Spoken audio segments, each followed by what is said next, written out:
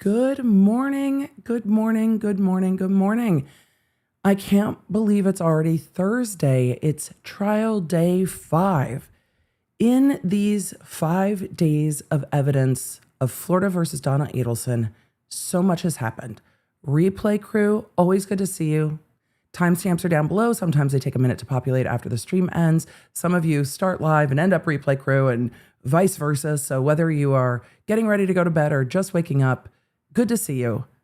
I can't believe it's Thursday. It's almost Friday. The prosecution is going to be starting to get to the end of their case. And what I expect that we're going to see today is all the rest of the video, the audio, except for maybe that recorded jail call after Charli's convicted. So I think we're going through a lot of video today. That's just based on what the prosecution said yesterday, that this witness will be on the stand the rest of the day. And that's what I expect. We're going to see the audacity, right? When I went through the probable cause affidavit with all of you, and 24 pages is an extensive PCA, and they had some of the wiretap information there, it didn't read to me the same way it does in full context. Because reading it, I was like, is Donna trying to pick up on what Charli's putting down or what's going on? And then going through the whole thing, those calls after the bump bump, who's in charge of that conversation? It's not Charli, in my opinion. I think those calls are critical for the jury. Remember, Donna Adelson's being charged with murder, conspiracy to commit murder, and solicitation of murder. Did she conspire with anyone who was part of the conspiracy to commit this murder? And were there overt acts? Bringing the money is an overt act. Trying to cover it up is an overt act. It's going to be interesting to see how the prosecution argues this at the end, but we still have a defense case in chief. And remember, during pretrial motions, they said Donna was going to testify. What are you going to say about those calls, Donna? I can't imagine it's not surreal for her sitting in the defendant's chair, listening to her son just not picking up what she's going down. I wonder if she's listened to those, or if her lawyers are like, you were talking in code, this is what Charli said. Or if her lawyers are like, don't worry about it. Charli already went to jail. They're not gonna convict you. You know, Donna needed to stop to use the restroom and drive slow and get snacks. That's what her attorney argued. We will see. So for all of you that are new to the Law Nerd app, thank you. You guys have been getting your notifications. You've been loving the case briefs if you can't make all day of trial. So huge thank you to Team Baker for getting those case briefs out. Everybody is working during stream, after stream. Trial days are busy days, but you know what? Trial days with the Law Nerds are the best. We should go to court. Hey there, I'm lawyer and legal analyst Emily D. Baker, and this is your go-to destination for live court coverage. I break down the law, the strategy, and the evidence in real time, so you know what's happening. No law degree required. So join the Law Nerds in the chat. They're here for the facts, not and let's get to court. Mama Dupes in the chat said, when does EDB and Team Baker sleep? Not enough during trial, but then again, I'm used to that during trial. We try to make sure that Team Baker does not also fall into EDB's sleep schedule, because I want to make sure that that they don't. But I will, maybe on members only, we'll talk about some of the behind the scenes secrets of how we get stuff done. We're not going to do that all day, but I've got a fresh made cappuccino with some pumpkin spice in it. Is that going to stop me from when Dr. B heads home from a meeting saying, can you please bring me a pumpkin cream coffee? Not going to stop me at all. We're on coffee, one of, we'll see how many. Let me know where you're coming in from, what you are snacking on, what you're drinking, what you're doing. Because Sunny Day Cosplay is like, it's 11:50 p.m. in Australia. I know, so probably not coffee. I mean, but Australia, so. She needs to be involved in the discussion. The best coffee. Obviously, the clip, I think she needs to be involved in the discussion. It's obviously. The defense is talking about something with the court before cameras even pick up, saying she needs to be involved in the discussion. The clip, I believe, is about 14 minutes long. So I don't think I'll have an opportunity while we're here today or tomorrow to do that. Of the two recordings, the substance is the same, just one has, I guess the audio has been, the forensic audio engineer in some way modified one of them Yes. to make it clear. That's, But the words, nothing has changed as to the substance of what is on the recording. I think that the enhanced one is more clear. That's exactly I what the judge just said. I wanted the opportunity to have my client go through it with us. All right, if you wish for me to go to the Nelson inquiry, or not, excuse me, not the Nelson, but the Richardson inquiry at this time, I can do so, but you're asking before the item is admitted. I'm not asking for a Richardson inquiry at this point. The state has already given us the option to choose which of the two versions would be admitted. So I think they're conceding that issue. So I don't think it's ripe at this Richardson point. goes to There is a Richardson discovery. issue that, another Richardson issue that arose this morning. Mr. Newland provided me with a flash drive of photographs from the search warrant of my client's condo that was done on November 14th, 2023. The state had previously advised us that there were no photographs. That's a problem. My understanding is that that is what Miami-Dade police told the state. That turns out not to be accurate. Remember, it's very early to have discovery issues. He says the state told us there were no photos of the search warrant. Miami-Dade police told the state there were no photos of the search warrant. Even though the state didn't know, it's still their responsibility. Because otherwise, you can end up with prosecutors. All of you can see where this could possibly happen. You could see a world where a prosecutor would be like, nobody gave it to me. Nobody gave it to me. Nobody gave it to me. I don't know. I don't know. So it's on the prosecutor to know, even if they don't know. So I imagine they weren't going to use any of the photos, but Miami-Dade police didn't give them photos of the search warrant of Donna Adelson's condo. I've started going through them. I don't know at this point. If any are I exculpatory. know that was part of our arguments that we were going to be presenting. So That there were no photos, or that the photos would not show anything? either one, that essentially that there were no photos. Obviously, standard operating procedure is to photograph when executing a search warrant. Right. So I need more time to go through those. I believe that witness is tomorrow. Yes. So my intent would be to go through those in more detail. And tomorrow morning, I'll be able to address any Richardson issues. Okay. Right. That's annoying. Not for the defense. Well, it's annoying for the defense. It's not annoying. It's not annoying of the defense. That's a problem on the prosecution. They have to know and turn it over. That's if the defense just got them, they need to go through those photos. So of the things I will give the defense a hard time with, this is not one of them. They were told there were no photos. They just got photos. They're saying, Your Honor, this is a discovery violation. Yeah, it is. What happens with that violation depends. Does raise somewhat of an interesting issue in that way. Part of the inquiry is the prejudicial effect on your ability to prepare for trial. With having the opportunity to review this evidence, obviously that will mitigate some of that effect. You do not want me to go through the inquiry now. Just a moment, Your Honor. The court's willing to go through the discovery violation inquiry now because the prejudicial effect, he says, is part of not being able to prepare. And now if I give you more time to prepare, then it lessens that prong, is essentially what the court is saying. And the defense was like, no, we didn't want to go through it now. We wanted more time to prepare. I need to go through them to see if there would be any prejudice. I mean, I can't stand here before the court and say there's not prejudice. It might actually be beneficial. Until I have a chance to go through them, I'm not going to be able to answer that. All right, concerning the recording, so that way we have a clean record on this topic. And the basis of having this inquiry at this point would be both based on the appellate precedents of the Florida Supreme Court and the DCA courts.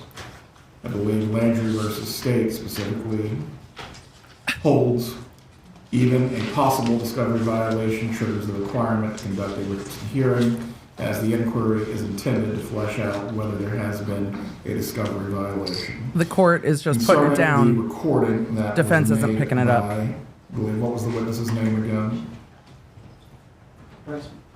No, the recording, Was it McElveen? yes, Your Honor. As to Mr. McElveen's recording or any audio forensic or enhancement work that he did to make it clear, Ms. Kappelman, one version of the recording was provided, but not the second version, which he later provided to the defense. That's correct, Your Honor. So as to That's also annoying. The enhanced audio was not turned over, just the initial audio. the enhanced version, or in some way what Mr. McElveen has worked on, that was not provided. There has been a discovery violation as to that aspect. However, the item was known to the defense as to the original state of the recording. Ms. Kappelman, what were the circumstances of not providing the enhanced version of the audio? Oh gosh. Apparently I requested that that work be done prior to Ms. Adelson's previously scheduled trial with previous counsel. I do not recall doing that, but it seems I did or someone on my team did. It was discovered in the envelope from Mr. McElveen during preparation for this trial and believed to be the attempt to clarify the meeting between the defendant and her son at the pier that we've talked about in the testimony yesterday that was unsuccessful. So only in the pretrial conference of Mr. McElveen did he bring to my attention that It was not the pier. did a clarification effort of this jail call. So I provided it to the defense when I realized that we had done that and it was in our possession, and I advised the defense that whichever version they wanted to publish is the version that I would go with based on the fact that we were discovering it late. Very well. Concerning this, the court will... Discovery violations happen. They happen. Trial happens. A lot can happen. The prosecutor is talking about the clarification of a jail call. And the prosecutor said, well, she started with, oh gosh, which after 4 trials, oh gosh, seems to be appropriate. And said, look, we requested the work. I don't even remember requesting the work, but we requested the work. And when I got it back, I thought it was the attempt to clarify the peer meeting where nothing could be clarified. There was no audio. So she's like, I thought it was this other thing that we had done, but it turns out it was an enhancement of the jail call. The jail call's been turned over. The jail call the defense has, they just don't have the clarified version of it. So her remedy was, we've turned this over to you late. You can choose which one we put in. If you want us to put in the one that's not clarified, we can. If you want us to put in the one that's clarified, we can. So that's on us. I didn't even realize. She probably apologized and said, I didn't even realize until this witness told me, and then I gave it immediately to you. And then the defense can pick. Cherry Bomb in the chat said, so it wasn't peer reviewed? Susie, no, I don't think it was malicious either. You can have discovery violations that are not intentional violations, that are literally, oops. It's what you do from there. This seems like yep, that's on us, Your Honor. And they offered a solution that was reasonable. But the court is going through the inquiries anyway. Even though the defense isn't asking for them, the court's like, we're going through them anyway. We are protecting the record on this case. Find that it is inadvertent since a original version was provided, although a clarified or enhanced version was not provided until the trial had begun. As to whether this is substantial or trivial, do you have any argument, Mr. Hellman? As I indicated, at this point, I cannot make that representation in good faith. I need to listen to it in more detail with my client in order to do so. And lastly, as to whether this has had a prejudicial effect on the aggrieved party ability to prepare for a trial, once again, the original recording was provided to the defense. The state also, as well, has agreed with the defense to essentially let them pick how this evidence would be entered, whether it would be the clarified or enhanced version or the original version. So as to a prejudicial effect, the court will find there is not one. As to any conference that you need to have with your client concerning which will be entered and also presented before the jury, obviously you'll have the opportunity to do so. As to any matters involving the photographs, the inquiry will need to take place, but I will allow you an opportunity to review the evidence if you have any arguments to make concerning substantial, trivial, or prejudicial effect. Judge, on the open line call, the jail call that we're talking about, we are intending to publish that in whatever form the defense agrees to, either later today or. Oh, I didn't realize it's that call. It's the open line jail call. The open line jail call is the jail call where Donna's talking about fleeing the country and the rest of it. That's going to be played today. It's the call. Let me tell you a story about the call that changed my destiny. Yeah, Donna, that call. I imagine that if they do this after the lunch break, Donna and her attorney will have time to meet over the lunch break and listen to it. But it's the phone call, not a phone call, the phone call. The open line jail call. That jail call does sound like shit. So I'm not surprised that they tried to clarify it. But the defense has had the call and the transcript. I wonder if they perceived anything more, if there's an updated transcript. We'll see. It sounds like no, but it's that call. As to the photos, the court was like, as to the photos, counsel needs to look at them to talk about it. So counsel needs more time. The prosecution has to be real frustrated about the open line call, about not realizing that the updated one had come in, because that call is staggering evidence. It's not going to keep the call out. It's just whether you get the harder one to hear or the better one to hear. Either way, there will be a transcript. This is not a discovery coming out. This is a which version does it come in?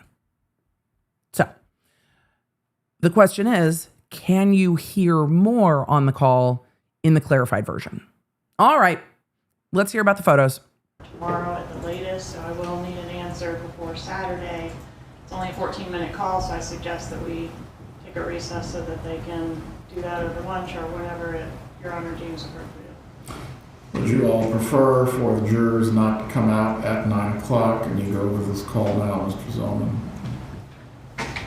Your Honor, we would need to do it in private with our client. That's not what he asked. Very well. We'll put the jurors. Counsel, the court is doing everything he can to accommodate you. And while I like your suit and tie combo today, sir, you are picking up what the court is putting down about as well as Charli Adelson right now. The court is trying to help you. Do not think the judge is fighting with you. The judge is trying to help you. And you're just like swatting away the assistants. The court's like, I have an assist. No, I have an assist. No, counsel. Would you like us to delay the jury coming in? Yes, I also need to take my client to the interview room so we can take care of it. That's all. Then on an earlier lunch break, courtroom will be cleared out and the recording equipment that is currently in place will be turned off. That will be your opportunity to go over this with your client. Thank you, Your Honor. Early lunch break then. Any other matters for this morning? Not from the state judge. Not from the defense, Your Honor. If the jurors are ready, we can bring them up. All right, they're going to bring the jury out. The reason they need to have that conference in private is because they need to talk to Donna about it. They need to listen to the call with her and talk to her in an attorney-client privilege conversation to strategize. So the court said, fine. Instead of having you go to an interview room, we will clear the courtroom, turn off the recording equipment, and then you can do it. So I'm guessing they don't have an interview room to accommodate that. All right, the jury's coming in. Bring the jury.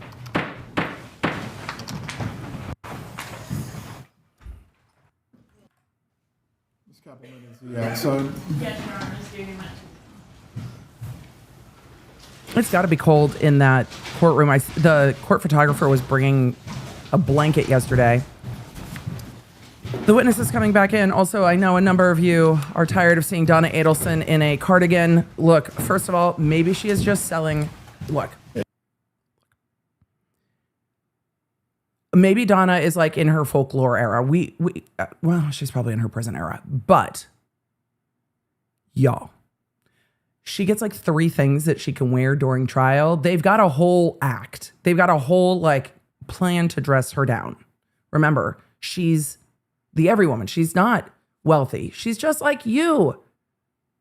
You know, Tallahassee folk. She's just like you. She's not from Miami. She doesn't look down on you. She doesn't think she's bougier than you. She's just like you. She's grandma in a cardi. But also, they don't have a ton of choices. The jail does not give her a ton of choices. So she is in custody. So you are going to see her in the same, maybe 2 or 3 cardigans, 2 or 3 tops. That's it. So she's just a regular grandma, everybody. So that's it. Also, if you follow me on Instagram, did you guys see, I know the Swifties will know this, but did you guys see that the person who designed Taylor Swift's wedding ring is an FSU graduate? Why does the real world and the trial world like come together? Like, what is happening? Also, the ring is beautiful. So, that's where we're at. Back to court. in Sanford, you remain under oath, sir. Please speak loudly and clearly. Thank you, sir. Just You may push continue play, with your sir. examination. Push play.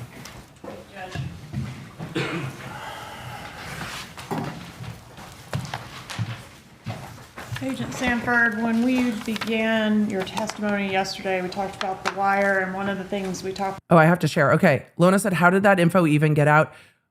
Because FSU posted it to their Instagram and we're like, our graduate. Also, I really love that Taylor Swift, because I'm not, y'all can fight with me and maybe explain to me. I'm here. If anyone has like a dissertation on this that you want to explain to me, fine.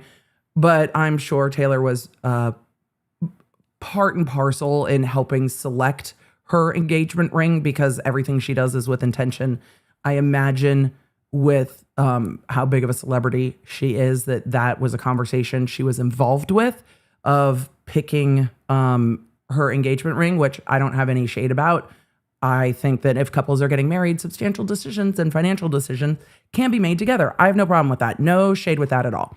But I think she would partly be involved, but chose a bespoke artisan solo designer, female designer out of New York. I think it's great. So I appreciate that she didn't just go, I don't know, get something from Tiffany or get something from here or there. So I think she was involved in that and picked a bespoke designer. And I think it's a cool thing. It kind of shifts the mass market versus a bespoke hand done artist creation. So I love to see that. I love to see that because we don't support artists nearly enough when everything just goes mass market. So I like it. I like it a lot. Okay. Shall we continue? Let's go. about was that Charli and his mother, the defendant in this case, would get together to talk about certain things regarding Wendi. Do you remember that? I do. And one of the things that they would sometimes talk about was Wendy's career, right? That's correct. Okay, and I tried to play a call on that subject, but we had the wrong call attached, so I'm gonna publish that at this time. Judge, this is on State's Exhibit 99, call 2873. If we could start at 7:08, please. I don't know if I told you this. I got Wendi to accept that job with Dolce. Oh, Charli. I don't know if I told you this, but I got Wendi to accept that job. The prosecution's doing a good job of setting up Donna wants something done. Charli goes and does it. Let me know what you think. Oh yeah, give the jurors a chance to get settled. We'll start it over.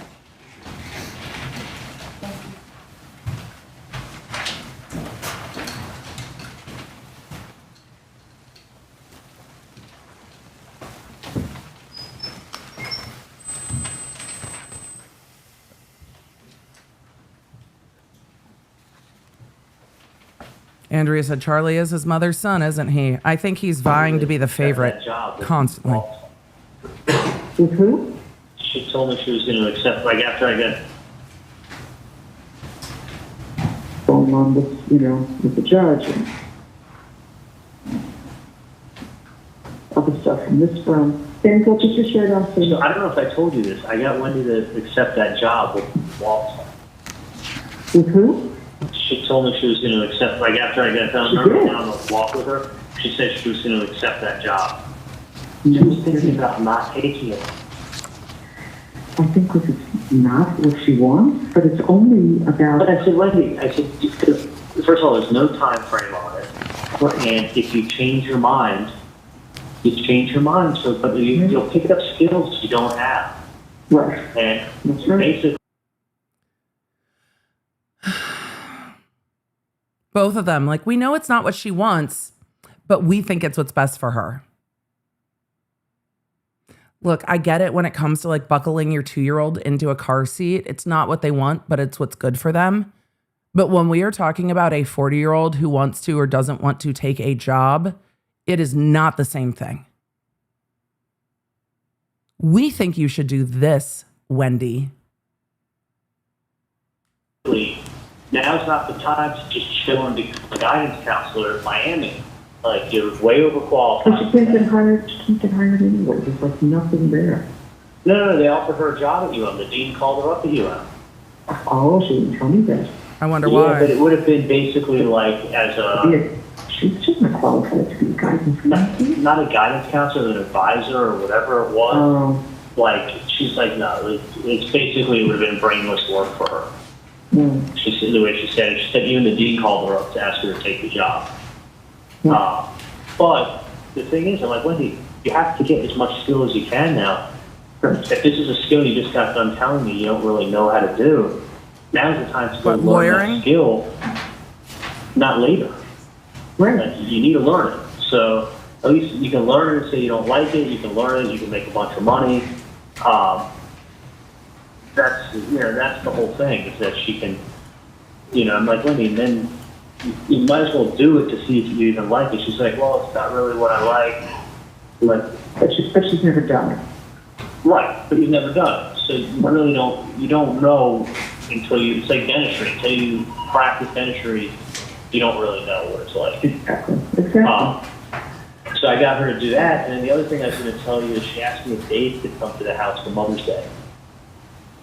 Also, a lot of dentists really like dentistry when they're in law school. And I'm sure there's some that get into dental, or did I say law school? And dental school. I'm sure there's some that get into dental school and are like, ew. But also, if you're choosing a career in people's mouths, I think you probably have an idea that that's something you're interested in doing. Also, there's people that get into law school and are like, I don't want to do any of this, and leave. But Charli, I wonder if he felt like it was a calling or a paycheck. I'm going more paycheck vibes. I think Charli liked saying he was a specialist. Maybe more than he liked the work. Wendi liked working at the university, she said. Oh, she asked you. Yeah, if I would mind. And I said, of course I mind. Don't bring it. I told her, I said, yeah, bring it. She texted me the other day. And I said, yeah, bring it. Wait, what the fuck? Y'all were just falling all over yourself talking about Dave and Dave being like the fucking golden ticket. And Charlie's like, can Dave come to Mother's Day? Or Wendi asked Charli if Dave can come to Mother's Day. And Charlie's like, absolutely not. Y'all were just trying to force her to stay with Dave. How are y'all changing your minds on Dave so fast? I thought Dave was the golden ticket. What the hell's happening? Y'all? In the more the merrier. You know, why not? It's fun. Yeah, I don't care. Listen, I wouldn't care if you take the kids and her and Dave out of the boat for an hour. You know, Oh, yeah. and I No, play that's- like a fool just to help, you know, and that's Whatever we do, we do. But yeah, no, I told her, of course, we're into it. I mean, I'm sure you'd rather him her to spend the day with him than you anyway. You know, that's the best Mother's Day present he could have given me. Could have spent the day with him.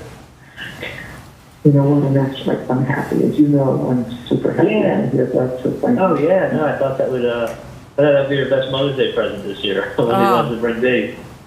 All right, Charli goes on to say that his sister was developing a brain because she's bringing Dave around the family. Huh. Oh, Dave. It's the best Mother's Day ever to just date the person I like the best for you. She's developing a brain. It's developing brain, that's right.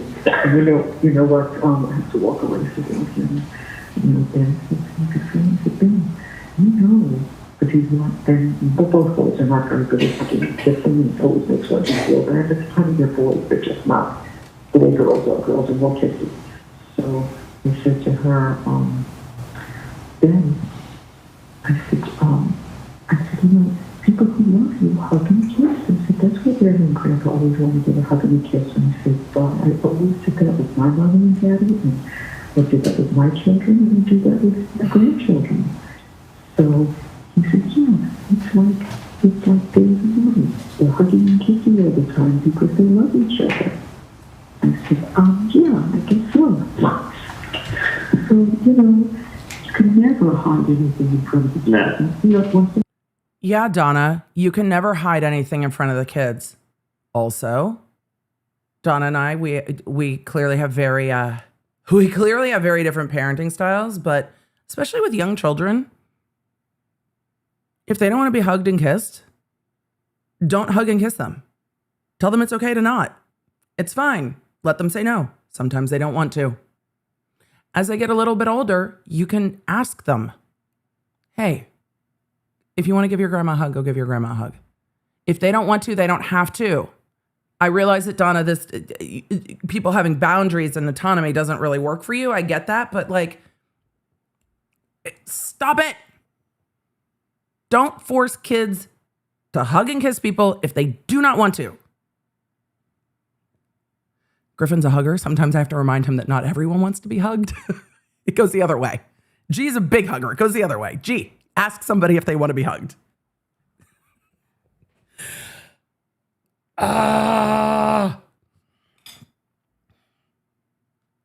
now, so you put it up and they tell you everything.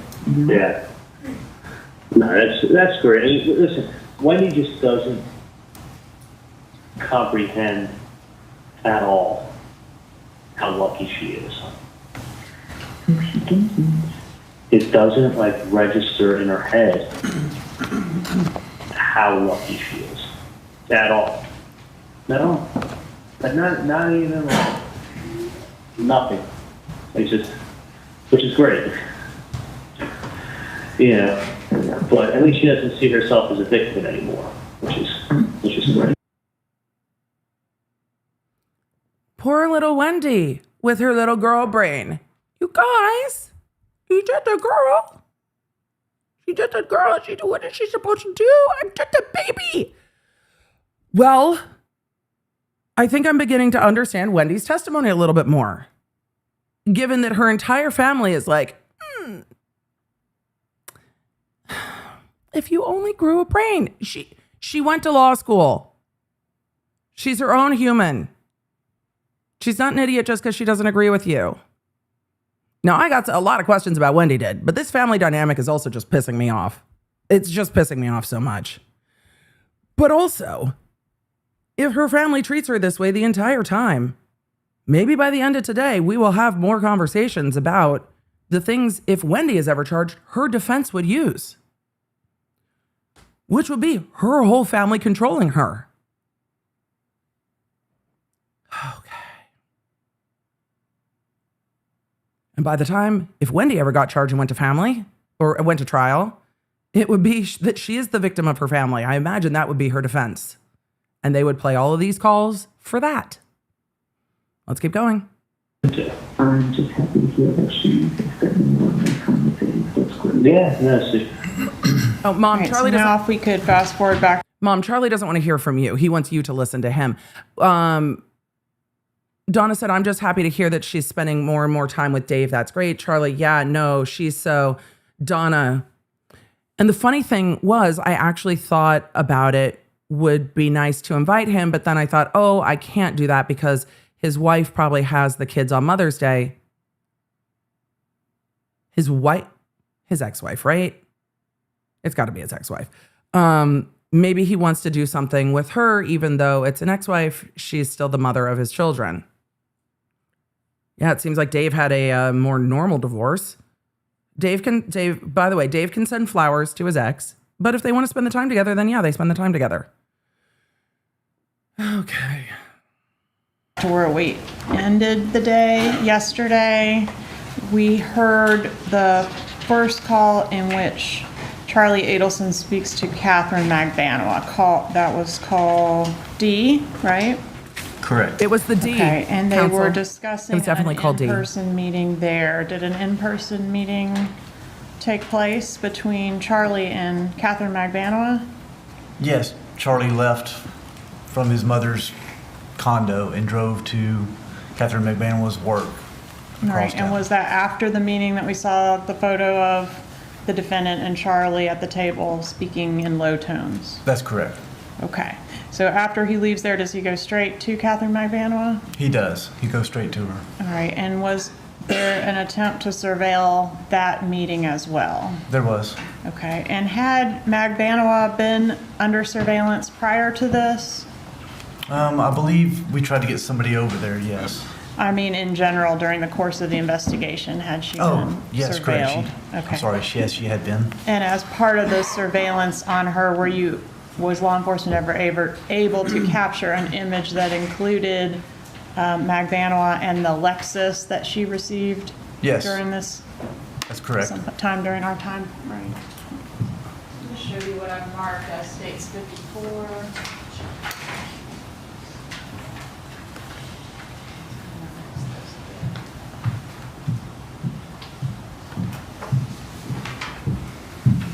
For those of you, States 54. I do. I thought I had a What does moment that show? while they were walking.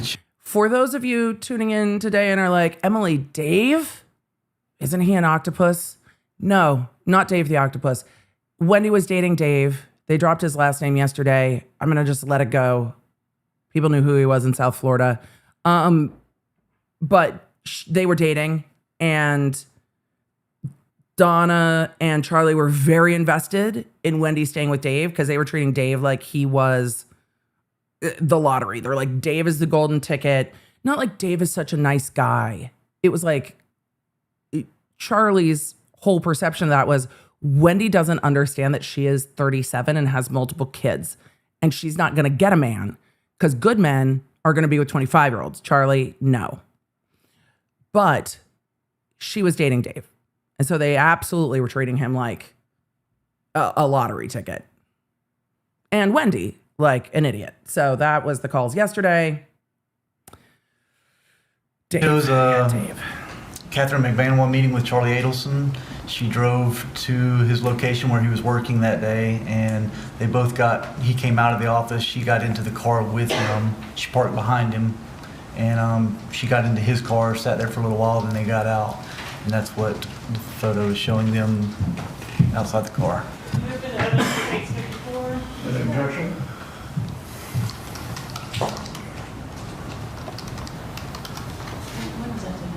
When was this photo taken, if you know? It was prior to the bomb. Jeff, then I Dave. don't remember the exact date. Wendi was dating Dave when she moved back to South Florida after the murder.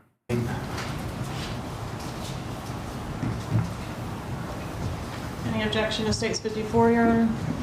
Oh, well, I wouldn't be the one objecting at the phone. I'm not allowed to talk to them. Only allowed to talk to you. State's 54 is admitted. All right, so The prosecutor, any objection to 54, Your Honor? He's like, well, I'm not objecting. But normally she says states 54 and the court says any objection. So I think the prosecutor was nudging the judge a little bit like, Your Honor, ask them if they object so we can move on. sometime prior to the bump, we have this image taken, and is the vehicle back here the one that Before the bump. was previously in the name of Harvey Adelson but transferred over to Mag Vanwall? Correct. The timing of this photo was during the wire. That vehicle was during the wire, I believe, was still currently registered to Charli Adelson or Harvey Adelson. The Okay. Adelson family. But we've heard evidence of it being transferred over to Catherine Mag Vanwall at some That- point, right? That's correct. Okay, so that's the car. That is the car. It's a Lexus. And then the meeting that we're about to Always Alexis, talk isn't about it? was at the Dolce Vida restaurant. Are you Ooh. familiar with that? I want to hear I am. all of this. And were some images taken there as well. I like this Correct. suit too. Publishing 137, is this in front of the Dolce Vida restaurant? It is after they exited. Publishing 140. Yes. All right, and we heard from some agents yesterday about the attempts to capture and clarify their audio conversation inside that restaurant. Have Okay. you had an opportunity to listen to that recording? I have. Okay. And right before that meeting, we've got call E. Is that one just Mag Vanwall and Charli Adelson planning this meeting where they're gonna meet up? That's Call correct. E. After he left the meeting at Monty's, he called her to discuss where to meet. Because Charlie was like, I think we can skip that one, and have we got the Dolce? Yep. This is gonna be State's Exhibit 116 being published, Your Honor. so call E, we're not hearing. It's call E is Charlie and Katie setting up the meeting at Dolce Vita that's recorded.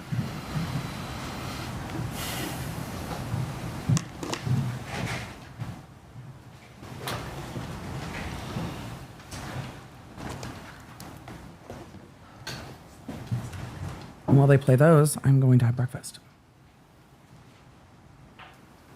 We love that counsel's hydrated.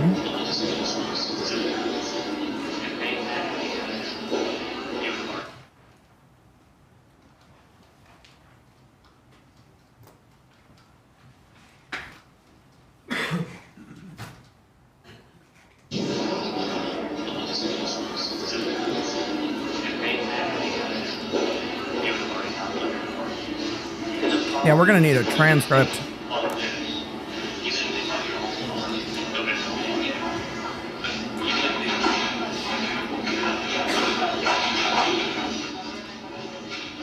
Good Lord. Half this transcript is going to say unintelligible. This is the clarified version with how loud the restaurant is. It starts with Charli Adelson saying, quote, if they had any evidence, we would have already gone to the airport. The problem is, even if they bug this, even if they bug your home, nobody is going, unintelligible. Charli, sir, no one else is, but you are. The problem is you can't see yourself.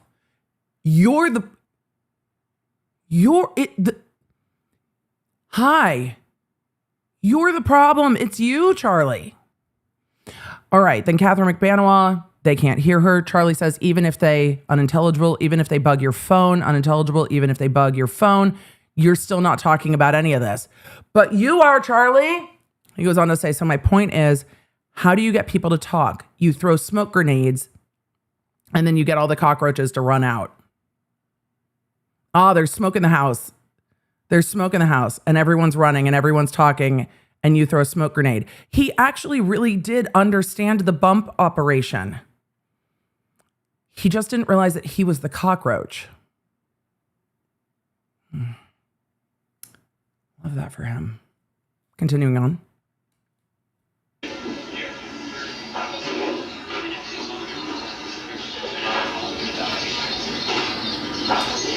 So my point is, how do you get people to talk? You throw a smoke grenade, and then you get all the cockroaches to run out. There's smoke in the house, smoke in the house. And then everyone's running, everyone's talking. You throw a smoke grenade, what do you think? If that's what it was, it's very smart. Because Charli goes on to mansplain the bump operation, saying, and then we'll hear him. I'm going to read the transcript. Listen, if that's what it was, it's very smart, because that means my mom hasn't told my dad anything. My mom knows my dad is going to flip out when he finds out. Maybe that's why they haven't charged Harvey. But my mom hasn't told my dad anything, because your mom knows something. Charli sitting here going, that's a really smart operation. Well, he is exactly the one who is spilling all the tea. Ah. Oh, Charli.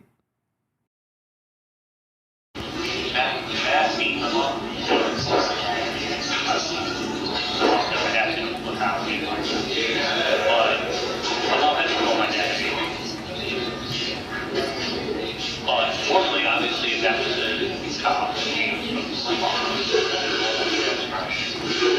that not mean he comes home from work, he would say, it's a crazy little business, but I'm taking the grandkids to school. And then, she dropped them off, she was walking along. She dropped them off, and was walking back.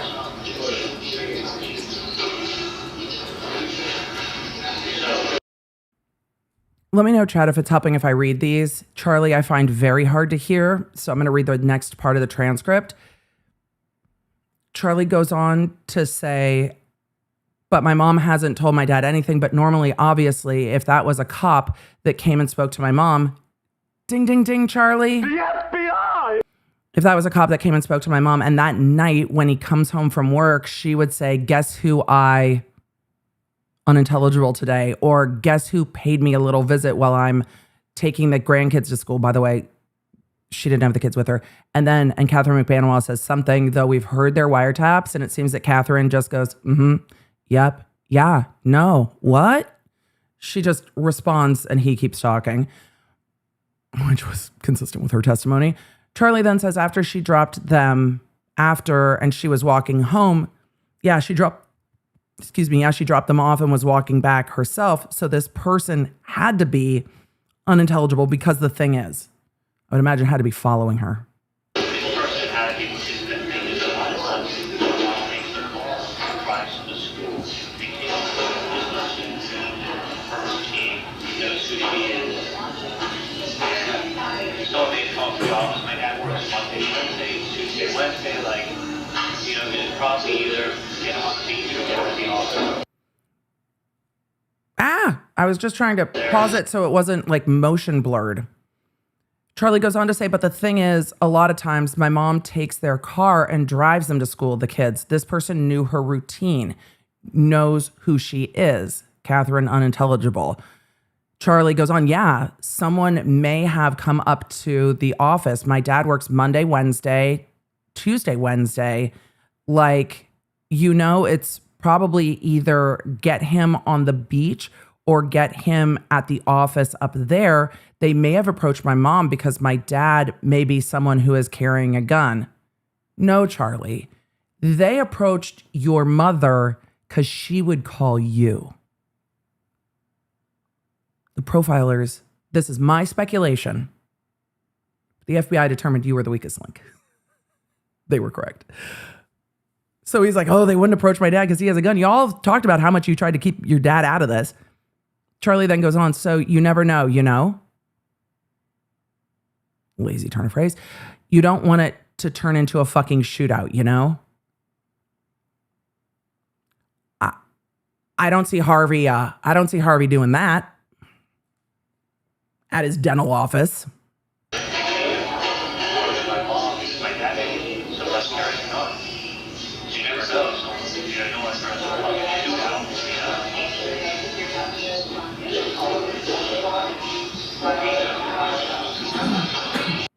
Catherine says, shit that I use. And then unintelligible shit that I use, Charli says, and I can tell you, a lot of times I carry a gun on me. I mean, someone comes up to me, Catherine says, I have mine right next to my...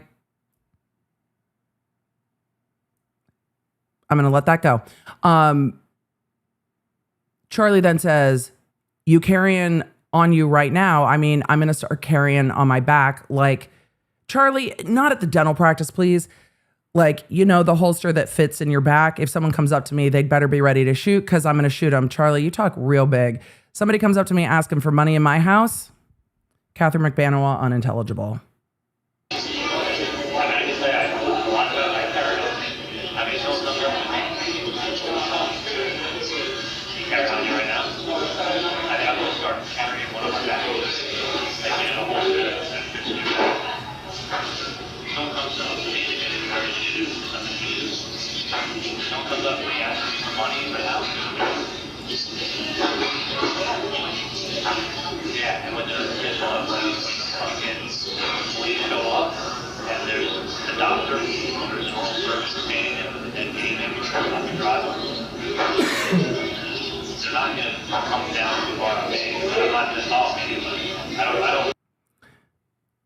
Whoop, there it is. So Charli says, someone comes up to me asking for money in my house. Catherine says something. Charli goes, yeah. And when, guess what? When the fucking police show up and there's a doctor, there's an oral surgeon standing there with a dead gang member in his fucking driveway. They're not going to come down too hard on me, and I'm not going to talk anyway. Lies. I don't know. I don't trust them. Charli, who are you going to believe? Who are they going to believe? Obviously, they're going to believe me. Me. I'm not going to talk anyway. All you've been doing is talking, bro.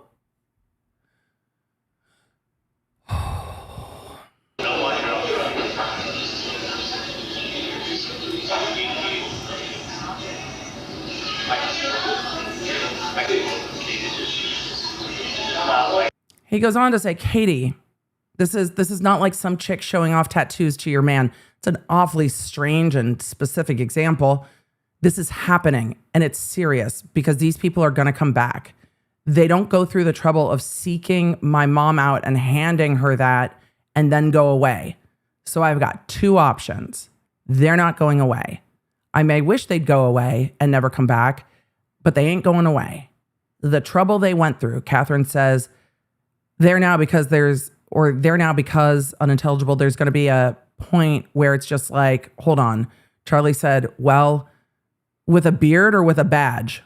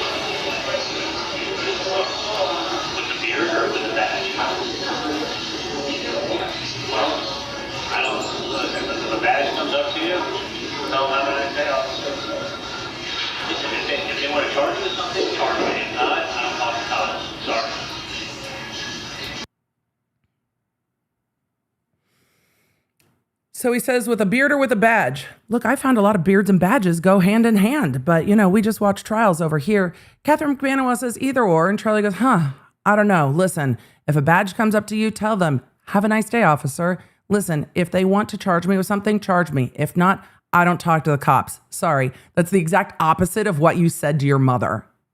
Are they threatening you? Call the police. Charli, you are not built for the streets. Catherine says, perfect. Charli says, no, it's very simple. She agrees with him and he has to keep explaining. No, it's very simple. It's like Catherine said, yeah, unintelligible, that shit. Charli says, if you're going to charge me, charge me. Oh, I bet this gets into the, if they had shit, we'd be at the airport. Oh, Charli. No, it's very simple. It's like, if things have changed a lot, though. You know what's changed a lot? There's cameras everywhere. So cops now, they have a fucking pension. When they retire, they're going to get a pension for the next 30 years. Medical, dental, and salary every month. They think... I tried to pause. Messed it all up. All right. There we go. Charli says, but things have changed a lot. You know what's changed a lot? These cameras everywhere. Ding, ding, ding, ding, ding. So cops now, they have a fucking pension. They always have a pension, Charli. When they retire, they're going to get a pension for the next 30 years. Medical, dental, a salary every month. If they think that, the cameras look, how many cameras are in here? 5 in the restaurant? You forgot one. They'd better be going in a place where there's not a chance that someone doesn't have a camera pointing outside to know the caption of unintelligible. Catherine McBanwell says right now. Charli says, what I'm saying is. The cameras, look, how many cameras are here? 5. They better be doing it in a place where there's not a chance that someone just have a camera pointing outside the building to caption it or their desk. What I'm saying is that this person is not going to go away. They can't be very equipped with details. Where the details come from. I don't know.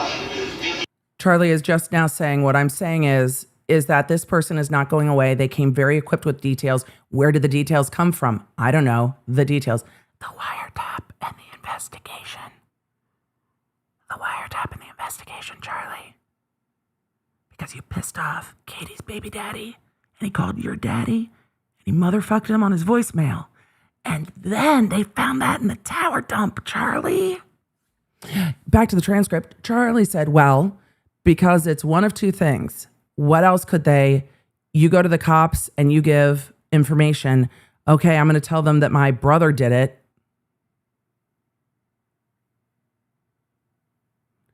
I'll go right now and tell them. They're going to say, can you prove it? And I'm going to say, no.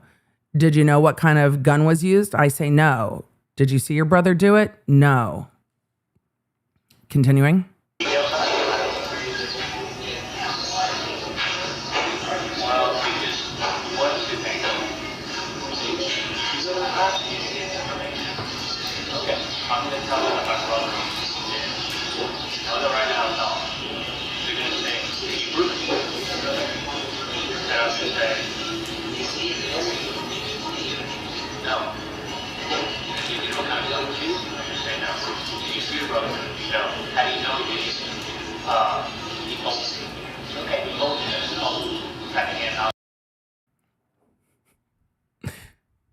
He's going on with this hopeful hypothetical where he's having a conversation. He's now telling Catherine his conversation with the cops about if somebody was going to go give the cops information, they'd need to be able to back it up. And he's explaining how that works to Catherine, like she doesn't know. How do you know it was him? He told me. Okay, he told you? That's called secondhand knowledge, and it's not even admissible. What you're not, Charli, is a lawyer. Or an oral surgeon. Charli, the only reason these chicks put up with your ass is because you had some money and paid for shit. Now I understand when Catherine McBanwell's on the stand going, he would go on his little things and I would just listen. Uh-huh. Girl, uh-huh. It's called secondhand knowledge. It's not even admissible. There's exceptions to hearsay, Charli. Okay, he told you. What did he tell you? He said, I did it. Even if I went in and said my brother said he did it, you've got to prove it. You've got to put the person on the scene. You've got to understand in order to prove it. Oh, give me a lesson in evidence, Charli, please. I'm riveted. You have to put that person at the scene at the time, not in the car. Because the fact is, it's like even if, and then it continues.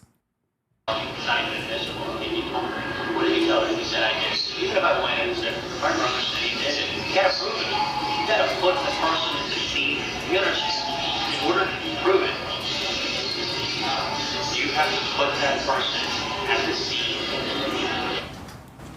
Wait. No, they paused. Charli said, even if I went in and said my brother said he did it, you've got to prove it. You've got to put the person on the scene. Like, because they shot through the floorboards.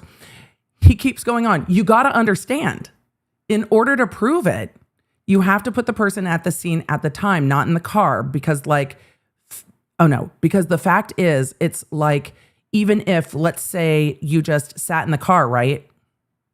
Getaway drivers get charged, Charlie.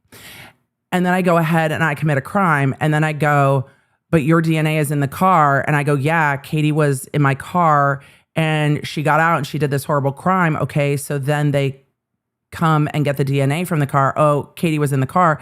No, Katie sat in the car for 2 minutes. Charlie, you don't understand how the law works, bud. Not in the car, because the fact is, like, even if, let's say, you just have my car, right? And then I go ahead and I commit a crime, and then I go, now you're in the car, I go, yeah, she was in my car, she got out, and she did this horrible crime. Okay, they come and they get the DC in the car, they go, she was in the car. She sat in the car for 2 minutes, got the AC, and then got out of the car. She has nothing to do with the prosecution. So even if I can prove that, yeah, Katie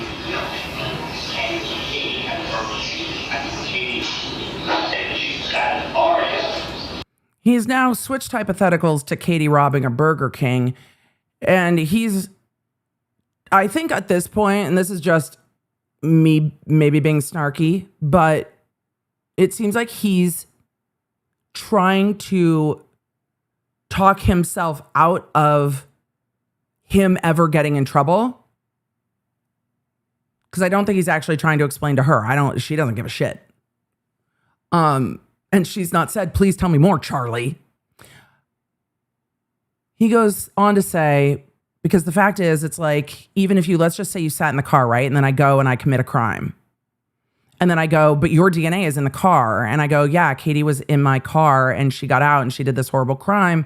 Switch hypotheticals again. Okay, so then they come and get the DNA in the car and go, oh, Katie was in the car. No, Katie sat in the car for 2 minutes and then got out in the AC. Sat in the car for 2 minutes and they got in the AC and then they got out of the car. Katie has nothing to do with me robbing the Burger King. He keeps switching who's robbing the Burger King, I guess. So even if it's you investigating now. Even if I can prove that, yeah, Katie was with me, can you put Katie at the Burger King? I can put Katie. I can say that she, continuing.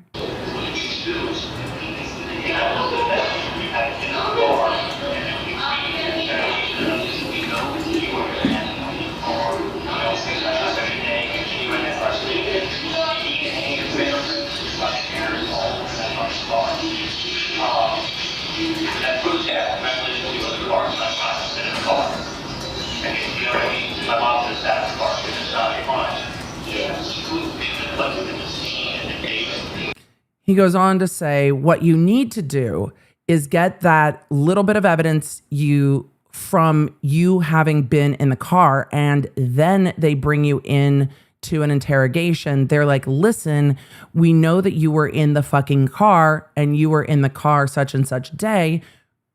I mean, DNA doesn't tell you a date, but fine. We know you've got your DNA, even if your DNA, your fingerprints, two different things, your fucking hair is all over that fucking car. That proves, yeah, congratulations, you were in the car. It's not a crime to sit in the car, okay?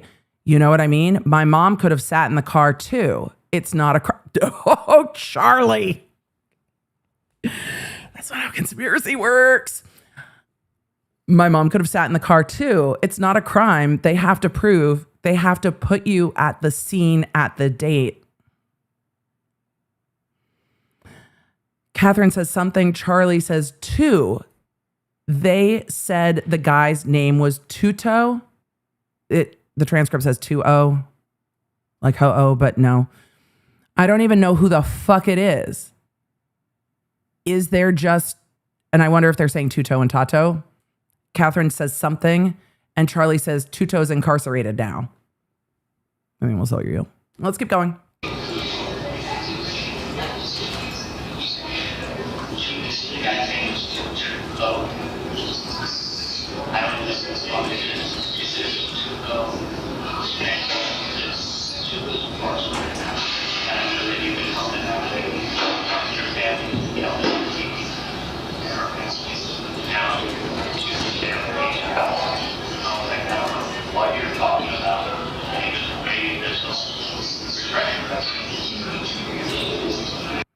Oh, hold on. I was trying to get away from the motion blur. And I keep double tapping. Charli goes on to say Tuto's incarcerated now, and I know that he's relaying the bump operation to Katie with actually pretty specific and accurate detail. We watched that video yesterday and heard the audio. Tuto's incarcerated now, and I know that you've been helping out Katie and helping your family has been helping out Katie and her family. Now Tuto's family needs help. My mom was like, I don't know what you're talking about. And he goes, well, maybe this will refresh your memory. And he handed it to her. Katie, unintelligible, Charli. And she said, respect, well-spoken, like polite. Oh, he was polite to your mom? She goes, polite and well-spoken. I said, did he act thug or did he have talk with like a thick, do we get back to his glorious accent? Okay.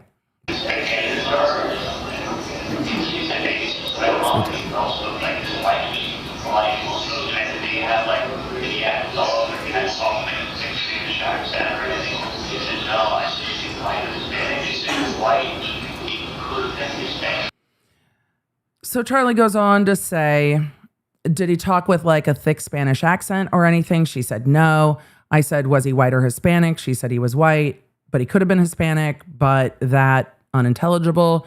Catherine said either way. Charli said, yeah, couldn't say. I mean, everybody in Miami is Hispanic, so it's like you can't tell. This is Charli. Continuing on, Charli says, I talked to you on the phone, and it's like talking to some like, oh, Jesus Christ. Charli says, I talked to you on the phone, and it's like talking to some like, Maria from West Side Story. Like it could have been. We're just going to let this roll.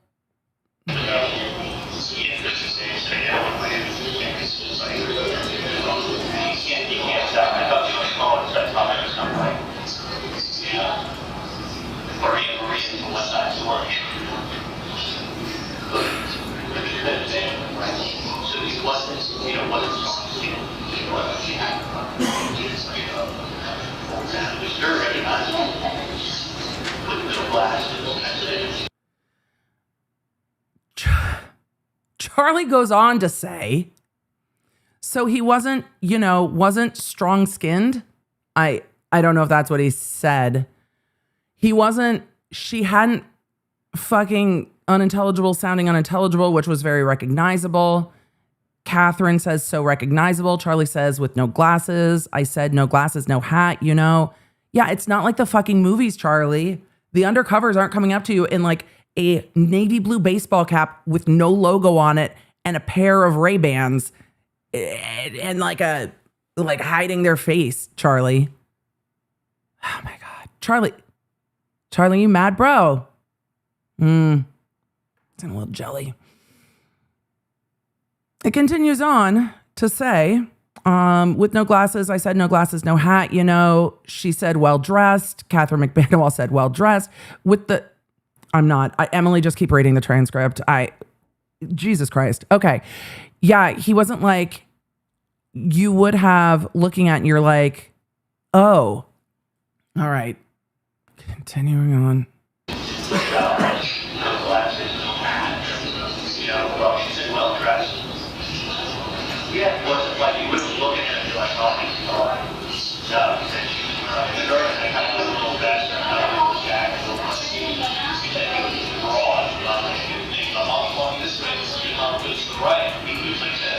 All right, we've gotten to the information that the chat really wants after hearing the undercover yesterday. Charli says, yeah, he wasn't like, would have looking at and you're like, oh, he's a thug. No, she said he was wearing like a shirt and kind of like a little vest or like a little jacket. You only need a light sweater. She said he was broad. My mom's like, he was big. My mom's walking away, continuing on. Charlie's like, he didn't have facial tattoos. Like, what, Charlie? Jesus Christ.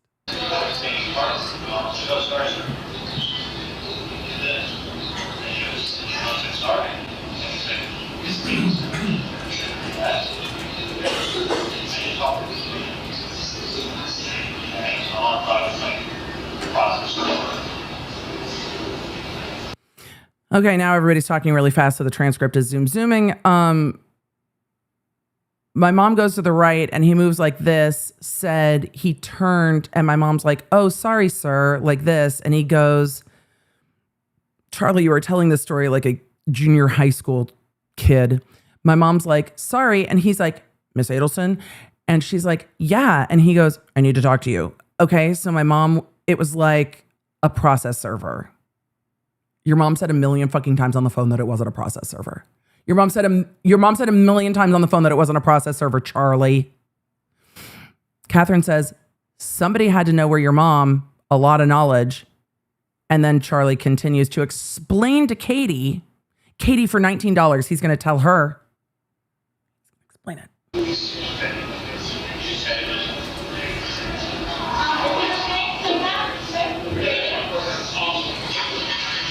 The sound got really bad. I'm going to read this whole chunk. Charlie says, Katie, for $19, if I entered your mom's name and address in the fucking computer, it costs $19 to find out where they probably rented an apartment under their names. This is why everyone should have incogni. But I digress. Probably costs less than $19 now. To find out where they probably rented an apartment under their names, and it's probably in the registry or whatever. So it's like, when you're online and it's like $19 or $29.99, find anyone you want. Who you looking for, Charlie? That's all you do, and it shows where they're registered at, and then you locate them, and you go online, pull up a picture, and then you sit outside and wait, and you know what their kids look like because guess what? They're online too. Or the FBI taps all your fucking phones. There's that too. Catherine says something that's probably a line of, and then Charlie continues. So Katie, let me tell you how this works, Katie.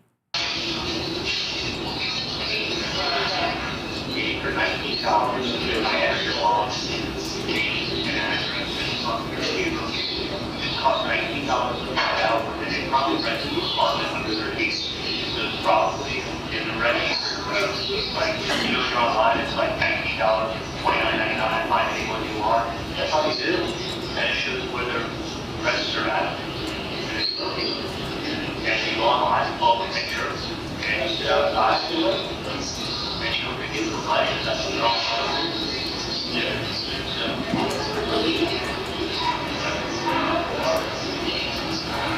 So,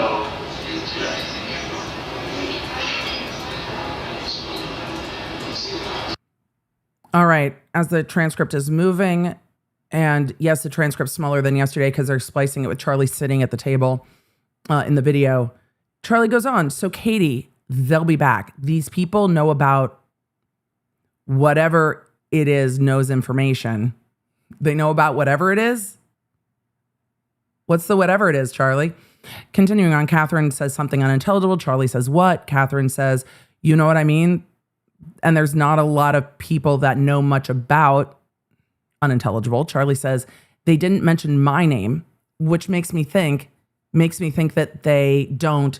These people only know part. Pure speculation by EDB. They didn't mention your name because it is fucking living rent-free in your head.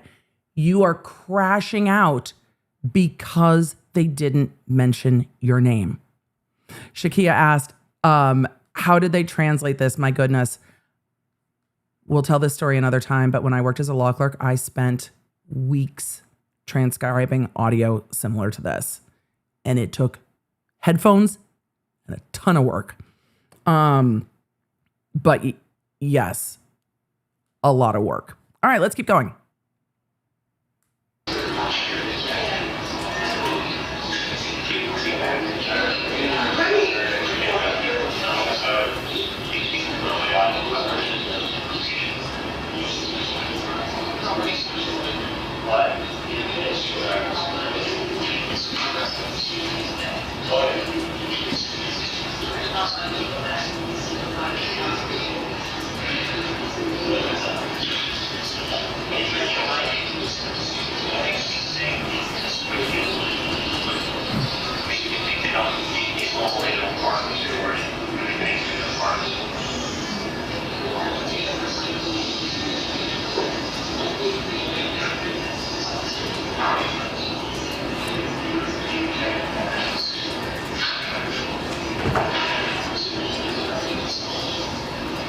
Another page in the transcript, and it's time to take a pause. Charli said they didn't mention my name, which makes me think that they don't, these people only know part of the story, or they think they know part of the story.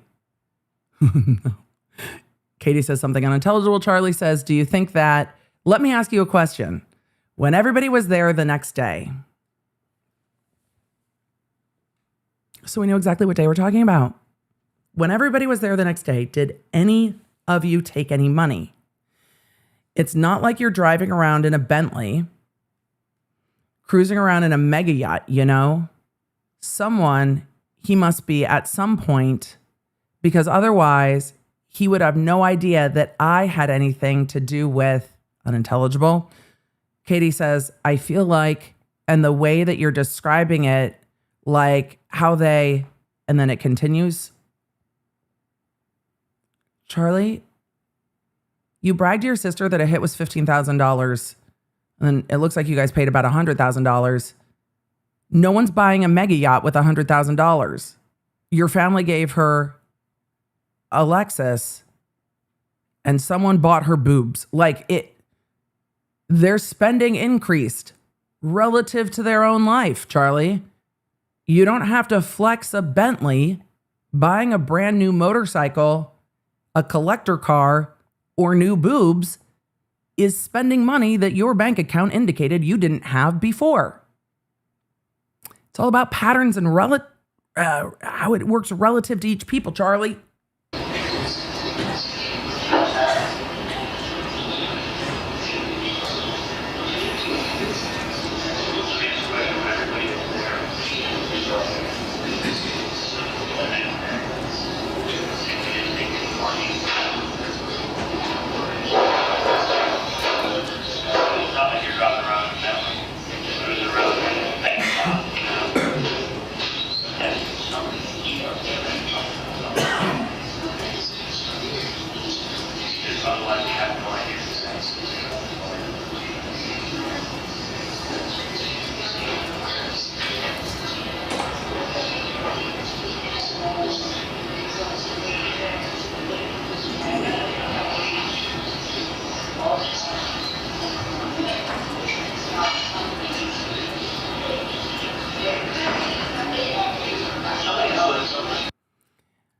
It's really hard to hear Catherine's voice. It might be easier for the jurors. They have headphones. Catherine says, I feel like, and the way that you're describing it, hold on, sorry. And the way that you're describing it, like how they well-dressed, number one, that's not something like, yeah, Charli said, well, you can know some things about anything. I mean, what do people even know anyway? You can know some things about anything. The problem is this, okay? So this is go tell the cops. They're going to ask you, where's the weapon at? You're going to say, I don't know. How do you know who pulled the trigger? You can say a name, okay? Did you witness it? And the person is going to say no. The question is, how do you know?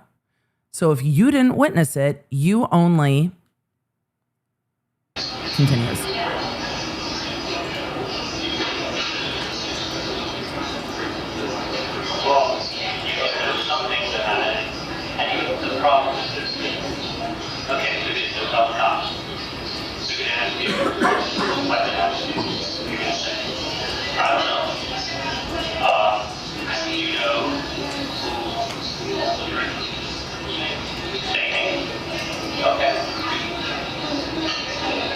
How do you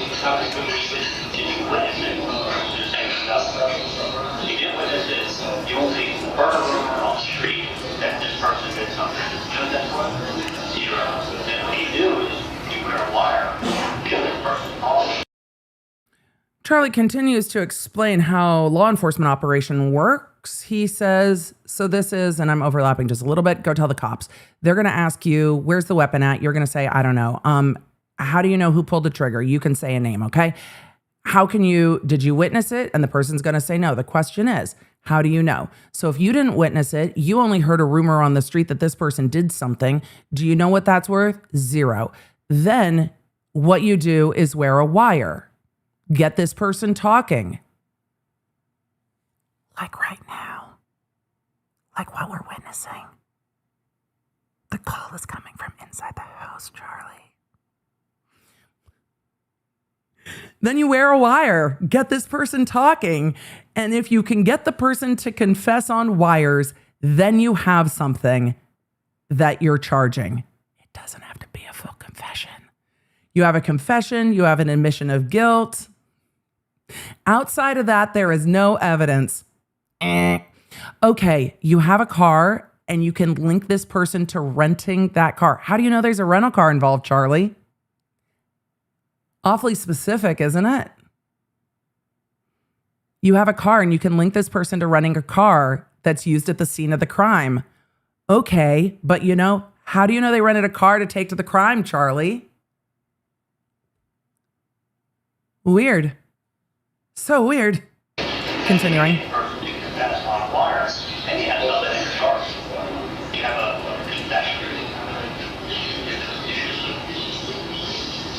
Outside of that, there's no evidence.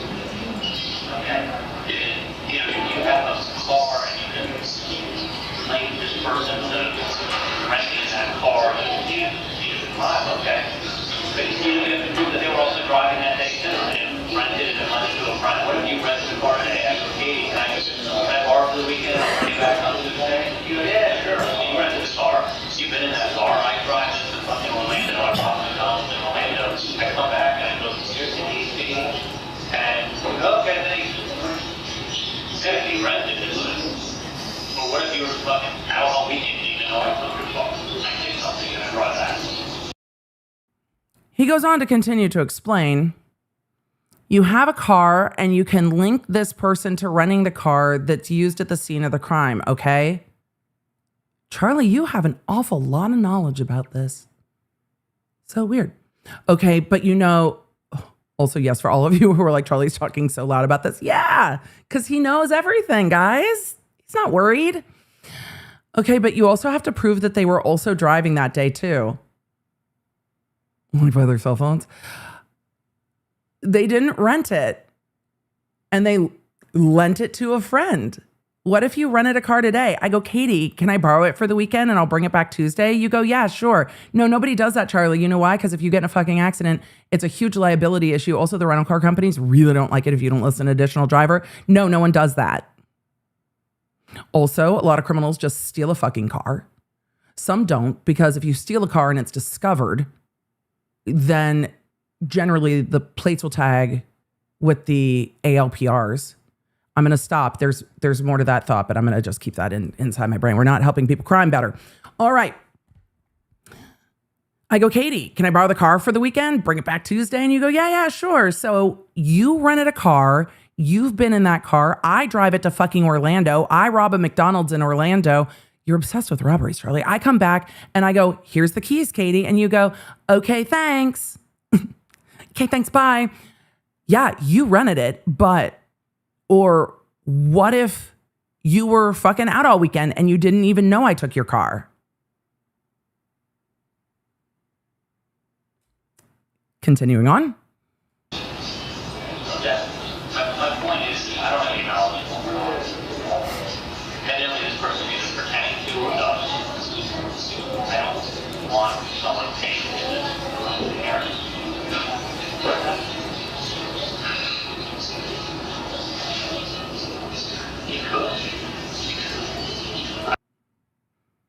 All right, sorry, it skipped a little.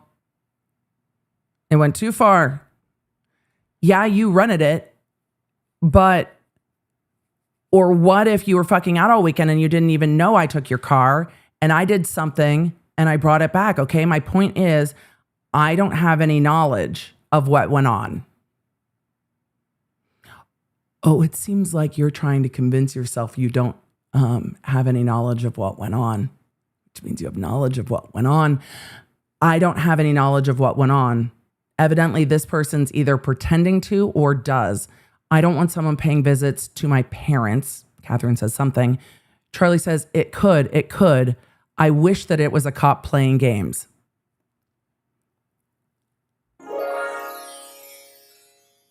Wish granted. Continuing on.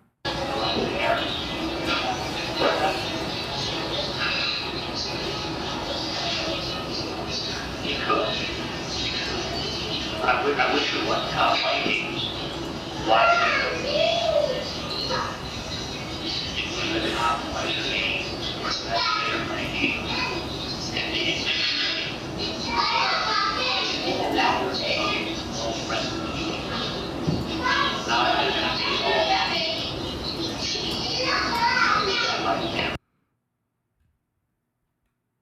He goes on to say, they didn't know it was me. If it was a cop playing games or an investigator playing games and they didn't mention me, they didn't mention your son's girlfriend, Katie, not mention me at all and my family.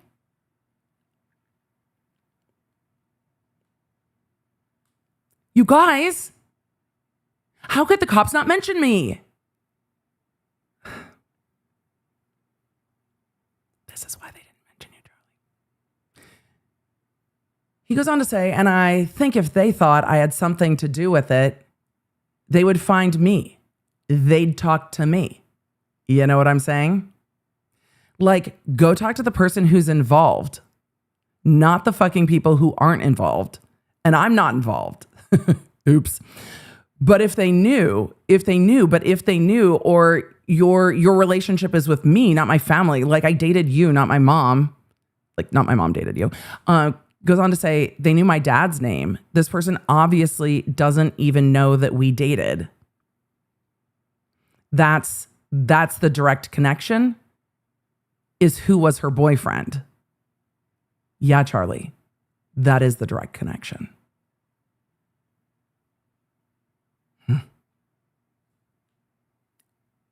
Oh my God, you guys. He's telling them everything.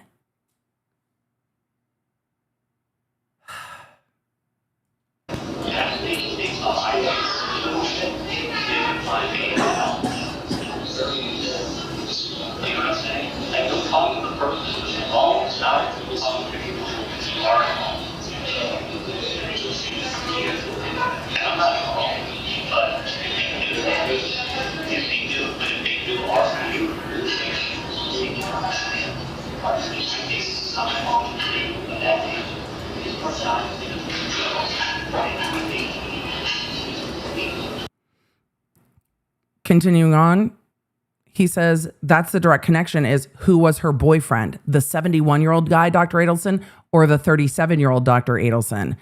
Yeah, 37. Oh, you're just obsessed. He continues to say, let's go talk to him, Dr. Adelson. That's who they'd talk to. Not waste your time with mom.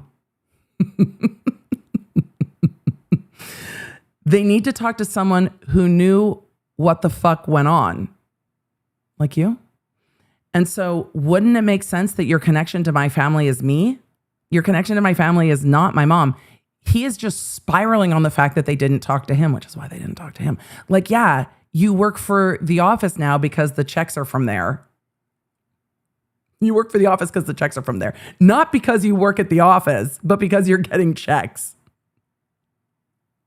And that's just because you come in and work on weekends. Wink. That was my insertion. He goes on to say, which I trust that you're doing. Still worried about the IRS then, are we, Charli? Continuing on.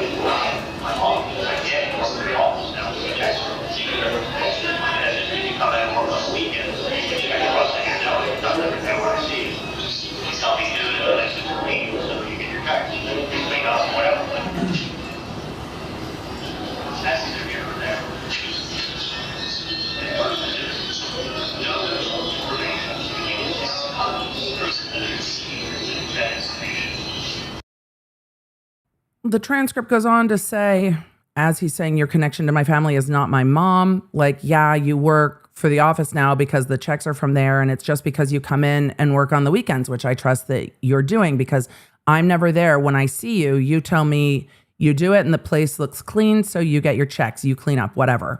This is why the other witness came in and testified that the office actually had a hired cleaning crew that had been with the office for quite a while. He goes on to say, but that's neither here nor there. This person knows information. And even if they are cops, that information said your name. And they also know that they're claiming that somebody who had something to do with it is incarcerated. I don't know anybody in jail. Catherine McBanawa said something him. Charli said, my point is, I don't want this coming back. I don't have a problem helping the community out. But I don't want this community to come back next month. And what I think happens if I pay the money and then it continues.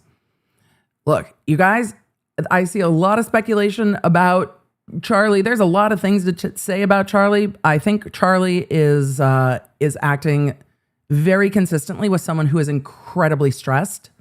So I think all of this is going to consciousness of guilt. I'm not going to speculate beyond that. I think this is all someone who is this is guilty conscience spiraling. That's exactly what this is. But this is exactly consistent with how Catherine describes his normal behavior. And this is exactly consistent with what we see in the phone calls. In the phone calls with his mom, he just keeps going over and over and over something, talking through it. This is consistent with everything else we've seen from Charli so far. So he's stuck in a little bit of a boot loop, if you will. Continuing on.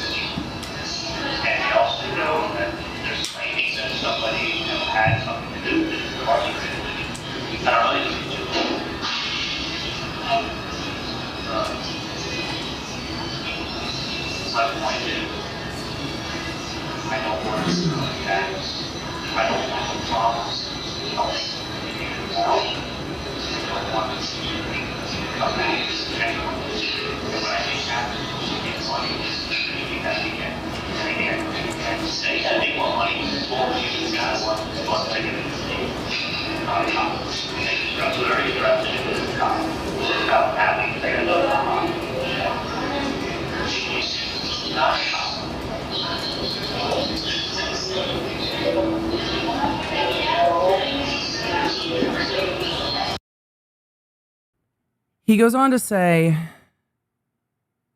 they're going to be back again and again and again. They've got to make more money.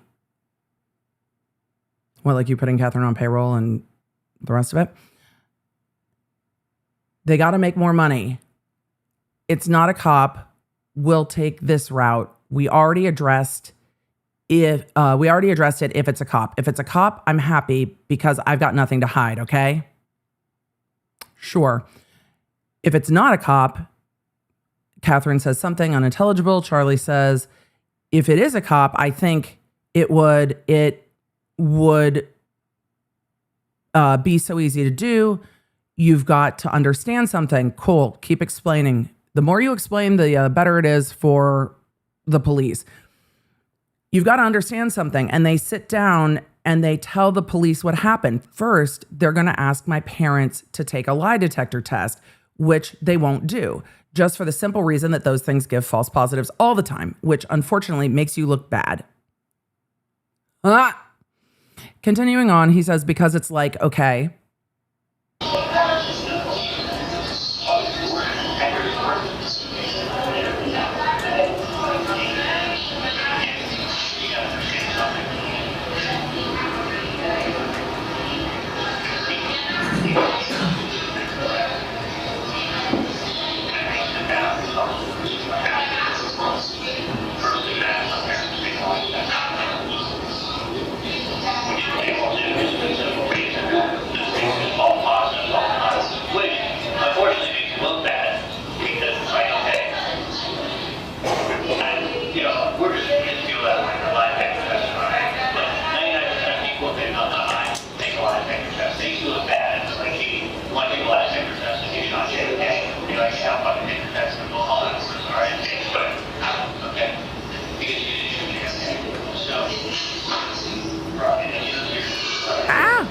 I tried to pause and I failed. Okay, sorry for the yelp. Let's continue reading. They're going to ask my parents to take a lie detector test, which they won't do just for the simple reason that those things give false positives all the time, which unfortunately makes you look bad because it's like, okay, we're just feel that way, that nothing to hide. But 99% of people, if they have nothing to hide, take a lie detector test. It makes you look bad if they're like, Katie, want to take a lie detector test if you shot JFK? And you're like, yeah, I'll fucking take the test and I'm going home afterwards. All right.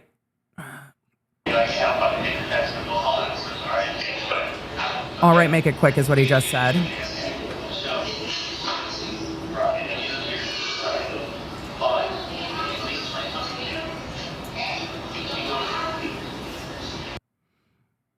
He goes, okay, because you didn't shoot JFK. She says something. He goes, right. And you're right. But let me explain. Something to you. If we go to the police, this is going to put a spotlight on the investigation. The FBI. The FBI. The who? The FBI. We're talking about a big wig in the FBI. The FBI. Not like a first-year rookie. You're going to have a 20-year vet with the FBI knocking at your door, wanting to speak with you and wanting to speak with your attorney. This made not only national news, this was in London. My family in London was calling. You know what the BBC News is? The British Broadcasting News? This was on the BBC News.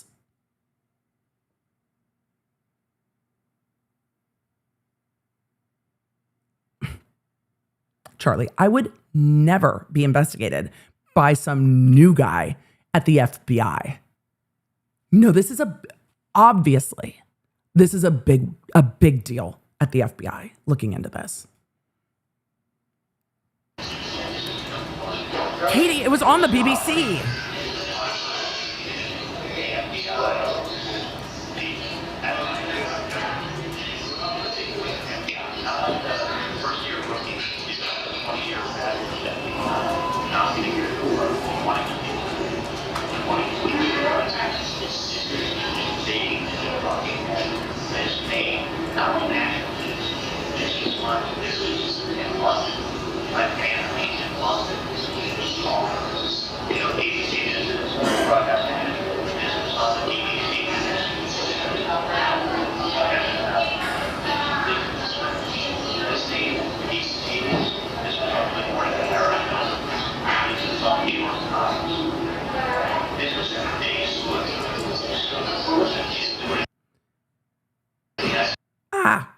I don't know why I keep doing that. I need to figure that out over the lunch break. But Catherine says something inaudible. He says, okay, that doesn't matter. This made the transcript says BCT, but I think he means BBC News.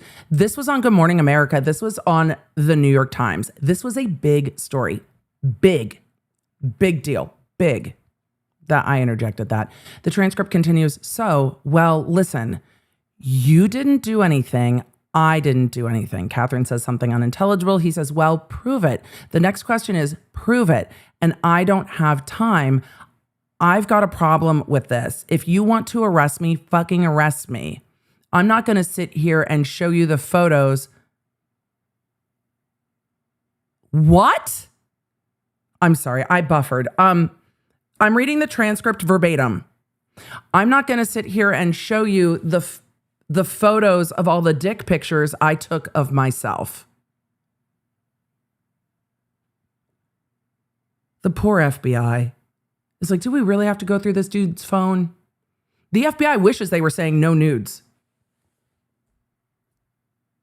The FBI is like, God damn it. Sir. The self-glazing of this motherfucker. Okay, continuing on. Catherine says something and Charli says like, I mean, why can't you have my phone? Because I've got tons of nude photos of myself on my phone. You're not looking through my nudes. Guess what, buddy? Most phone dumps have nude photos. You don't get like dick pic privilege, Charli.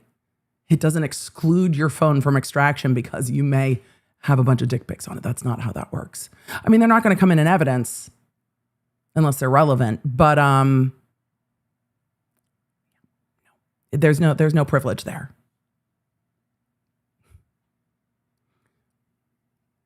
Maybe you should call the New York Times about it, Charli. We're continuing.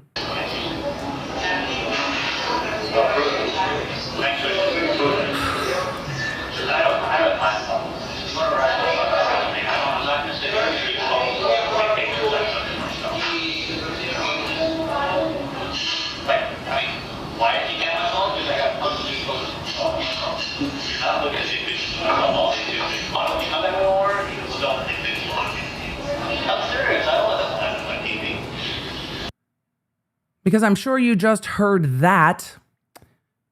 Charli goes on to say, like, I mean, why can't you have my phone? Because I've got tons of nude photos of myself on my phone. You're not looking at dick pics of myself all day too. So why don't you come back with a warrant so you can look at all, it's as much the dick pics you want of me. I'm serious. I don't want them laughing at my pee-pee. You are a grown-ass man, Charli. At least in your biological age. Charli, the people in prison with you are watching this trial. I imagine that they're laughing at your pee-pee. Charli goes on to say, the point is, okay, I don't like cops. The second you thought your mom was being threatened, Charli, you turn around and were like, call the police, call the police. Come on now. Mom, you should really call the police, right, Charli? The point is, okay, I don't like cops, lies, and you're not getting my dick pics of myself. So have a nice day. They have the dick pics. So that's my answer, okay? If you think I did something, arrest me, charge me, and that's it.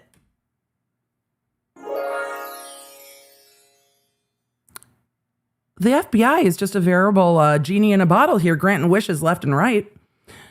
Now, I don't want these people coming. Wait, damn it, I should have let the rest of the sentence finish. Shit.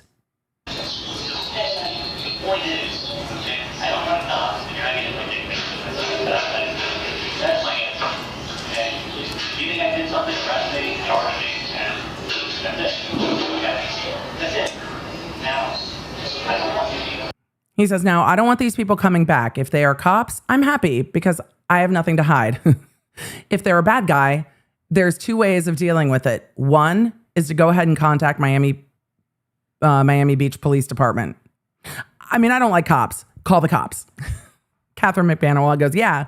Charli says, okay, they'll contact this guy. They'll talk to him over the phone. They'll arrange for things to be set up. Catherine says, yeah. Charli says, okay. And when it's set up, there'll be like a fucking SWAT team in place and fucking FBI, and they're going to fucking take this guy down, and he will proffer 10 years because... Charli, are you trying to play FBI agent? Catherine, they're going to get a SWAT team and the FBI, and it's awesome. Okay, continuing on.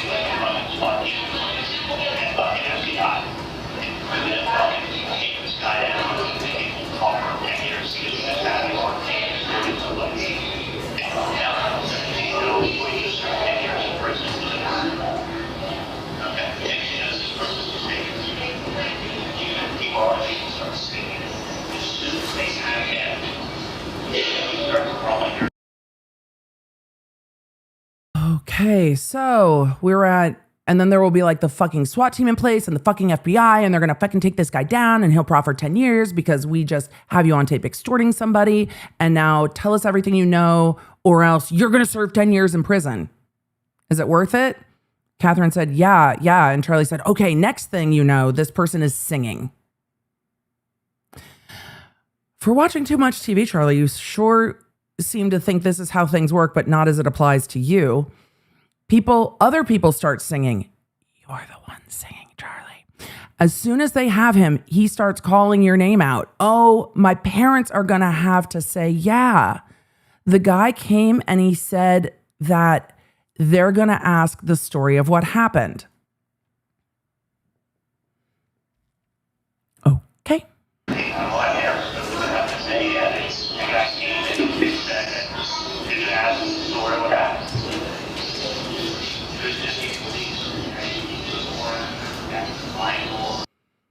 So he's just now saying they're going to ask the story of what happened. This is the story of tonight. There's going to be police at your door, at my door. It's going to be, and Catherine says, my name? And Charlie says, they're going to check out anybody who got bailed out of jail. And then they're going to be, if it's not going to be cops, it's going to be fucking big boys flying in to see what they can come up with, okay? And then that's probably going to make the newspaper. Catherine says something. Charlie goes on, I want to give them the money, but what I don't want to get involved in is next Tuesday, he's asking for $10,000. So this was my idea. I give you the money. You contact unintelligible. Charlie then says, listen, Linda. Listen. This is why I'm saying it. They've even got a bear in the air, Charlie. Let's keep going with whatever this is.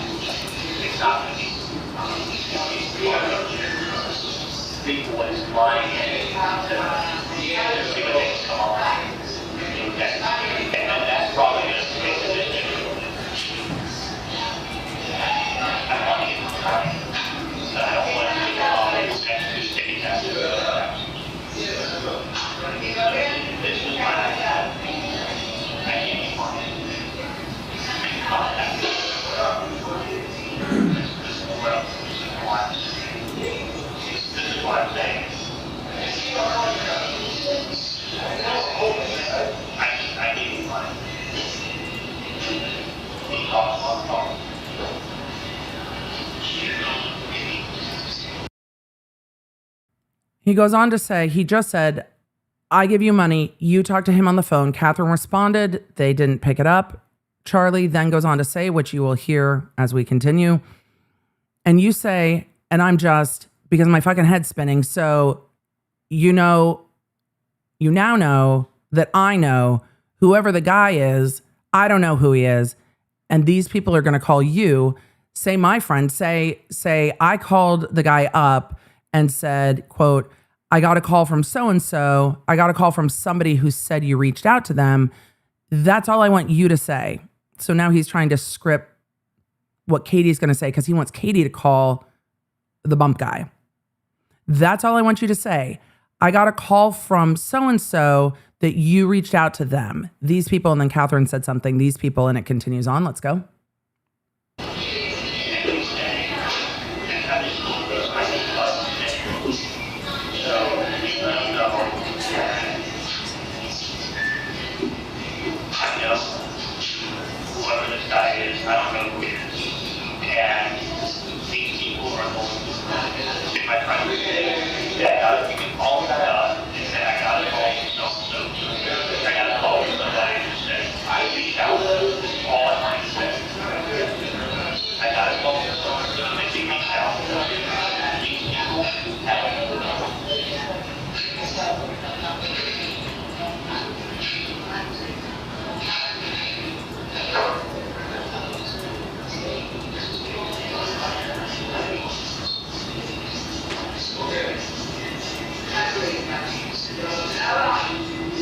Who are you looking at, Charlie?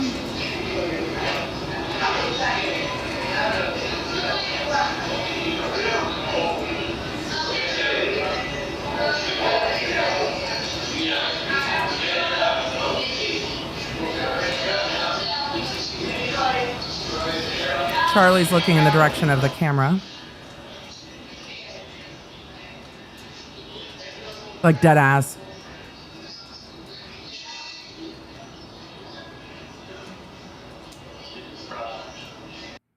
He turned his face back to continue talking to Catherine McBanoa. He said, these people, all right, this is what I want you to do. I want you to call up this person and say that I got a call from some friends of mine who says that you reached out to them and that you mentioned my name. And remember, protect your name recently. So what you're going to say is, I got a call from some, I'm reading the transcript. I did not buffer. I am not repeating myself for effect. I am reading the transcript. He is in a boot loop. He continues to say, I got a call from some friends of mine who said that you had reached out and that you had mentioned my name. These people want to go to the police because they had nothing to do with what you're talking about, okay? And he continues. I know, it feels like Charlie saw his chat's like, he's looking at us. He thinks he was staring at the direction of the camera for quite a while.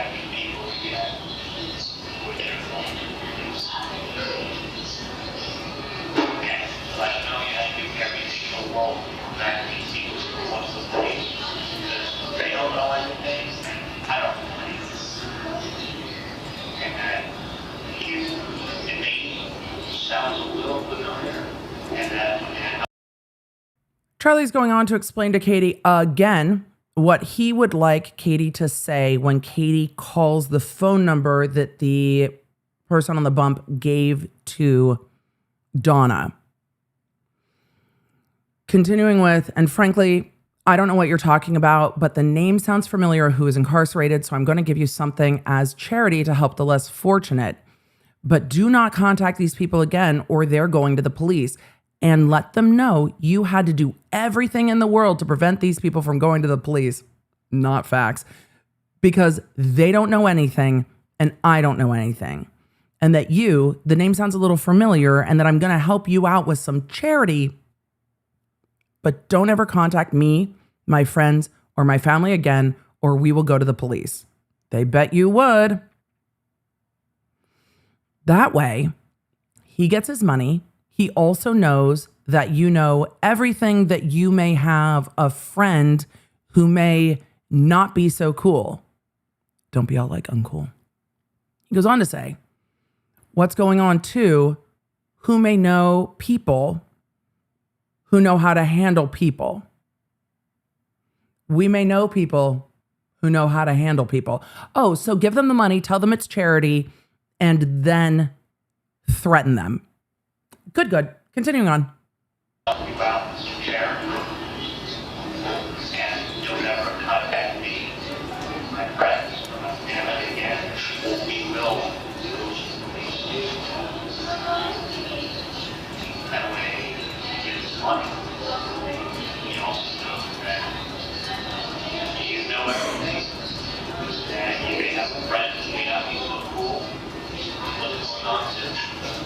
You may know people, knows how to handle people.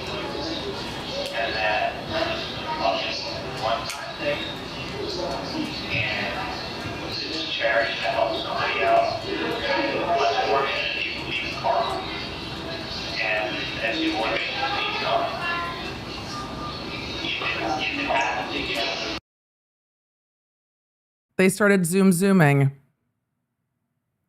Don't ever contact me, my friends, my family again, or we'll go to the police. That way he gets his money. He also knows that you know everything, that you may have a friend who may not be so cool. What's going on too, who you may know, who knows how to handle people like this. And that this is a fucking one-time thing. And this is charity to help somebody out less fortunate. You believe in karma. And that's the only reason it's being done. If it happens again, they're going to bring it to the police. And then the whole time you're talking, you just say, I don't know at all what's going on.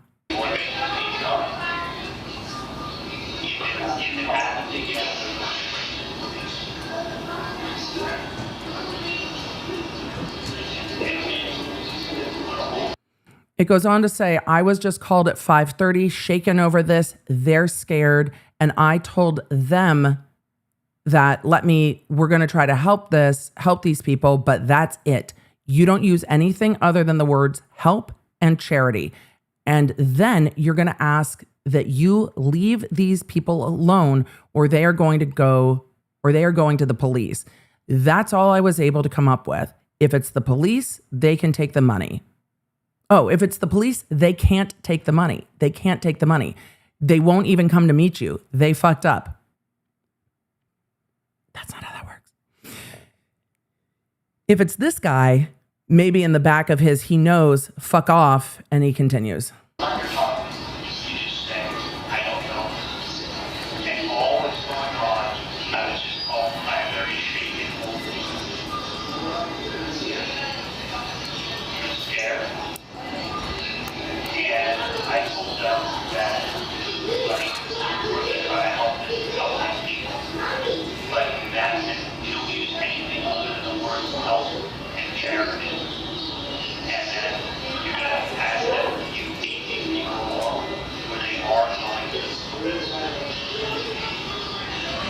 He's continuing with this. That's all I was able to come up with. If it's the police, they can't take the money. They can't take the money. They won't even come meet you. They fucked up. If it's this guy, maybe in the back of his, he knows, fuck off times a million. And that now he's fucking with his wife and he's fucking with him. And you fuck with the king himself. You better kill him because he's going to be a big problem. Charli, watching Game of Thrones guy. And then he knows who you are. And if he can't do it, he'll have, and then I'll continue when the transcript continues. Going on.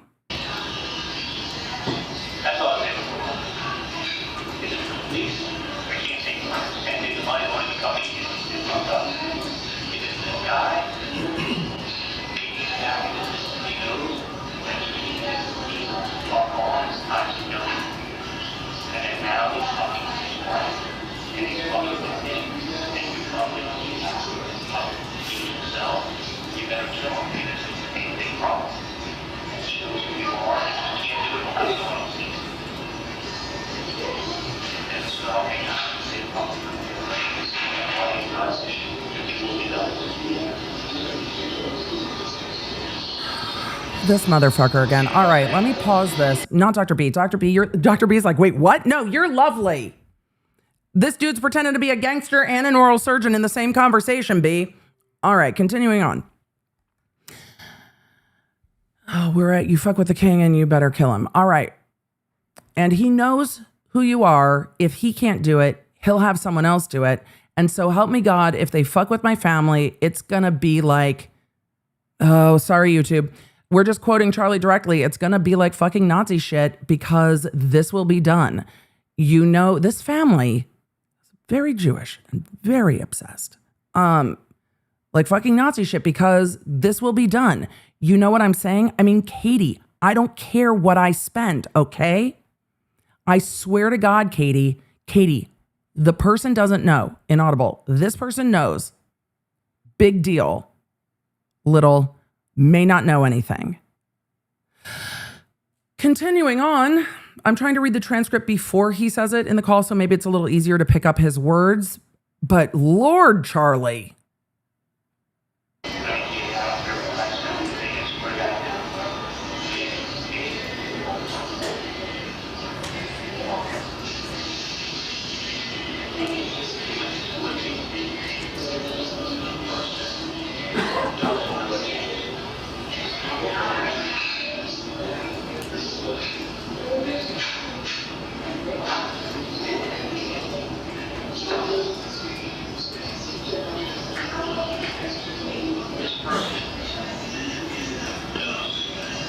Look what happens when the loud talker is not such a loud talker, right?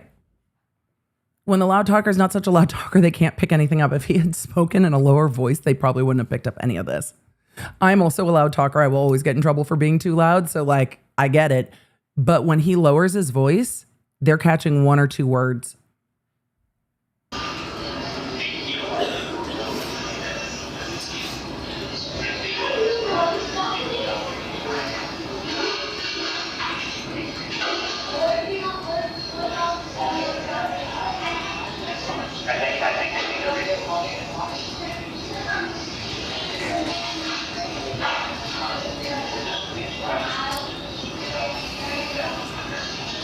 There's a lot of unintelligible in this transcript. So if you're like, EDB, I'm listening in the background, I can't hear anything. It's not you. There's a lot of just unintelligible with kind of random words. The transcript picks up with sentences with right. So he knows I have you on salary. You'd think he'd be happy to know that. Catherine says, of course. He doesn't have any bad feelings towards me, does he? We talking about Sigfredo? I don't think Sigfredo has warm feelings to you based on the voicemail that he left for your dad. You know the one. That 137-second call. Yeah, I don't think Sigfredo has warm feelings towards you, guy. Just a guess. What? If they're talking about Sigfredo.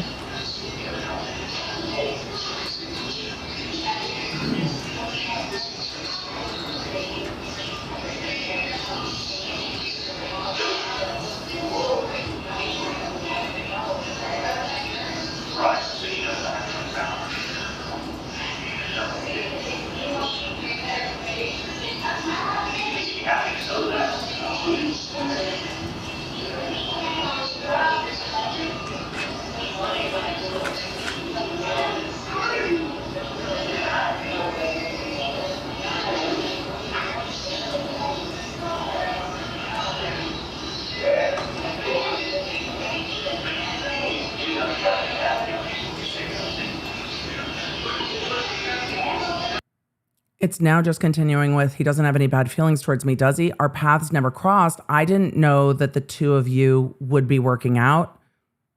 Sigfredo. Kind of like Catherine says, it's not like that. Charli says, you know, it's not where it's like I was fucking around when you guys were together and then I hopped in when you walked out. That's a different story. That's disrespectful. Charli says, Catherine says something, Charli says with my mom, there's no, Catherine says something, Charli says what, and then we're going to get into unintelligible conversation, but it's like, is Sigfredo mad at me? And I said, this was some junior high school shit. Is Sigfredo mad at me? Our paths never crossed. Yes, it did. We know about the voicemail, Charli. We know your paths crossed. Catherine told us so.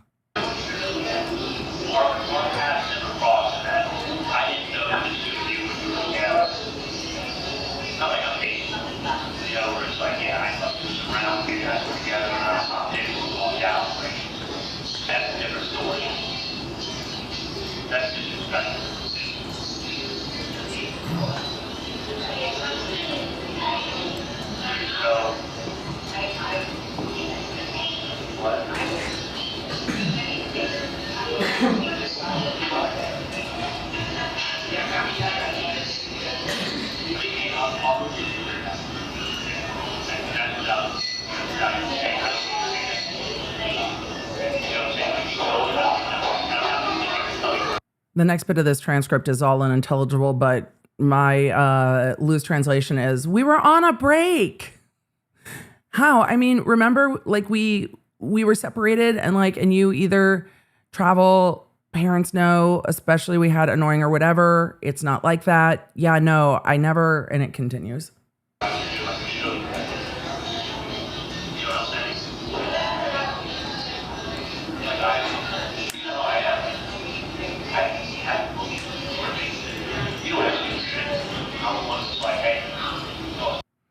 He continues on. I mean, Katie, I'll go to the moon and back for you. That's without even saying, I mean, is that what you gave her, the Lexus? Because they rocket off into space? Sorry. Back to this case. I mean, Katie, I'll go to the moon and back for you. That's without even saying, I don't need to say that. Katie said, but that's what, it's like. Charli said, you know what I'm saying? Catherine says, help me out. Help me out. Charli said, like, I don't have to sit here and tell you what I would do. I could show you what I could do. You know what I'm saying? Like, you know how I am. Like, I look for things to do. You don't ask me for shit. I'm the one that's like, hey, oh, it's all about money, isn't it? Hey, Noah's birthday is coming up. I got you. I'm the one who's like, anything I can, you don't ask. You're just, I'm the one who is like, oh yeah, just throw money at it, Charli. We'll see how that works. Because you know what Katie said? Katie said she was going to lie her ass off to protect Sigfredo. When it came to your trial, I was like, we got what we got.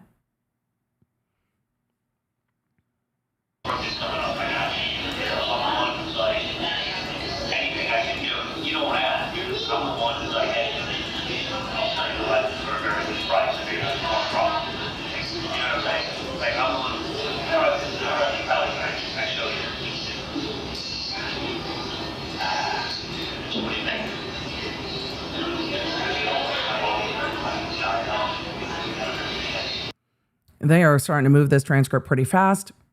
Charli goes on to say, I'm the one who's like, hey, I'll sell you a Lexus for a very good price. I know you're having car problems. Oh, he's like, I'm so generous. Look how generous I am. You know what I'm saying? Like, I'm the one who I don't have to tell you. I show you. There's a difference. Continuing on with Charli's self-snitching.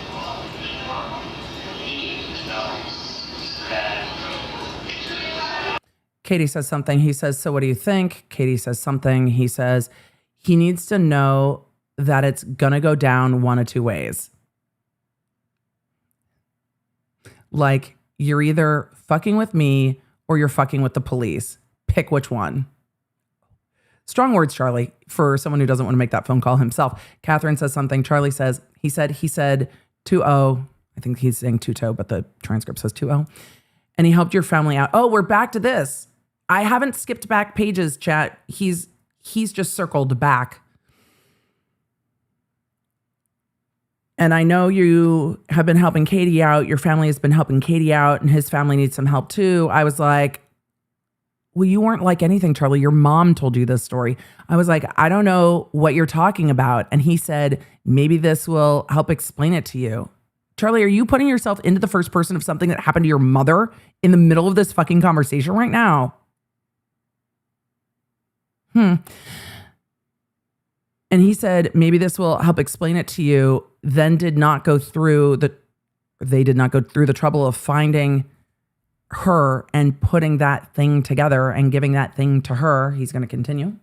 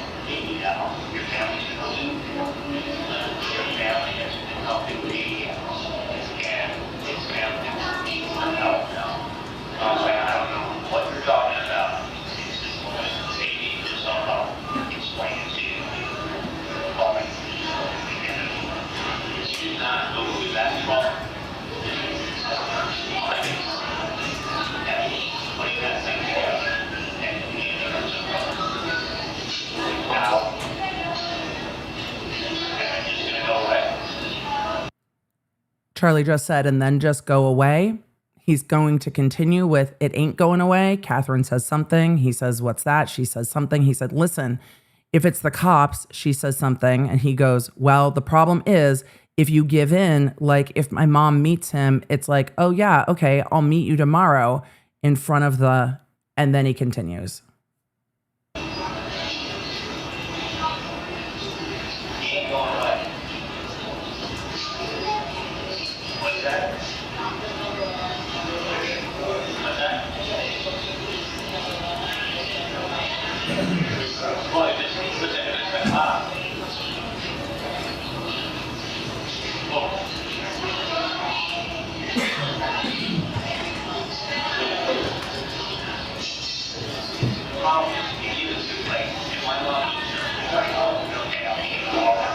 Okay, he's just talking about if my mom meets him, the transcript continues. It's like, oh yeah, okay, I'll meet you tomorrow in front of the building. And he just drives up and she hands him 5 G's. What the fuck do you think is going to happen next month? It's going to be, oh, he needs your help again. You know what I mean? And the thing is, if my parents were really guilty, they may think that they have a big fish on the line and they're going to pay them monthly. Like y'all are writing payroll checks to Katie? Just kidding. Okay, continuing on. That they have a big fish on the line and they're going to pay them monthly. And all they have to do is scare this little old lady. And who is she going to do? Or what is she going to do? She's going to go to the cops. Oh, she's going to go to the cops? He's being sarcastic. What's she going to do? She's going to go to the cops? She's guilty as hell. Continuing on, that's what he's about to get into.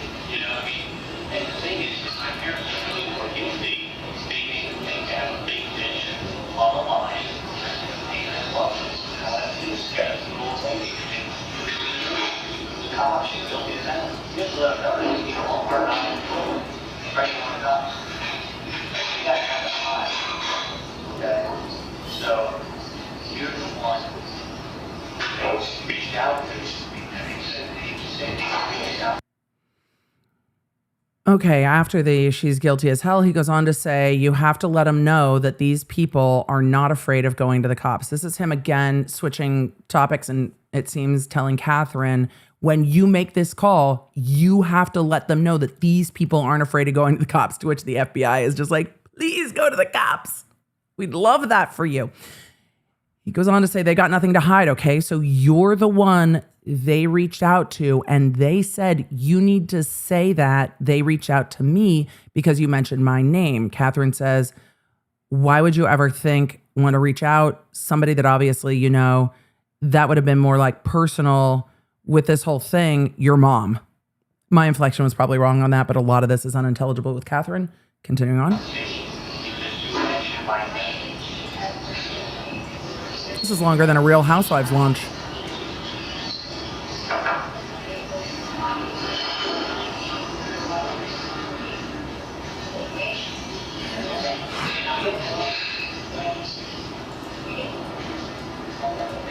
Catherine's talking.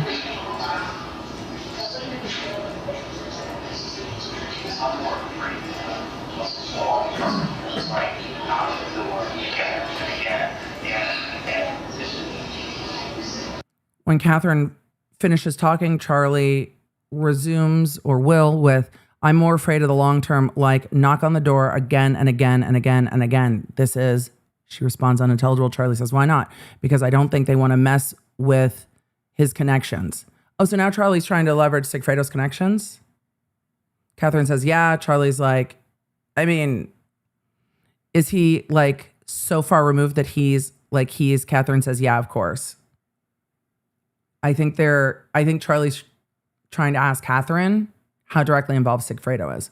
Because Catherine, when she testified, said, I didn't know if Sigfredo was doing it. I don't necessarily believe that. But I don't know if, like, how connected is Sigfredo, like, to all of this? So they're going to continue?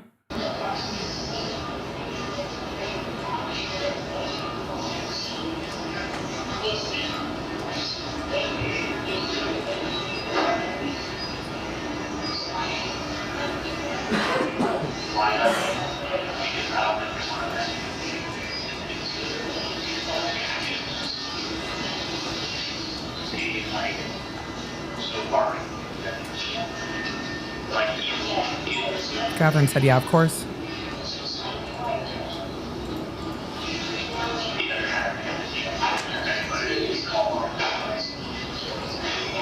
Charli's just starting to talk. They're still talking about Sigfredo. Charli says he doesn't have anybody that he can call up that's like, Catherine says, like, yeah. Charli, listen, you giving somebody some money, it's not an admission of any kind of guilt. Keep trying to convince yourself, Charli. Charli then continues, so what do you think? there's no way my mom's going to call this guy up because you've got to understand he needs to know that it's going to go down one of two ways. Like, you're either fucking with me or you're fucking with the police. Pick which one. Remember, we are still progressing in the transcript. We did not jump backwards. He is just repeating himself. Catherine says, 22, 80 years, me, you can't even tell. Continuing.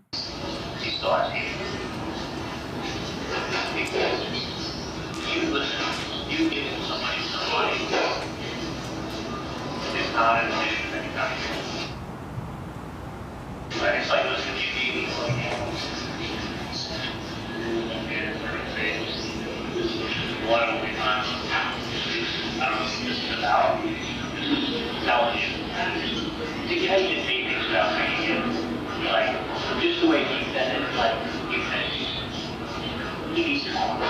He was there for his family. There's a bit left.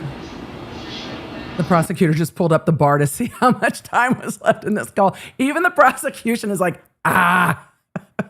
Charli, listen, you giving somebody money is not an admission of any kind of guilt. Like, it's like, listen, if you give me money now, this is the one and only time.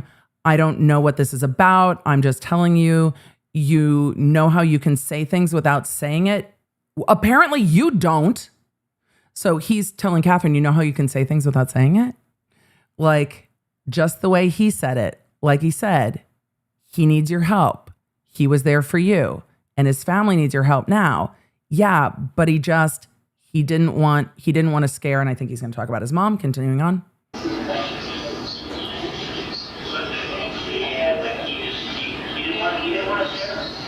This is where he's at. He just said he didn't want to scare her. He didn't want to scare her. Charli, your mom's trying to use that she was scared as a defense, buddy. You're kind of wrecking the vibe, man. Charli says he didn't want to scare her. He didn't want to scare her, but just his presence. You have to understand his presence. My mom had diarrhea all, not the literal diarrhea. We've gotten to nervous tummy. My mom had diarrhea all night. Oh, yeah, it's got to be hard when it's eating you up inside. She hasn't been eating and she's been up since like 2 a.m. with diarrhea. Like, how do you think that feels with my mom, 65 years old, up since 2 a.m. with fucking diarrhea? Catherine said, who? And Charli says, I don't know, and keeps going. I mean, Charli, it might seem that your family doesn't have the intestinal fortitude for the shit that they got up to. At least it's to you. It's alleged. It's to your mom still. Your sister vomited on a fucking table, bro. Yes, fair enough. But this is a crisis. You understand? It's a crisis. My mom's had diarrhea all night. She hasn't been eating, and she's been up since 2 o'clock in the morning with diarrhea. Like, how do you get that feel? My mom's 65 years old, 2 in the morning with diarrhea. You what?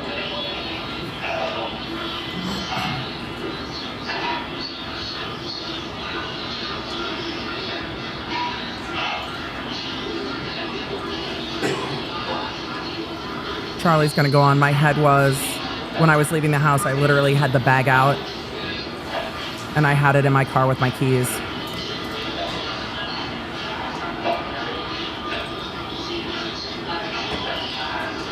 He's going to go on to say, I know, well, if you want, you guys can swing by the house later. So what are we doing? Down to brass tacks. What are we doing? I want you to take it back, write the number down, and I'm going to give you cash. I want you to talk 712, what, 65, 70? There can't be that many people.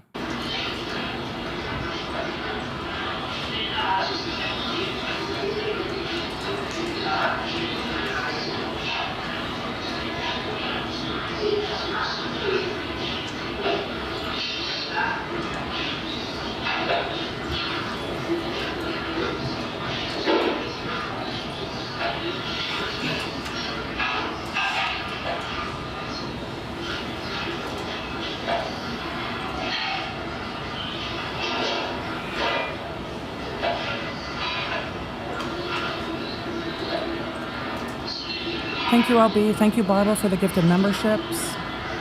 Thank you, James. Well, we're waiting for Charli to talk some more. Is he paying the bill? Like he's just sitting there looking at his phone or paying the bill or whatever. Thank you, Monuments of Speculation. Jojo said, sir, you're no Cersei. I mean, the wrong people keep invoking Game of Thrones analogies.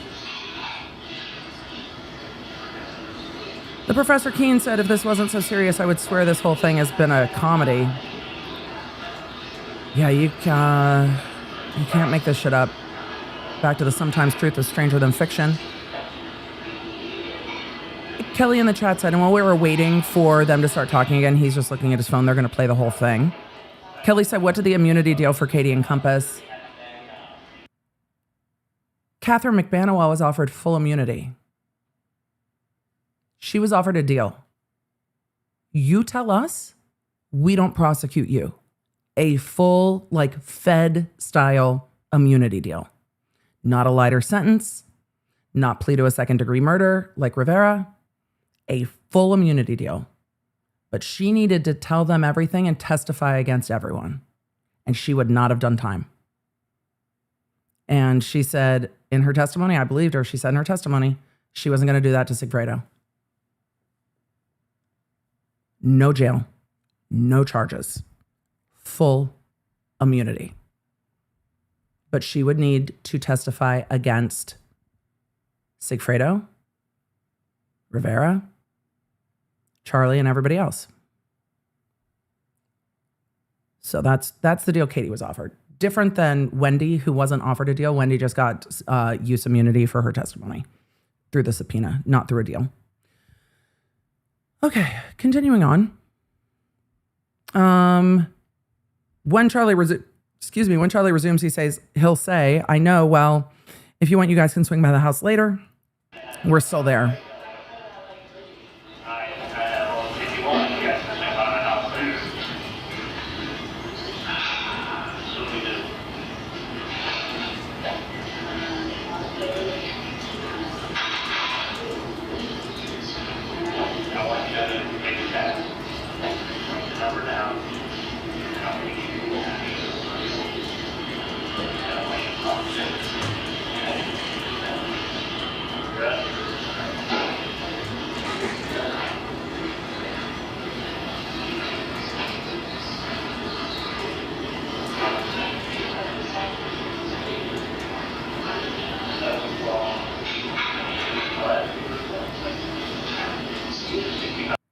Charli continues, if it's a real number, I mean, the guy didn't have glasses or a hat. Can I tell you something else also? I mean, you're not going to hold back, Charli. Yeah. What's shocking too is that so you could see who it is. Let me just put it this way. He's thinking he's blackmailing somebody. You're putting yourself out there to catch a mole, because when you're blackmailing someone's got a couple of options. Either take care of you or, and he continues.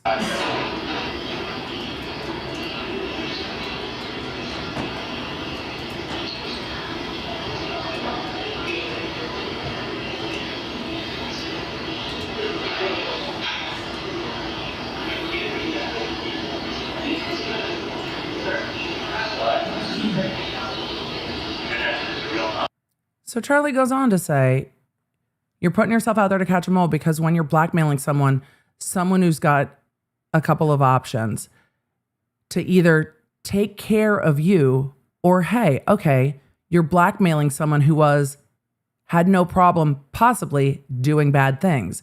Blackmail someone who blackmailing someone who were banging their secretary. Okay. Not blackmailing someone over fucking like, murder was the word murder that you were looking for there, Charli? Are you trying to flex? Who do they think they are? Blackmailing us? We possibly were involved in a murder for hire? It's not somebody fucking their secretary. This is real shit. Oh, Charli. Now you're trying to flex. Continuing on. A lot of you in the chat were asking about Sigfredo's sentence. Sigfredo got life in prison. Florida has no parole, so life is life, period.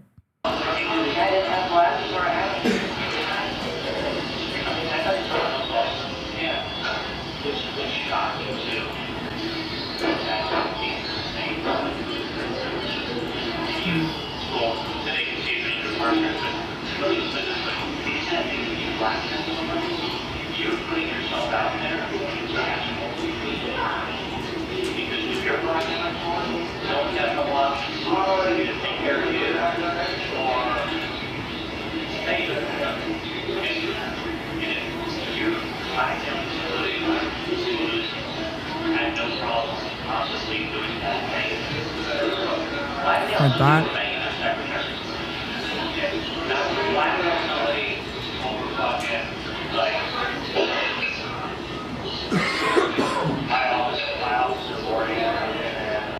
Charlie's continuing saying my office in the morning, and then I'm in Western in the afternoon. I know I'm going to do a special case for someone and work back right into it.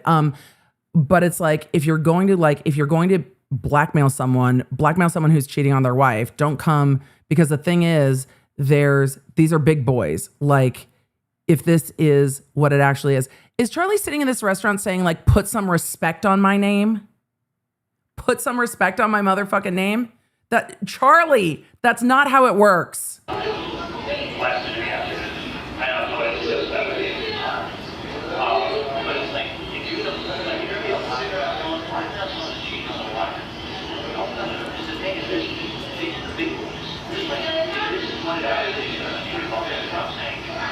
right, he just said big boys. He's continuing this. If this is what this is what I'm saying here. This is what it's actually revolving around, okay? It's actually revolving around this horrible, and then Catherine says something. So, and he continues to again say, so this is what I'm saying.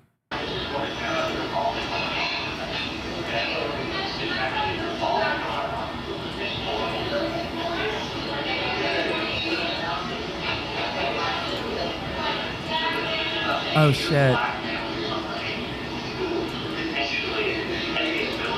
This is the sentence he's on right now. Charlie says, so this is what I'm saying. If you're blackmailing somebody who potentially had the ability to get something like this done, you've got a fucking set of balls. Oh, he is saying put some respect on my name. Because they might make you shut up real quick, which makes me think without a doubt, he's going to continue on. Oh, boy. Charlie's just like, you got some balls trying to blackmail somebody who had a murder done by two other dudes. Oh, they haven't been caught yet. This is right before everybody gets arrested. Look, it's been 2 years. He's having this conversation more than 2 years after the murder occurred. Little less than 2 years after the murder occurred. We're in April of 2016.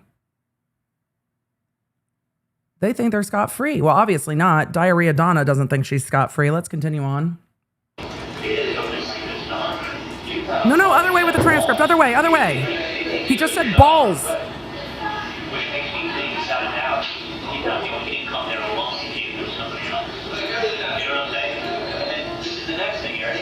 What about one of his homeowners?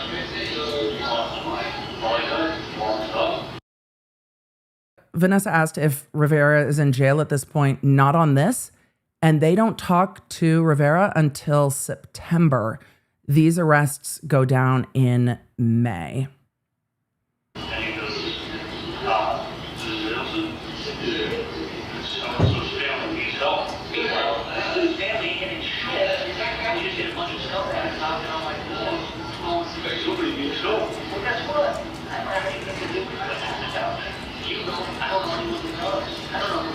Charlie goes on to say, which makes me think without a doubt, he didn't come there alone. He's talking about to the bump operation. He came there with somebody else. True. You know what I'm saying? He then says, and then this is the next thing. You ready? What if his homeboys want some money? All he does is walk up and goes, Miss Adelson, so-and-so's family needs help. So Charlie's like, they're going to start treating me like an ATM. We just got a bunch of scumbags knocking on my door going, somebody needs help. Well, guess what? I don't have anything to do with what happened down there. You don't. I don't know anyone who does. I don't know who Tuto even fucking is, okay? Like, I don't know these people.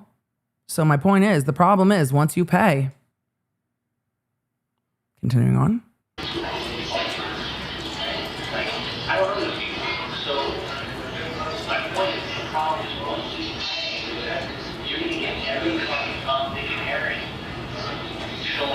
He just said you're going to get every fucking Tom, Dick, and Harry showing up going, hey, somebody needs help. Go to the fucking police. I don't care. Go to the police. Tell them what you know. I'll tell them what I know. Nothing, because I don't. FBI, 5 a.m. Hey, you know who this is coming from? Inside. I don't know anybody that's got that facial hair. Just the 5-day shadow. Continuing on.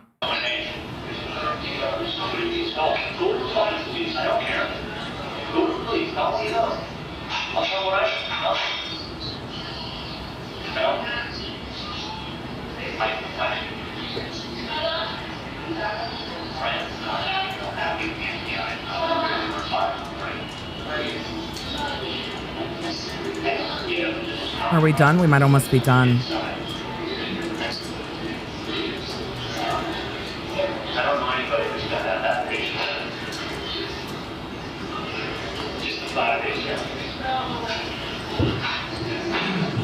He put on his glasses and they're getting ready to walk out of the restaurant. We've survived. Look, it took them years to clarify that audio. Charli talks quite a lot. And he's really trying to say we don't know anything. Yeah, you're talking. The fact that Charli is saying we don't know anything, but how dare you? You have the balls to think you're going to blackmail me, somebody who possibly could have done a thing. Like, he wants to do both, right? Like, put some respect on my name, but also, I don't know anything. Oh. Well, I did read that Charli's jury was only out for about 3 hours, so I guess that's easier to understand.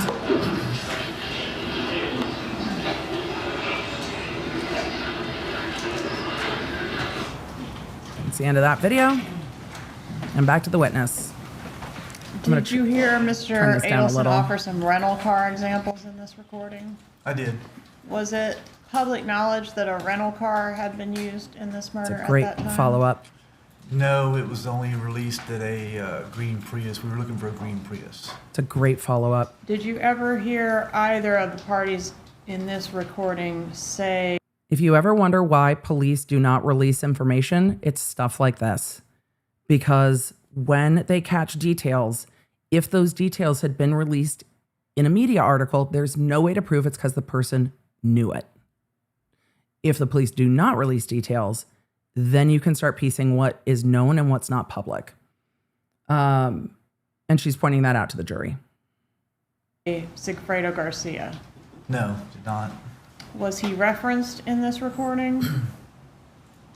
Was he referenced? Yeah. Who did they mean? He would be happy I have you on salary.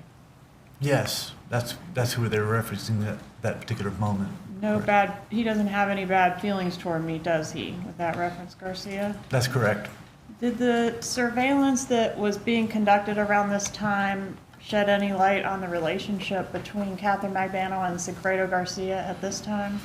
Yes, at this time they were actually back together and they were living together in a house with their children, or condo. Is the word extortion used in this recording? No. Okay, what about blackmail? Yes. So Tell us about Katie and Sigfredo are back together, which is why, and living together, which is why Charli is saying, I think he would be happy because I got you on payroll, so I'm taking care of you financially. Next call, please call F. Call F is as Mr. Adelson is leaving Dolce Vida after meeting with Ms. McMahon, he calls Donna Adelson at 4:56 p.m. Publish.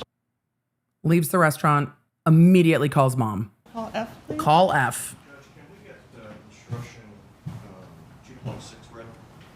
1 moment. The defense is asking for a limiting instruction, it sounds like. The judge is taking a look. Is that regarding the use of the transcript as an aid, Your Honor? Yes, sir. No objection. The instruction about using the transcript of an aid says if you hear something different in the call. Hear recorded conversations. These recorded conversations are proper evidence, and you may consider them just as any other evidence. You are also being furnished transcripts of the recorded conversations. The recordings are the evidence, and the transcripts are provided to you only as a guide to help you follow as you listen to the recordings. Oh, what's on The this call? transcripts are not evidence of what was actually said or who said it. If you notice any difference between what you hear on the recordings and what you read in the transcripts, you must rely on what you hear and not what you read.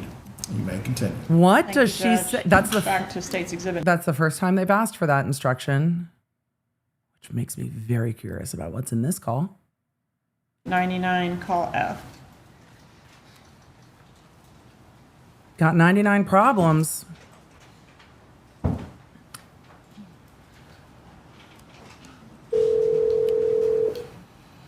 Oh, the tap picks up right at the beginning. This is Donna call Hey, honey, how are you? right after the restaurant. This is the call. I'm sitting watching the boys at their tennis clinics. They're having a wonderful time. That's awesome. Yeah, I was concerned because I thought they'd only show the private lessons, but they're having fun because, you know, there's 6 kids on the court, so they're all at the same level, so they're having fun with them. Oh my God, Donna, it's so hard that you thought they'd have. I was concerned. I thought they'd have private lessons, but there's like other kids. Great. It's fantastic. Yeah. That's really So, good. how's your day going? It's good. It's good. I'm just leaving espresso coffee with a friend. And it's good. I'm actually gonna maybe. It's good. Donna asked, so how's your day going? Because they had clipped away from the transcript for a second. Charli said, it's good. It's good. I'm just leaving. I just some coffee with a friend. Charli says, and everything is good. I'm actually going to maybe everything is good. Everything is good. Donna's like, everything is good. Everything is fine. Everything, yeah, everything's fine. Yeah, and they just fucking around with relationship advice. So Oh, okay. yeah. I'm going to let this one play a bit. It's easier for me to hear. I hope it's easier for you to hear. Yeah, it may just be helping her out with some relationship advice. Now you want to start talking in code, Charli. He totally changes the way he's talking, doesn't he? She may come by and see me tomorrow, actually, too. She had to go back to work. So I think she's going to come maybe to my office tomorrow or another office at the office. I gave her some good advice. Yeah, But she's just sleeping on it. okay. Okay. So, Yeah. relationships are not easy. No, they're not. They're not. So that's it. So everything's fine anyway. It's No. without a doubt. It's It's fine. Yeah. No question in the world. I Okay. would not. Perfect. No, I can talk to you more about it, but Yeah. I mean, if you want, you can always come up to the well. You're gonna be hanging out with Dad tomorrow, right? Yeah, tomorrow, what's tomorrow? Tomorrow's Thursday, Dad is off, yeah. We're gonna be doing a lot of stuff for the holidays, getting the dinner ready, a lot of recipes, and a lot of cooking, and that's always a rough holiday to cook for. It's not an easy one, but, not my favorite. Bringing 10 They're talking about if they're going to get together in person. And then Donna's saying, well, we're getting ready for the holiday. Passover is a rough holiday to cook for. It's not an easy one. We'll bring 10. Charli says, we'll bring 10. She says Thanksgiving. She says Thanksgiving. Charli says we're bringing 10 lobsters and nobody complains. You're not bringing 10 lobsters to Passover, are you? What? Donna says, you're probably right. No one would complain. Well, it's only us and the kids and Dave. lobsters and nobody complains. You're probably right, no one would complain. Well, it's only us and the kids and Dave, because, Dave doesn't have children. Oh, really? Yeah, so it's just, the boys and us and Dave. That's awesome. Yeah. So, do you think everything will be good for Saturday night? Again, she goes, Yes, well, June's trying out for the Miami Dolphin cheerleaders. oh, no. Yeah, no, she's actually, Dancer? oh my God, she's an awesome dancer. She made it in the 5th round last year, and On to June trying out to be a Miami Dolphins cheerleader. got cut in the last, like, literally, like, when they have it down to, like, 60 girls and they take 45. Like, you can imagine how many girls try out for it. Oh, yeah, I've seen it on TV, it's the tryouts, it's like, Yeah, there's like bunches of girls. And they're all really good dancers. Yeah, no, June's an awesome dancer. She goes to dance class like 3 days a week, and she's been training really hard. And she's actually probably training too hard because she's pulled her hamstring like 2 weeks ago. Okay. So no, but she can do like head kicks and like double turns and splits, and no, she's been a dancer literally her whole life, dancer. Ah. So she made it. Well, she's her 3rd time trying out, but she made it last time to the 5th round, which is the final round, and didn't make it. It's always been her dream. So Saturday, Yeah, Saturday when?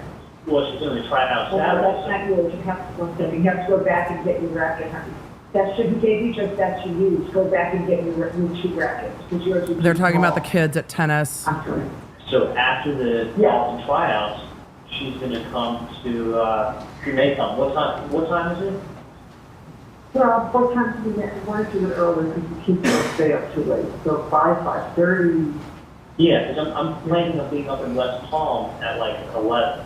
So I'll get done ready from Logistics. 11 to 12, 12 to 1 to 2, home by 3:15. Well, just tell me if you're coming, because I'll set the table for her. Yeah, I'll find out if Let me she's know. coming or if she's going to, maybe I have to have her just drive herself after the tryouts. Okay, if she's coming. Just depends, it's fine. Yeah, I mean, she may get out at 5 and be in like gym clothes. And if that's the case, she's not obviously.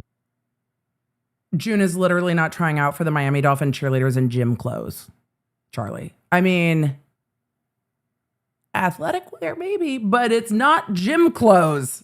Good Lord. Right. So I'm going to try the gym clothes and shout. Okay, That's the only reason why she wouldn't come, otherwise she will come. okay. No, I understand. It's not a problem. You'll just let me know, because I'll set the table. That's what one more. I'm excited for her. I hope she makes it. Yeah, oh my God, that's a very exciting thing. Well, that's how she knew, that's how she knew Lauren's sister. Oh, okay. Hold on one second. Guys, wait a minute. I have to ask Pat something to you. I have to see if the coach can take them on Monday. Let me More tennis lessons for the boys. just run out to the court for a second. I'm going to call you right back. Honey, okay? Yeah. Okay, bye. All right, and does she call him right back? Donna, that it's not gonna help you hear that way. Also, when the prosecutor switched away from the call, did you see how many more calls there are? All right, and Me being nosy. 1, 2, 3, 4, 5, 6, 7, 8, 9, 10, 13, 14, 15, 16, 17, 18, 19, 20. Continuing on. does she call him right back? Yes, she does. Publish call G, please. The reason that call was important is because it was right after Charli went and met with Catherine, and they're talking about whether it's okay. Like, is Catherine going to call the guy? Like, it's okay, it's okay, it's okay. So they're coded talking about his conversation with Catherine. It's not really slick code, but they're coded talking about Catherine. And so they're trying to get into, I talked to the girl about the thing, or she's going to handle the thing. That.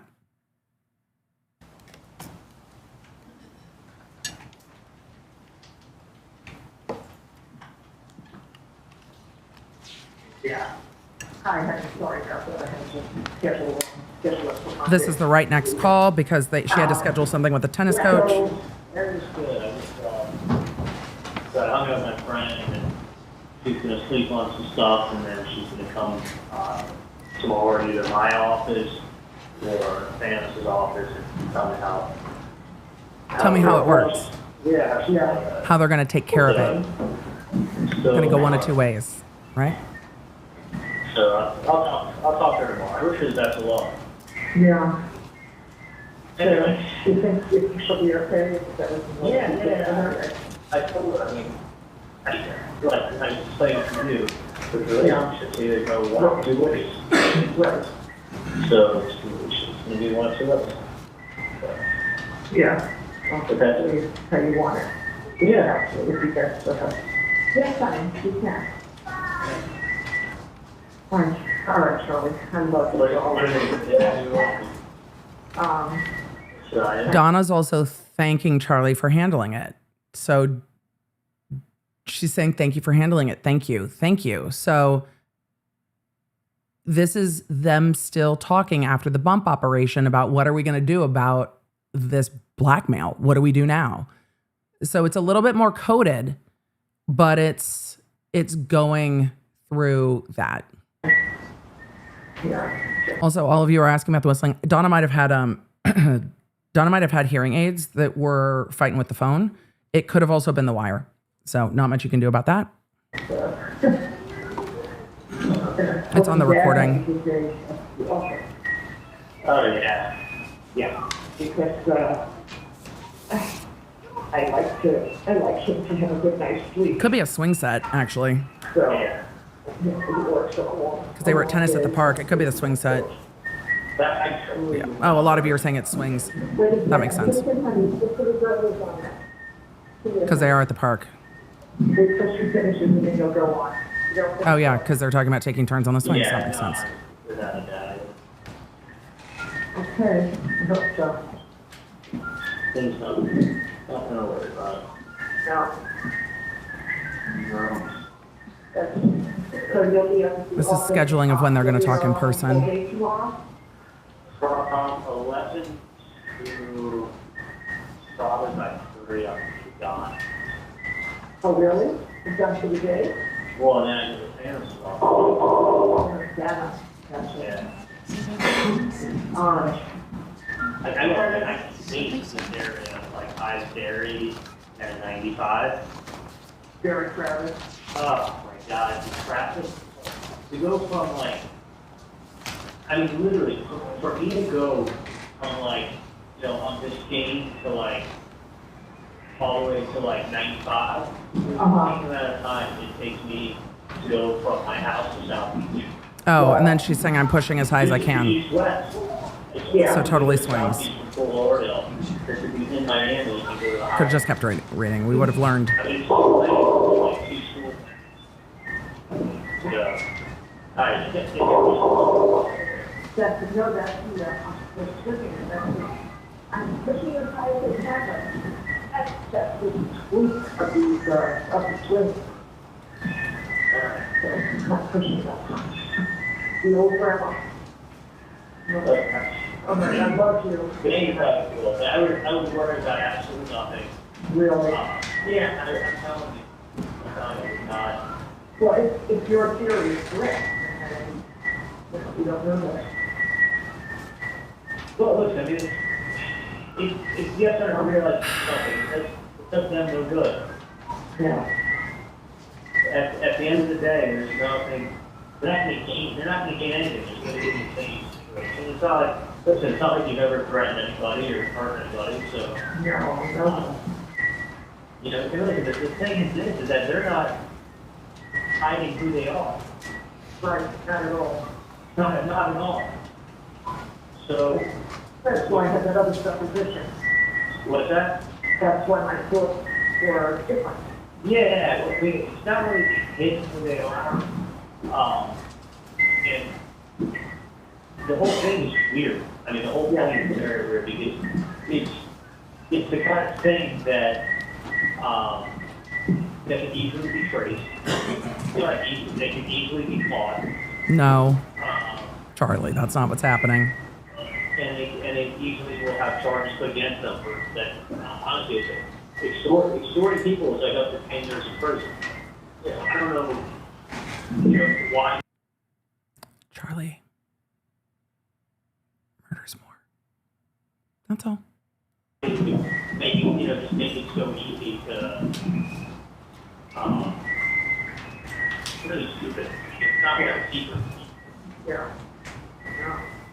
So, no, I think it's something that can be dealt with very. It's something we can deal with. That It's not that bad. it could be a lot worse. The police reference can be like that. Yeah.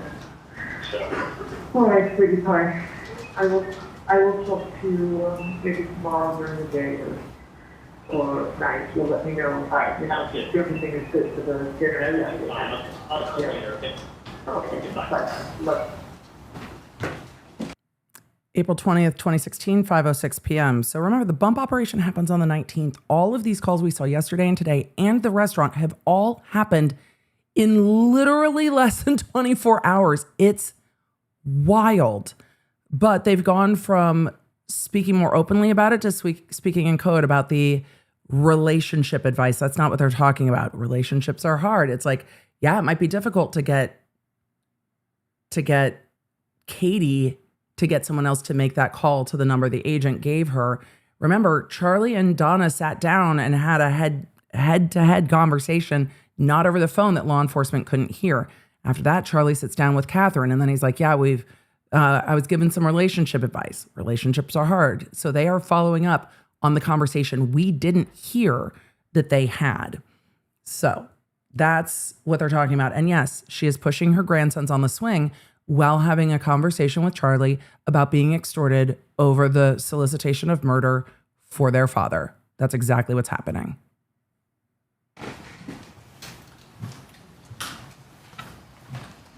Let's go to the next day, please, April 21st, 2016. Are there any calls on that date? Yes, there are. Okay, tell us about call H. Call H is between Catherine McVanwa and Sigfredo Garcia. It's at 8:17 in the morning. Publish call H, You please. call my house at 8 a.m., I am not answering. Like, at all.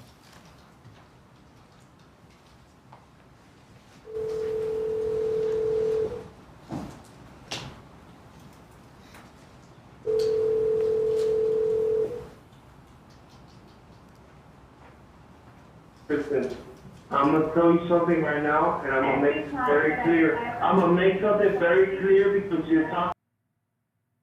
Oh, it sounds like we came in right in the middle of a fight between the two of them. They're living together at this time, but she's calling him. It sounds like they are in the middle of a conversation that was happening IRL, and then the conversation got picked up over the phone. Garcia says, listen, I'm going to tell you something right now. I'm going to make this very clear. Catherine's like, every time that I ever told you something, he's like, I'm going to make everything very clear because you were talking belligerent. Katie's like, that I've always told you the truth. Bullshit. I'm belligerent. I'm belligerent. What? I'm going to make something very clear. Up the whole night drinking and I'm drunk. You haven't spoken to me about anything and now you're going to come at me. So we're right in the middle of whatever fight they're having. So if I need to slow it down, I will, because they're talking pretty quick. Belligerent bullshit. I'm gonna make something very clear, okay? And I'm wrong. You haven't spoken to me about anything, and now you're gonna come at me? Why? Because you don't know how to apologize because you were wrong, okay? This is the same thing that happened last time. Listen, I have a more pressing matter that I have to attend to, okay? Because you take care of everybody else. Where's my security people? What are you gonna settle for me? When is that gonna happen? Because I feel like everybody else gets the special attention, and they say, you go figure it out. You go figure it out. You figure out the kids. You figure out life. You figure out your life. Katie, you're doing this again. This is the same shit. I've been here. I've never felt happier.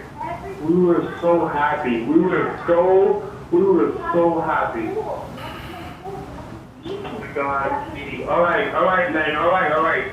Then fine. Then go. Whatever. Fine, go. If that's what you need to do to make yourself happy, then I'm not gonna hold you back. Why do you have to go back to everything? After everything we went through, why does it have to go back to square one? Do you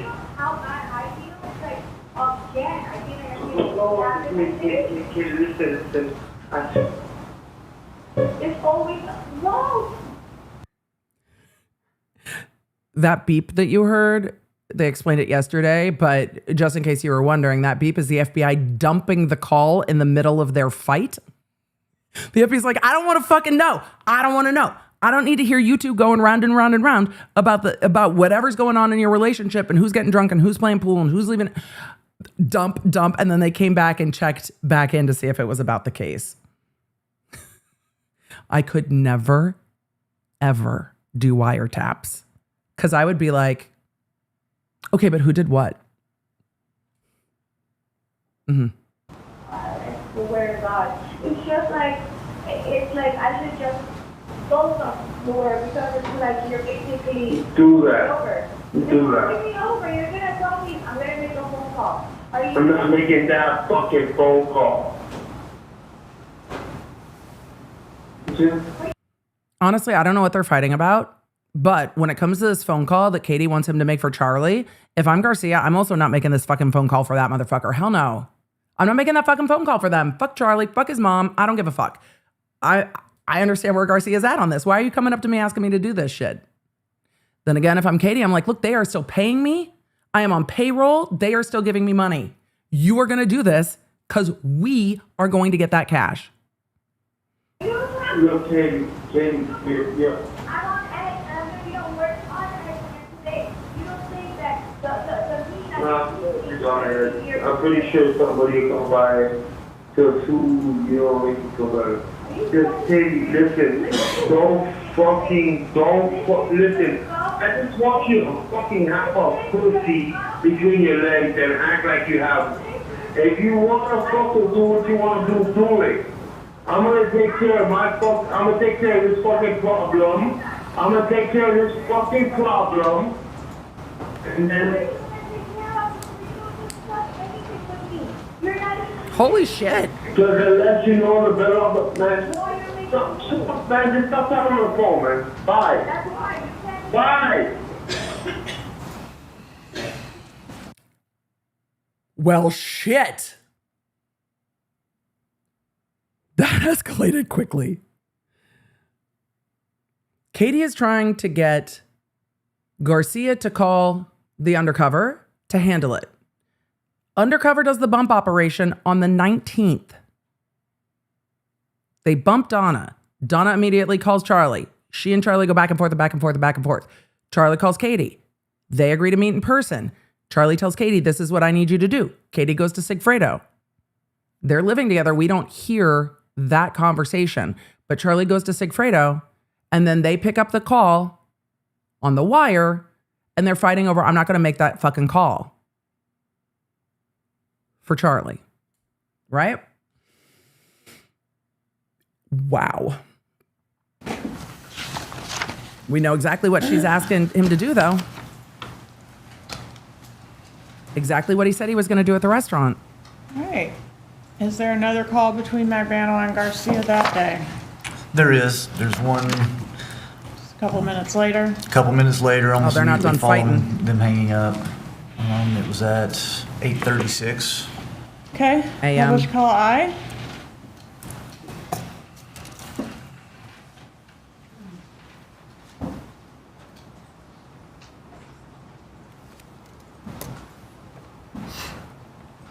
Oh, boy.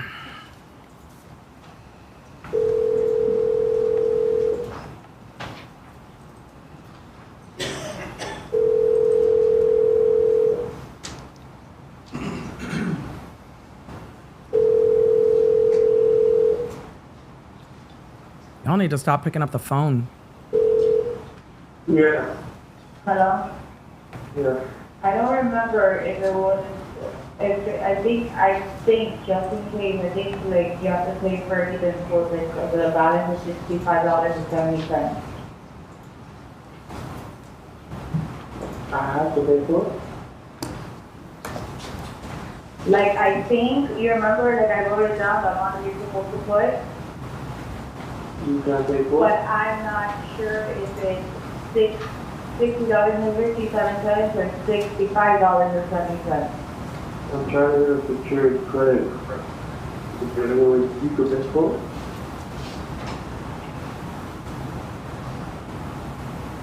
I'm just telling you, I don't remember if it's either one of those numbers. Well, you're picking them up today, so. Huh? The what? You're picking them up today, so you'll find out when you get there. The amount that I gave you on a piece of paper.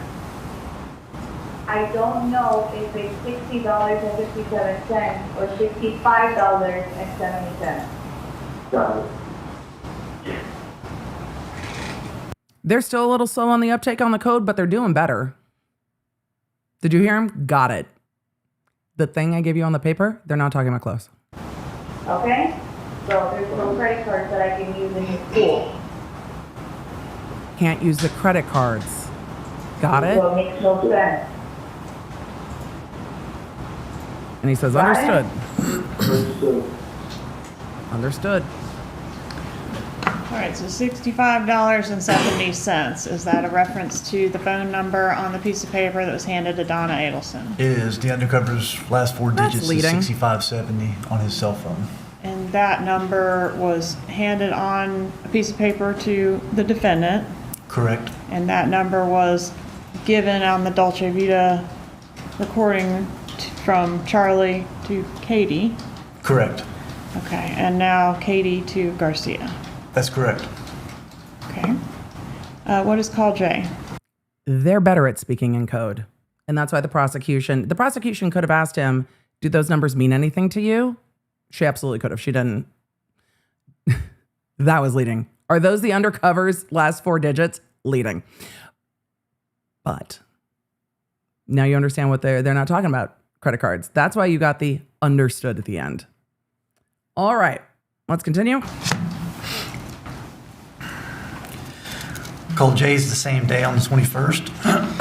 It's Charli Adelson to Catherine McBanwell at 9:31 a.m. Publish J, please. Not that long after.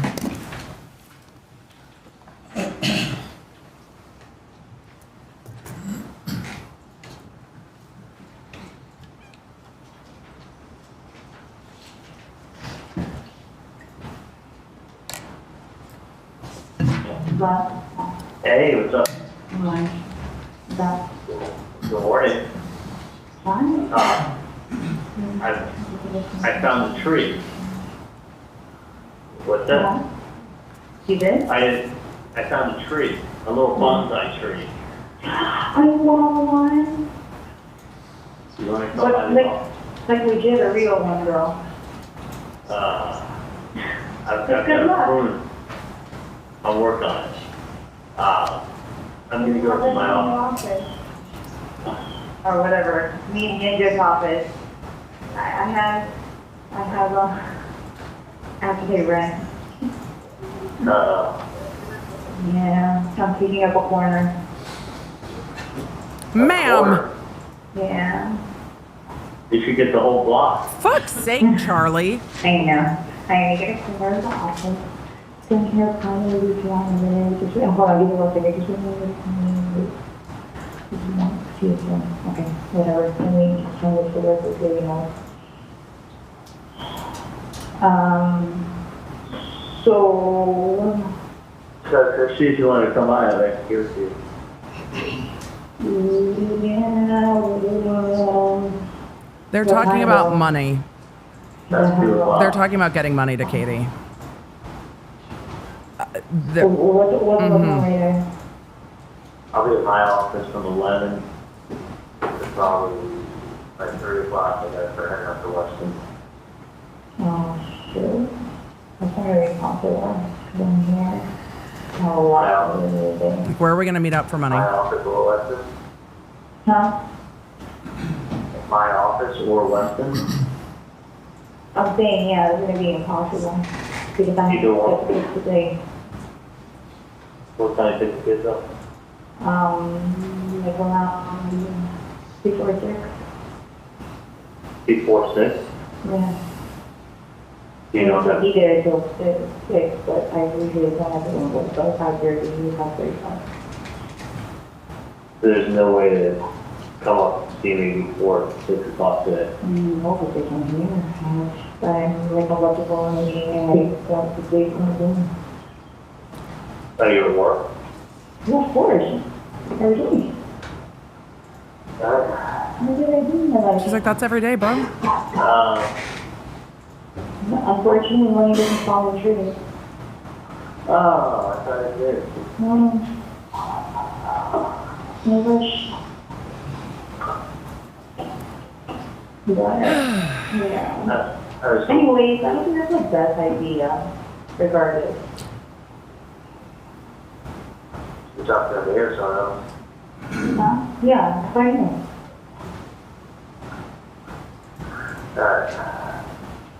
I really got next 1 hour something stuff and right now. You still haven't heard from these people, right? What's that? You still haven't heard from these people? Or they came by on Monday. No, I haven't heard from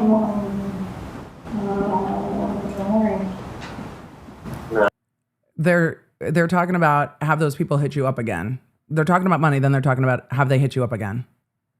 And she's like, I don't think it's a good idea we get together in person, but have you heard from those people again? No, I'll put another call into them. No, right. No. Responding to you. Always do. It's weird. Yeah, really fucking weird. The other choice is, I would say the Coast Guard in anyway. It's got the pool, it's got the food, it's got music, it's live there anyway. So call them, I'll find out what it is, and I got you. No, it's not bad.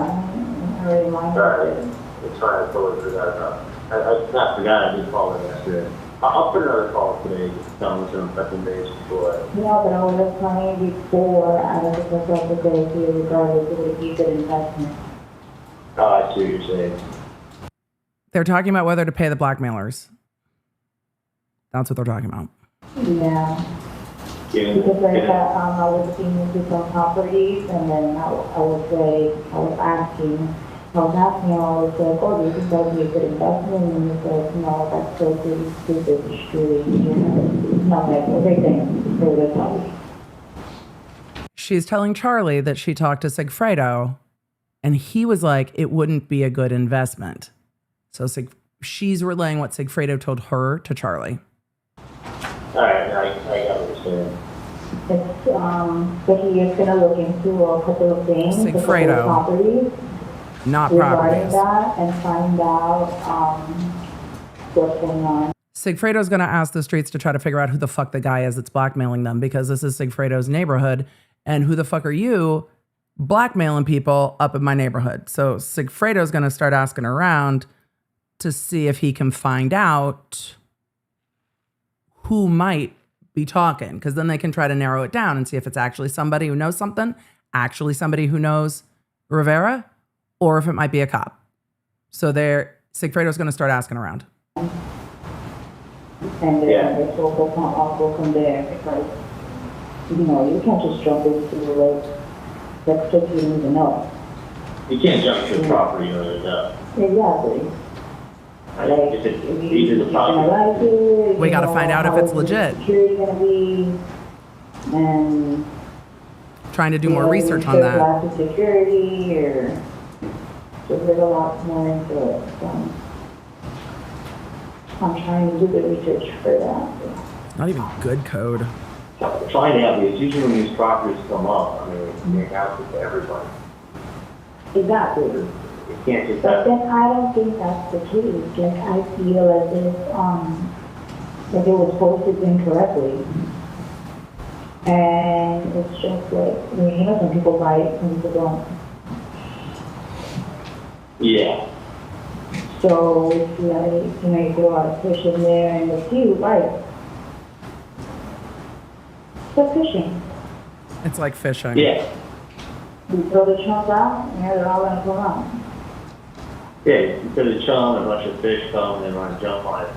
I mean, I kind of. I don't know if Charli knows what's going on, because he's just repeating back to Katie everything she says, and she's trying to get him to pick up on that Garcia is going to do the research on the thing to find out if it's a legit investment or not. And Charli's like, yeah, Chum. I think that. Yeah, but for the pricing, it's like they were absurd. So it's unaffordable. Way too high for prices, right? 5K is wild for blackmail, right? That's crazy. Yeah, that's crazy. That much. Nobody blackmails somebody for Yeah. $5,000. Ma'am. Like they would afford it. They would afford it, you know? If they really wanted to get money from you, they wouldn't have asked for so much. You know? 5K sounds too high. Yeah, hang on 1 second. Streets James. don't agree. James, no, I'm sorry about this. It's a really important call. What's up? Yeah, short change. Right, and I give you 150 on top of it. Oh yeah, I love the check. Yeah, I love the They're check talking up about here. something else.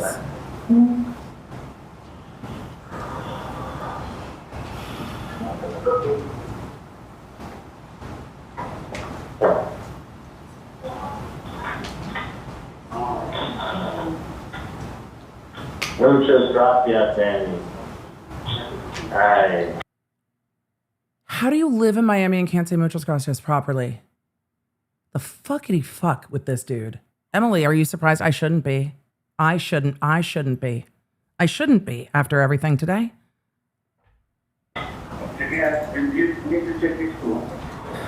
Next one? Which is better? You know the price, 109 versus 89? But it's the same shit. You're going to replace it in 2 years anyway, right? So let's get the one for 89. You know now. Yeah, I think I need 5 for the house. 5 of the yeah. Buckles. No.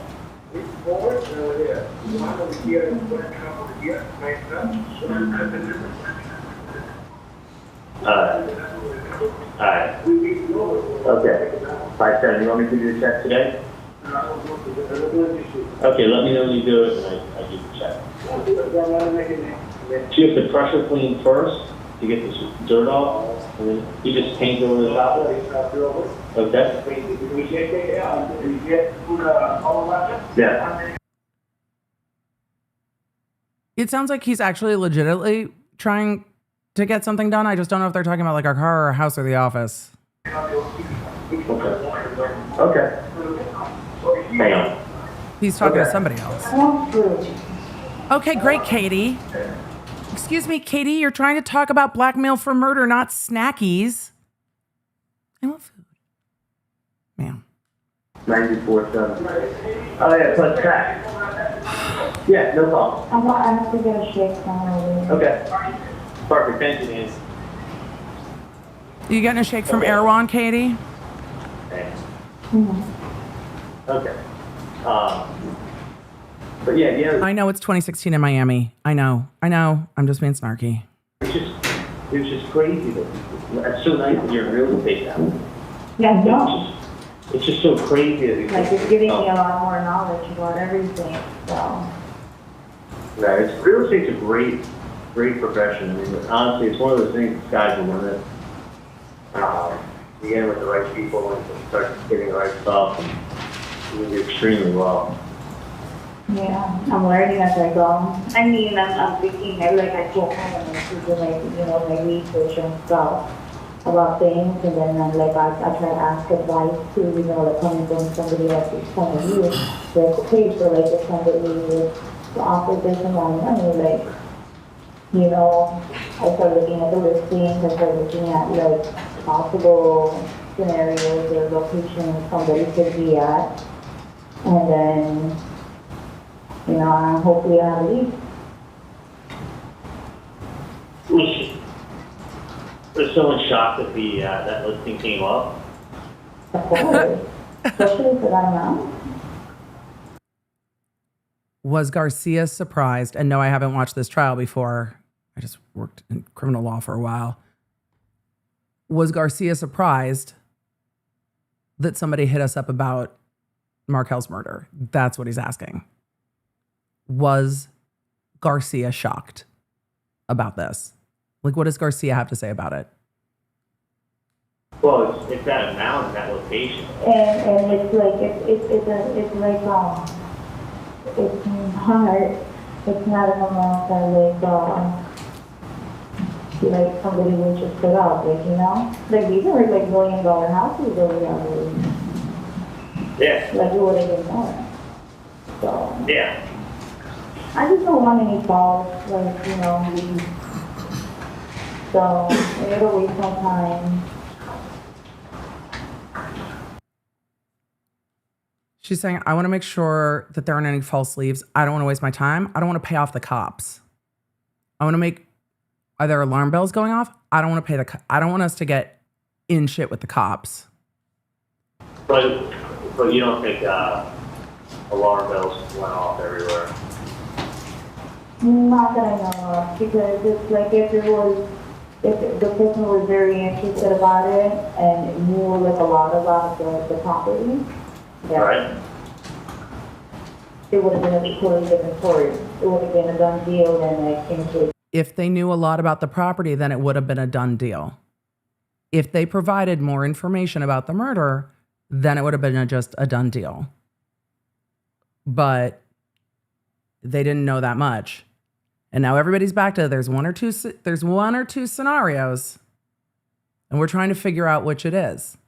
What are the 1 or 2 scenarios that they talked about at the restaurant? It's either the cops or it's some dude who knows some shit. Behind it, you know, would have been over. But Yeah. it seems to be. And he's saying, no, they had a lot of There's information. 1 or 2 scenarios, which that's what I'm trying to figure out right now. Since I'm still new, you know, I'm still trying to figure out how. That's what the thing is that property came Full in listing. Like, it came with. Yeah, with all the information. You With get, all the you get all information. that stuff in MLS, you know, you get all the information and the demographics of everything. With all the So information. then you can have a listing everywhere. Everything's accessible. Yeah, I mean, it's crazy. It's like, I mean, it came with everything but pictures. That's kind of good thing. We send out Yeah. pictures for everything. Yeah, no, it was so expensive. Yeah. But anyway, So let me find out first, regarding the property, and then we'll go. And then Charlie's like, I'm not interested in buying that property. You need to buy that property. I'm not making this call. You need to handle it. You need to handle it. I'm not handling it. And then it becomes a headache for life because they keep coming back and asking for more money, just like he was talking about at the restaurant the day before. From there. to be very honest with you, I'm not very interested in buying a property. I think you buy a property like that, it becomes, this is the thing, you buy a property like that duplex that you're talking about, it just becomes a headache for life. Because Yeah, but then it's doesn't like, stop. but you don't want to get stuck either in a situation where it's like, it's a False advertisement. Oh yeah. And then, It could be one of two things, and this is what happens when stuff doesn't hit the MLS first. Okay, and it's called like a pocket listing, meaning that someone's able to list Likening blackmail to a real estate pocket listing is kind of hilarious. the real estate beforehand. Well, what ends up happening is that, okay, saying you get that property, great deal and everything, it becomes, we get the wrong people in there, it becomes a problem for life. I've had this with other properties. Okay? It becomes lots of excuses, and then they move in, and then Keep next thing you increasing know, the they amount. it's a big headache. They're asking for Then more at the money. same time, somebody's going to keep increasing the amount. Exactly. And then what happens is they tell you, I want to pay this for the rental property, or I want to pay that for the rental property. They keep asking You for know, more money. That's not the case. That's the problem. If that's not the case for the client, then that's what I'm saying. There's always false leads. You get people that like, oh, that's It's one of two things. Oh yeah, well, no, okay, I don't really need it. And it's like you can honestly work for nothing. Well, I think it's without a question, it's one of the things. Either false leads, someone just wasting your fucking time. It's either the cops or getting somebody wrong messing with the wrong tenant in there people. with your rental property, and it goes ahead and it becomes let's say even they move out. Let's say they take a little vacation. Next thing Let's say they stop asking for money for a while. They go away for a minute, take a vacation. They're always going to come back. They blackmail you once, they're always going to come back, is what he's talking about. and you don't know if you're not at the property all the time. Of course.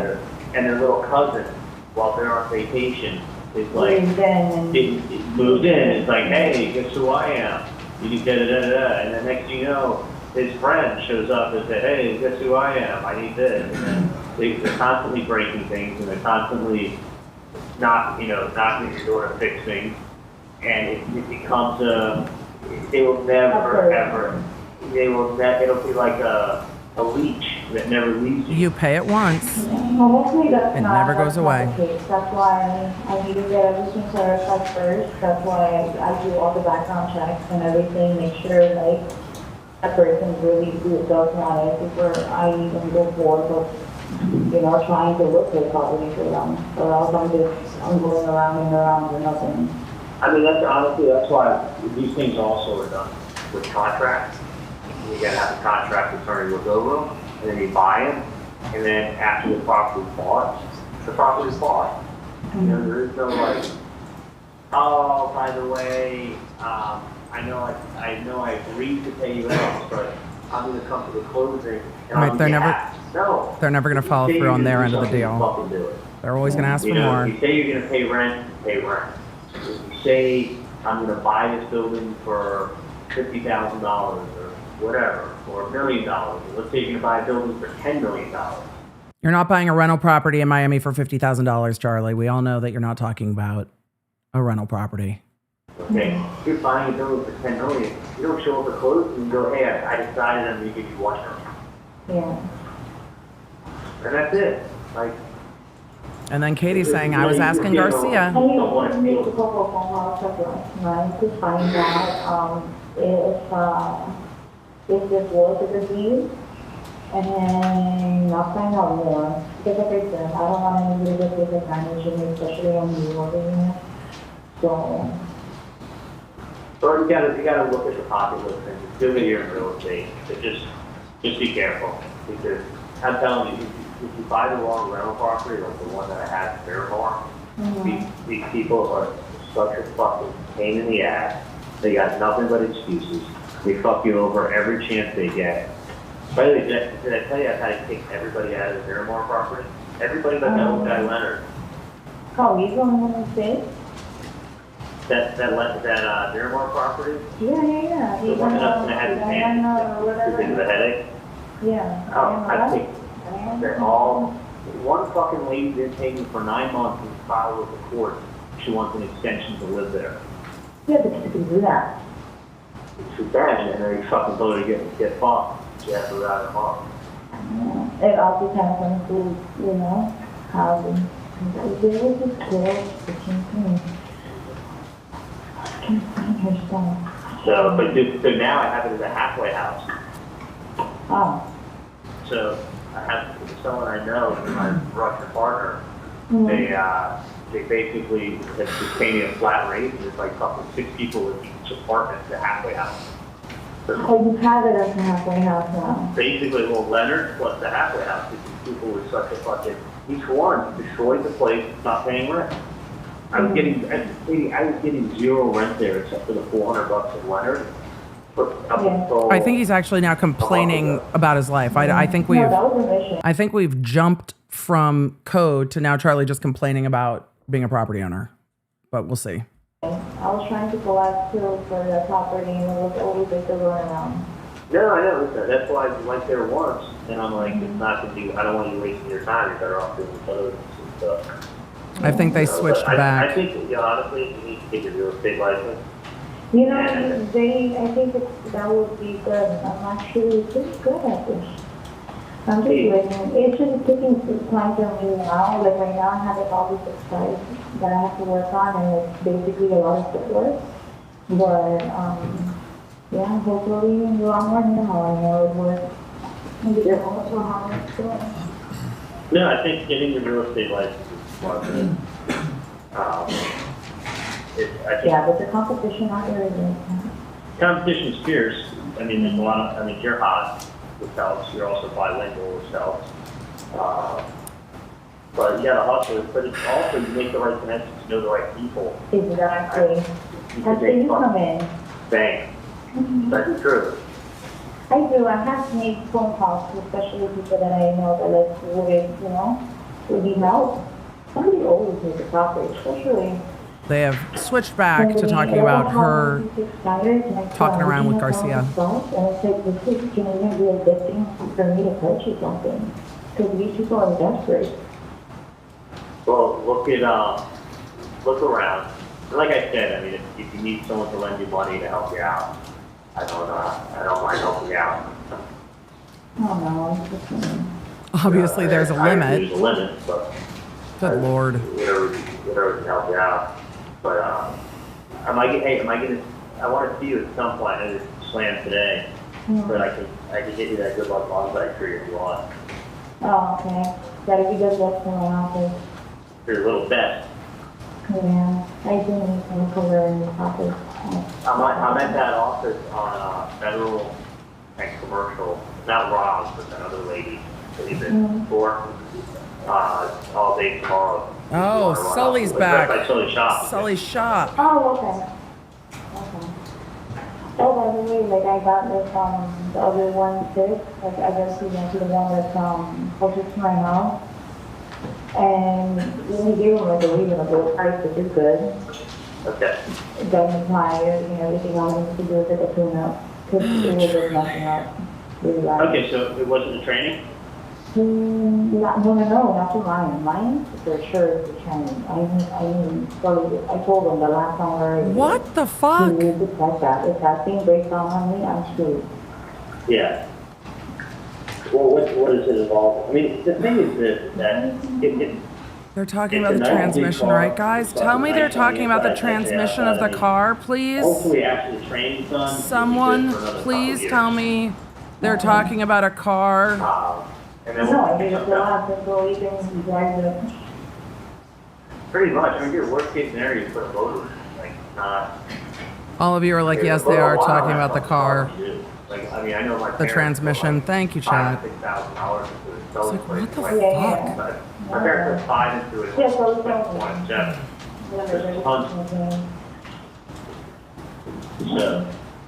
Because Sully's the Do mechanic. you think you could come by and see me tomorrow, or? Yeah. And right back to, can you come talk to me tomorrow? I have Come back and talk to me tomorrow. Print out more of Those the listings. multi-family properties that I wanted to look at. And if it's just a pocket listing, I don't know, investigate it, but don't print out any pictures or anything. I'm not that excited. I just need to make sure that we're dealing with good people. And I think a lot of times we're gonna end up with another bear bar car being not interested. I need to make sure we're dealing with good people. Got it. Okay, I'll look at Roger that. for you. All right, look up. Roger that. Print it out. Okay, Charlie. Great day to work. Okay. Your price range? Poor white man like me, I ain't got no money. What are you talking about, Lewis? Fucking hell, Charlie. Well, I'll look at some stuff. You want some stuff around the Miami area or? People in Miami are so friendly. How do I say no to Miami? I know, right? And you know Where what? in Miami? And I've been practicing my Spanish. There you go. I could All right, say there you go. hola. I could say shalom, motherfucker. Oh, shalom, this is not Spanish, honey. I know, but it's universal. Why is it not? Okay, I gotta go. Guys, see you tomorrow. Ugh. Be a good time for I'm literally waiting for him to be like, aloha. It means hello and goodbye. Oh, Members of the jury, the bailiff will take the jury room. the jury's like, yes, please. Testimony at 10:30. The jury's like, yes, please. Please take us the fuck out. The jury's like, please, God, get us out of here. Donna, that Charlie's a talker. We're gonna zoom past the break. Go ahead, stand up, stretch. We're gonna zoom right back into more wiretaps. It's wiretap day. This bump operation is incredibly fruitful. And all of it started because they went to Donna, and instead of being like, I have no idea what this is about, Donna said to Charli, this is about the two of us. I think you know what it's about. And since she kind of pushed that domino over, this is the spiral that has continued. They're not trying to talk about going to the police. They're trying to figure out if it's the cops who are onto them, but they don't know anything, but is it the cops that are onto us? Or is somebody extorting us? And they're trying to figure out how to navigate it. And they're trying to figure out if people know what literally they did last summer. And that's why we've got all of these calls.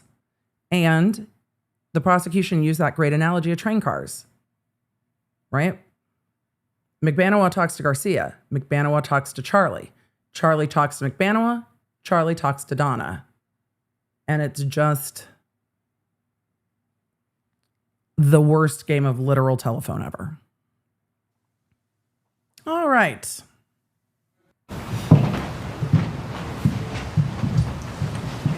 Woo. The jury's coming back in. We're going to go to more calls. All right, so we just heard a lengthy call between Charli and Katie with a lot of property and tenant talk. Does Charli Adelson then talk to Donna Adelson? He does. About how long after the call with?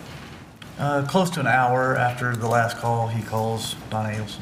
All right, publish call K, please. Train cars. Charlie's got to go back and tell his mom what he learned from Katie. And what he learned from Katie is that Sigfredo is researching what's going on. And they're going to try to decide if it's legit or not, because you got to make sure you're dealing with good people. So Katie did some research with Sigfredo. Sigfredo, I guess, agreed. He never followed through, but agreed probably to stop fighting with Katie. But Sigfredo agreed that he was going to ask around and try to figure out what's going on. So Katie's reporting back to Charli, and who's Charli going to report back to? Charli's reporting back to Donna. So what do these calls have to do with Donna? Donna talks to Charli, Charli talks to Katie, Katie talks to Garcia, Garcia talks to Katie, Katie talks to Charli, Charli talks back to Donna. He's got to report back to Donna. Donna needs to know. If Donna wasn't involved, why would she need to know?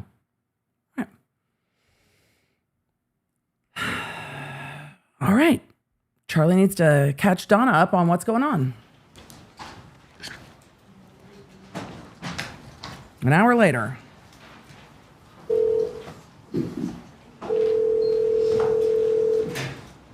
Hey, Charli. Hey, how are you? Good, how are you? Good, good. I'm actually running late to the office, so get gas, and then I'll be in, what do you call it? I'll be at the office, and then I'm gonna go to Weston, and then, whatever time I If get Dad to wants to meet me, he can. Maybe Dad wants to meet me here, it's not, I don't know. Weston, you might get out late, is that what you're thinking? I don't know what time I'll get out, you know, but I'm always happy to see Dad if he wants to grab dinner. Yeah, just thought you might, want to get a bite with you. But, Well, if you want to, I'm happy to see him. I saw a lot of police everywhere giving traffic tickets today, so be careful. Okay. Donna, the But fuzz. anyway, that's what I think it is without The police aren't out giving traffic tickets. I mean, they might also be, but I saw a lot of police out. Be careful. That's what I think it is without question for multiple reasons. Mom, I think it's the cops. I think it's the cops. For multiple reasons, I think this is the cops. Not an actual brother of Rivera. question for multiple reasons. Very subtle, Charlie. Yeah, Multiple reasons. yeah. So, I never got a chance to do the return that meeting that he gave me stuff for yesterday, and ran out of time. Oh, okay. So I'm gonna have to give you the, what do you call it, give it back to you when and let me, I think. And They just try to- keep it, I mean, it's not that valuable anyway. Yeah, So, but we can do anyway, that. if Dad wants to see me, go to Vida, that's cool. Yeah. Well, if there's like a case, only if there's like, you know, I know you have those cases at the office that you wanted to talk to him about, so, If you know. If Dad feel wants like to you see have- me for dinner, Uh-huh. always have to see him for dinner. Okay. So, Any periodontist I know, if they want to talk about cases, they want to see x-rays. They don't want to talk about cases at sushi. If they're actually treatment planning cases, they want to look at they want to look at the things, but they're going to go get sushi, I bet. They're going to go get sushi. And then that FBI dude shows up with his fucking bag and plops it on the sushi bar. And then they're like, yeah, we're fucking leaving. Yeah, if Dad wants to get together for dinner so we can talk about the thing, let's talk. it's up to him, and he can come by my house. Then I'll go get something to eat with him. Oh, that sounds like a plan. So why don't you let him know how you're doing at your second office, and then, you know, give him a heads up, and then maybe he'll come up and go out for a bite with you. Yeah, but I wouldn't leave South Beach until after 7. Traffic is horrible. Oh, yeah, absolutely. Absolutely. But you don't know what time you're gonna get out from your Well, it's gonna be too late. I mean, I think if that comes over at 8, that'll be fine. Oh, that's perfect, actually, because Wendy's taking, Wendi and some of the ladies and the mothers from National class, like Ben's class, it's her birthday today, the teacher. So they're taking her to Leisure for dinner. And then Wendy to go, so Wendi asked her to bring the boys to her house and put them to sleep because she's gonna go straight from work, so she probably won't get out. This is honest logistics. Probably won't get out of there for a while. But that would be good, Dad, to have dinner with you at least, and then, you know, and I can stay with the boys for them to sleep. Alright, fine. Tell Dad to leave Miami at 7:30. At 7:30? Okay, I'll tell him, that's perfect. At any other time, honestly, you can hit traffic. Yeah, okay, that sounds good. That sounds good. Alright. All right, well, see you later, love you, honey. Alright, sounds good. Bye-bye. Is there a call later that evening between Charli and Harvey setting up this dinner? There is. Okay, did the dinner occur? It did. Where did it occur? It occurred at a restaurant called Matsuri. Okay, let's skip call L and publish Matsuri Exhibit 133, please. Charlie's thinking that maybe they're on to him, but he's thinking the houses are bugged. He's not really thinking about wiretaps, but he's not sure. But he's thinking that the houses might be bugged. So he's like, don't talk at the apartments. He was looking in the direction of the camera at the last restaurant, and then they show up at sushi, and the freaking FBI puts the thing on the bar, and Charlie's like, we're fucking out of here. He's already a little bit sus on them. Yeah. Putting the bag on the bar was a terrible choice. At that point, you risk not getting the call. So they keep talking on the wire because they've talked on the wire so much. But again, that's not my call to make.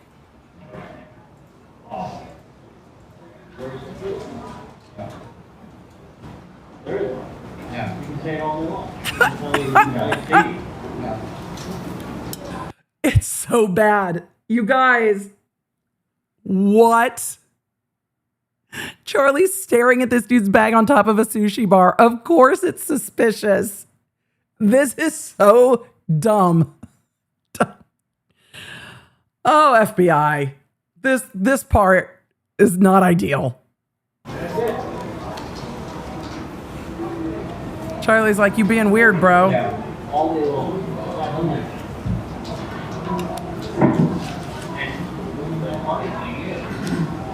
Hey, let's go. Charlie's like, we should go. Don't look. Dad, don't look. Harvey immediately looks. Dad, don't look. We should go. Don't look. He immediately looks. We should go.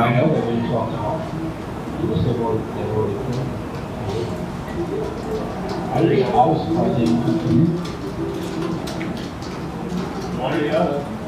What? One or the other. One of you will give a choice. Yeah.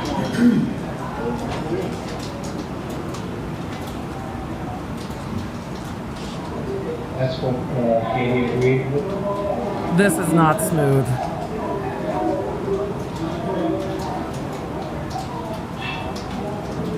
Yes,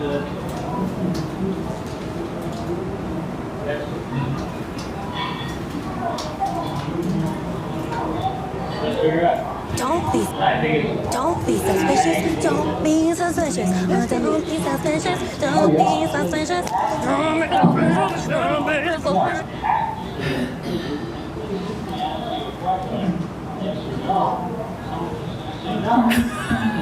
Harvey!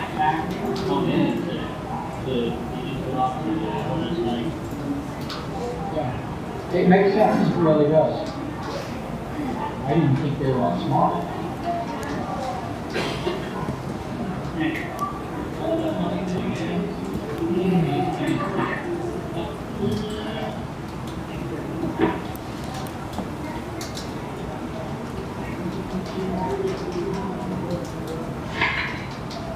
I'll take it. The FBI is really not doing it with this one. People want to cooperate, a lot of them not.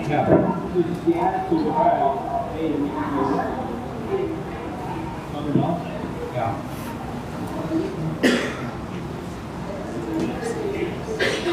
Honestly, in 2016, they would have been so much better having somebody at the back of the restaurant with a pin camera and the guy sitting at the bar with an iPhone with the voice memo on.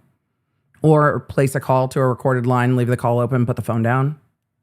So it just records the conversation. Just leave your phone on the sushi bar. Way less sus than leaving a full ass messenger bag on the sushi bar. And if you have someone at the back of the restaurant with a pin camera, you can see that it's the two of them. And then you still have the audio. Like, what are we doing?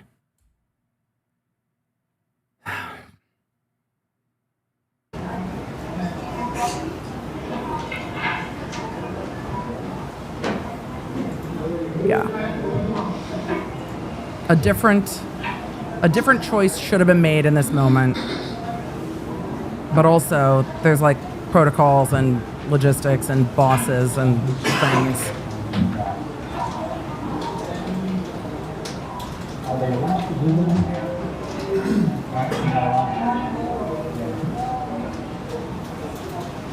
I actually think they probably didn't.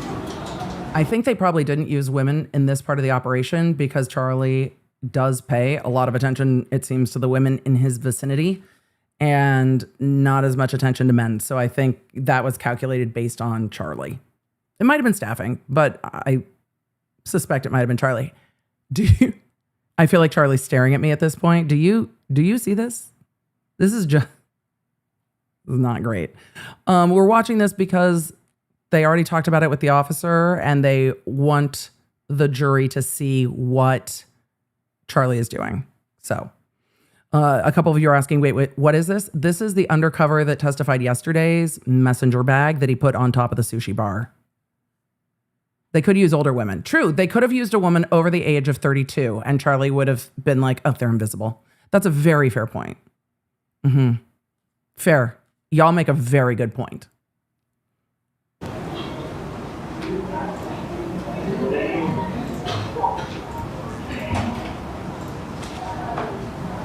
And Charli and Harvey finish their food in silence, it looks like. Yeah.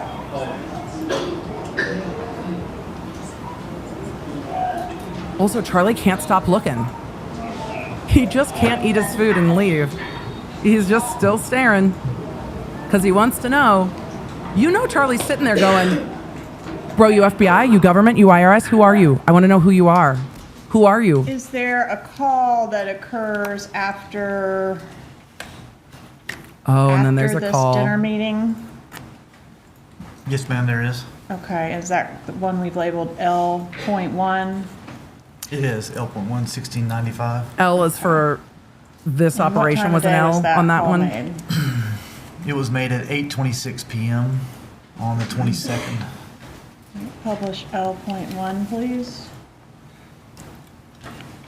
So you need to see, if they're talking about it next, you got to see why they're talking about it, right?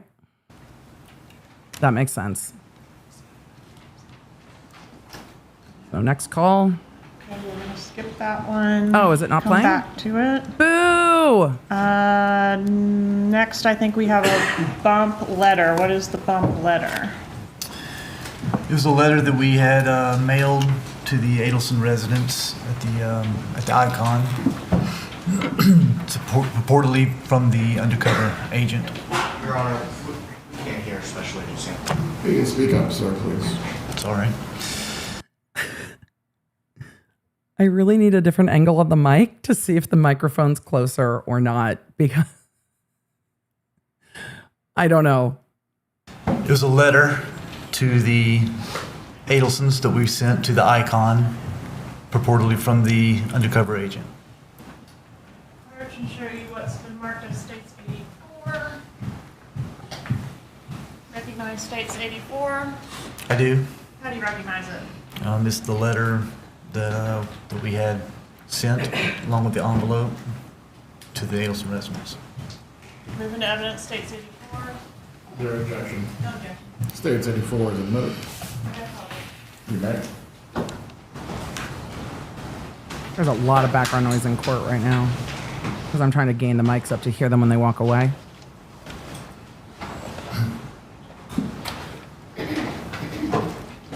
Can you read what the letter said? Yes. We want It to says, see. my phone is not ringing, so you don't care about Tato and what he did for you. He knows he is fucked, and soon so will you. The all caps. All right, so this point in time where we are in the wire, that's when the letter was mailed, or that's when the letter was received? It was mailed, I believe, on the 23rd.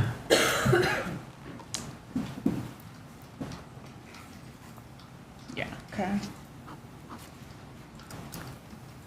And then I want to skip ahead to April 25th of 2016. Tell us about call M.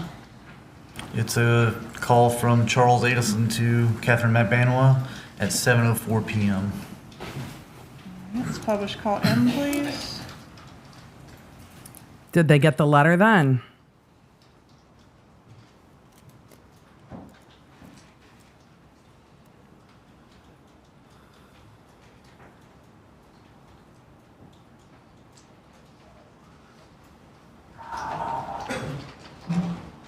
Yeah. Hey, you know anywhere? Yeah. Okay, cool. I'm gonna be at the Icon. When you come over 395, it's right there in the, you know, the building the Icon is, right? So all the way across beach, right? Like, Yeah. When you come over, like there's a lot of traffic down there. You can go a little bit more north, and you have to go north anyway. I will. I'm standing outside. So I was standing outside. I was talking to my parents about everything. I mean, I was telling them about my day. I was telling them about my day. talking to my parents about it. Huh? I was talking to my parents about my day. I'm standing up. No, I was talking to my parents about my day. Oh, okay. Well, I So just, that- like, I have to just, like, jump out of my normal house, like, I know. you know, Where- like, worry about me every single second, so. Of course, but I'd rather, where are you now? I'm on good game. Alright, just do me this one favor, just come down here. Okay, is everything okay? Yeah, I just want you to come down here so I can see it. You're already in the car. It's on the Icon is on the corner of 5th and Alton. It's that big building where you, as soon as you're on Alton and you cross over 5th on your right hand side. Okay, can be anywhere else besides that? I can get my car and start trying to find you, but then we gotta drive the car. I'd rather you just come over here. I know, but that is like a part of Palm Beach, like, it's kind of stupid for me to won't follow me down there. Okay. I'll get my car in I'll take in 5 minutes. I'll start heading this way and I'll get my car and then I'll meet you somewhere in like 15 minutes. I still need to talk to my parents for another 5 minutes and then I'm going to leave them and then I'm going to come to wherever you are. But just still keep heading south. I'm heading down south, I'm just heading down south. What's your cross street? Like, in 82nd now. All right, 82nd? Yeah, I get, the theory hall, we get in the car. Okay, I'll give you a call to we are. I'll start heading over. Get it when I call you to what now? Sometimes I do, sometimes I don't. I'll put my ringer. I don't know. Let me see if my phone is on vibrate. This is my shirt. Okay. She's trying to move them to And WhatsApp. Next, we have call N, about 30 minutes later. Publish N, please. Next call. He's like, I need to talk to you in person. I need to talk to you in person. I will come find you. I need to talk to you in person. And she's like, you're not getting my call on WhatsApp? He's like, no, sometimes I don't. I need to talk to you. I need to talk to you. I need to talk to you in person.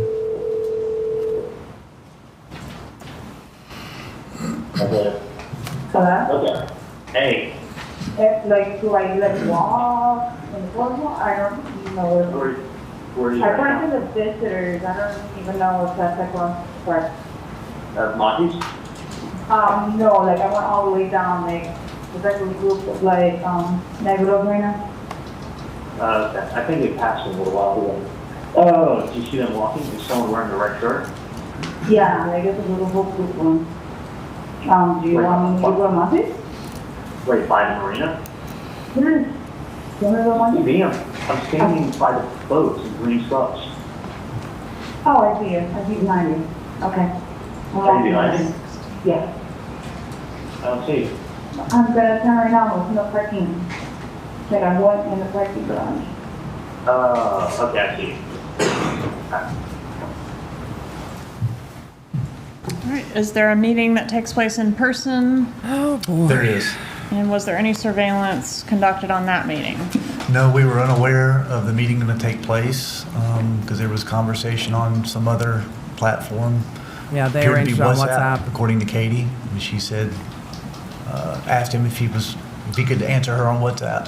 So apparently they were having other conversations. We didn't know about the meeting till it was too late. We couldn't get down there in time. All right, and is there a call that takes place after that meeting? There is.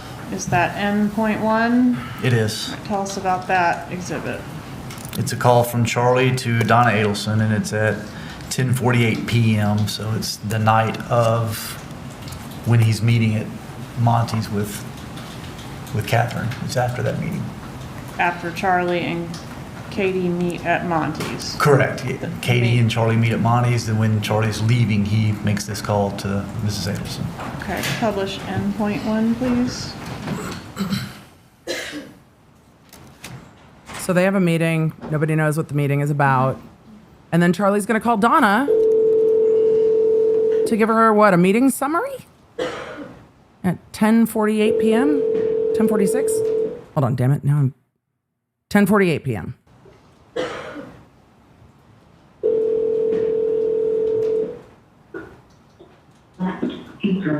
Hey, how are you? Good, honey, where are you? Good. Sorry, I just went for a walk. Over here. A walk. Walked around. So I'm just getting my car now. Oh, okay. A walk on the Are you still pier. at this place? Totally normal walk. She usually comes home with her mom, but she went out looking to go to get a drink with the neighbor of hers has been asking for a year to introduce her to some people, so you're walking from... Yeah, I'm not in LA right now. Oh, you're in Berlin, okay. Every year I come to Berlin. Yeah. Okay. Can you talk, or? Yeah, to the one. I can want to drive by Wendy's place while you come down. Yeah, drive by Wendy's place and Dad will go downstairs. And we'll meet him at the gate. Hold on a second. Okay. 5604. Actually, which one? So yeah, no, that's it. Yeah, I can. We meet Dad by the gate downstairs, the entry gate, or do you want to actually come in? No. Just, he'll go downstairs now, and we'll wait by The tone of this call is different, yeah? At the gate out front. Yeah, so instead of pulling into the gate, make a U-turn. So you're going like, so you can just come out of the corner on the old side street there, and Dad will wait right there. I noticed you're not by the side gate, right? Not the main gate, but the side that faces like right in your viewers. Oh, you mean back door? You mean that door? Yeah. Is it there? Yeah, The door, it has an awning over it. Yeah, that metal gate on the side.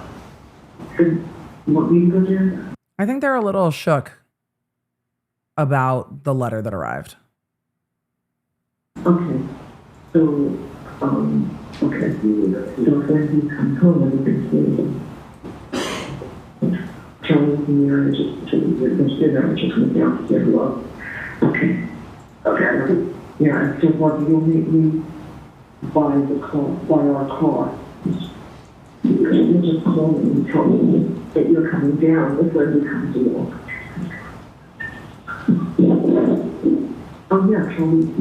You want Charlie to drive me back? Okay. No, it doesn't matter. You guys walk there or drove there? No, we drove. I'll let him drive me as well, but I'll go upstairs and I'll beat you up. I need the car keys. We'll take the horse. We'll drive back. Are they going to go collect Wendi for a family meeting at 11 o'clock at night?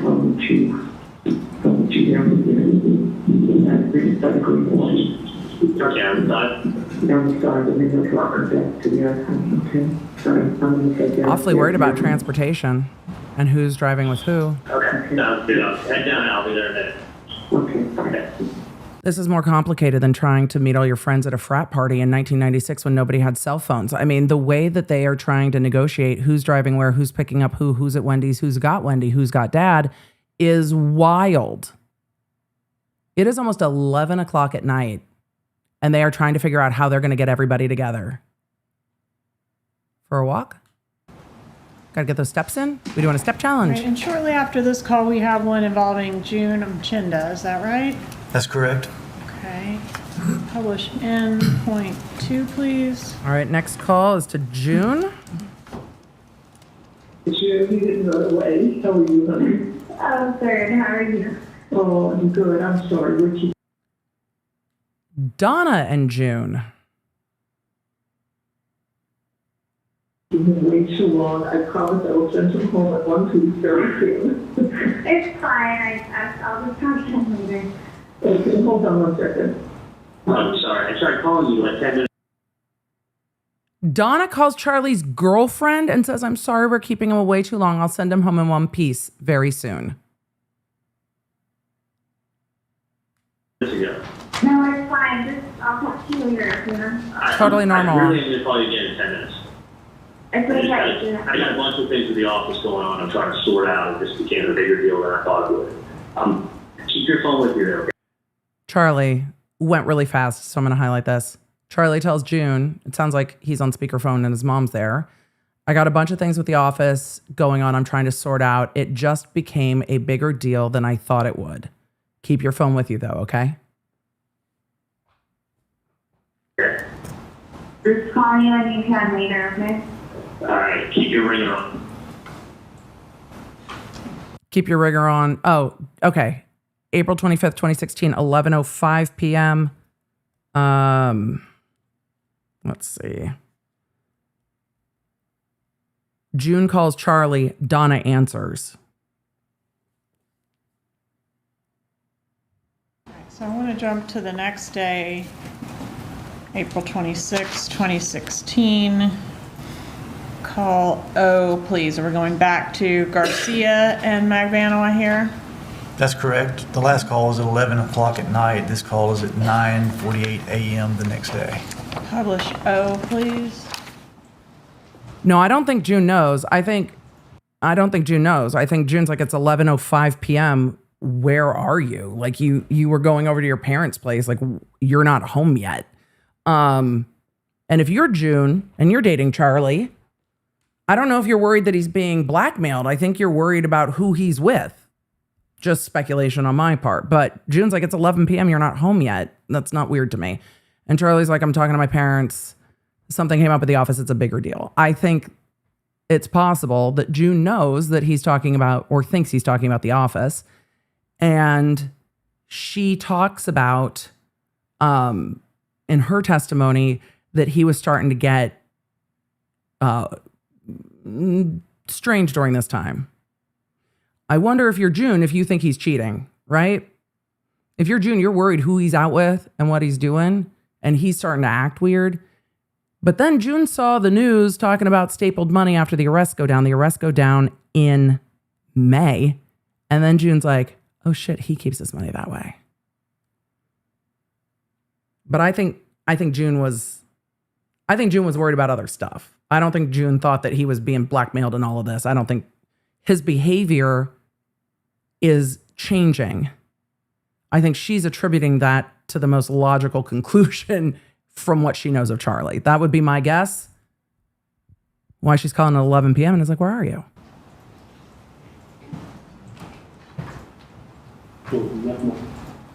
Timu said she thought it was weird he was hanging out with Katie a lot too. Yeah, and she did indicate that he was talking to Katie a lot too. Fair. He's acting weird. He's talking to his ex. He meets up with his ex. This is between Garcia and Katie. Of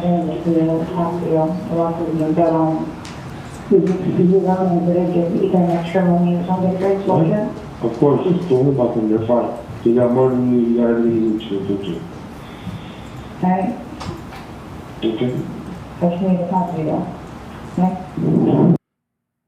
So, Charli and Katie go for a walk. You heard all the calls with Charli and his family. You heard the call. Charli and Katie go for a walk. And then Katie's calling Garcia like, no, I need to talk to you though. Like we need to talk. We need to talk now.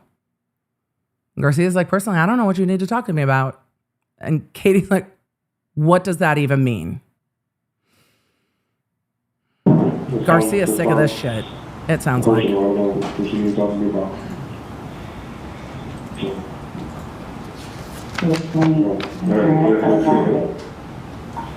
mean, your son's asking about you, so I'm going to have to set up a conference call something to you. So what? Well, your son's Well, sick. yeah, obviously I have to call. Yeah, you can talk to him. Alright, well, I'll call you back. So if anything, I'll drop off to your mom or something like that. what are you talking about? No, don't involve her mom in anything. You call my mom? You call my mom and tell her about shit. My mom said that when you call her, she's...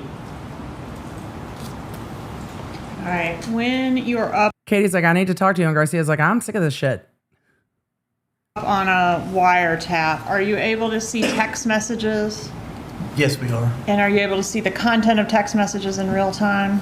Text messages that go through the system, correct. Okay, and so chronologically, we get to what we're calling P. Is that a text message?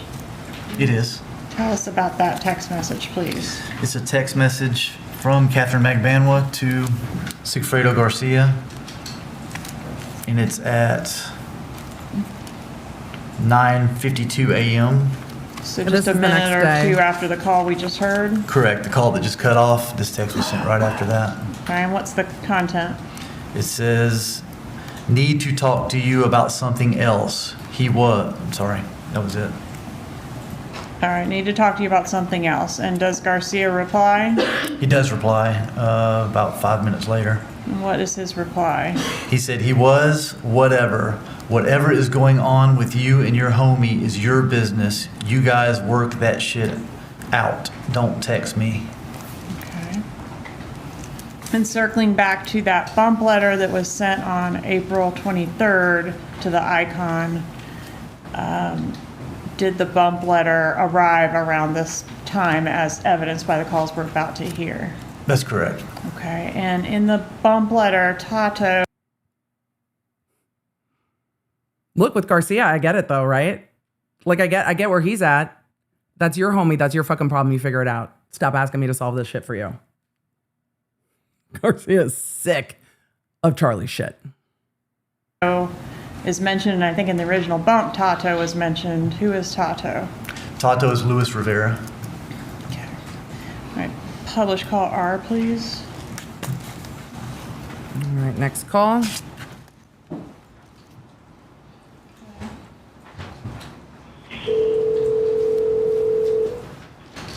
Donna and Charli. Good morning. Hey, how are you? Good, how are you? Good. Yeah, what's going on? Not a whole lot. Straightening up some things in the house, and Vicky's got me the hours, so I'm working on everybody's salaries for tomorrow. Other than that, everything is good. How does that feel? Good. You feel better after like 40 hours, right? Significantly. Yeah. It makes sense. That's how, I mean, They sound a bit different than the call the night before, don't they? Like the demeanor is different. Do you feel better after what I told you last night? Significantly.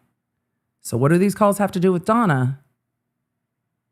Charli's passing the information between Katie and Donna about what's going to be done about the extortion. Because Charli's trying to handle it. So they all meet in person. After Charli meets in person with Katie, and now everybody's demeanor is different. makes 1,000% sense. Yeah. No, I know it does. You know, that's what it is. No, that's what it is. Anything today, those sort of things would get taken care of. Oh, yeah. And one thing, or would you, know? Yeah, no. Trust me, I mean, well, someone makes a walk on the appointment today. Right. Set it up. It's not like it's not like it's 9 a.m. It's like, I gotta call this call. Yeah. No, I gotta call the patient. So anyway, Yeah. but can I tell you something? The more I think about it too, when someone writes, "You don't care," you know what that sounds like? A girl. Yeah, because that's good. You don't care. Yeah. That's exactly how they sound. You don't care.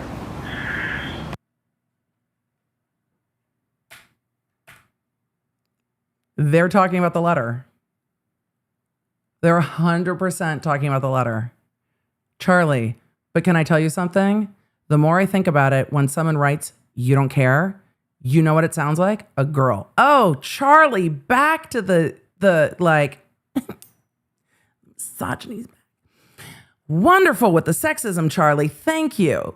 It sounds like a girl. Mom, we shouldn't be worried. It's not the FBI. It's not the IRS. It's just a girl. Ugh. He goes on to, Donna says, yeah, because that's girls. Charli's like, you don't care? Yeah, that's exactly how they sound. You don't care, right?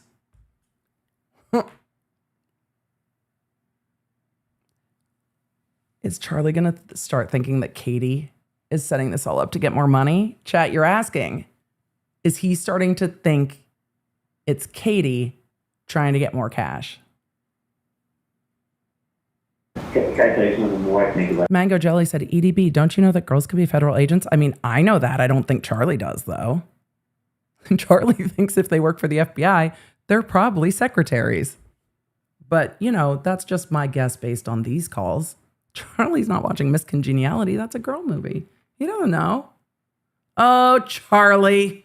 Too, when someone writes, "You don't care," you know what that sounds like? A girl. Yeah, because that's good. You don't care. Yeah. That's exactly how they sound. You don't care. Well, I've never met the person, so I don't care about people I've never met. Now, have you ever gotten a note from a girl, or a girl saying to you, "You don't care"? That's the person they're saying. Yeah. Donna, your son's never gotten a note from a girl. He ghosts them the second they... That's all speculative on my part. I'm going to keep going. No, Charli's not getting notes from girls. They say, "You don't care." Well, guess what? I don't care about anyone I've never. Though I do think they probably text him, "You don't care." I definitely think the girls text Charli that. I 100% believe that. Yep. met. Yeah, it's true.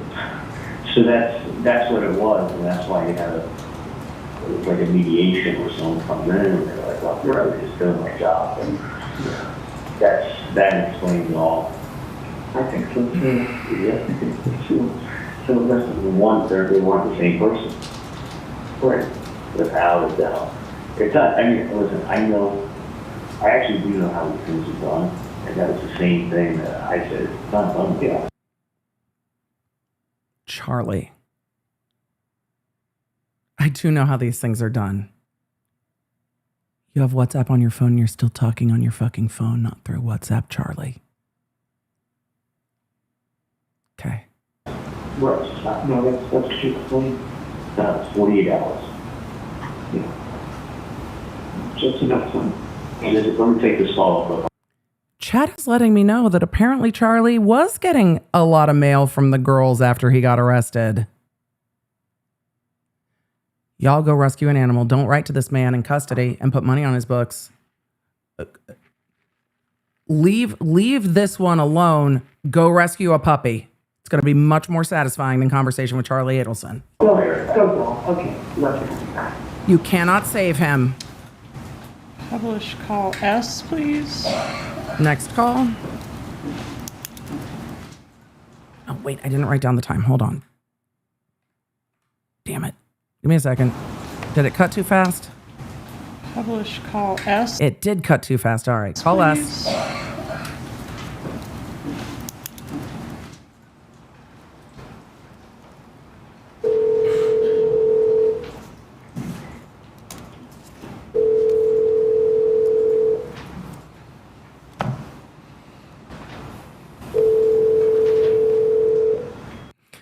Are there 3 people on this call? Because the transcript says Miss Adelson, Mr. Adelson, Charli, and Dad Adelson.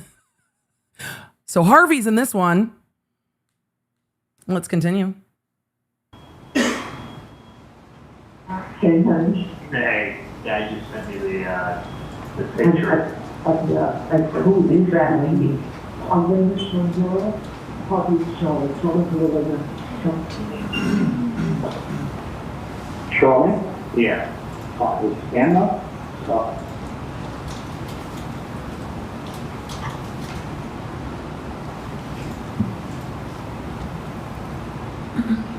Wait, were they legitimately talking about somebody's dental implant? Excuse me, Dr. B would like a moment.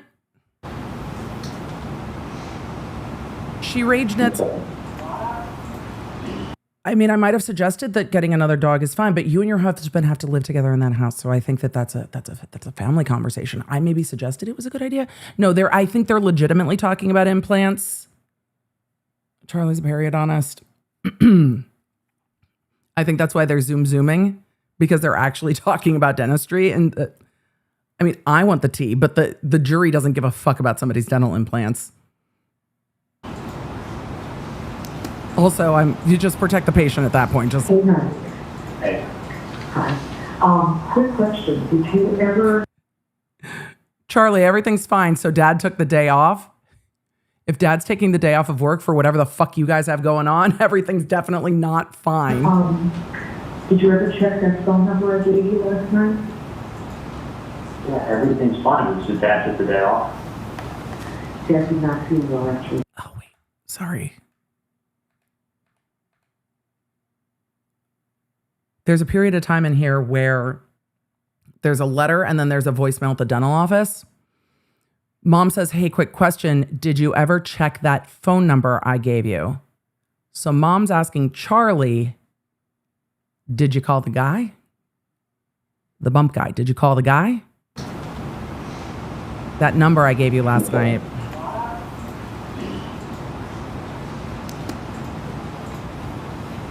Hey, honey.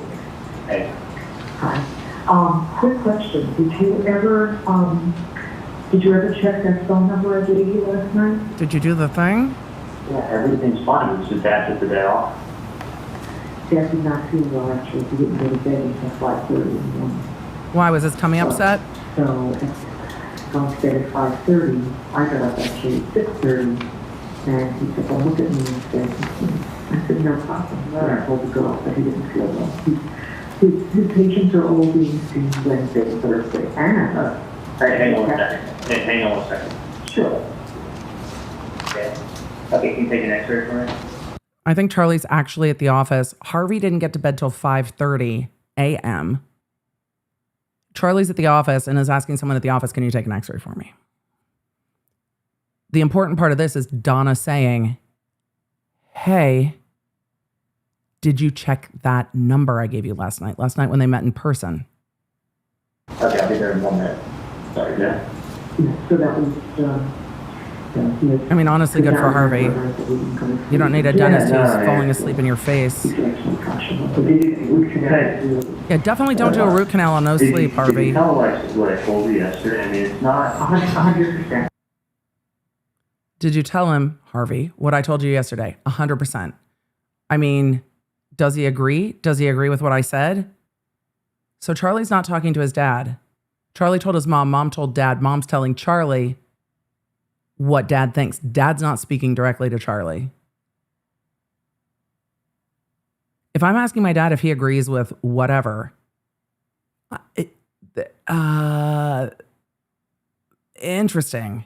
All of you who are saying implants are code, no, they're actually talking about teeth. They're talking about dental implants. Like for real though. The implants part's not code, I don't think. This is the part that matters. Yeah, that's what I said. I mean, it's not. It sounds like it will be fine. It's just a $1,000. Is that why Harvey was up till 5 a.m.? Because you told him everything? I know what you worry about is when you don't know. Right. No, but it sounds like this company usually fixes those bridges pretty quickly, so they should be not. Oh, now they're using dental implants as code. Oh, either that or mom is actually talking about dental implants still. It sounds like this company fixes those bridges pretty quick. Dental. So they're doing an implant retained bridge. Sorry, I nerded. Mom, listen to me. Stop with the fucking nonsense. Mom, stop talking to me about dentistry. I need to distance myself. Stop talking about dentistry.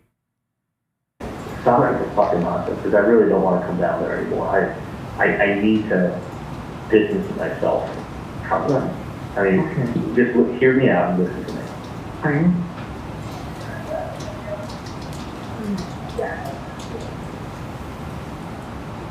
Just hear me out.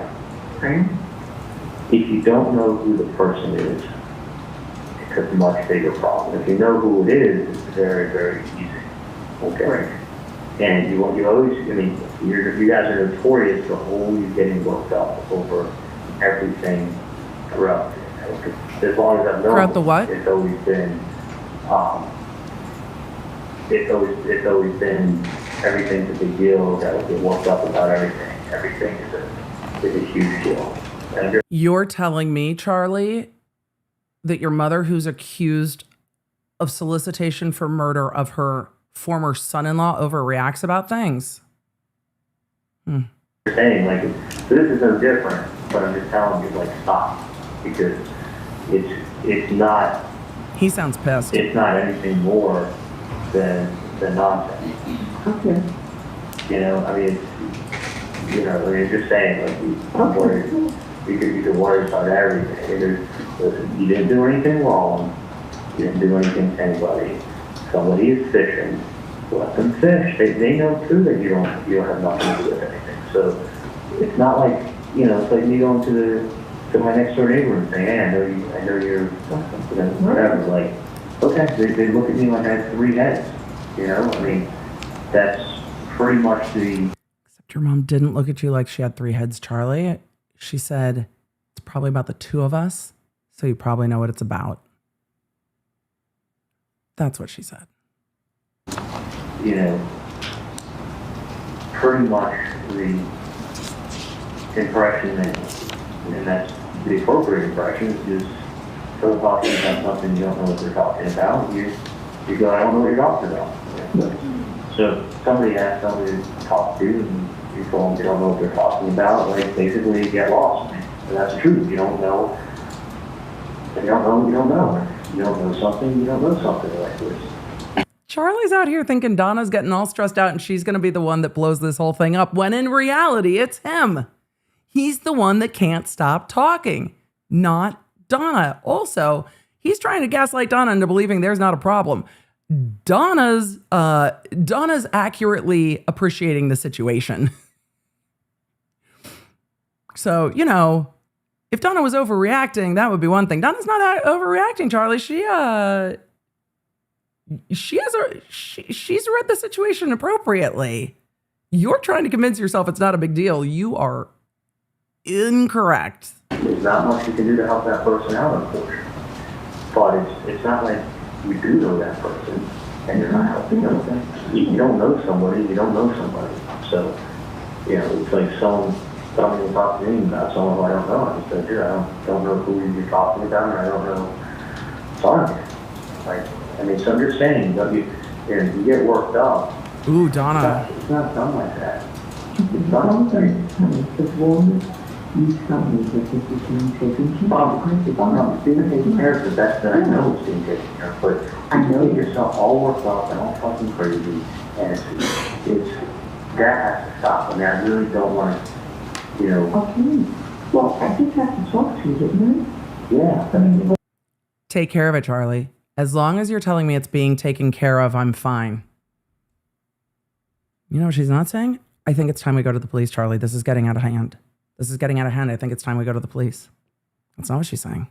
As long as you're telling me it's handled, I'm fine. Teacup's mom asked, who is recording these calls? The FBI! I just wanted to do that. All right, let's keep going. Isn't that important that I contact you? No, I know, but you know, that's not the one. I know.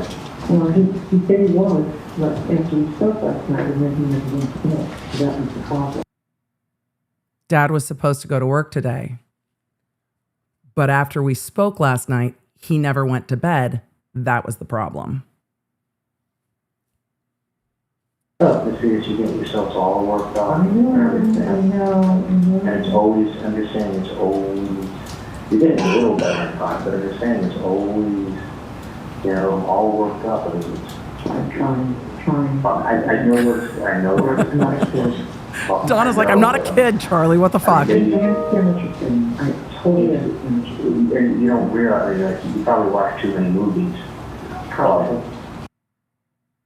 I mean, I'm not Team Donna, Charli, but this is real fucking rich coming from you, guy.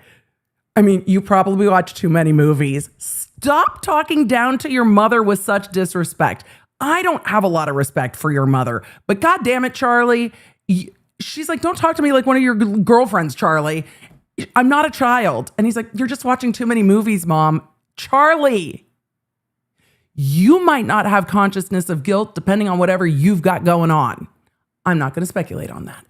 But your mom clearly has some consciousness of guilt going on based on these phone calls. Your mother has appropriately appreciated the situation. And you're like, it's going to be fine, Mom. She's like, it's not going to be fucking fine, Charli. Somebody knows. Somebody knows. Of course she's freaking out. Someone knows. Charli, you maybe don't watch enough movies. Then again, she did wash the money with fucking water. So, you know, we're at where we're at. It's not like, oh, like, yeah, we'll get one of them and then the other one will start paying. Like, the stupid thing I've heard doesn't work like that. Charli's describing an MLM of blackmail. It's like there's one of them and then there's more of them and then you just keep paying and you have to just keep being asked. Mm-hmm. You told me all this yesterday, I know. I understand what you said, and I got it. I thought this, and today was a better day. Because I will. Well, that's great. I'm just saying, it's not like, you know, there's nothing there, there's nothing, to be concerned. no, I mean, there really isn't. I mean, listen, someone wants to bother your nonsense with breath. I mean, it's not uncommon. And it's, when you get nonsense with breath, I mean, first of all, they don't give you a number. I mean, everything is so traceable. It doesn't, in a billion years. Ding, ding, ding. I mean, especially any electronics is extremely traceable. The irony of being on your wiretapped call, having at least WhatsApp on your phone, FaceTime, also wouldn't show up on the records, and talking on a recorded line saying, I mean, Mom, everything's traceable these days. Electronics are extremely traceable. And yet, you're just talking You're mansplaining to your mother police work while you are the one blowing all this shit up on the call. The other thing is this, is that I'll let you know, people, if someone doesn't want you to know what they look like, I'll let you in on a secret. Glasses, they put on a beard, well, they, you know, they can, you can look for $5 at the costume store. You can buy it. Charli, the FBI is not putting on a fucking Abraham Lincoln beard to meet with your mother. They're not trying to conceal their identity because they want her to know that they know what's up. Because that's some gangster shit. They're not going to hide because they know there's nothing you can do to them. And if you come with a hat and glasses and a fucking $5 Abraham Lincoln beard, then you're going to go, oh my God, that's somebody trying to hide their identity. That's a Fed. Right. That's not how these things work, Charli. But continue to explain to us. We're learning so much. You put that on. Yeah. And you wear glasses and a hat like everybody else on South Beach because it's really sunny outside. So if someone would come over wearing a hat and glasses and talk to you. So you can't see 3/4 of their face. And they walk around with a big fluffy hat and glasses and come by. Like, no. Like, that's not that. That is not how it's done. Yeah, well, no, that's I mean, someone has a woman that goes, it's either a complete nonsense, which it is. But somebody asks someone, can you go there and tell them something? And that's like the guy that's basically what he did. You know, all right, I'll go there and I'll tell them something. Like, and that's why it's dumb and it's dumb like that. Otherwise, it would not be. You know, look, you didn't do anything. You didn't do anything to anybody. The theater doc in the chat said Charli is obsessed with the hat and glasses. I would love to know. I don't know if we'll ever know, but I really think they profiled Charli. This is my supposition. I think they profiled Charli and they carefully curated this operation to push all of his buttons. And he is still spiraling on the hat and glasses a week later. He is still completely sideways, that they didn't talk about him, that they're not doing things the way he thinks they should be doing them. And he is just trying to figure it out. And he is going to talk it out with anyone who will listen. And he can't put the pieces together. And it is driving him fucking crazy. And I think they did a very good job of pinning exactly who Charli Adelson was. He cannot deal. And I think that Charli sat at his trial and was like, I mean, he probably felt like a dumbass for all of these calls, but I imagine he was, and we'll have to watch this at some point. I imagine he's like, but at least I was right. But at least I was right. See, I know the phones are traceable. I knew it was the FBI. I was right. See, I knew. Didn't take action after you knew, but you knew. Oh, Charli, they have your number. You didn't do anything to where these people are. They're not going to go through the amount of planning and stress and logistics and risk because something can always happen. I mean, like even the best laid plan, even the best laid plan, you could have, you know, there could be an off-duty officer taking his dog for a walk. Just happen to come around the corner, just happen, something happens to happen. You know, or somebody goes to do something, and as you return, they tear their knee. The FBI tail's not worrying about going out IOD for a torn ACL, Charli. They'll be fine. Plenty of time to recover. He's like, they wouldn't risk, the FBI wouldn't risk it because an officer could tear an ACL walking down the street in South Beach to confront your little old grandmama. Mom. Charli. Yeah, the FBI is going to risk walking across a flat street to talk to your mother. Why would they risk this? This is why, Charli. All this evidence. They're laying on the floor with a torn ACL. Yeah, tearing your ACL sucks. You can get up and walk after, though. It really hurts and it sucks, but it'll heal. I mean, my ACL knee is still giving me shit, but it will heal. There's a lot of risk when somebody does something. There's a million and one things to do that. Oh, Charli, they get paid to be out IOD. And that's why there's nothing that, you know, you know, it's nothing that you have to worry about, and it is being looked into. Yeah, that's all I mean. Yeah, I mean, but it's not. Oh, and there's the not point. like, It's being looked into. you know, trust me. I mean, you got, you know, you'll probably get a heart attack from things before that happens to you. Okay. So, I mean, if you're saying, like, You'll probably get a heart attack from things before that happens to you. What's that, Charlie? Getting arrested? Is that what we're talking about? and that's probably more likely. Okay. A heart So I'm attack just- is more I'm likely. just letting you know, but I can't, like, No, but I don't believe me. I don't want you to. I won't. I'll only let you know if it's something very important that you should tell you. I know, but I'm just saying, it's, And I thought that was important enough that I needed to speak with you. The letter was important enough. I needed to speak with you. Night down there, like, I Well, get it. believe me, I know. You know, I mean, I just, I want you to go home and have some peace tonight, so please. Charlie. I've already broken my name calling rules. I'm going to try to rein myself back in. I spent my entire fucking night down there last night. Right? Because they got the letter that was like, you're not taking this shit serious enough. And he's like, I spent my whole night down there to deal with all this blackmail shit. And his mom's like, yeah, I know, Charlie. I'm so sorry. He's like, Mama! It's really cutting into my dating life. This being blackmailed shit. I'm waiting for him to just scream, make me a pot pie. I really am at this point. okay, no, I was really planning on going down there and talking to you again. I'm just saying, like, it's utter nonsense.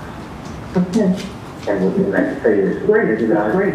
when the first thing somebody says, you don't care, that Oh, back to the letter. The girls, like, Yeah, I didn't even, honestly, I didn't even remember what it was.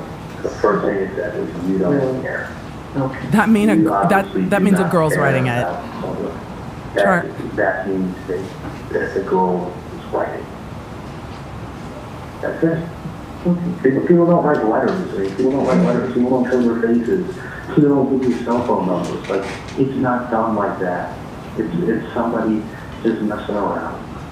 Listen, I got you. I mean, I'm just saying, like, you have to understand, if somebody was going to do something, nobody would show their face. Nobody would give you a cell phone number. Nobody would write something and put it in the mail. See what I'm saying? There's each one of those is a huge mistake into itself. Charlie's commentary on the mistakes that the FBI undercover agent has made in the world of criminality is just it's just a 10 out of 10. 10 out of 10, Charlie. 10 out of 10. 10 out of 10. They've made huge mistakes. I know how these things work. Huge mistakes. Yes. Yes. They might not be the world's best blackmailers, Charlie, but they are very good at tickling the wires. Yeah, they're the mission accomplished, Charlie.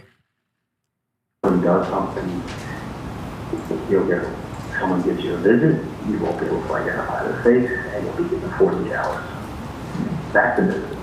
Yeah. Not someone like not how you open that, not a million year asylum. So let me get back to work because I'm busy here, and again, just stop with the nonsense, okay? I don't. You know, with all this, you know, when it's so afraid to lay the law down with Ben that he runs this. You're telling me that the family is not parenting the other son and he's just running the show? Charlie, you're going to tell your mother how to parent because they're letting Wendy's young son run the show? I'm waiting for Charlie to say, I mean, Mom, he can't be me. Okay. We don't need the critique of the parenting from What is Charlie. LT? We're still on, tell us the date to refresh us. Yeah, it's still 4/26, the day after the meetings took place down at Monty's, and at Wendy's house. So it's the day after, still 426. The letter was mailed on 4/24. The bump was on 4/19. Everybody is flipping out on 4/25, which is, I assume, when they get the letter, and then flipping out on 4/25. They're up all night to get lucky. Up all night. No, Charlie's actually mad because of that. They're up all night with everybody talking to everybody in person. Harvey couldn't get to sleep until 5 o'clock in the morning and had to skip work on the 26th. So these are all the phone calls that are rehashing the in-person meeting. Look, the in-person meeting only works if you don't rehash all of it on a recorded line. But alas, here we are. So we're getting on to the next call. These are still the day after everybody meets in person to talk about the letter. This call is from Catherine McManawin to Charles Adelson at 4:33. So it's about maybe 15 minutes after the call we just heard. Play call T, please. This is called T, like the letter T, not TEA, but maybe both. Who knows? We'll see. Charlie was like, Mom, I got to get back to work. 15 minutes later, on the phone with Catherine.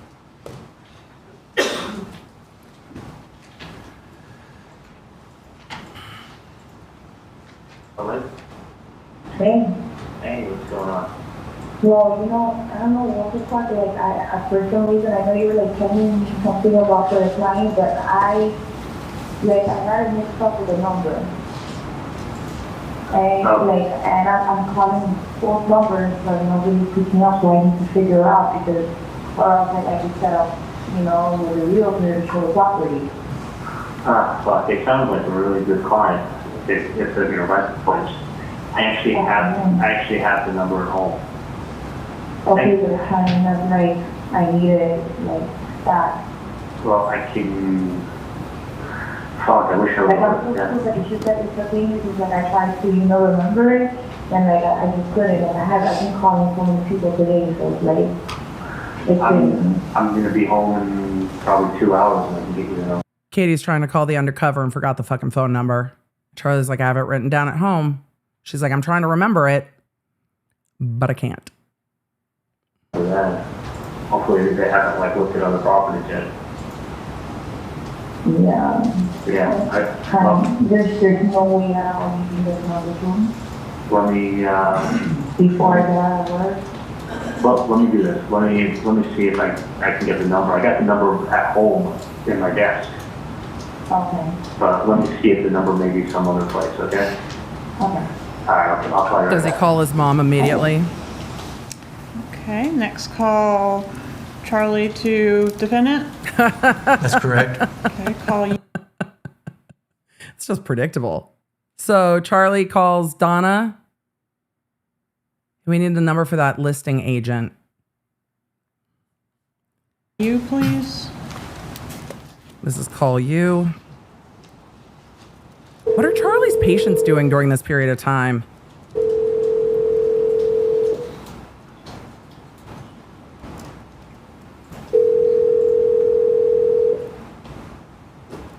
Hey, Charlie. Hey, can you hear me? Yeah, I can hear you fine. Okay. Do you remember the number that was written on that paper the other day? Because I have it at home. I don't.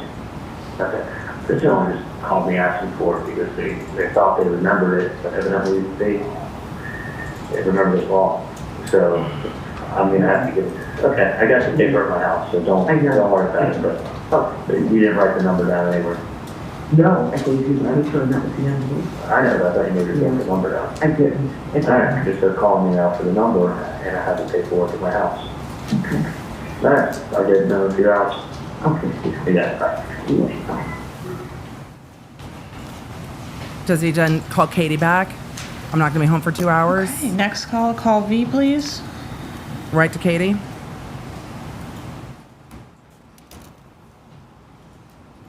The train car analogy is getting better and better in my brain. Charlie to Katie. Hey. Yep. Okay. I just called Dave. They don't have the number either. It's Apple, and I'm not going to be able to give it to him until I get home.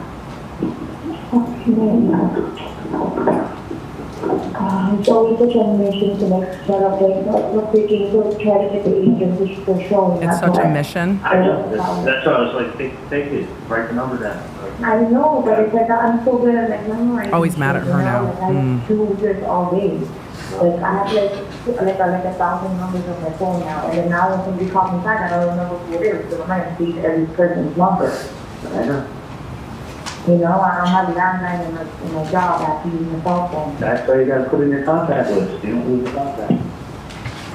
No, I can't do that. I just can't be registered.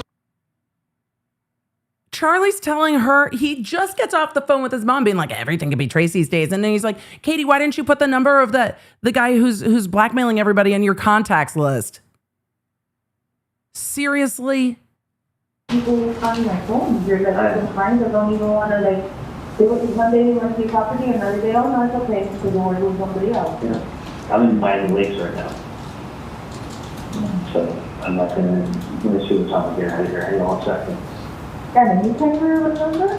Hey, come on. At my age, I'm up there never had for breakfast. The only reason I remember is because they did the same thing every day.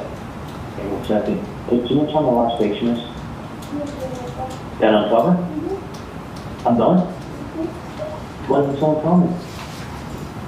Wait, that guy that came from the other office? Someone done. Okay, beautiful. Thank you. We'll get out here before traffic hits. Oh, I don't have any more patients? Great. I can get the number in 30 minutes. Thank you. And then do we have another call about an hour later between Garcia and Banois? We do 5:35. So Charlie gets the number, gets it to Katie, and then Katie calls Garcia back. Garcia said, you and your homie take care of this shit on your own, and Katie's calling him back? Because it's a real mission to get this arranged. Because Katie doesn't want to make the call. Katie wants Garcia to make the call. Katie's like, I don't have a landline at my office. I don't want to use my cell phone for this shit. Go to... Never mind. Moving on. 5:35 p.m. PM, correct. All right, call W, please. Same day, 426.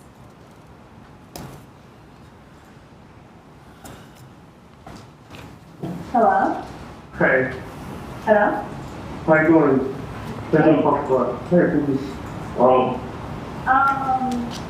I think I remember that you remember one of the issues that I had to tell you? Yeah. One of the properties? Yeah. What was that? I don't know, the same case that you call, because I have to set it up. Yeah, and I tried to be publicity there, each time. Okay, it's, I believe it's 305, Okay, 712, okay. 5570. The 5570? Mm-hmm. Because I also, I had like 2 numbers. I know, you got that address there. I get it. So the listing for the place is? It's a 305, 712, 5570. 5570. 65. Gee, you're confusing me. It's a 305, Mm-hmm. 712, Mm-hmm. 6570. 65, 55, 55, 65. Well, I'll reach out to you again. Alright, Vida just wanted me to tell you hi. Alright, so on. Alright. Well, Hey, can you call back later? yeah, absolutely. Yeah. Call me at 7. Okay, Tell me what happened. the number that was just reiterated, is that the right number? That is the right number, finally. Okay, there's been a lot of discussion about different people calling the number so far. Has anyone called the number yet? No, no one. Okay. All right, I want to put a pin in that. Do you think Donna's sitting there being like, everyone told me it was handled, no one fucking handled it? Maybe. And go back to the Matsuri restaurant conversation between Charli and Harvey Adelson. Do you remember that exhibit? Yes. 133.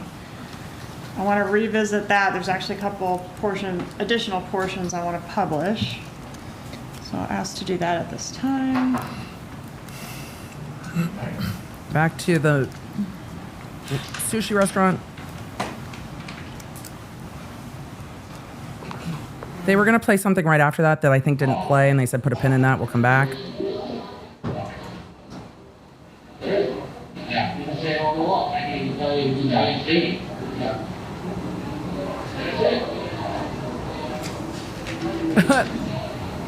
Yeah, all day long.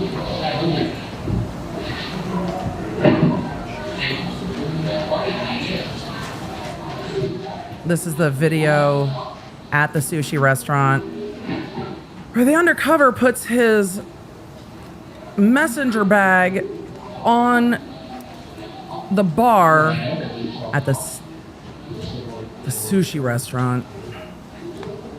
Well, that's not weird at all.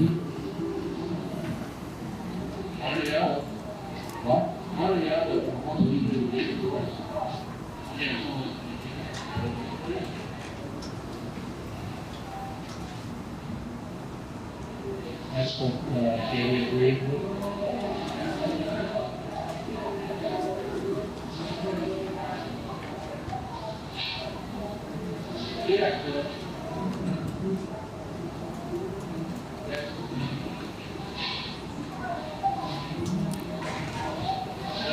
Charli watching this video. Oh, yeah. Yeah.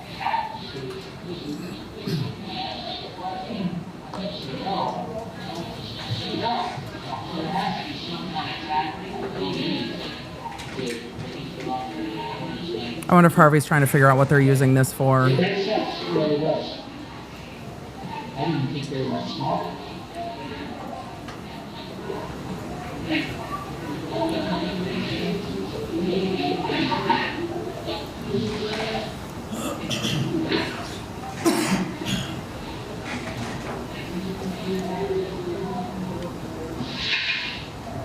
I'll take it.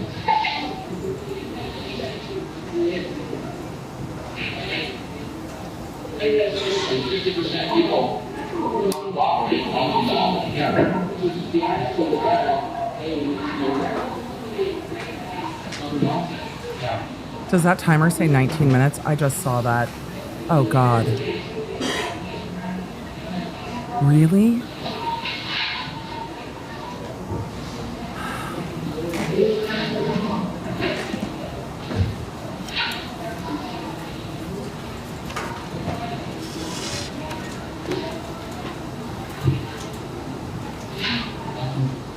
The jury has to just be like, what is happening?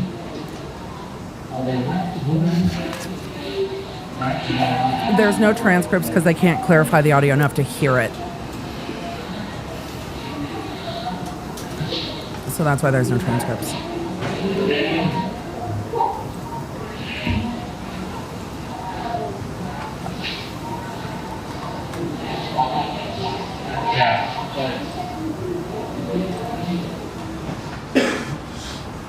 Oh, are they zooming? Oh, thank God.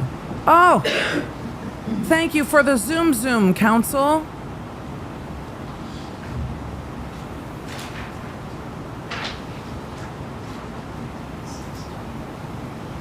They're looking for a particular timestamp, it seems.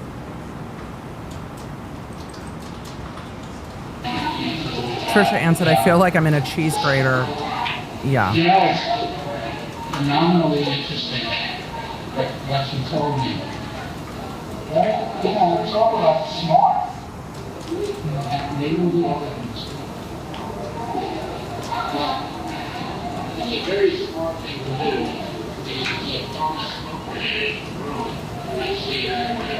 Right.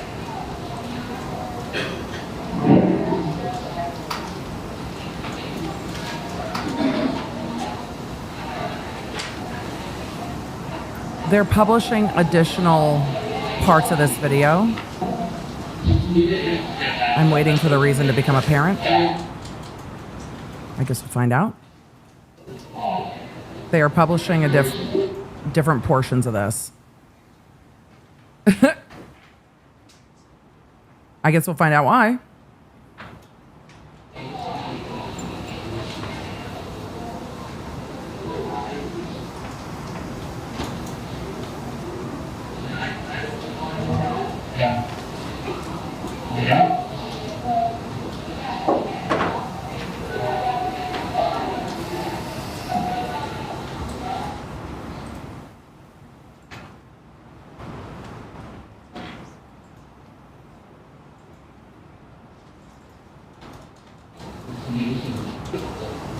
really wish we could see the video and not the agent.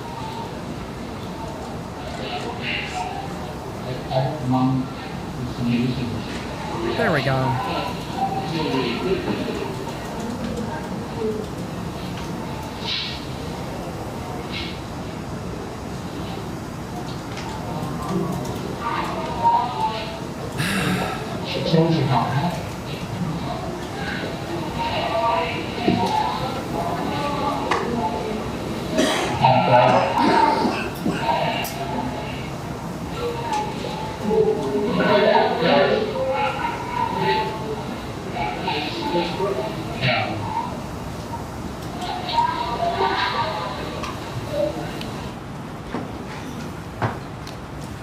And then there was a call that occurred right after that restaurant conversation that we had a technical difficulty with. L.1, I want to publish that at this time.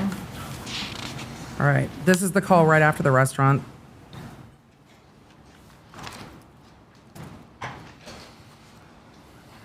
Yeah, I mean, we were looking at it's an hour and 15 minutes there, but it's an hour and 15 back to here. And I'll probably be there for 2.5 hours. This is a call between Charli and Donna.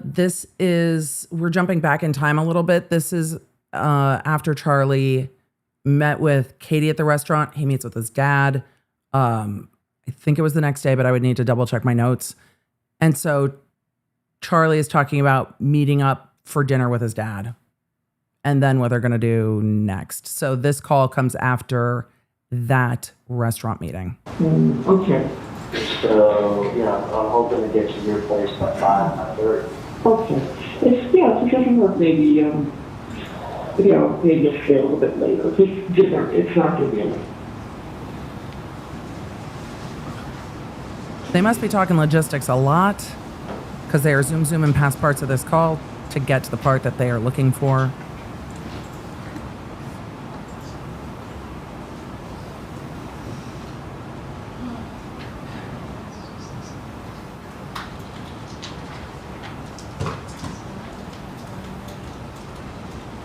Okay, well, maybe we're just gonna have 2 strikes on that one. We'll try again later. The rest won't play? Okay, so let's take back up where we were. Trial is dynamic, just like live streaming. So they tried to get to the rest of the call at the very end and it didn't work. I was like, I want to go to April 27th, 2016. Call X. Could you tell us about that call? so we're going to get It's that a after call lunch from then. Catherine McBanwa to Charles Adelson at 10:42 a.m. Okay, publish X, please. So we're back on the 26th. Katie calls Charli.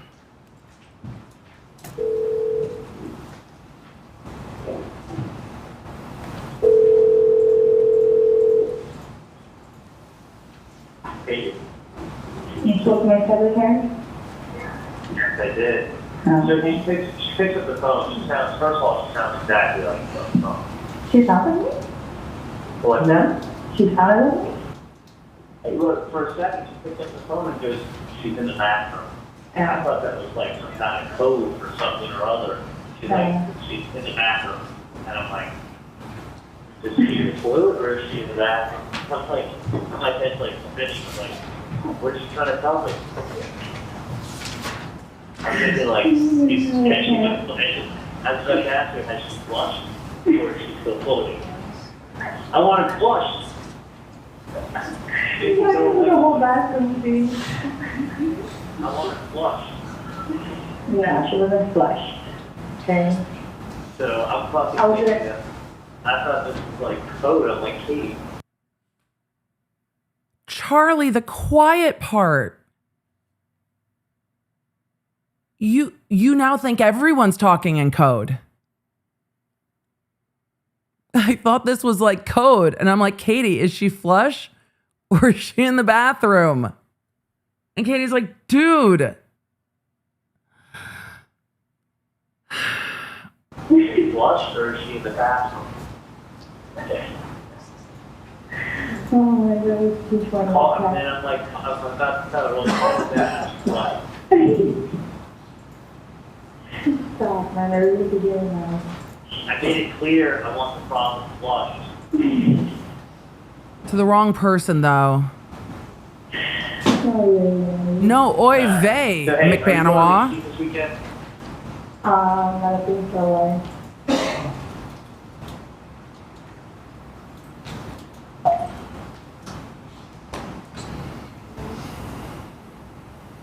That was at 10:42 a.m. and Charlie's telling Katie, I made it clear I want the problem flushed.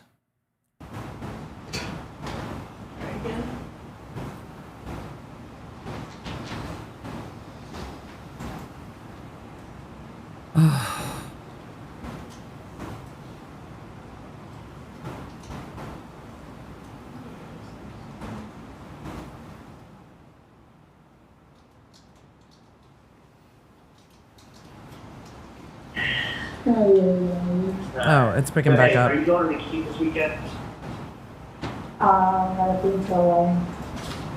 If you were, I was tell you to come by on tomorrow. And I'll say to go to my garage and I'll leave something for you. A coupon? A gift card? I was going to leave a coupon. With a tree? I was going to leave a gift card and with the tree. With a coupon? What's that? With a coupon?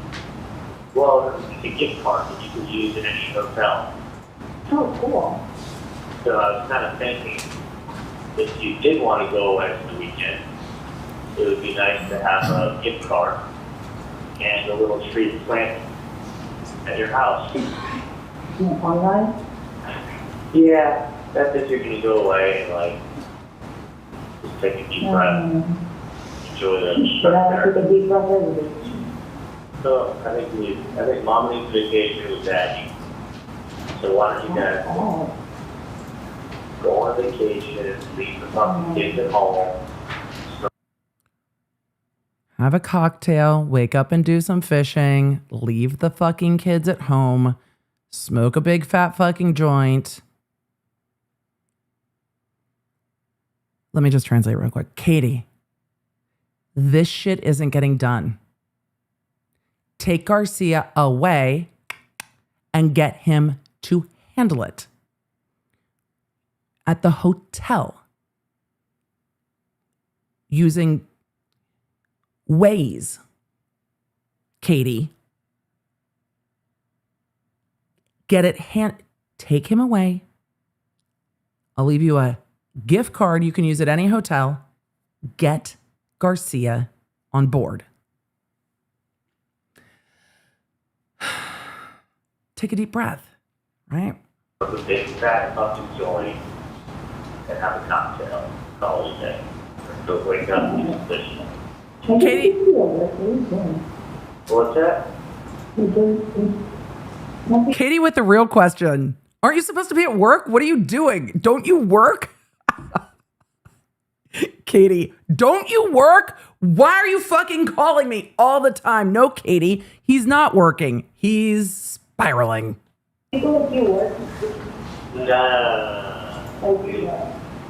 I'm fucking driving towards St. Lucie today. That's a long drive. Fucking far. It's far since you can How have. long does it take? Feeling like 80 something nonstop. It's an hour and a half. Wow. Yeah. You're crazy. How many vacations is that?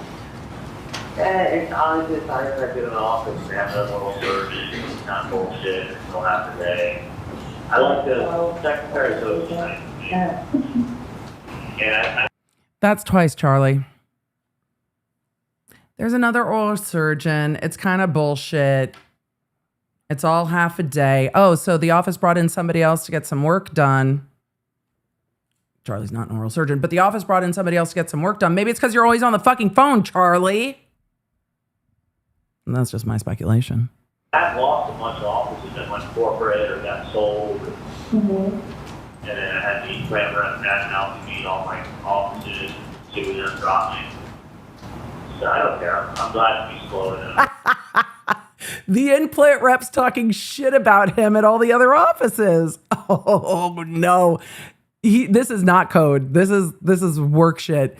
Then I had the implant rep bad mouthing me to all my offices, and 2 of them dropped me. So he was traveling and doing specialty work at a bunch of different offices, and the implant rep had some words, and then 2 of the offices dropped me. Dude, the implant reps are probably saying that your implants are shit, buddy. Emily, you've gone way too far down the rabbit hole. I know. I'm sorry. It's a very, just a part of my life. Married to a maxillofacial prosthodontist that does a lot of implants. So the implant reps talking shit about Charli, and some of the offices were like, you know what? You're right. Fuck this dude. Maybe it's like you're distracted at work, Charli. Drop me. So I don't care. I'm glad to be slower than it was. Like, really looking good for my health. He's like, I don't care. It wasn't really good for my health. So, but anyway, let me know if you're planning to do a little fishing. How long? I don't even know. Well, I don't know. I don't know. what? Like, I don't know. I'm the person who's looking. Well, She's going like. figure your shit out. And if I were you, I would go to some Asian smoky joint and have a cocktail. Because that fixes everything. Yeah. Have we gotten to the y'all need Jesus part of this phone call? Thanks, Charli. Go do some fishing. Yeah, like getting Garcia to make those calls. Get Garcia to make those calls. I don't care what you need to do. Smoke a joint, have a cocktail, bring the boobs. That fixes everything. Take some time. And Charli's telling her to get it done with Garcia. Hallelujah. Hallelujah. Hey, my Jesus. Look, you find Jesus, and when you find him, you tell me to care of him. I'm looking for it. I got so excited the other day because then it was hate suit. She's like, Charli, have you found Jesus in prison yet? Let us know. sure. Dude, I'm your third favorite. Hey, am I your third favorite cheese still? Where am I supposed to do? Number one, you are. Hello is number one, Jesus, and then it's Drake. Great. And We got a list of Catherine McManawa's favorite Jews. Jesus first, then Drake. No, I'm not the one scrolling. The prosecutor is in court scrolling. Jesus, then Drake, then Charli. The wiretap has a tier list. And then Charli. Say Drake. Chat, this phone call was recorded in 2016. This is a 2016 phone call. Drake is like, look, man, I've had a lot of shit go down, but please leave me out of these fucking wiretaps. Jesus, Drake, Charli. you're always here on this one. I'm always behind Drake. Good thing T.I. It's a good thing. Is he just saying it's a good thing T.I.'s not Jewish? Leave T.I. alone. I don't care if you put Drake in this shit. Leave T.I. out of it. T.I. is not Jewish. No,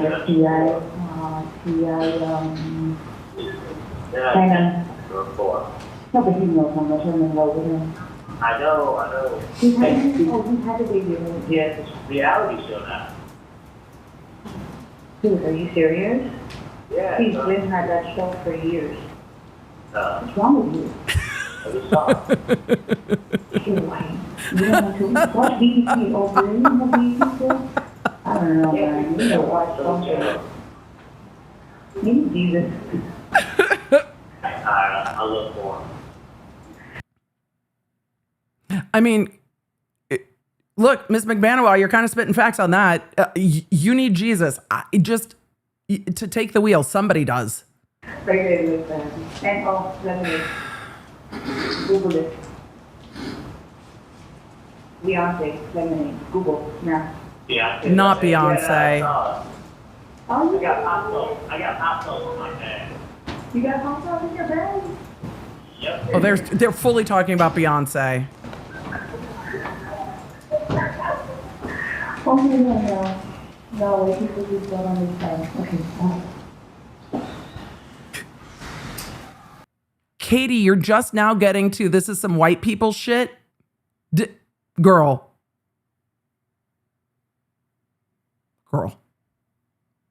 Just now? Not just now. We're not coming to this conclusion just now. These two pretty friendly with each other on the wire. Yes, they are. And this Beyonce. Particular call, does Charli offer a gift to Magbanua and Garcia? He does. Okay, and is that the only instance of that on the wire? No, there were several. I'll play call Y, please.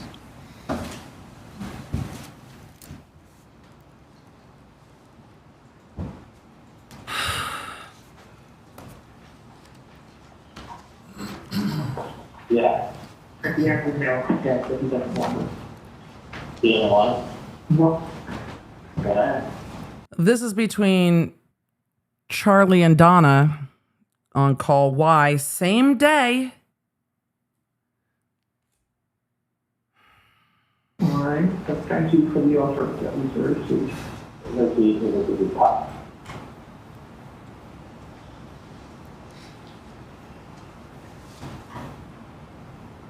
I don't lose it. Oh, I think he just doesn't feel like going. Fair. Yeah. They're talking about Harvey. Is he still upset about everything? He's not having the best day. Did something else happen? No. You know, just understand that maybe another time. Not right now. Harvey's taking it hard. Still upset about everything, or He's not having the best day. did something else happen? No. I mean, if Harvey really just found out, yeah, he's probably not having the best day. Just understand, and maybe another time. Just not right now. All right. No. But thank you. Literally everything else is being taken care of. Great.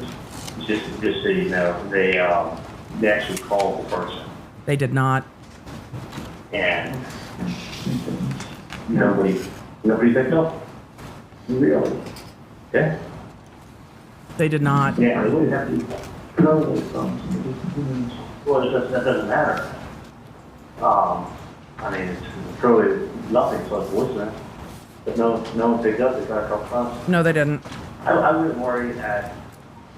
Let me tell you something. I would not worry at all. I'd worry about other things. Okay. That's you gotta find something new to worry about.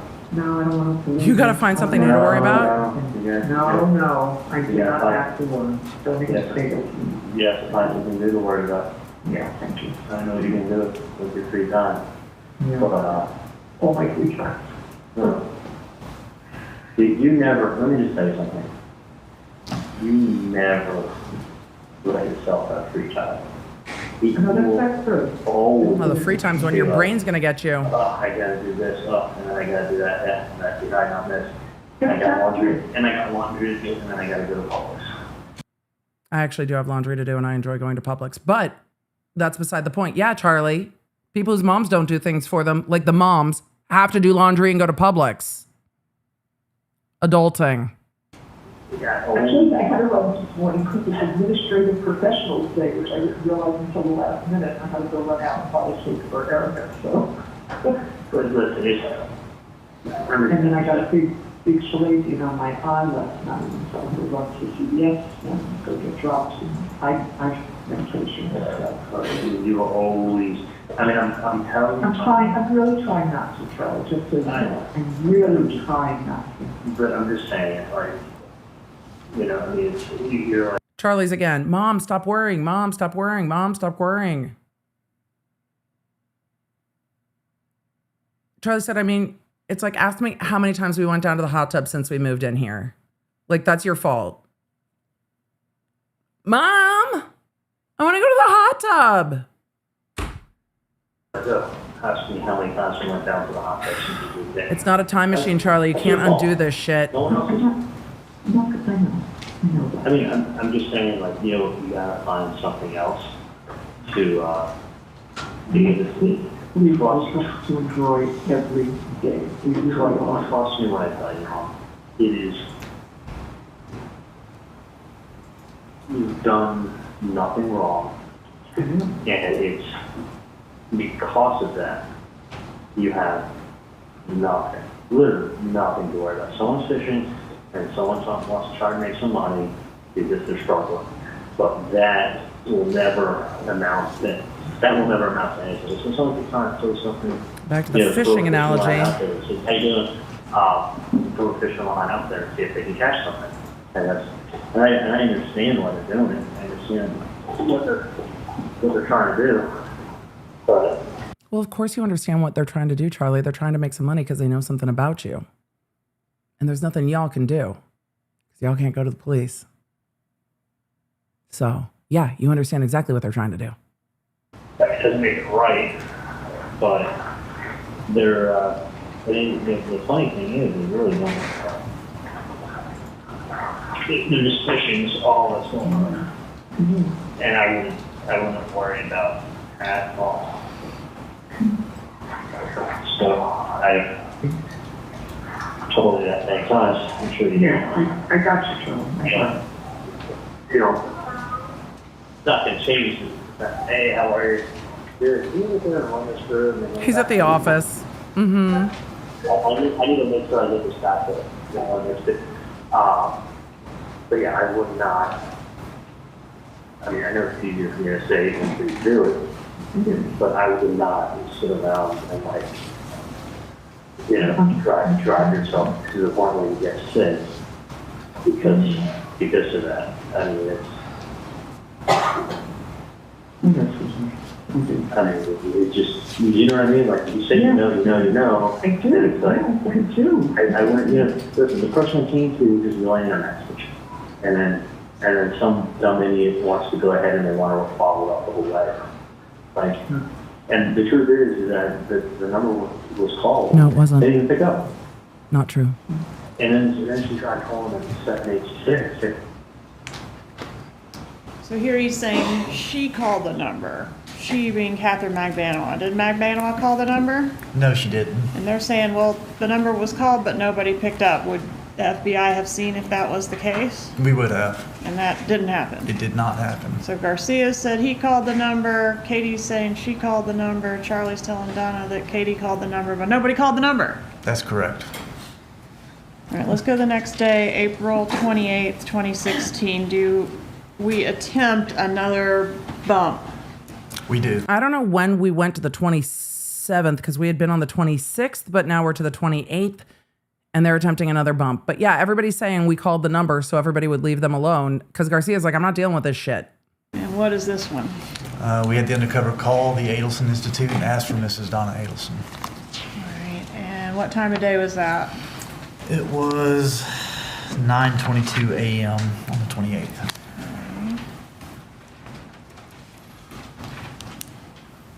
Publish that call at this time, Judge. It's State's Exhibit 117. Please proceed. This should be the first call on that exhibit.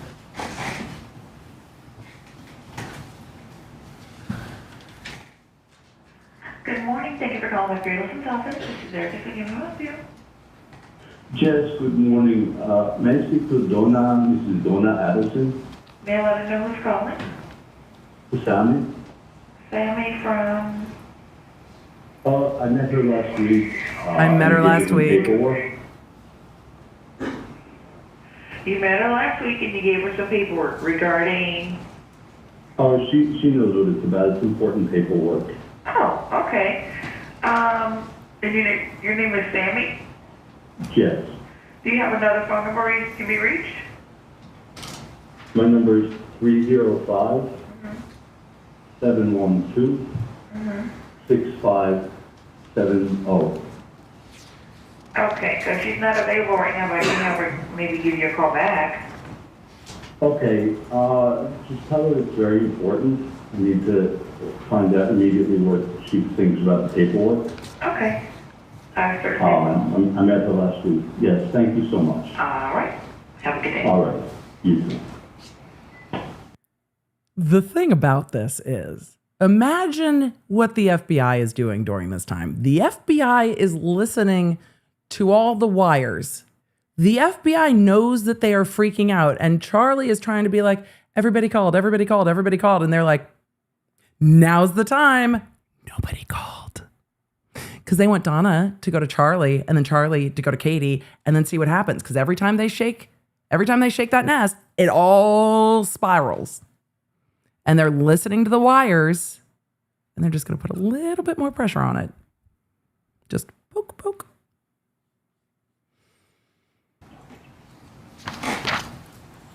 Poke. A moment to confer, Judge.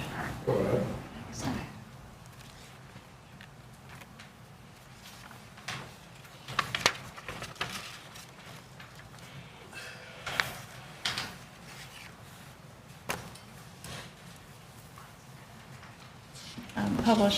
Within 20 minutes of this call, do we have a call between Charli Adelson and Donna Adelson? Oh, Yes, we do. Predictable. Publish call Z, please.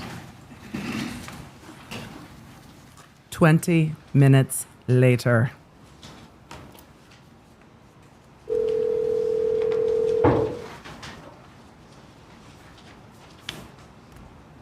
Morning, Charlie. Hey, how are you? Hey, are you in an office or home? No, I'm driving to an office now. What's up?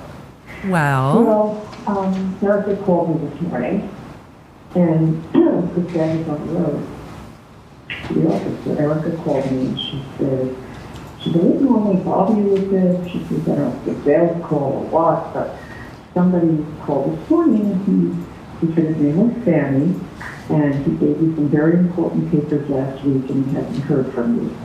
And he wants you to call him back, and here's the number. So, Okay. so I, want to verify the number was the correct number that I had told you about. Donna, I want to verify the number is the number I told you about. They want to know why we haven't called. And you were telling me that you called. So obviously I'm not going to call the number. Erica said, this should just be a sales call. Just hit star 67 before you call the number, and then they won't know the number you're calling from. I said, oh, okay, I'll write that down. What's your suggestion? The odd thing is this, is that that's the same number you gave me, right? I don't know, because I gave you the number. I never kept it. You kept it. Tell me what the number was. 305 Right. 712 Right. 6570. 6570. Mm-hmm. Yeah. No, it's so much. The odd thing is that 712 6570. Yeah, that's the same number, and it was called, and no one picked up. No, it wasn't. Maybe I'll pick up now. Okay, so someone called today? You called the office, and Erica called me. She says, I hope I'm not bothering you. It's probably a sales call. Yeah, I mean, let me tell you something. I'm looking into it right now. Yeah, I think that you were. I just wanted to verify the number. I know, and that's the odd thing is you think the number will be picked up. I mean, We'll pick it up. so let me do this. Let me call somebody. Yeah. And I wouldn't want to trust you when I tell you. I wouldn't worry at all. Okay. Okay. And I'll tell you why, especially because, what do you call it? Especially because I know you know who it is. So let me call someone and take care of it now, okay? Thank you, Sharon. All right. Lucky. Okay, and at the conclusion of this call, does Charli Adelson attempt to call Catherine Magbanua? He does. What happens? He goes to her voicemail. Okay, does he leave a message? I don't recall. I don't believe he did. All right, let's listen to AA, please.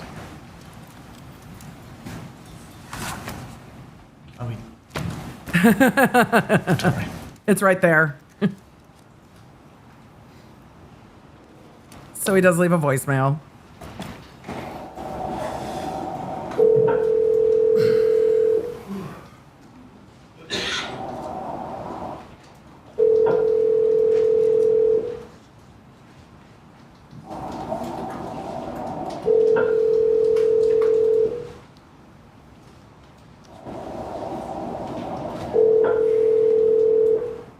You have reached the voicemail box of 78656413112.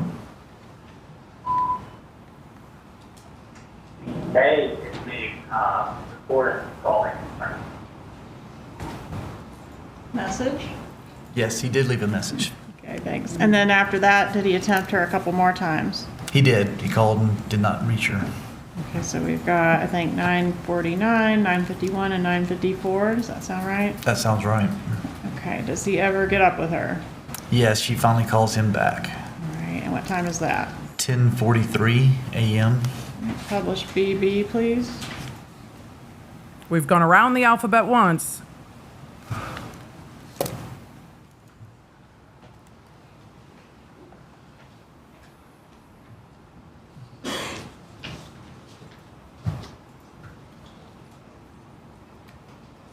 Pause it for a minute. What happened? Judge, this call is 7 minutes in duration. Would you like to break for lunch after the playing of this particular call? I'm sure the jurors will agree. Very sure they would as well. After you finish this. All right, let's play BB then. All right, this call, and then they're going to break for lunch. We're behind real time. We've done lots of calls today. Looking for Okay. that they dropped off some paperwork of the student. Yeah, they haven't taken a break at all this morning.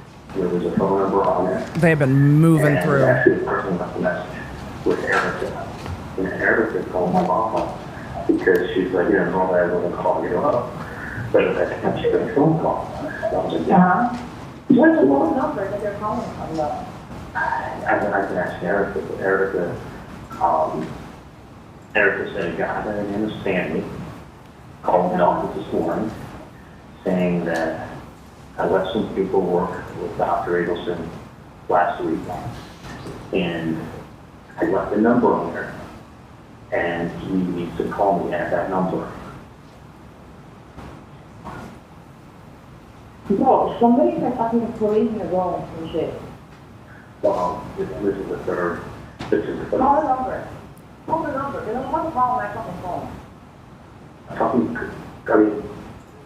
It's someone who wants to be called back. Let's put it that way. Do you still have the number? Yeah, well, I can use that number, then you pick them up. Well, That is not a working number. It's like an email number. nobody's calling the like. I've just been asking you to find out who the fuck it is. It's like, Yeah. Oh, Katie's not going to be helping him out either. Katie's like, you figure it the fuck out then.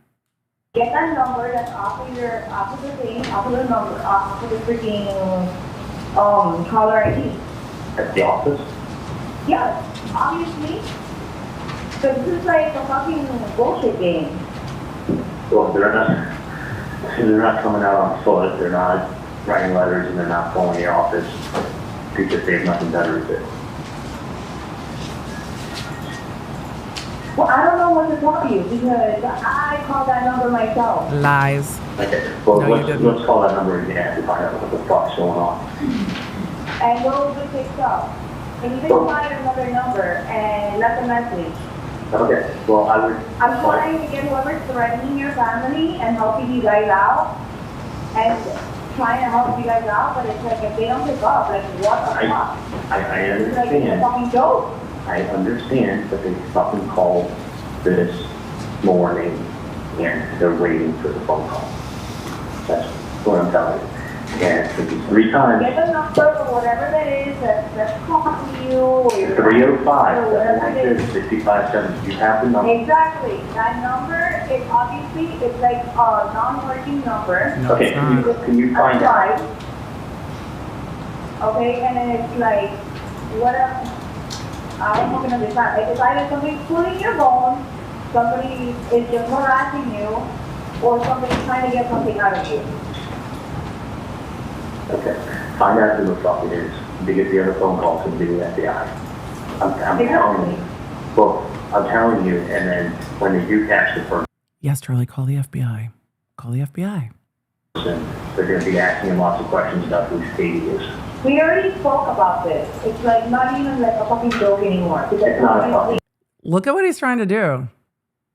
The next call is going to be the FBI. And they're going to be asking a lot of questions about who Katie is. Katie's like, I'm going to call the FBI. They're going to get this guy and you're going to go down. Katie, when they came knocking on your door with immunity, you should have been like, let me tell you about Charli. Because Charlie's like, they're going to be looking for you, girl. Not for me. He told you in the restaurant. Who are they going to believe? The oral surgeon? You know where he's at. Katie, it's not. He sounds freaked out. Okay, see, take it through. Find out who the fuck it is. That's all I'm asking. No, I'm not touching it on my fucking cell phone because it's fucking bullshit and fucking somebody trying to fucking pinpoint some bullshit. Like it's getting aggravating. Yeah, it is. All I'm saying is find out who the fuck it is and tell them to stop playing the games. I don't know who you have to talk to, but it needs to be nipped in the bud. No, but I'm gonna handle this shit myself, bro, because this is some fucking bullshit. I'm gonna handle it my motherfucking self. Well, shit, I know fucking number. They fucking, if Erica wants to call back and I go, is this the right number? Okay, I have your fucking, whatever fucking shit taken care of. Okay, because this is fucking bullshit. Find out. That's correct, bro. I'm about to go to that fucking FBI. I'm fucking getting irate with this shit already. It's either the FBI fucking thinking or fucking whatever it is, No. I'm fucking getting pissed. Alright, we'll find out. All I'm saying is, phone number. okay. Chat, does this sound like anger or does this sound like fear? You let me know. Idiot, you gave a fucking wrong number. Get the fucking number and fucking call because I'm gonna call. A little bit of both. Okay. And fucking text to me. I don't even fucking give a shit about all these fucking bullshit, whatever shit anymore. Okay. I'm pissed the fuck off. I'm not talking in code anymore. I'm not talking in code anymore. I'm gonna fucking go to the cops right now. Okay, well, either you go to the cops or we go to the cops. We'll find out. We'll find out. Both of them fucking go to the cops because this is fucking bullshit. We'll find out who the fuck this is. Because this person evidently knows you and knows your family. And they know me and they know my family. And you don't think that I fucking scared the shit out of me? Like somebody fucking saying my name out loud or whatever? Well, if someone's messing with you, they're messing with me. If someone's messing with me, they're messing with you. It's the game of the same. So Yeah, why is it one and the same, Charlie? what I'm saying is, find out who the fuck That number it doesn't is. fucking work. If you can get a hold of these four different offices, call them on the fucking number. See if that fucking number works. Bottom line.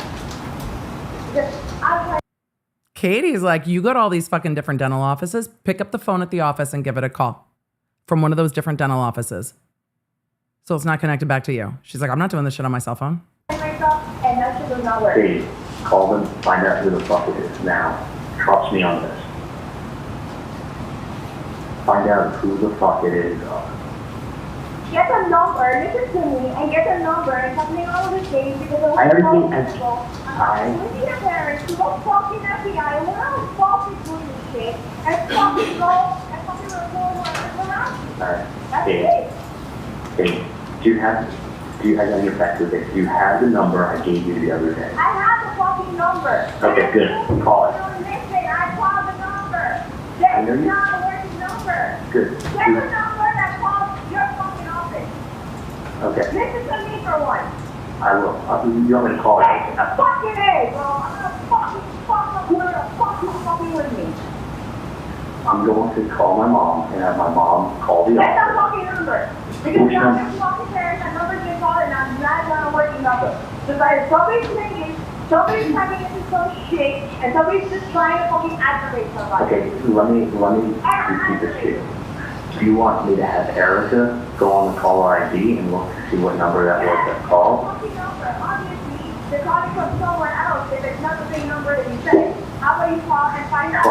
Okay, do me a favor. Try that number I gave you the other day, and I'm going to call my mom and tell her to call Erica and ask her to look it up on the call ID. Okay? Oh, boy. Members of the jury, we're going to take our lunch break at this point. Once again, you're not to discuss this case with each other or any other person. Do not seek out any information on the case as well. Woo! Please return at 1:15 and we will resume with the trial at 1:20. Enjoy your break. Thank you, Judge.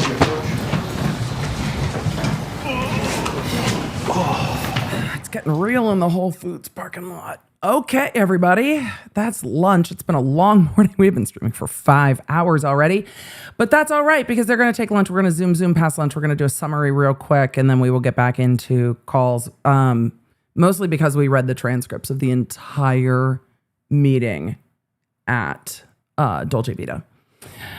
Wow. That bump operation really was just calculated pokes that worked incredibly well. I want to see if the court puts anything on the record before they go to lunch, but I'm definitely ready for a bathroom break, that's for sure.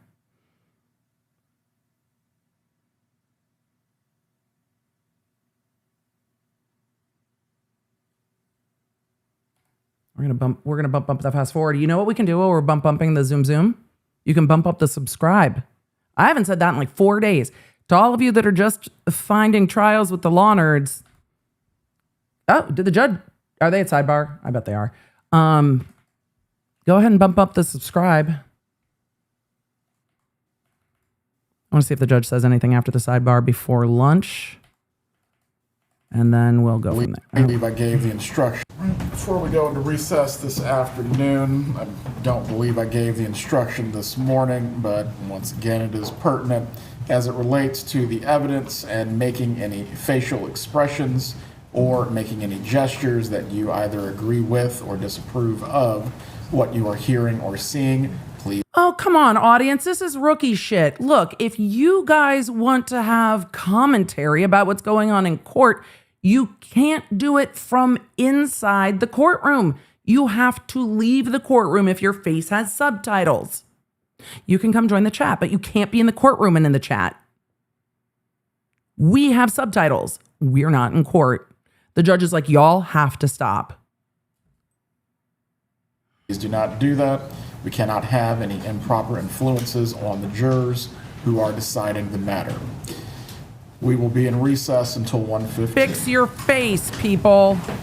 Fix your face. Or don't be in the courtroom. You have two options. This case is streamed. You can see it from here. Fix your face. You cannot have reactions in court. No like, oh, no like, no laughing, no like, no faces. No looking at the person next to you being like, did you hear that? What? No. Fix your face if you're sitting in court. All right. They're going to lunch. We're going to take, well, a very brief lunch. I'm going to go to the bathroom, get some food, and then be back probably like 15 minutes. It's been a very busy, wiretappy kind of a day. The FBI was tippy-tapping on the wires, and we have heard an alphabet and a half full of calls, voicemails, and of course, that recorded call at Dolce Vida. I just have to wonder after listening to these calls if when Catherine, I almost said Katie and then I said Catherine, but if Katie got arrested in May 2016 after all these wires, and Louis Rivera got arrested in May after all these wires. No, Rivera was already in custody on a different case. Garcia got arrested in May after these wires. I wonder what was going on the wires with Charli and Donna after those arrests went down. I am very curious to see if we get there this afternoon. We might get to that open line call after Charli gets convicted today. The interesting part of the day, one, is to hear Donna talking to Charli, Charli talking to Katie, Katie talking to or fighting with Sigfredo, Garcia, Katie reporting back to Charli what Garcia said, Charli reporting back to Donna what Katie said, and each single time, Donna to Charli, Charli to Katie, Katie to Garcia, back to Katie, back to Charli, back to Donna. And they are just playing those games of telephone all the way back. So when the prosecution talked about this case like train cars that didn't move, they all stayed in order, you can see these calls going back and forth at the speed of light because Charli cannot get off the phone. And Charli's talking about how there were so many mistakes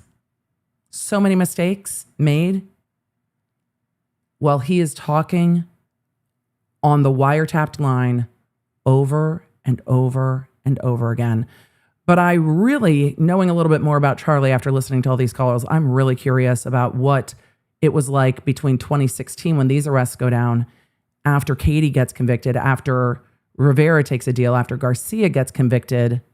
What's going on with Charli before he gets arrested? Because he is just freaking out in all of this. And he's trying to seem like he's controlling the situation. He doesn't seem controlled at all. He is freaking out. It's interesting to see all the conversations and then how many conversations Donna is having asking Charli to get it done. Handle it. He's like, Mom, stop worrying. She's like, handle it. Mom, stop worrying. Handle it. And Charli's telling everybody else not to talk. He's telling everybody else he knows how these things work. He's telling everybody else this is how these operations go down. This is the big boys are flying in. You know, I'll go to the FBI and then they'll go arrest the person who's blackmailing us. And then they'll be asking about you, Katie. You had it figured out there, except the lines were wiretapped. So it's been an interesting and illuminating morning. I did not watch Charli's trial, but that might have to happen because the wiretaps are incredibly interesting. This was a very fortuitous FBI operation. And I keep thinking in all of this, with how this case came together, this was not an easy case to solve. Because on all the video, they did not get a license plate on the Prius that went fleeing from Dan Markel's home after the murder. And when they did all the tower dumps, they were trying to find any connection at all. And they didn't until they had Harvey's phone and connected that one call that Garcia made to Harvey's phone, thinking it was the other Dr. Adelson, to talk to him about Katie. At the end of the day, it's Charli who seems to have pulled this entire thing down because of that one call. And then is talking, but they didn't get the wiretaps until they found that one connection between anyone in the Adelson family and the people who were in Tallahassee, the numbers that were in Tallahassee. Imagine if Jeff's phone had been pinging off the towers. They would have had a whole bunch of calls between Wendi and they would have had Jeff's phone. Jeff drove that way. He talked about driving that way. He talked about often driving past Dan Markel's home. If he had been on his phone would have hit those towers. And then his number would have been the number that connected back to Wendi. Jeff got the fuck out of town. So his phone number wasn't in the tower dump. If he hadn't left town, his phone number would have been in that tower dump. Interesting, isn't it? One phone call is what connected this whole thing. And just dogged police work. Because they had the video of the Prius, but they couldn't get a plate.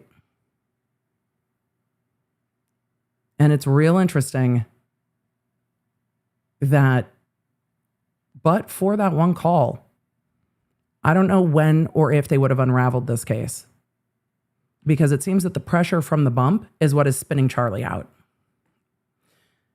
I'm interested to see the rest of these after work. But, in all those letters where Donna is telling Wendi, never, never, never, never give up. It seems that was the motto law enforcement adopted in this case.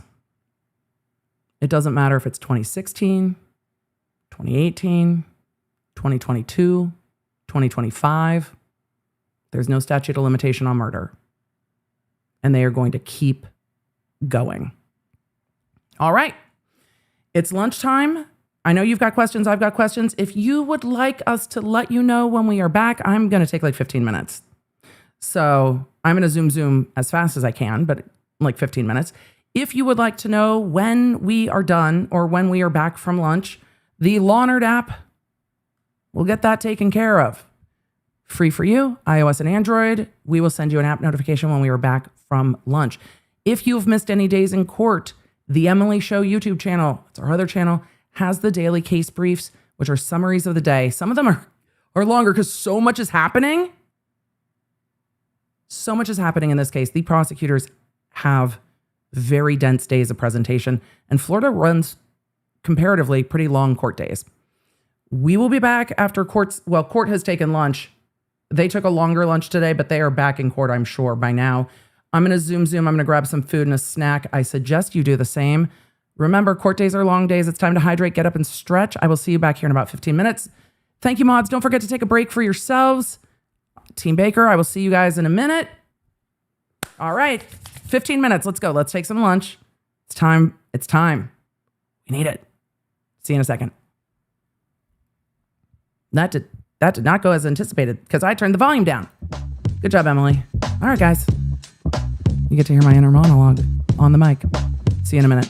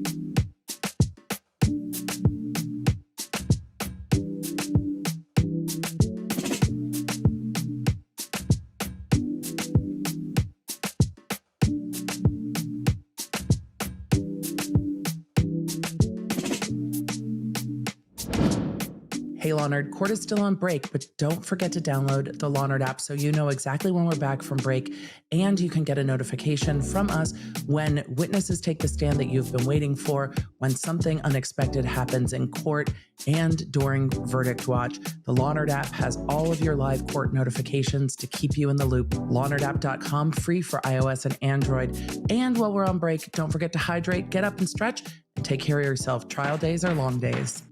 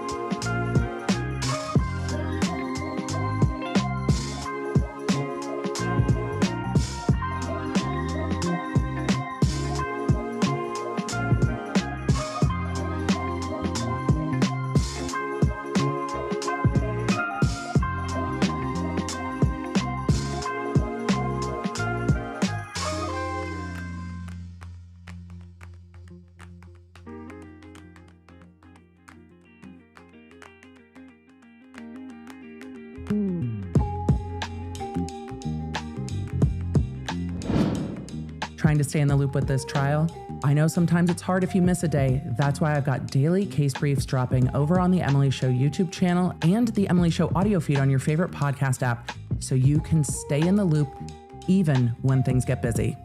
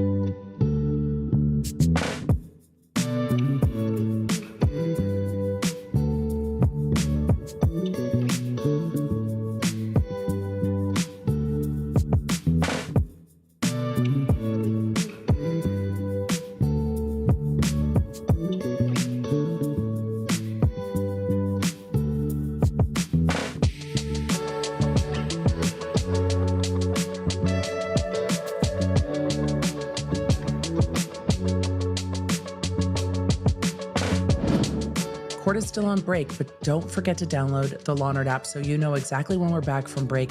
The Law Nerd app has all of your live court notifications to keep you in the loop. Take care of yourself. Trial days are long days.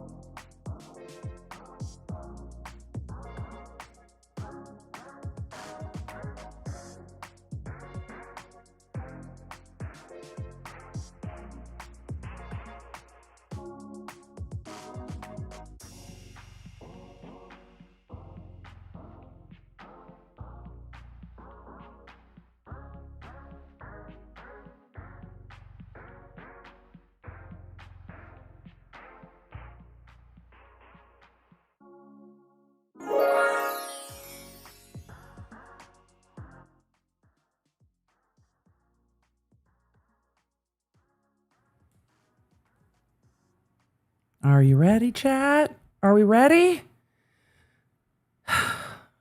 I was really looking forward to wiretap day, but also exhausting. It is a long day of testimony, and some of it's like, "Ooh, I want the tea," but it's like, this isn't really highly relevant. Some of it's just like, "Oh, you think you guys are slick? You are not as slick as you think." And then I had to go be like, "Dr. B, you're not going to believe what Charli Adelson was talking about on the wires about the implant reps talking smack about him behind his back." So we had to giggle. And then there was mail. I had mail delivered.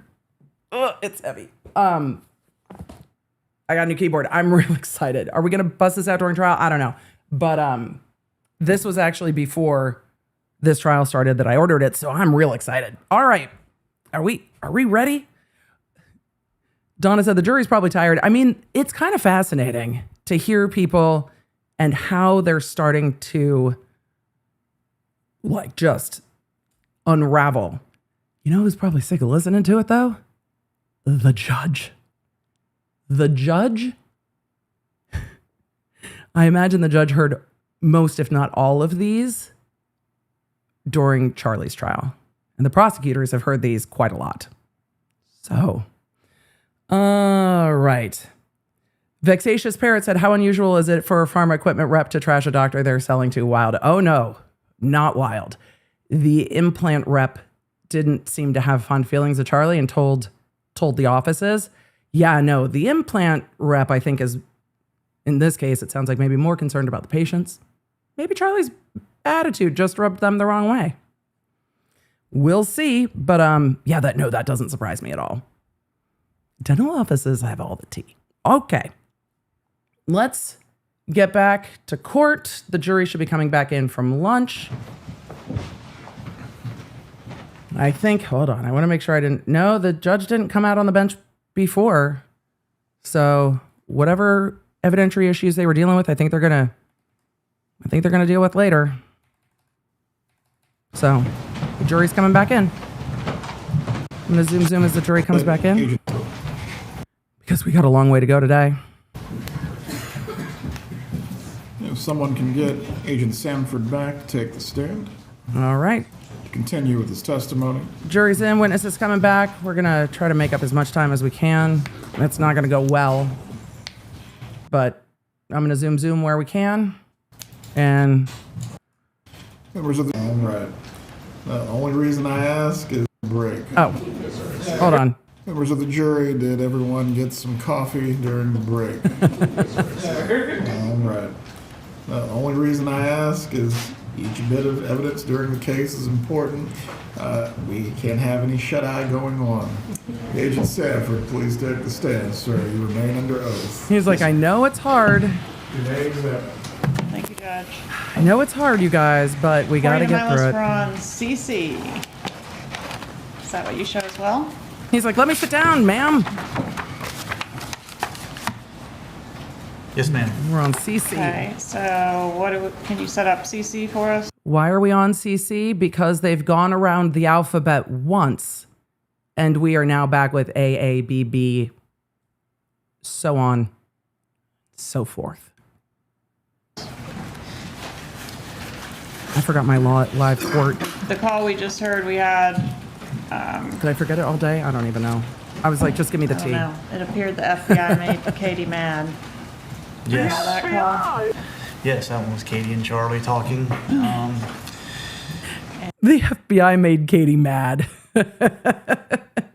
And Charli was supposed to go back to Donna to find out if the number was on the device at the office. Correct, if the caller ID showed up and what it read. So CC is on the same day, Charli to Donna at 10:50, which is about just a couple minutes after, a minute or two after the last call. So we're a minute or two after the last call. CC, the call where Katie has given Charli the what's for. Moments later, Charli calls his mom back.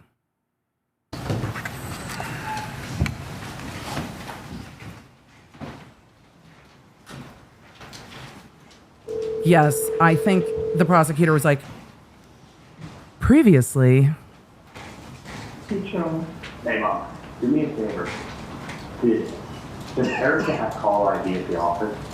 No, There is no call ID. no. Is there a way of looking up what number it was that called? I don't even have that call ID in the office. And it stopped working, so they just dumped it. Was not working properly. Okay, if that number was a non-working number, I'm gonna have someone try and call it again. Call it yourself, and find out maybe Charlie. it's working now, okay? Yes, okay. All right, I'll call you as soon as I hear something. Thank you, Charlie. I'll call you within a minute, okay? Okay, bye. Okay, I'm sorry, DD, please. Charlie calls mom.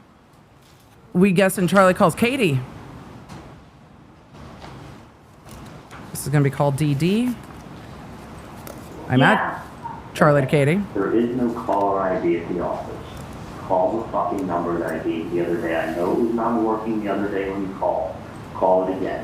It is very important, and that will be a working number, okay? She's just lying to him. Call it Exactly. again. If somebody gave you a fucking wrong number, because it's like you have an email fucking number. I'm telling you, bro. I'm telling you, I'm in the fucking office and I'm standing outside the fucking screen, okay? Call that number. I'm telling you, bro. If either somebody's fucking with your family, fucking with my family, fucking setting somebody up.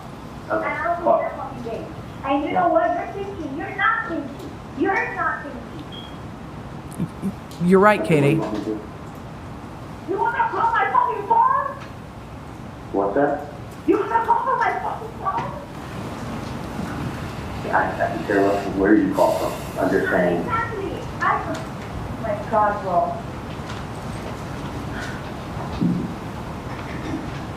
All I'm saying is, don't And give a the fuck. number's been called 100 times.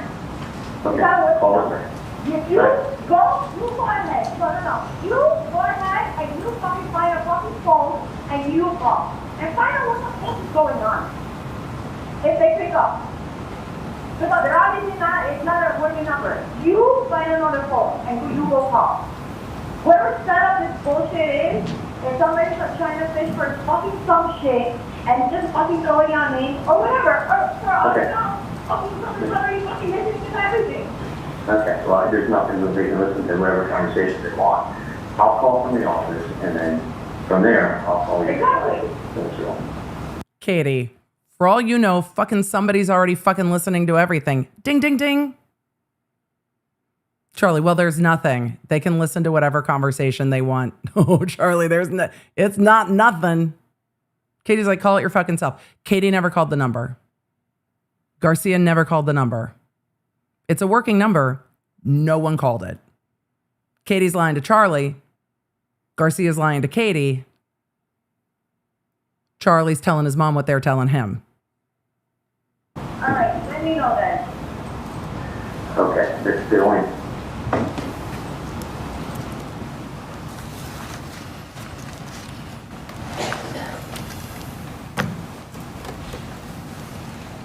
Okay, what's next? Next is EE. I'm sorry. Yes. E1. No, I think we have We have EE still. Okay. EE's Charlie back to Katie again. 37 seconds at 11:17 a.m. Where to publish Mrs. Adelson, if you need your amplification device or your headphones, please wear them. It's very important that you are able to follow all of the evidence as it takes place during the trial.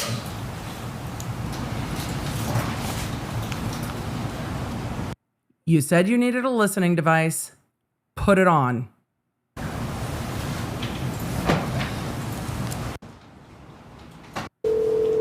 I zoomed.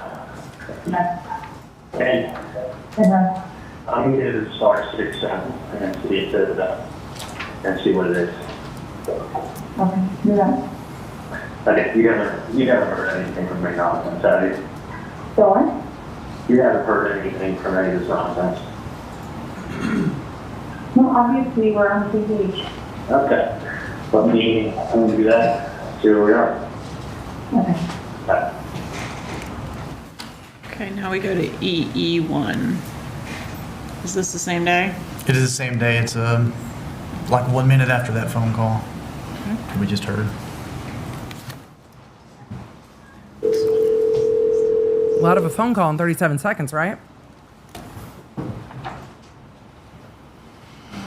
starts at the start.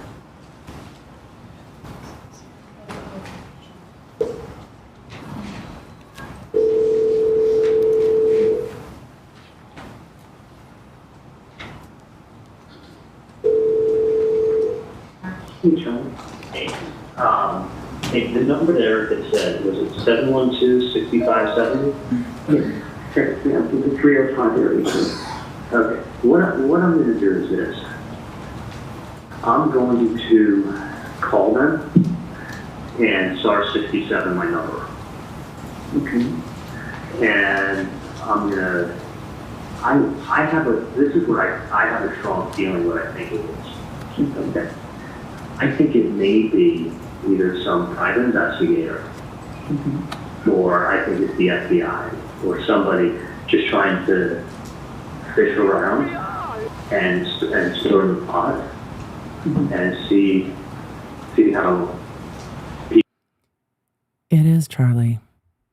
It is the FBI trying to stir the pot. Stir, stir. People react. You know, I think it's what she said last week. I think it's one of the two. I mean, I'll tell you why. It's a last-ditch effort to probably try to stir a pot and see what comes out of it. Because the thing is this, it's not done like this. It's not. I mean, you gotta understand, like, I think it's Charlie, it's not done like this. It is, though. someone playing games. This is the definition of how it's done. You gotta understand, it's not done like this. B, listen, you've done absolutely nothing wrong. I've done absolutely nothing. And I think it's someone that may think they know something. So since they think they know something, they're trying to stir the pot. So it's somebody really stupid because we don't have any information. If I did, I would collect my reward. So I don't know of anything. The fact that you're being extorted, sometimes people react differently to different things. Some people are extorted and they're like, you know what? It's like agents who extort you all the time. They're like, give me my money back, or I'm going to the board of entry. Well, I've done nothing wrong, but if I go to the board of entry, it's a bigger fucking headache than anything else. Right. So even though I'm 1,000% right in the dentistry I do, in the work that I do, I don't really deal with the board of dentistry. I don't want to walk in there and have them say, you didn't tell me. That's funny. I was talking to the dentist yesterday about it. Oh, more dental tea? No, not the cheese bang. About the other dentists. And the root canals. Oh, they had to scroll. Charlie's tangent was so long that it took them that long to zoom past Charlie's tangent about dentistry. That's what I'm. But I think it's absolute nonsense. I really think it's somebody who thinks that they're going to try to solve this case and they think they just live a family and get something somehow.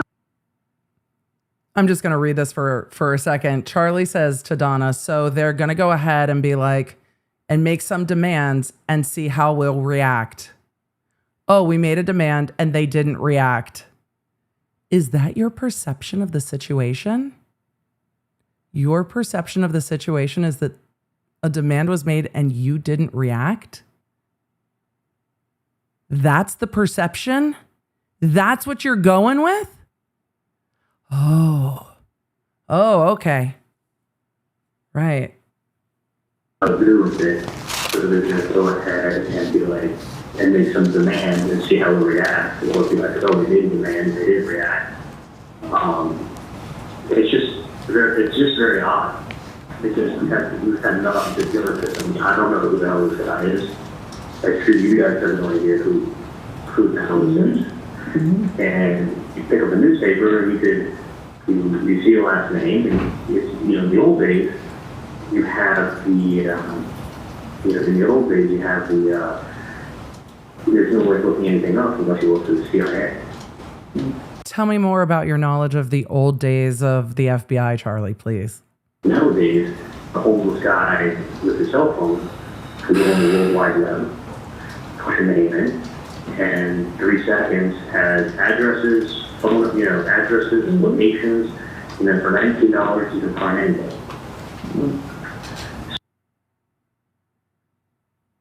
We still have our code with Incogni if anybody is worried about spending $19 to find anybody. But we will continue because Charli has circled back to this before.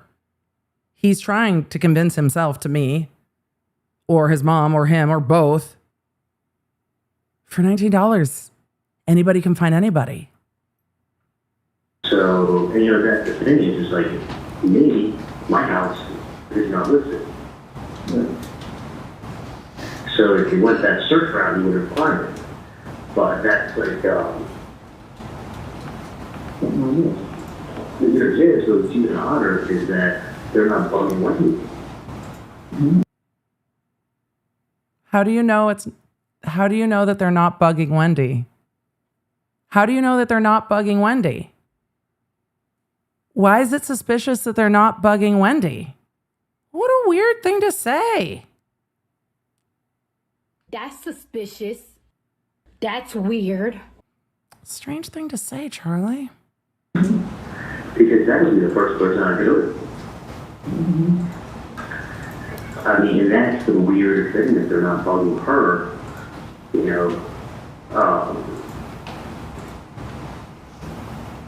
Y'all asked for it yesterday. We got it. I don't. That's why I just kind of like I don't want to have a headache, like Interesting. Because you don't want to trade one set of nonsense with the other set of nonsense. But you also don't want to have someone knocking at your door every other week. Exactly. That's what I was hoping, maybe if you had. Donna's hoping Charli has a friend. But that's what I'm working on. Yes. So Hoping. I think I'm just gonna call him up. You say he's just a friend. Well, that's what I want to see if it's not working. Maybe not working the other day. Yeah, Charli. Yeah. Call it. So let me see what they want. I don't think, let me see what's going on. Okay. Dad went to work today? He did, but I called him on the way, which I didn't want to do, but I knew that Arthur was going to tell him if he came in, so that was an option. Okay. All right, let me call too. Do you want me to check the number with Arthur and call you back? You said you did. No, check with her, just call me back in a minute. I'll just text you back. No, just call me back. Call me back. Okay. Call me right now. Okay. All right. Does she text it? Does Charli call the undercover? Yes, he does. Okay. He does. On what date? This is the first call to the undercover, right? This is the first call to the undercover on 4/28 of 16. Please publish. The bump operation was 4/19. It is 4/28, and Charli calls the undercover. I'm so curious. Thank you for no spoilers, chat. I know for those of you that watched Charli's trial, it's probably painful to not spoil, but thank you. FF.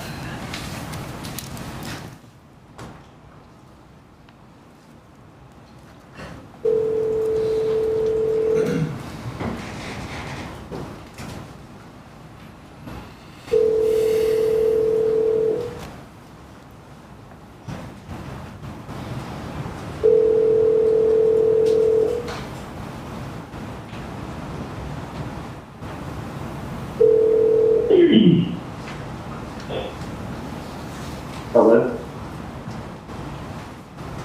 Hola, Vida. Hello? Vida, who's this? Who's this? Someone's been calling my family and trying to figure out who this is.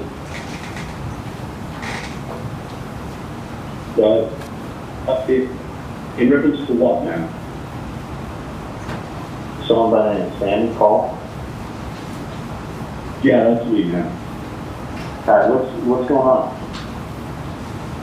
Well, what's going on is my brother Tato. Okay, my brother Tato has not been taken care of. His family's not been taken Tato's care Rivera. of. I talked to Thankless Tato. Why are you calling me? Who are you? I gave the number to a lady. I don't know Tato. Who are you? He asked. You don't know Tato? I'm not you know Katie and Tuca. They've been taken care of since family problems been taken care of up north. I don't know who you are. You don't? Well, Look at what the FBI says to Charli. You know Katie and Tuto? They've been taken care of since the family problem has been taken care of up north. Charli doesn't say, I don't know what you're talking about. Charli says, I don't know who you are. I'm going away, my friend, because let me tell you something. I was a driver with Tato, and he told me the whole story. He told me nobody was taking care of him, nobody was taking care of his family. The family was taking care of Katie and Tuco, and nothing's been taken care of with Tato. So we know what's going on. And Tato needs to be taken care of, do the right thing. The lady already has the paperwork, she knows what I'm talking about. We know Katie, we know Tuco, we know they've been taken care of. Let me look at No more fucking around, man. No more fucking around. This ain't going away. You guys need to do the right thing for Tato. That's my brother, man. That's my brother, and he needs to be taken care of. His family needs to be taken care of, just like Katie and Tuco have been taken care of. I've never met these people, but let me call you back, okay? That's bullshit, man. You know exactly what I'm talking about. You know this lady. I don't know your relationship with this lady, but we know what the fuck is going on. Just take on that way. Take care of Tato just like you take care of Katie and Tuco, man. All right, so in that call, Laura M. asked, is this information from Tato? No. This information is from the FBI investigation, but they do know that Tato is in custody. And they do know that if Tuto, I'll just go back to the names. They know that if Garcia tries to call Rivera, they've got those lines recorded. So if Garcia tries to call Rivera to ask him what's up, that's recorded. That's unlikely to happen. Garcia's not going to call Rivera. Well, he's in custody on that. Rivera's not going to call Garcia. Well, he's in custody because he doesn't know what the fuck is happening. They know that Rivera's in custody. The rest of the information has come from the investigation. Rivera does not talk to law enforcement until September of 2016.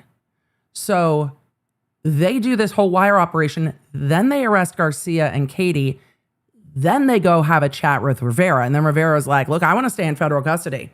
I'll tell you what you want to know. Let me run my time concurrent. But they didn't use any information from him for this. He's in federal custody on something else. This is all happening based on their investigation and the wires. Everyone gets arrested. Not everyone. Katie and Garcia get arrested in May 2016. They connect with Rivera, who's in prison on something completely different, in September 2016. So this is all from the investigation. or I guess prior to that call, did Charli Adelson hit star 67 in an effort to camouflage his number? He did. All right. And then when he hangs up from the Undercover, who's the first person he calls? Catherine McBanwell. How many calls does he make to her? At least 3. Calls Katie. Katie, that number fucking works. Right. And does she eventually call back? She does. Is that our call GG? It is. GG, Katie. Publish GG, please. So Charli starts blowing up Katie's phone and she finally answers. He's like, that shit fucking works. That's just me guessing. Hey. Yeah. Okay. Hold on 1 second. Huh? Can you give me 2 minutes? Okay. Hang on 1 second.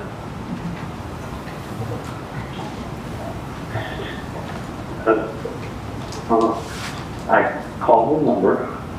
It rang like 7 or 8 times, and then somebody picked up. And it sounded like he goes, who is this? And I said, I'm returning the call. And he's like, what is this in reference to? So the guy that called my office this morning said, this is Simon. So I said, someone by the name of Simon. Charlie's starting to lie to Katie. They asked Katie in her testimony if she thought that Charli thought that she was in on it. So Charli changed the name Sammy to Simon because Katie's telling Charli.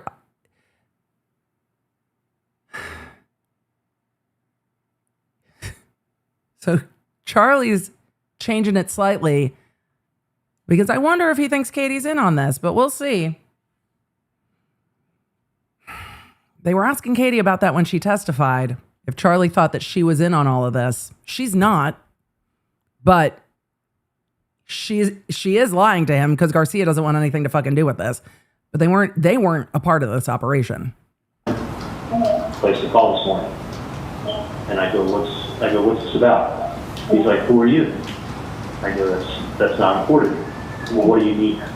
That's not what he said. You there? He's already changing what he said in the conversation. I said, it's not important who I am. I said, what can I do to help you out? That's what you need. And he said, listen, man. He's like,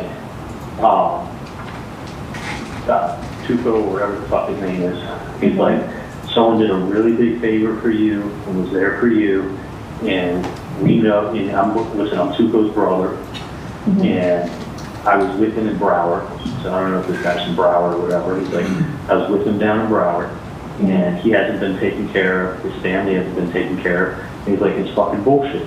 He's like, I'm letting him talk. As he's talking, I'm hearing a little bit of a New York accent. As he's trying to, when he picked up the phone, Charli. he sounded like a tough guy when he picked up the phone. But it was like, as he was talking to me, like the tough guy routine sounded like it was coming out. So he's like, listen, he's like, I know you guys took care of and you're taking care of Katie and Tudo, and you're taking care of their family. Now he needs to be taken care of. And I was with him in Broward, and he's done a big favor for you. And I go, sir? I go, I don't know. He goes, I know you've been giving money to Katie and Tudo for taking care of their family. I go, no money's been given. I said, I don't even know who these people are, and I don't know what you're talking about. And he's like, who are you? I'm like, listen, it's not important. I said, I don't know what you're talking about. No one's paying anybody. And he's like, well, listen, man, this shit's not fucking going away. You better fucking do the right thing. He's like, it's not going away. Oh, please, that mean bad words? What's that? Katie, now you give a shit that somebody's saying the fuck words? Law enforcement says the fuck words, Katie. What the hell? Oh, he started saying a bad word? Ma'am, really? This is where we're sticking? So they started saying bad words? He may have said a bad, he may have cursed. But he may have cursed. This may know like this shit or whatever it is. This shit's not going away, and you need to help Tudo's family, whatever his name is, family out the way you're helping out Katie and Tudo. And I go, I don't know who you're talking about, and I don't know what I can do for you. I said, he goes, well, it's not going away. And he says, do the right thing. You got to help him out. Which, when I started, he never said do the right thing. What is with do the right thing? He never said do the right thing. And Charlie's like, first of all, Charli Chismosa, you're just in it. Changing parts a little bit to make yourself look better. Wait, did he say do the right thing? Oh, I need to go back and read it. Did he? He did say do the right thing? What is with the do the right thing? Maybe the do the right thing should be the giveaway. Maybe it should be. Do the right thing is now code for the cops. It's just the cops that are running around saying do the right thing. That should have been the giveaway, not the fact that he said fuck. I need to go back and look. Not right now. I will go rewatch the the call with the undercover. But Charlie's like, he says, do the right thing. Do the right thing, Charlie. Oh my God. So Charlie goes back and is just like, Are you, number one? He told me he's just, obviously he's not going to give me his real name. And I was being really polite to him. Like, hold on a second. Charlie. Give me 2 minutes and I'll be right there. I was being really polite. Okay, he said he's a brother from Broward? No, he said I know him from Broward. Or I saw him down in Broward. Mm-hmm. So I don't know if, like, this guy they're talking about was incarcerated in Broward, or held in Broward, or whatever. The guy A referenced Broward. Mm-hmm. B referenced Katie and Tuto. And Tato. Yeah, so your name and some other guy's name, well, I don't even fucking know. Mm-hmm. You know, so he was saying, so we were talking about Tuto, which I don't fucking know who that is, but that's two people I don't know. And he's talking about your family, saying your family's being helped out, which I don't fucking know. I mean, other than the hours I give you to go up from the office on the weekend and take care of it. Exactly. But that's, I don't help you out. You fucking earn money on the weekend when you go up. I kind of help you out. Yep. And he left. And you rang a long time? I want to say it was like on the 7th or 8th ring that picked up. You said 30 earlier. A long time because you usually I was almost like, and he was asking me like, you know, who is this? He was listen, I gave that paper to a lady. He goes, who are you? I go, don't worry about it. I go, I'm trying to find out what's going on. So, you know, this person is on the assumption that. So you said they're a friend in Broward, or you said they're a brother from Broward? He said he was this guy who's evidently told my mom was incarcerated, his brother. And he's saying that he has not been paid and his family has not been taken care of and this is not going away. And like, I don't just give charity. You come like you can't be like having like freaking people threaten you and mentioning you names. You know what I mean? And he sounded, honestly, he didn't sound Latin and he sounded like there's a little bit of a New York accent that is tough. But like so, yeah, didn't threaten me at all. He didn't? Not threaten me at all. He just let me know this is not going away. And he's like, you need to take care of it and do the right thing. He was there for you. Charlie's up here being like, no, he didn't threaten me. It was a promise. He was just telling me straight up what it was. I'm not going away. Not a threat. And I don't know. He goes, I don't know who this person is. I said, let me call you back later. That's how I left it with him. I said, sir, I don't know who this guy is you're talking about, but let me give you a call back later, okay? He's like, okay, do the right thing. Which is do the right thing. Do the right thing. You sound like a fucking cop that's fishing, that's or an investigator or someone's playing games. It is, in fact, a cop. Not playing games. But, yeah. Charlie, sounds like a fucking cop. Does it? Does it sound like a cop? But I don't, he's coming up with a lot of fucking details, and I'd love to know these details, because I don't know two of the people's names they're talking about, and you may be in the wrong Katie, and then I feel even more like a dumbass. Exactly. Just a little quick recap, just because I don't want to say, like how did like the conversation start? It just rang, and he goes, who is it? He goes, hello? I go, hi. He goes, who is this? Well, Charlie, don't start over. No one said aloha. He's just starting all over again. He's like, let's take it from the top one more time. Charlie, you've explained this interaction like 3 times already. You just are circling back to the beginning.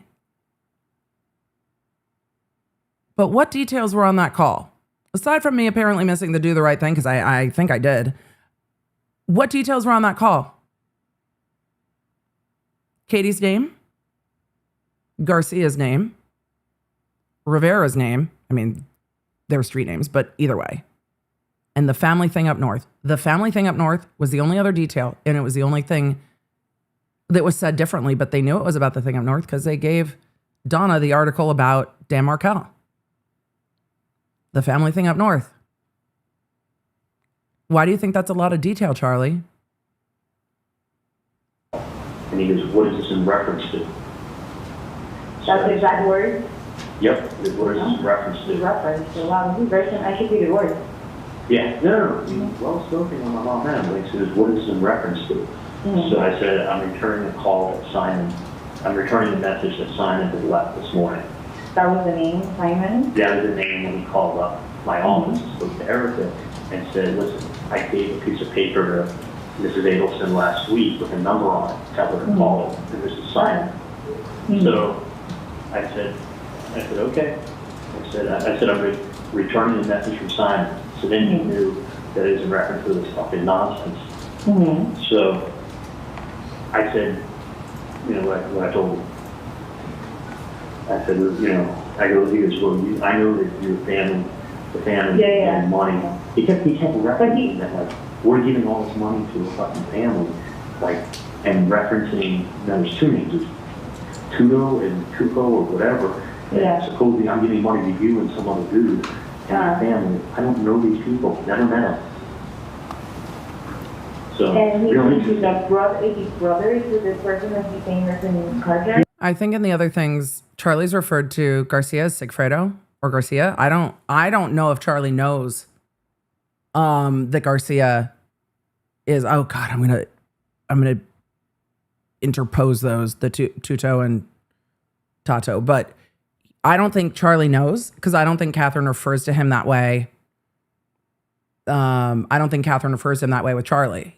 When she refers to him, she refers to him as either Sigfredo or Garcia or Baby Daddy. I don't think she calls them by their street names around Charlie. So I don't think Charlie knows at all. Aaron in the chat said Tuto and Tato are two different people. Yes, one is Rivera, one is Garcia. I have it written down. My brain is very tired at the end of today, but yes, two different people. Yeah, he's saying he's his brother who's incarcerated. And he's saying he's from Broward. He said he referenced something with him in Broward. Oh, what's in Broward? So I don't know if this guy incarcerated in Broward County, is he from Broward? I don't know who these people are. But Definitely. Katie's not filling in the gaps for him either. Katie knows exactly who the fuck they're talking about. Katie's not filling in those gaps for Charlie. And your family, and so I don't know who the dude is that you're with, or if they're just making up names, or if I feel we should just go to the FBI and say, you know what, let's play phone tap. Exactly. So I don't, you know what I'm saying? No, it could have been like, while you're doing all this arrest, number one, I don't know what the fuck you're talking about. Number two. Well, he never said he was in a hurry. And he was, you know, I just wanted him to keep talking. And that's why I wanted to get a feeling of who the person is? Yeah, because he wasn't like, you know, he was wanting to know who I was, and I was kind of boring. But when he left, it was, you gave him money, he has not been paid, his family hasn't been paid, that's fucking wrong, and he realized it's wrong, and he goes, this ain't going away. He said, do the right thing, he did say take that. care of him, he helped you out. I'm like, I don't know, I don't know. I don't know him. Katie. Well, he's out or what? Like, what does that mean? But it could be a lot. Patient? It's like you run across so many people every day. Did you pull his teeth out? In 2 seconds, you read something in the newspaper, and then you Google the last name, and in 3 minutes, the homeless man today has the technology to know where you live, where you work. With this again. This again. Okay. Let me Katie's like, shut up. Well, but I will call that number. They're picking it up. Whether you want to call it or. Katie, let me find out what the fuck it's about. Katie, you know what the fuck it's about. You just don't want to tell him. I mean, you're not wrong. Tell someone to, like, stop the shit. 305 12 is 578, correct? 6570. Yeah, 305 712 657 5309. They didn't even know that. I'm not. It's fucking stupid what they're doing. Like, it's nothing. I'm not paying anything. I think if you pay something, you admit to guilt. Yeah, no. What the hell is that about? The only thing I want to do is collect my reward from the FBI. Of course, no. I want these people to go. Did Charlie collect his reward from the FBI? Free housing? I don't want these people to wait up for like a freaking, like, rent. You know what kind of vacation I could get with that money? Exactly. I need vacation. Let me go to the line. All right, I'll talk to you later. Yeah. Call me later. All right, thanks. Bye. Who is the first person Magbanua contacts after this call with Charli Adelson? Garcia. Sigfredo Garcia. Is this the first time? I know that the Undercover said Broward to Donna Adelson on the bump, right? That's correct. But is this the first time we're hearing the word Broward on the wire? It is, and specifically to Katie. Donna never told Charli about that part in anything that we've heard. And Charli's never said that to Katie. I love that the prosecutor's reminding, like, these are the little nuggets that we didn't know before. And Luis Rivera was housed in Broward, right? He was, A correct. fact that would have been known by Catherine Magbanua. That's correct. Her and Sigfredo both would have known that. Right, and Charli Adelson says the word Tuto on this call, right? He does. Tuto, we've learned throughout the course of this trial, is a nickname for Sigfredo Garcia. Thank you for reminding us. Is there any evidence that Charli did know who Tuto was before this call? Yes, ma'am, there was. Okay, so he had referenced Tuto in the text messages before. There were text messages where he'd referenced him. Yes, Knowing ma'am. that was Catherine Magbanua's child's father. That's correct. Okay.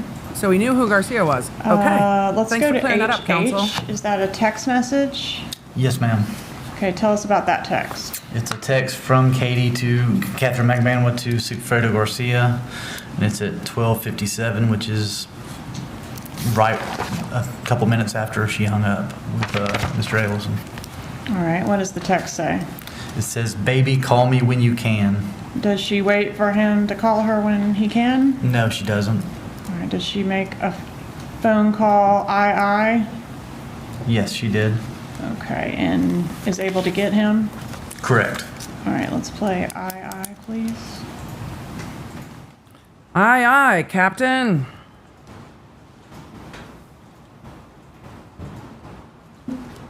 There's like a meeting outside, I guess they have meetings on Thursdays, and then I have my own meeting in a conference room. Ay. Okay. I have more information for you. And when I got a call this morning, like, I couldn't even take it. Because I had to step out of my meeting, because I just heard about it. And I was like, because I got a call back to back. So, hold on, give me 1 second. Oh, my block, come out. What was I gonna tell you? Okay, so this person contacted his office.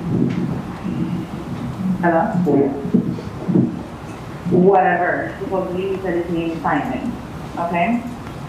Contacted the office saying, oh, whatever, I'm giving paper to this person there. Obviously somebody's doing their, whatever they're doing, they're threatening.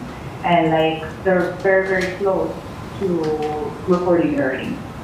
Whatever it is, it's getting pissed because my name's involved. And this gets better. So I'm like, you know what, well, just tell me everything on the phone right now because I don't have time. I'm fucking working, like, what is it? Like, I want to handle this and I want to handle this like right now. So, he said, okay, they call the office. I was like, look, I tried to contact that number, it's like not a working number. They're like, I was like, why don't you go ahead and start 67 and go call a freaking number. And then, whatever, that person did it. They go, okay, I'm returning a phone call. And then the person goes, who are you? And they're like, doesn't matter. I'm returning a phone call regarding something of a paper or whatever. And then they're like, okay, well, we know you've been talking now. They said my name and your name. And Is it Katie Esposito? yes. It's their name. They've been helping me now. And he's like, I don't even know what the fuck they're talking about. I don't even know. I don't even know if you're the right person to be talking about. For all I know, it could be another KD or whatever. And I was like, okay, what else do they say? They're like, oh, well, they're a brother of... I don't think I've ever seen an actual game of telephone in real time quite like this. It just You hear the original call, and then you hear Charli tell Katie and Katie tell Sigfredo, and you can see how much it changes every single time. Of this other person that's supposedly incarcerated, and they're brother of them, and then they know him from Broward. I don't know if they were together in Broward and he got out, or whatever the case was, and he's like, but this family needs help. Do the right thing. Like, the fact is, like, we know for a fact that you're helping out there. I'm like, helping who out? Yeah, I worked for you before, like, that's it. I was like, well, that's not helping me out, it's me working for you. And I was like, I don't know what they're talking about. So, but they said, do the right thing. His name is supposedly Simon. They're a brother of the person that's incarcerated, and they said that name. And I was like, no, this needs to stop. Like, this needs to stop. Because somebody's harassing me, somebody's harassing your family, and they're putting my name, and then I need and that other person's name. It's getting too detailed. It's somebody that's, for sure. Yeah. For sure. He said that the person had, he's trying to get him to talk more. He's like, the person had, maybe a New York accent. Some of the words was a little bit, he wasn't threatening at all. He was just saying, it's time for you to help out this person and their family, because he needs it. Because we know that you're helping out. What family? What person, what family? The Sato and his family, because they need it.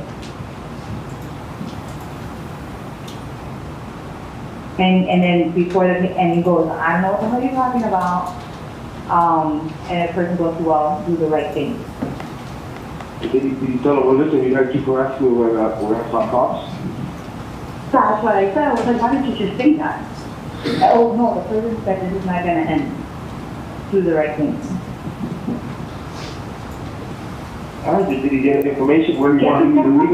Get the phone number. Your number, just giving me our numbers. No. 305-712-6570. They picked up. Because I was getting tired of it. I don't know what's happening or whatever. You know exactly what's happening. No. 305-712-712-6570. That's what I What the said. fuck this is in the stop. Obviously, somebody. They're putting my name, they're putting your name, they're putting, and they're harassing families. Okay? Alright. Are you going on right now? 712-6760. You know what? Fuck.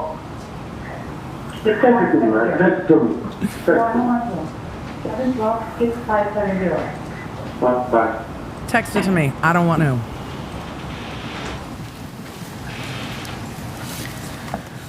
Who gets called next? Here we've got Sigfredo Garcia, the shooter, suggesting calling the cops. Anybody do it?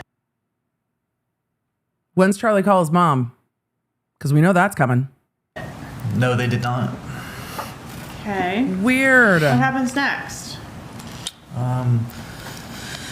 Sigfredo calls Catherine back at 1:46. Actually, there was a hang-up call to the Undercover, I believe. I think Really? it was after KK. That was, sorry, I got my time mixed up. All right, so just about 20 minutes later, we get another call between Garcia and Magbanua. That's correct. All right, It's at can we- 1:46 p.m. Okay, publish JJ, please. He's like, there's too many fucking calls. We don't have this many fucking calls. Everybody's just like...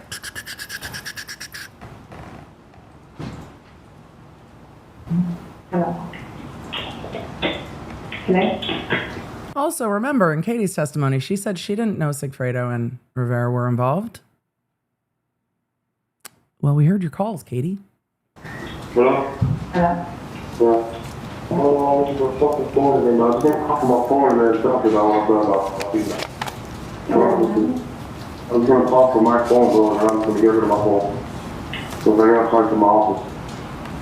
No, I mean, around. But or block it. Don't look for an office, it's your office, you know what I mean? Don't look through your phone. Yeah, I'm not calling from my office, I'm talking from my phone.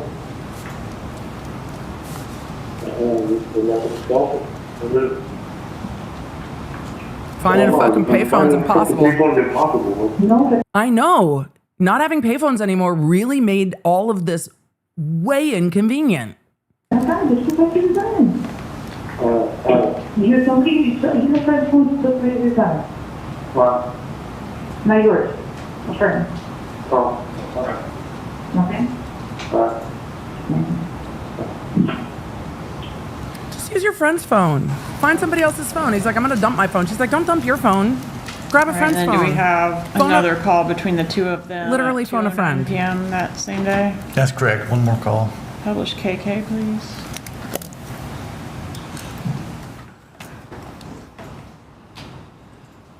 He looks tired too.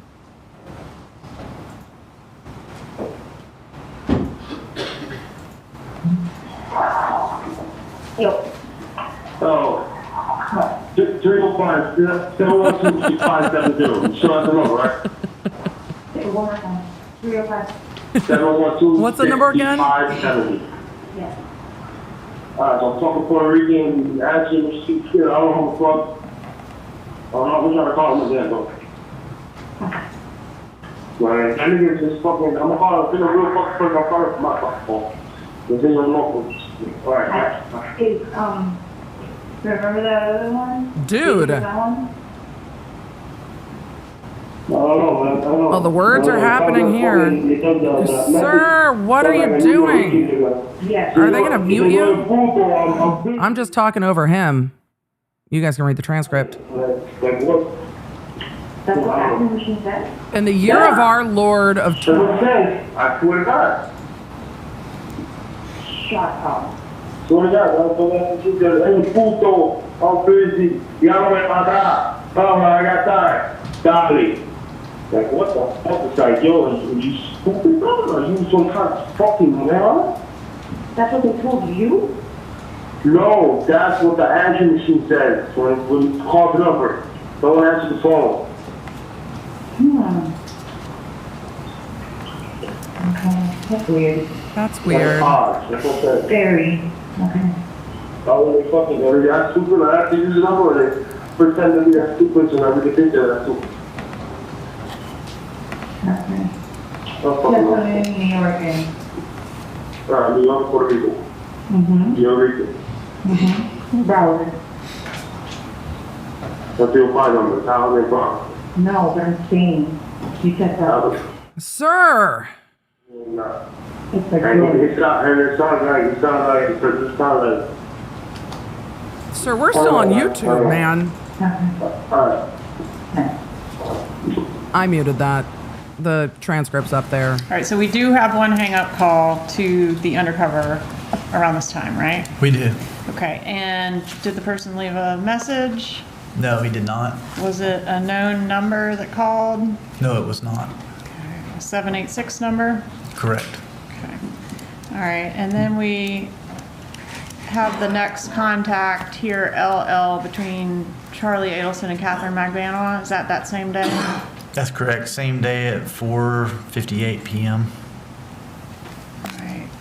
Please publish LL. For all of you listening in the background are like, Emily, you dump stuff. He was just dropping slurs. So we dumped it. Am I shocked that that's the language he's using? No. But we just dumped it as he's talking about calling the fucking Undercover, and then he does.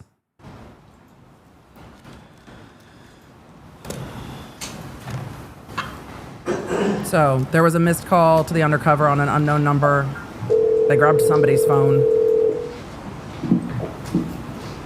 Yeah. Hey. And after all of that, Katie back to Charli. Hello? Yeah, here. Yeah. Hold on. Hold on. Give me 2 seconds. Let me just log on. Can you hear me now? Okay. So weird. I called the number, right? Liar. Answering machine. There was something answering machine now. Garcia tells Katie what happened. Katie calls Charli back and is like, I called the number. What the fuck? Like, some ghetto guy, like, was talking on an answering machine and said one of the names that you said. Like, I don't understand the joke. I don't get it. So it was just an answer machine, no one spoke to you? No. Like, then, And like, were they talking all? and then my answering machine, all of a sudden, I don't know, like, because I can't hardly remember, that's what I had to like, find out for me, you know? And it was like, they said, I don't know if they said their name was whatever, that Hugo or Taco or whatever shit they put on the answering machine. All of a sudden. Now it has an answering machine. Like a voicemail, I mean. What did the voicemail say? That, like, I don't know, let me find Well, you're gonna call it back? Because I can't, like, really talk at work, and then I can't understand. Call, when you call with the call block? Huh? Yeah. Do you call? Yeah. Yeah, but it doesn't matter. No matter what phone you're using, it's still show, you know? Well, it shows, it doesn't show who's calling it. I know. I know how to drop a call. Right. Not the point, but it's just. Star 67. So I did that, it rang 7 times. I'll be there in 1 minute.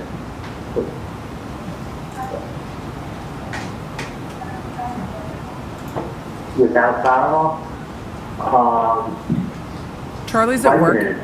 Charlie's at work. And he's like, I'll be there in 1 minute. And they're like, what are we doing with this patient? Okay. You know, it's like fucking lady. Just fuck out the way, stupid ass. Yeah, I would do this. It would have been interesting if they had played these before Katie testified, right? I would, no, the numbers weren't blocked because just call again later. Everything's tapped. With all this crank happening, I'm gonna call from every fucking body's phone and fucking leaving a message in everybody's fucking phone. From everybody's phone. Wanna play games? Wanna play games? Really fucking up. Like they picked it up on the cell. For you.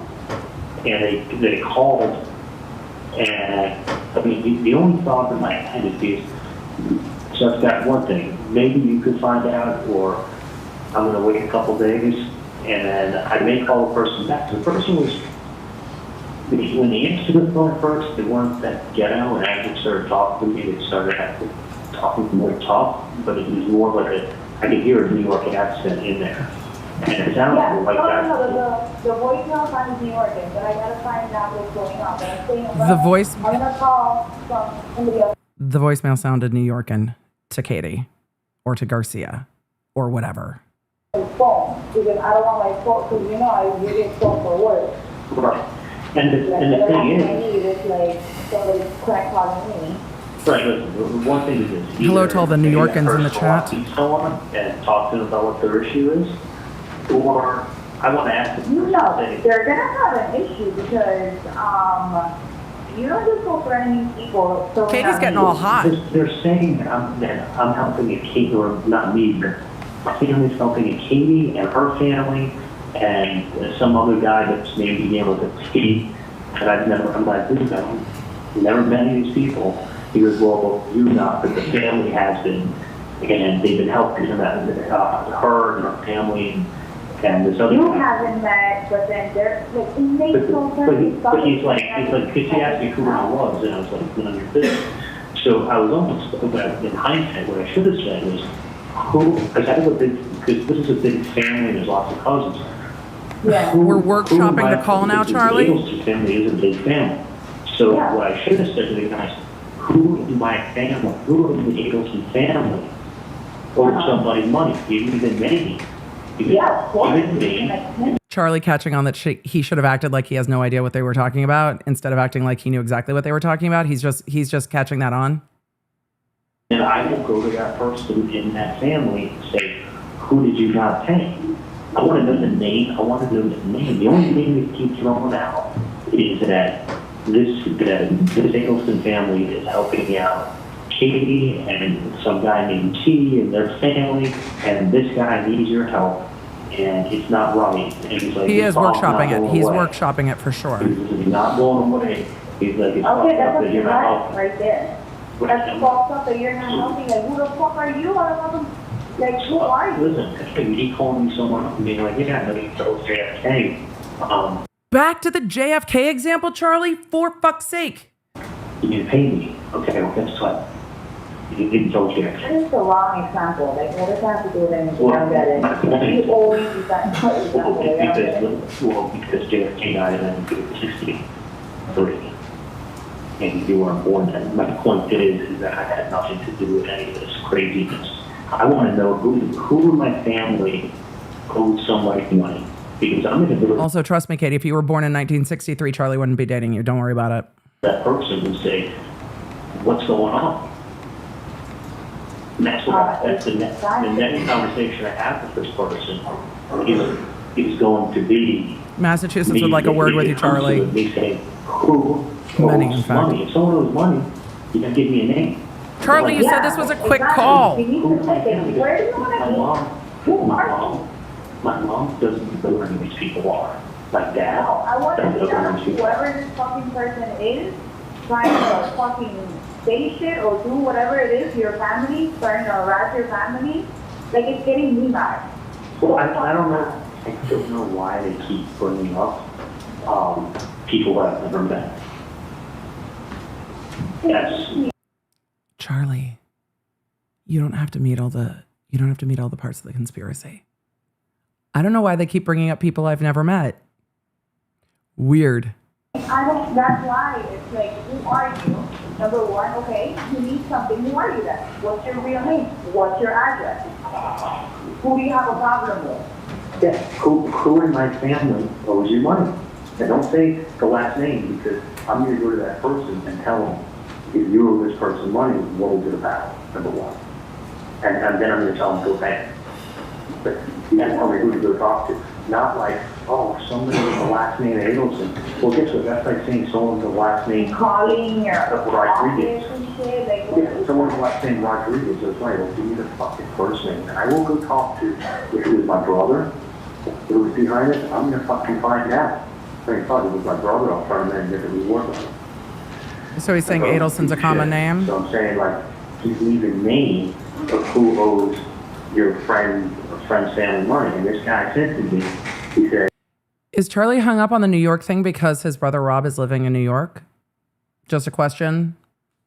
I'm curious if that loops back around, but I don't know. listen, I was with him up in Broward. I knew everything that went on. I was up with him in Broward. That's what Something I don't about, understand. yes, something about I was Broward. up with him in Broward. I don't know if something I just talked Family about. member, but he said it was a family member. He said he Of somebody who incarcerated. He said it was that guy was. I don't know if he means his literal brother or not. Whatever, his brother. He said, I'm his brother. So he was with him up in Broward and told me what everything had happened. That's exactly Who what was he said. up with him in Broward and I don't know what he that happened. I don't know if he was in jail with him, visiting in jail. Like, we need to like fucking fix, like if people just can be fucking Googling shit or whatever it is. Well, and that's, well, Yes, exactly. somebody needs to be The only Googling more reason shit, why I Katie. called you is because they just wanted to talk about you. Or if I just been one person, then I can feel even horrible. This person doesn't matter, like you're still harassing my fucking family. They need to be Googling why would the FBI be involved in a state case? How to know if the FBI is tapping your phone. When you meet someone face to face on the street, when you send them a letter, and then when you start calling their office, the next call is to the FBI. Exactly. No, I agree. I will personally go there. I don't want anyone to go to jail. Because you know what people get mad when they go to jail and they feel like it's getting somebody back. Ding, ding, ding. Charlie, I don't want anyone to go to jail. People get mad when they go to jail and they feel like they have to get somebody back. That's why, well, Charlie, you know how these things work. Don't worry. You know how these things work. It's why they start at the bottom. Now you're here. So the operations just work up the chain. Because everybody's like, not my problem. When my kids got stolen, I don't even care who fucking told. I said, sir, Give my money back. It sucks. It got stolen. I wouldn't want to catch the guy who stole my jet ski. Why? Grand theft. I don't want to put anyone in jail because there's what fucking with. Okay, but you know what? If this person keeps fucking saying shit, then they need to start giving information. Someone stole your jet ski? They need to tell me who owes the money. Not a fucking psychic. Nobody's a psychic. Yeah, I mean, a family's got lots of numbers. Leave psychics out of it. Because it's my problem. Like, who owes the money? And I will call. Hey, dirty, baby, you got my money. Charlie's now figuring out that he should have been acting like he didn't know what the dude was talking about. He has regrets. Regrets, Charlie has a few right now. He's like, I should have said all of this. The thing about stress is, makes it really hard to use your brain. Charlie, you need to watch more like Survivor or The Amazing Race. You said this was a quick call, Charlie. The fuck? I'm just curious to see who's so interested in your family and what's going on. That's why. It's like that's why you're pissing me off. It's like why never talk about the family, Charlie.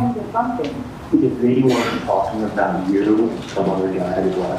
His name goes by T. Seems like everyone goes by T these days. But whatever the guy's other name is, he said it so quick I don't remember. But he wasn't talking about you, your name, and then some other guy's name. But you're just saying too much now. I don't even know what the fuck you're saying. That's what I'm repeating to you what the guy said. I know I heard you the first time. But that's the only reason. I know. It's fucking repetitive and like it's just become nonsense. The only reason I called you is because this guy's blowing you guys up, which has nothing. I know a million people that try to repeat. I know a million. I know a teacher, a freaking Tony, a freaking Taco, a freaking Raw. The taco slander will not stand. Sorry, Tony, but the taco, leave the tacos out of it. Leave the tacos out. She's like, fucking taco. Leave taco out of it. I'm so bad. I think I called the guy Simon or Sammy or I don't really know what the fuck I called. I don't even know I called. That is such a fucking white person name. But then when I told my mom I called Simon, my mom goes, Sam, they go, what? It began with an S. I mean, as to Simon, though. What is your last name? What is your address? Yeah. I can send your mother As to Simon. Or meet your mother in the freaking middle of the street. Yeah. That's going to be the next song. Yep. That's fine. What's his problem? Because he's about to have a big problem. He's going to have a fucking huge problem. Yeah. No, he's not, though. Oh my God, I am the fucking wrong person. God forgive him that he fucking said the wrong fucking name. Because now it becomes my business. Yeah. Girl, no. Katie, no, now's not the time, babe. I hate that shit.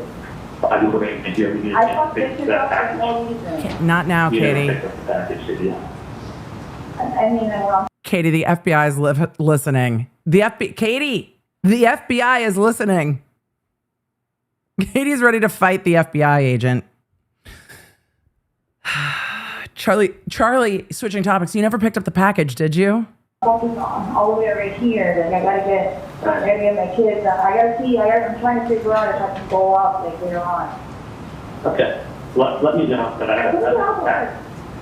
I'm still here. I'll probably be here in about an hour.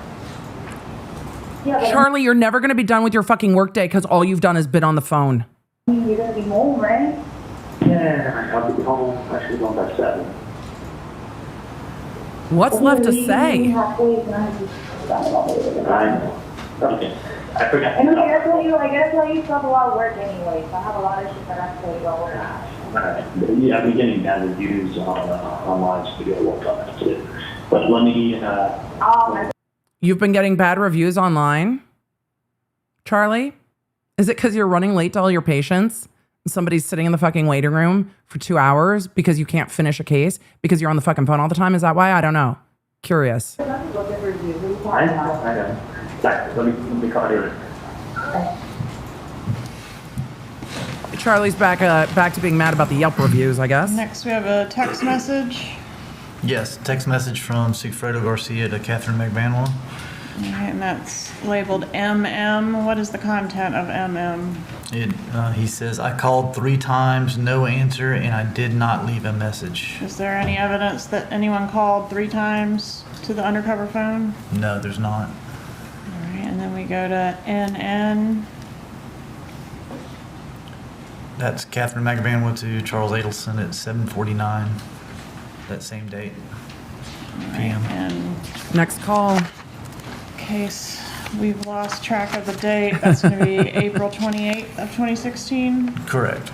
Yeah, we're still on the Publish same fucking day. NN, please.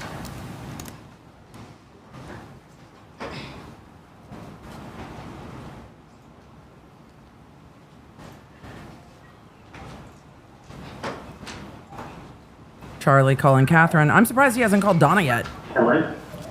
Hello? Hey, what's going on? Hey.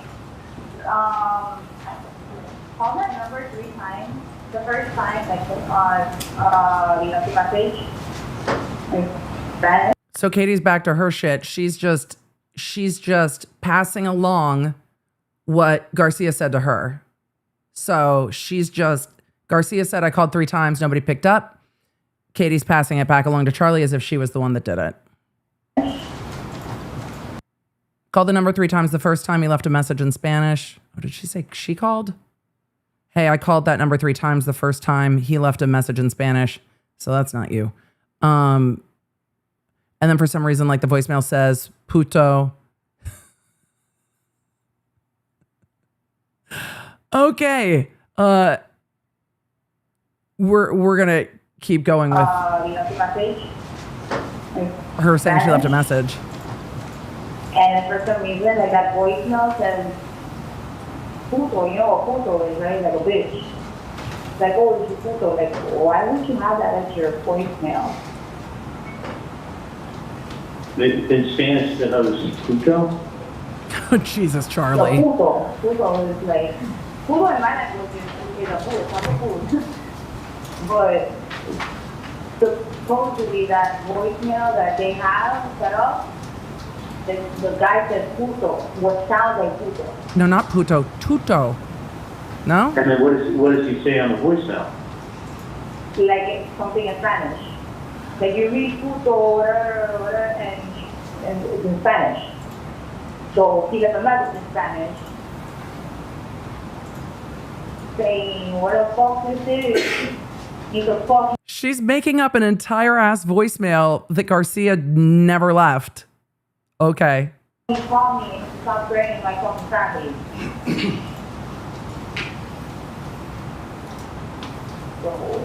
And then I was keep trying. Yeah. But they won't pick up. So now somebody either spoke because... Mooney-san in the chat said EDB, the FBI is not answering them. No, they're all lying to Charlie. These calls did not happen. They did not call 3 times. None of this has happened. Katie's telling Garcia. Garcia's telling Katie. Garcia's lying to Katie. Katie's lying to Charlie.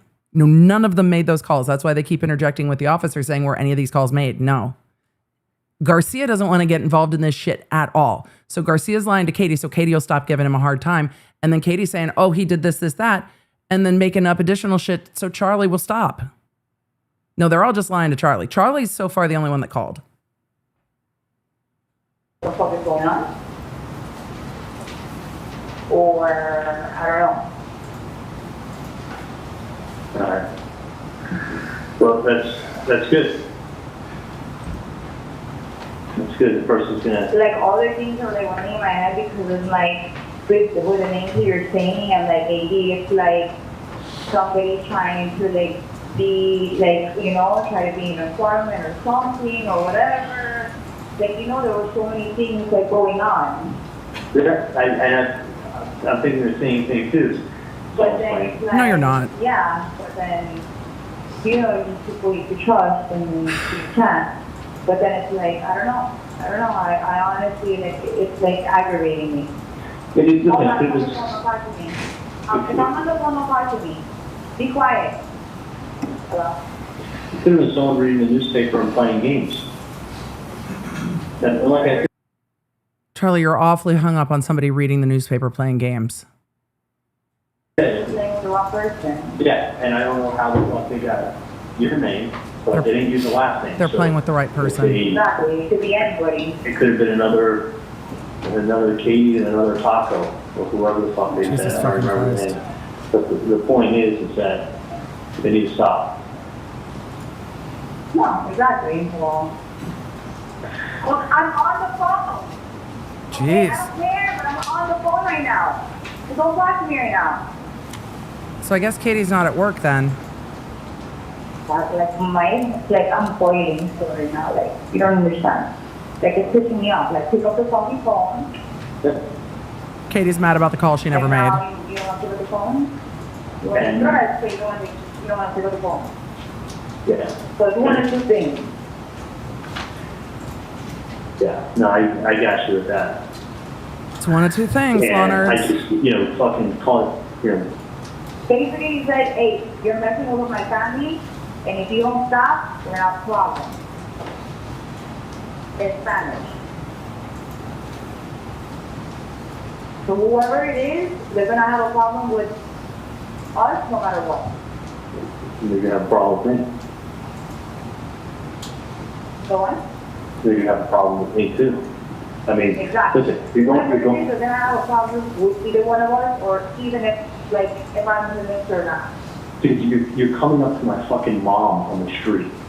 Then you're sending letters to their house. Then you're fucking calling my dad's office. The office. You have to just that's No, 3 times. like when no. he was living, my friend was friend, and I was like, look, can you do me this favor, because it's like, I'm not a guy. I told my friend, don't know that's who Garcia. They're talking about, and then he's like, that's some fucked up shit. No, he wasn't. Yeah. And it's like, don't Not worry, at first. like, no He matter said, deal with what, your homie. Like, whatever it is, like, I'm gonna handle it.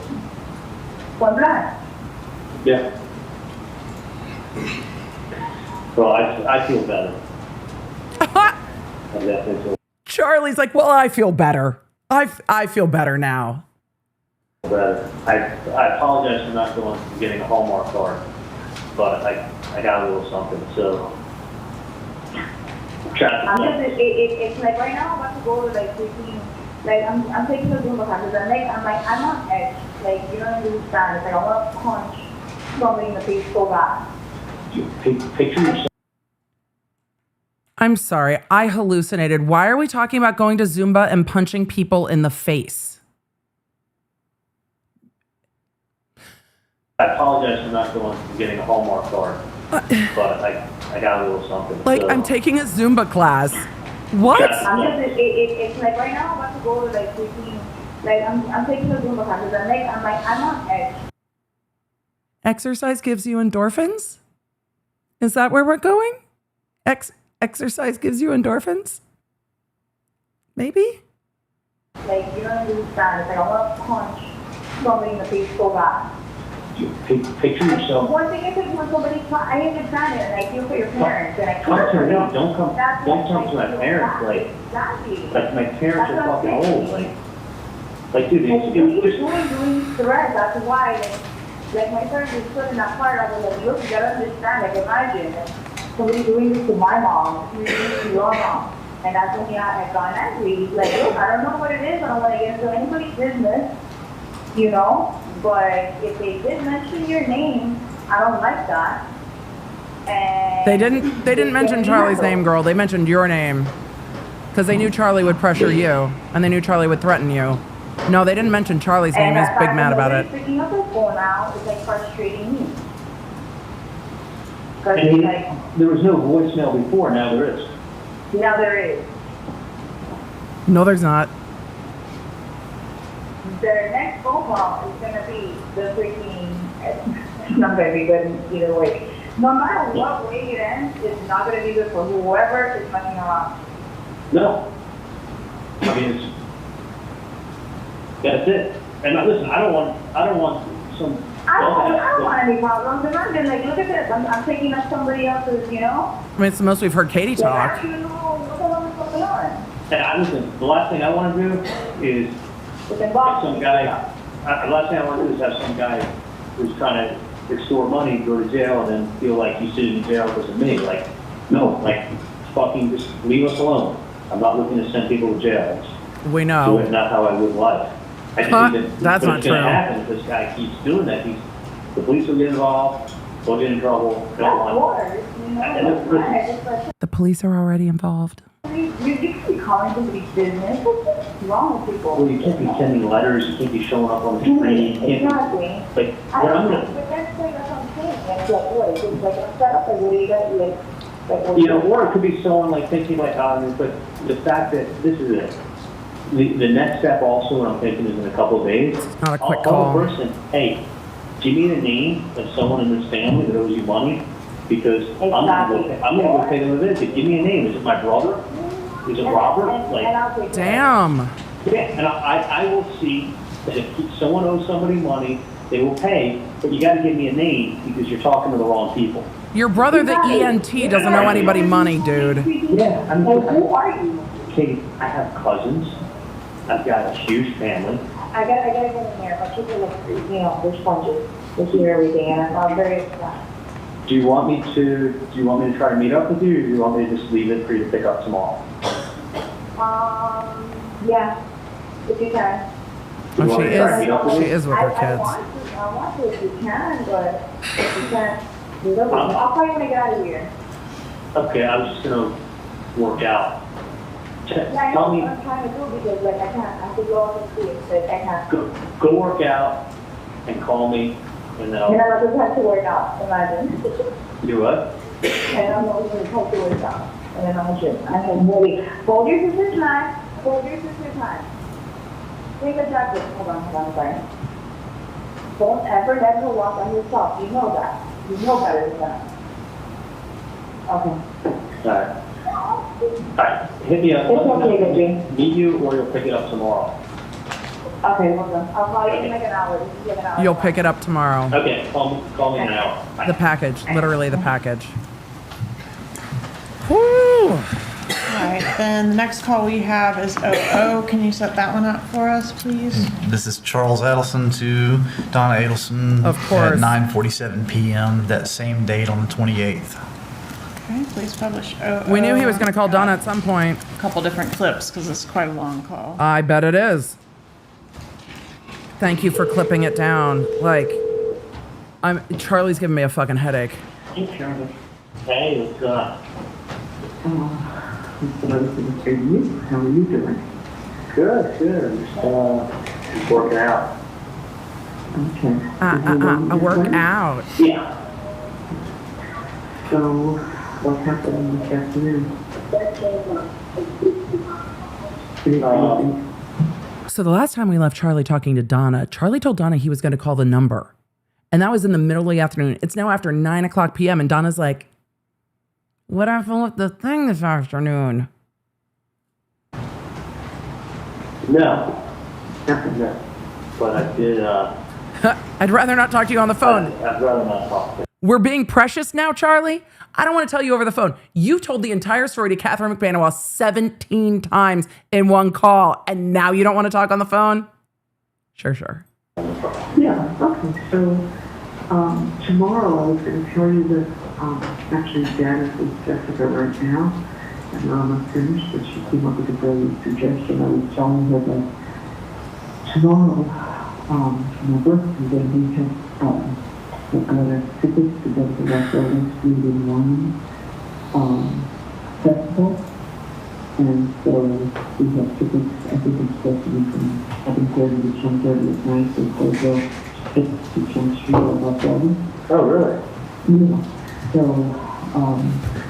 So then he said I should bring the kids to the courthouse on our way because, we won't get there at any time that I should actually, reserve veritable parking. It's like parking by the Riverside Hotel. I don't want to know about them going to the Food and Wine Festival.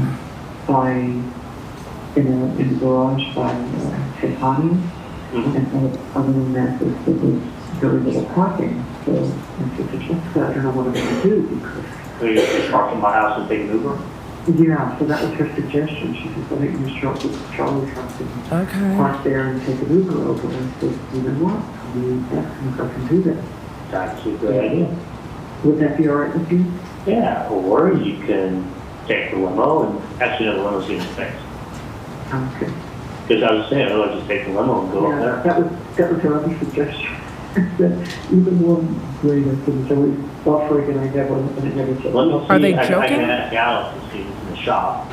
No, but it doesn't Are they matter. joking about the You limo? just leave our car in your driveway and take an Uber to the Phillips. That would be fine too. I just realized that we may not be able to park there. I can't tell either, Chad. I don't know. We try to park and if we can't. Yeah, well, with the limo, you just get dropped off and text them and watch pick you up. Right, right. But, you know, if it's been fixed, it's been fixed. But if we can't get a parking spot, you won't. Yeah, either that or just park in the house. Okay, I just wanted to verify that was the case. If we could get anything. So where are you going to be tomorrow? Number times. Okay. I'm so different every day. Yeah. Well, we have, I got your equipment. Okay, that's at the 10:45 in the morning. And then come back here to pick up the kids and then go back up. But, maybe there's some way I get a chance to see you, so, okay. Sounds like, you could be working. Yeah. No, I mean, nothing, Charli can't even. Nothing great. I gotta say, I think it's. Incoming to Charli just telling her everything, right? It's gotta be. I'll tell you when I see you, right? I'll tell you when I see you. Do you think he waits? Or do you think he just tells her? If you're at Pepper Pines and there's a chance that we can come by either on our way down or on our way back, you'll text me an address. The only problem is that when I stop, I mean, I'll tell you where I am. I'm Brooklyn Memorial Hospital. So there's like zero parking. I have to come downstairs. Oh my God, there's no parking. We get it. So you come out. Thank you, Madam Prosecutor. I do not give a fuck if they're parking at Charlie's and Ubering to the Food and Wine Festival. I don't fucking care.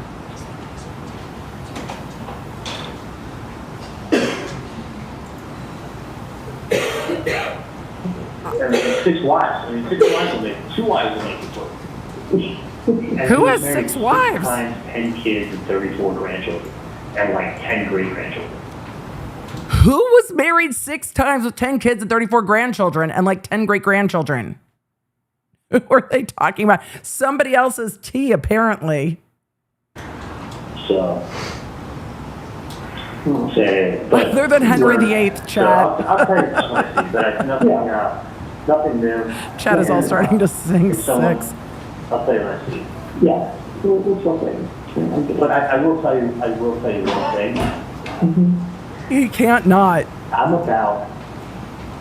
He can't not. 99% sure. That's what you thought originally. That's what you're talking about. Mm-hmm. Yeah, I'm 99 to. I'm 99% sure that's what it is. And I'll tell you why. The number one reason is this: too well spoken, no threats, and I made it clear. Like I don't there were know threats. who these people are. Like the person seems surprised. I mean, really? He's like, really? I go, yeah. I'm like, listen, I don't know who these people are that you're talking about. So, and then he took the route of like, you got to take care of so-and-so, you're taking care of this family. I go, I'm taking care of anybody. I'll tell you when I see you. I'll tell you when I see you. He left it with me to do the right thing. Let me tell you everything. That's not language. That's when someone says do the right thing. And I'm going to tell you something. Think about a high school. Ma, I'm going to tell you something. When someone says do the right thing, A high school fight or a high school threat. I'm going to kick your ass after school. I mean, just That's simple. I mean, listen, that's just how people talk. Your dog shits on the carpeting. I'm going to kill him. Charli. I'm going to beat your ass. Like, no. You know what I'm saying? Like, I even talk like that. Excuse me, sir. We've had a very fucking long day, but leave the dogs out. Like, God damn it. Charli, no, people don't say that. No, people don't say I'm going to beat your ass to their dogs, Charli. What the fuck? No, they don't. Charli, like, it's just how people talk. No, it isn't. No, it's not, Charli. About them, like, you just smack his ass. Like, that way he hears the threat. If you're... Oh, and the children too. Threatening the children too. God damn it, Charli. Everything. Never once was there a threat. You are too obtuse to perceive the threat, Charli. Do you notice the one mom? That's the most. I mean, even if you don't mean it, I mean, I'd say to Ben, I'm going to kick your ass if you hit me again. Do you know what I'm saying? Sure.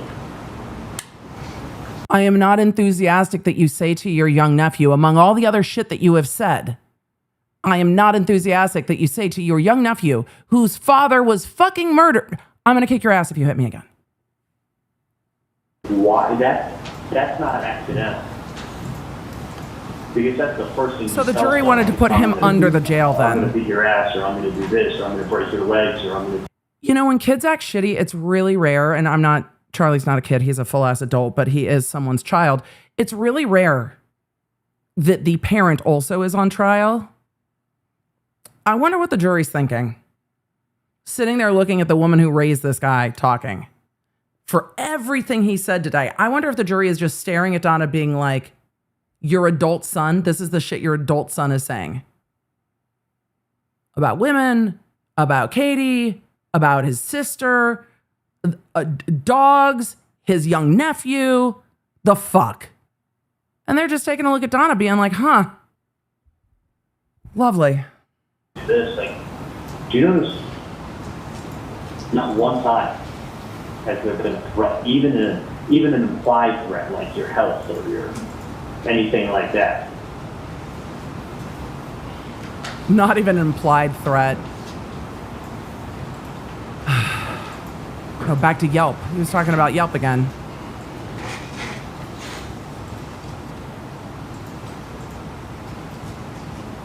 Also, don't you guys tell Alan Jackson that do the right thing is not an implied threat. He doesn't want to hear it. Charlie's like, nah, it's fine. So it's, just people. But no, about the other thing, I am so sure that it's that. And it makes complete sense, given a couple of things. One, the timeline. Mm-hmm. 2 years later, I mean, you have to understand, they want, and listen, if I had any information, I would talk. I would help out. I don't have it. No, you wouldn't. You would get on a plane. That's what you told Katie. Without a question, I would be beyond shocked if the family doesn't hire their own private investigator. Oh, you think it's the Markells? Okay. I would be beyond shocked. But really, what are they going to do? They're not going to be able to go knock on a door and go, hey, did you do this? Oh, okay. Just thought I'd stop by and ask. They have to come up with a plan that's going to... Yeah, it's exhausting, sir. I feel you. So that if there is something going on, like what are they looking to achieve? What are they looking to... You got to say to yourself, what are they looking... It's happening in real time, what they're looking to achieve, Charlie. Doing this nonsense. If it's money, I'll be shocked. Because the way you collect money is you go to someone and tell them what you're going to do to them. I don't know how you were sitting through this shit. And you tell them where to meet somebody, who's going to drop it off, and if there's any nonsense. You guys, hold on. This is a whole class on how to blackmail somebody from Charli Adelson, just in case you're curious. He's explaining how you would do it. He's like, if I did it, this is how I would do it. this is X, Y, and Z is going to happen to you. That's it. And if you get one of us, you're going to get one of us, but someone else will take you out. Like, it's done with such precision and being ruthless. Do you know what I'm saying? Mm-hmm. So what happens is it squeezes somebody. No, Charlie. They don't have a choice to think straight. And they just go into... Charlie, you're missing the point. Dude, Charlie's like, so what happens is it squeezes somebody and they don't have a chance, I think is probably what he said, or a choice to think straight, and they just go around and they give you the money. They squeeze someone who can't even think straight. Charlie, you are being squeezed and you're the one who cannot think straight. Give you the money. You know what I'm saying? Like, even if you're innocent, it's like someone saying to me, listen, I'm going to the Board of Dentistry tomorrow, unless you walk in your back office and write me that check. I am writing to the Board of Dentistry tonight when I go home and filing my complaint, and I will sue you tomorrow. I promise you, if you don't write that check back. It puts you on the fence real quick. And remember that lady whose mom wanted the whole case? I got a refund what you spent, and she goes, "I want the money for everything." And I said, "We already agreed that Back to the office then for whatever failed." And she goes, "Yeah, but now that yes." She goes, "No, I want the money for absolutely everything. I already spoke to my attorney. There will be a lawsuit filed and a board complaint filed before the end of this week if I'm not able to pick up that check." Do you understand? And listen, the work was fine. Over half the work took. Half isn't what you're going for in Perio, Charlie. I think I did it. I wrote the check. Yeah, what was the accusation, actually? So, but I'm thinking to myself, these people aren't looking for a check. They're not. What do they want you to do? What's the one thing they want? Well, you know what they want, but I mean, there's nothing. Hey guys, I gotta put this fan desk up. I can't even. So what do you think the one thing they want? They want everybody to start talking. Mm-hmm. They want you to hand deliver yourself, because they think you know something, but they want you to hand deliver yourself and start talking as much as you can when you walk in, because otherwise, if they were to oh my God, Charlie. I mean, they get the same result, but I'm saying, if the cops... They want you to hand deliver yourself so you can't stop talking? You need to listen to yourself. Because you see it, you just don't think it's you. Oh my God, okay, I'm putting up the desk. Would come to the bar and say, "Donna, come down to the station with us. We need to talk to you." You'd be like, I don't need this aggravation. Give me your business card. If I can help you or hear anything, I absolutely will. Right? That's what the answer would be. But if you go ahead and you make He's just waiting to get arrested at this point. You're being extorted or blackmailed or something crazy like that, then what are you going to do? You're going to run down there and start talking to yourself. Exactly. It's so clever of them. What's that? It's clever of them. It's clever. Fine agents at the FBI. Donna Adelson thinks you're clever. It's clever of them if that's the deal. Ma'am, that's the deal. These are not, first of all, this is not someone who started doing this yesterday. Mm-hmm. So this is not, this is not someone who's dumb. This is someone who's super smart.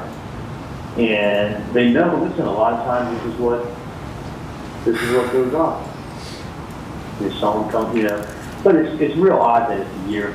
The amount of time that's passed is insane. Charlie, you're talking about how smart they are for doing this. Not that they're idiots because none of you know anything.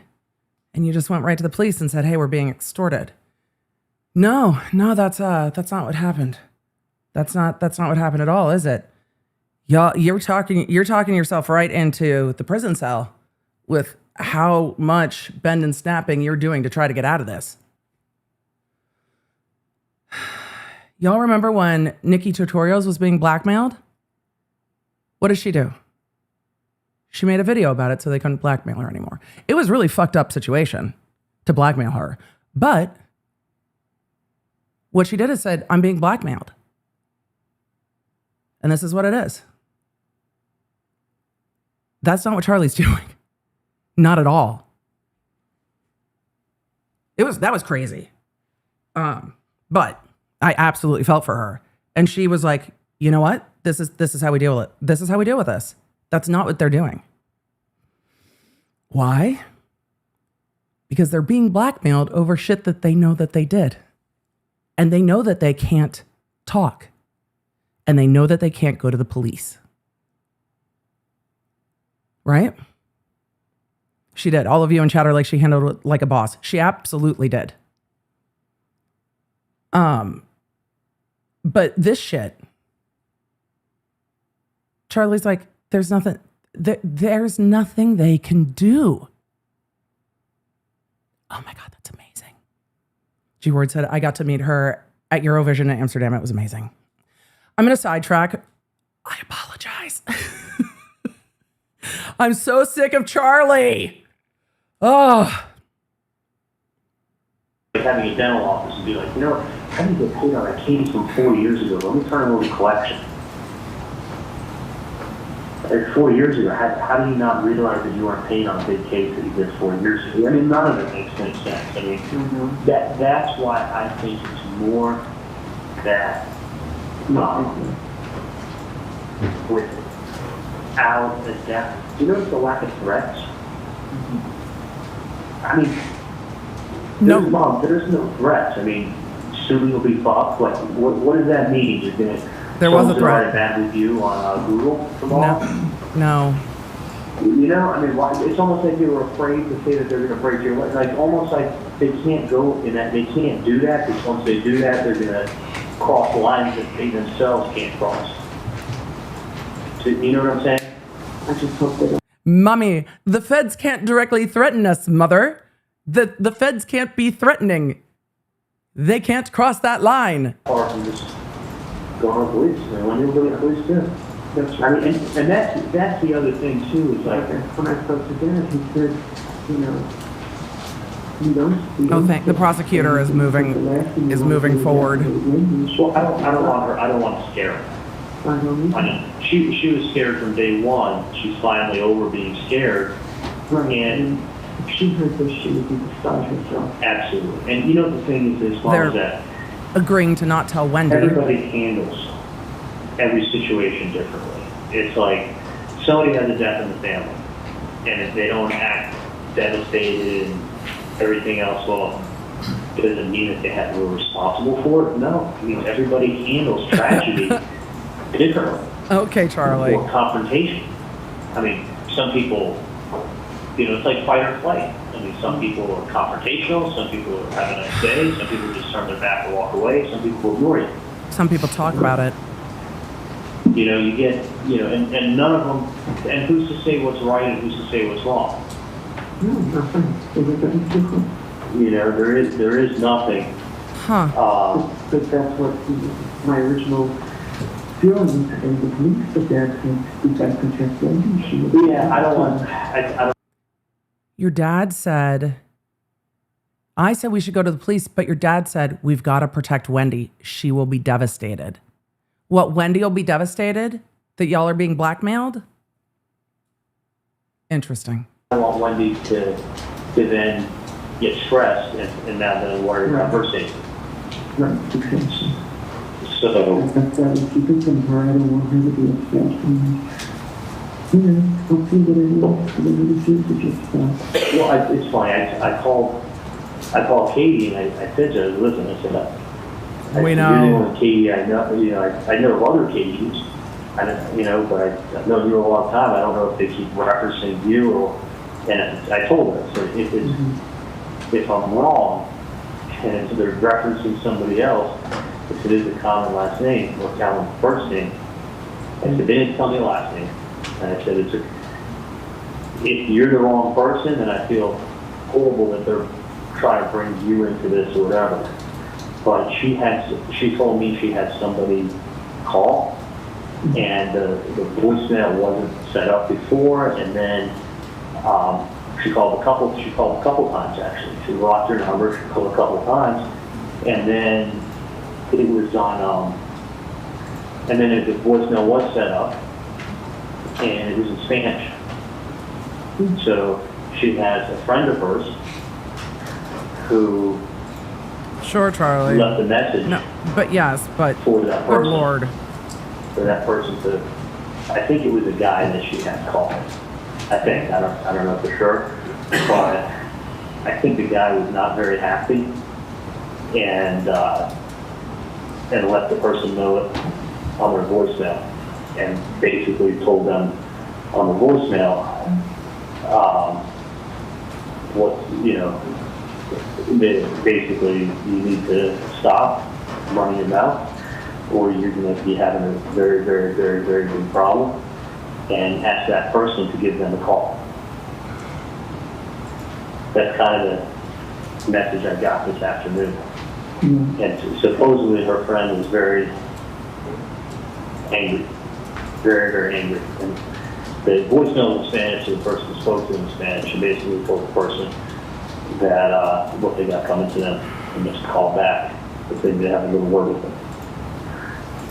So that's what I heard this afternoon. So, but it's definitely, when I spoke to the person, it definitely had a New York accent. Yeah. Oh yeah, no, it's not. And then that person was the same voice on the voicemail. So, How do you know that person's the same voice on the I voicemail that think doesn't somebody, exist? Somebody playing games and fishing. Because it's the same guy, and it's not, and the person's doing an awful bad job of hiding who they are. You gotta remember something too. Somebody's gonna do something. When they come to you, they're gonna come to you with hat and glasses. They don't want you to see who they are. They really fucked him up with the hat and glasses. They really fucked him up with that. He can't stop. You know, the whole thing that I told you before, it doesn't pass the, you know, if you look at, there's 15 different things from the language. The fact He's really trying to breath, convince himself. The fact that the person's using devices that they can easily be traced to. How do you know they're not using a burner? The last thing they said to me was do the right thing. That is like, Yeah. That's do the right thing. What is this, like a state and school speech? Do the right thing. And the person wasn't angry. I mean, they were pretty calm talking to me. Like, I was real nice to them. Officer McGruff wants you to help fight crime. Trying to figure out what's going on. What's this about? But I don't. I think it's a bunch of nonsense, and I don't want to scare Wendi. If they do approach her, then at that point, you know, that point just what you're going to do, please. Okay. Lyndon. That's how you find that interesting. Yeah. Donna optimistically says, let me let you get back to work. Let me let you get back to go work out. No, Charlie's not working out anything other than flexing how smart he thinks he is, Donna. Find it a little interesting or not really? Oh, yeah. Donna's like, let me let you go. Yeah, I mean, it's not, trust me, someone telling you to do the right thing, that's when someone's appealing to your sensitive, like, please explain. When someone's saying do the right thing, it's like saying, come on, help me out.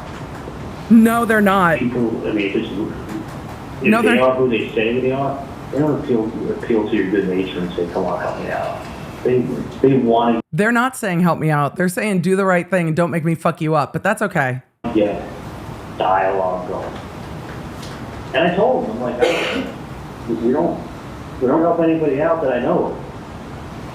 Because they're not helping anyone out. They're pretty much above loss of what these calls were about. And he was like, you don't know they don't know who any of these people are? And he's like, I'm like, Donna, you're really bad at getting off the phone with your son, Donna. so. But, you know, the next thing will be, we'll see what happens. A couple days from now, if I have to, I'll reach out again to this person and ask them, because I gotta tell you, I'm curious to know who from my family. We know you're curious. Has this, whoever this guy is that he's saying he knows, spoke to. That's why I think it's also nonsense. Because, no, and because what I want to know is, you know, I mean, obviously we have cousins and we You're have curious. family friends. We have, you know, I got a brother up in New York. But like, I wanted. Dude, leave your fucking brother out of this, dude.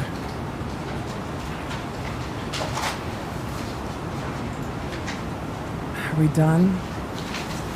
No? Oh no, that was me! Fuck! Sorry, chat. I was trying to pause it and we jumped well back in time. Oh, that was totally my bad. Apologies. We're gonna have to make sure we find the right call because there are so many of them. Oh, I apologize. I'm not quite sure where we were. Hold on. That's lunch.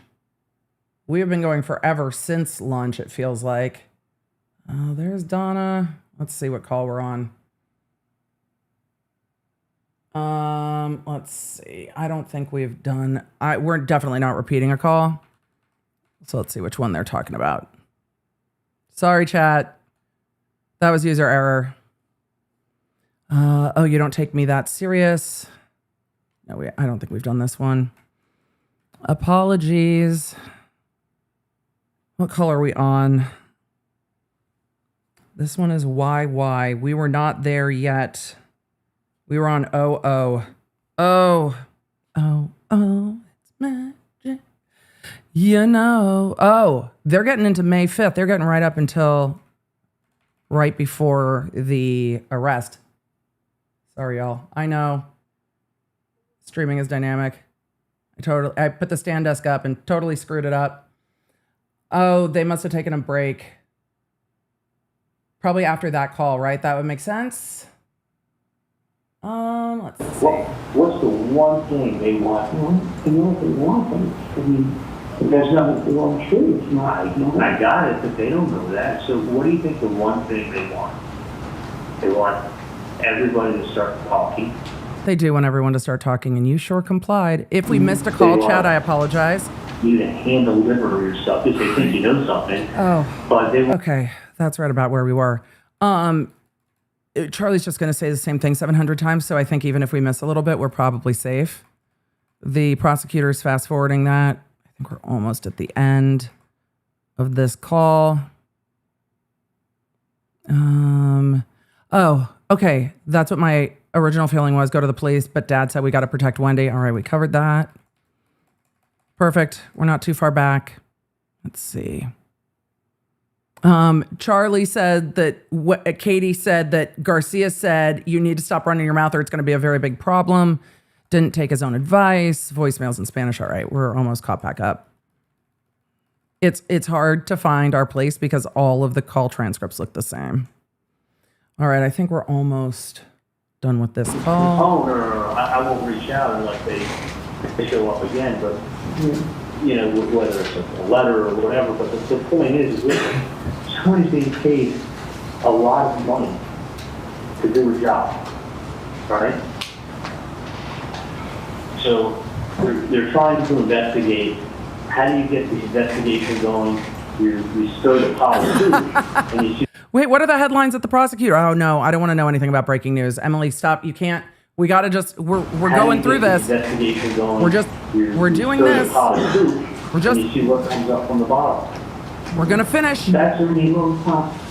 Well, listen, if that's what it is, you're doing, listen, you got to put yourself on the other side. That's true. If this was your family member, you wouldn't hire a private investigator? Would you hire someone or whatever they're trying to do is if someone's saying, hey, let's see, listen. PIs can't wiretap you. They got theories out there, okay? This is probably one of their theories is that someone in our family paid for something to be done, right? So if they paid, it would make sense that someone's come back for more money. Barry said Emily almost had a Charli inspired spiral. Yeah, my flight is kicking in. Some names or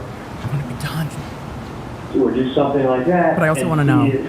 All of a sudden, it's, and listen, it's, he's exhausting. You know, does it either A, bring them into the police so they can sit down, tell us what they know, which is fine, tell them what you know, or you go ahead and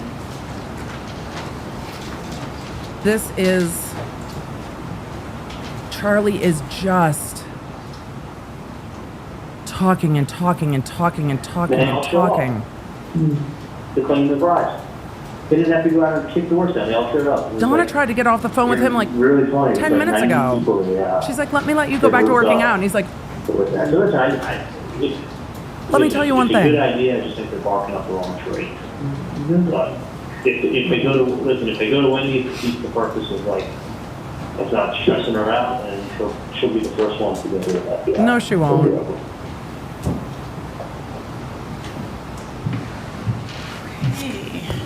Judge, should we have a stretch break?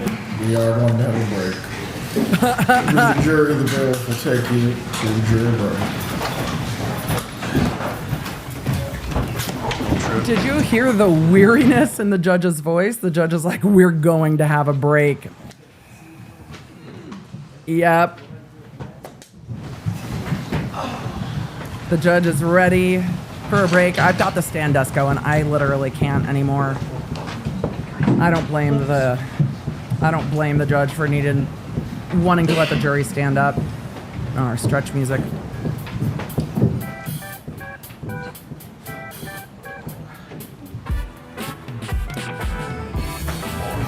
Testimony in 10 minutes. Please use the restroom or stretch your legs if you need to now.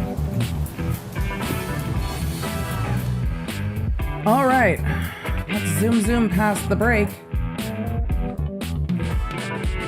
All right, and back to more calls. I'm gonna skip the jury walking in.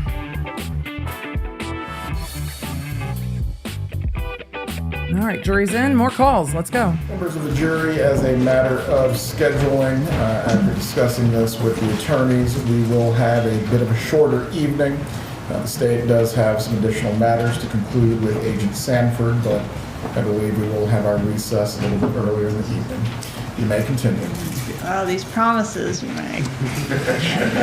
Well, the other way of saying it is we're going to hold you captive listening to phone calls. However, the pleasant way is the end is near. Just Torture will continue until morale improves.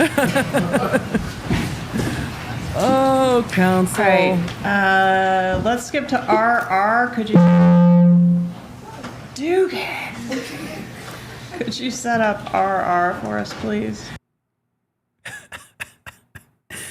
Everyone in court is getting a little punchy, and the judge is like, I was trying to say positively we would end a little early tonight so that they know that the end is in sight, because everyone in this courtroom has acknowledged one basic truth. Listening to Charli Adelson is exhausting. However, this is a conspiracy case. The behavior is as important as what is said. And they are trying to convict Donna Adelson of conspiracy with her son, Charli. So every time Charli goes to Katie and then back to Donna and then back to Katie and then back to Donna, it shows how involved Donna is. All right. I love this judge too. I think he's funny. Yes, it's on 4/29, the day after all the calls we just listened to. Oh, we've gotten to the next day, Chad. Went to Charles Adelson at 3:03 p.m. Everybody eventually went to sleep. RR, please. So this is call RR. R. We're now up to April 29th.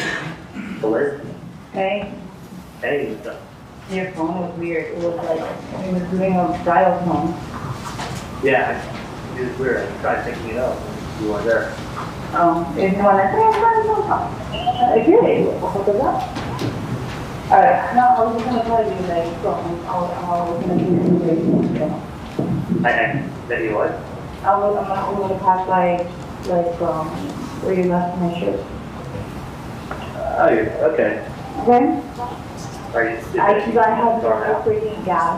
Yes, I was like, oh, I got to leave now. I don't know how to work. Huh? Yes. Are you in the gas station or you're in the house now? I'm in the station, actually. Okay. So, we're gonna do, so anything else? Nothing? Not work? That's good. Boring day. Huh? Work? Boring. Yeah. Sometimes boring is a good thing. Yeah? Listen, I Mine thought was really hard. I didn't know what a married man with kids wants for his birthday. So I thought if I was married and I had kids, what would I want for my birthday? A fucking dildo? Exactly. Someone in the court chuckled. I don't know if Catherine McBanawala is insinuating that Charli should go fuck himself, but it's funnier if she is. I'm not sure, but someone in the courtroom chuckled.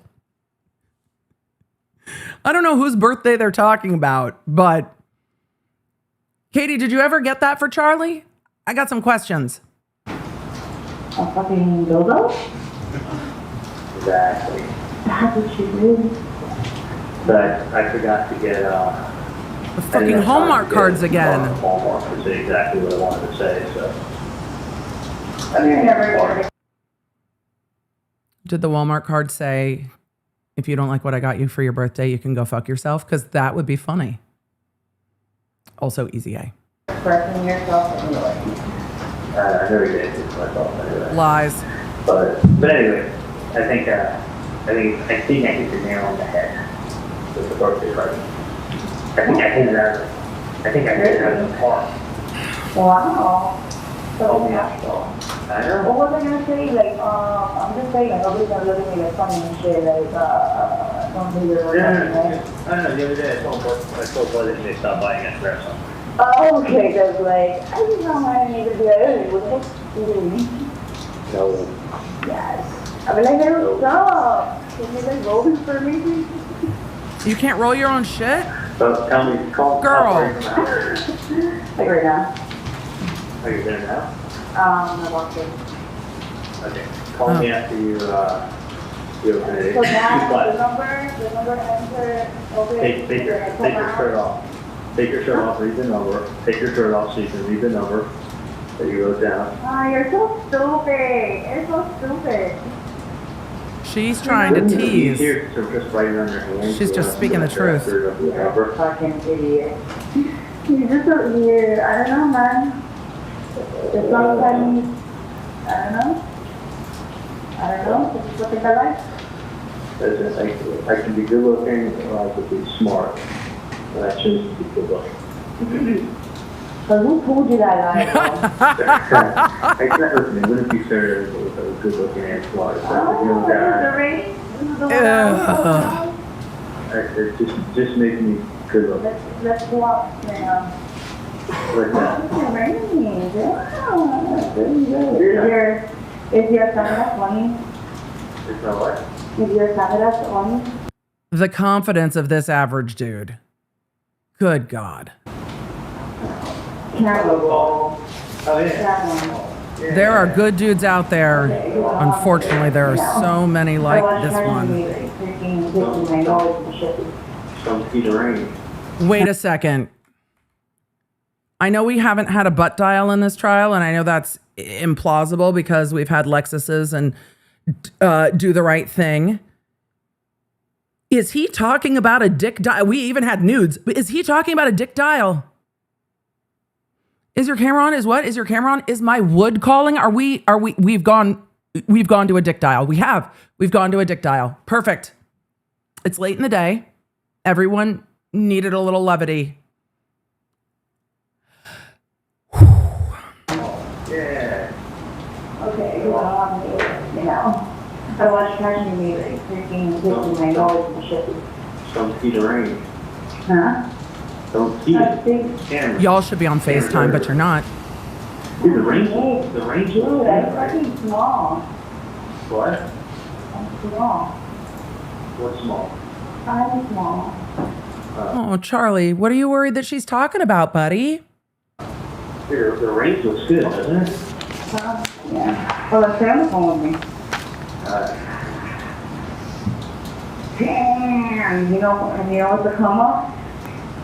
This Ferrari over here. Ferrari. You spent how much on the Ferrari? And you said it was your dream car? Just think, you spend the same thing on a dream, you get your dream girl. Like Junko. Like Junko was 19. How did you put in here, bro? I put it in the corner. It's an air freshener. Oh my god, no, what the fuck? I don't want to look at me now. I was the king of the Ferrari, that would have been a good present. These are my fun. I guess. Huh? Yeah, that's just what you need to do. What? Bring the Ferrari home as Dolce right now. Even the FBI monitoring this phone has the ick right now. Yeah. All right, no.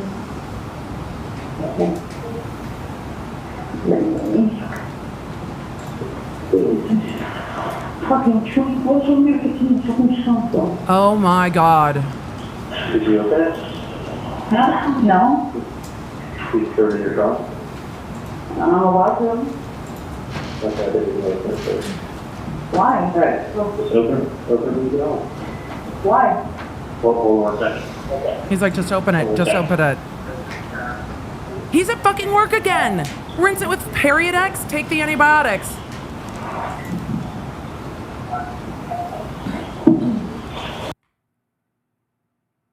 You're doing your patient follow-up while you're on the phone with her?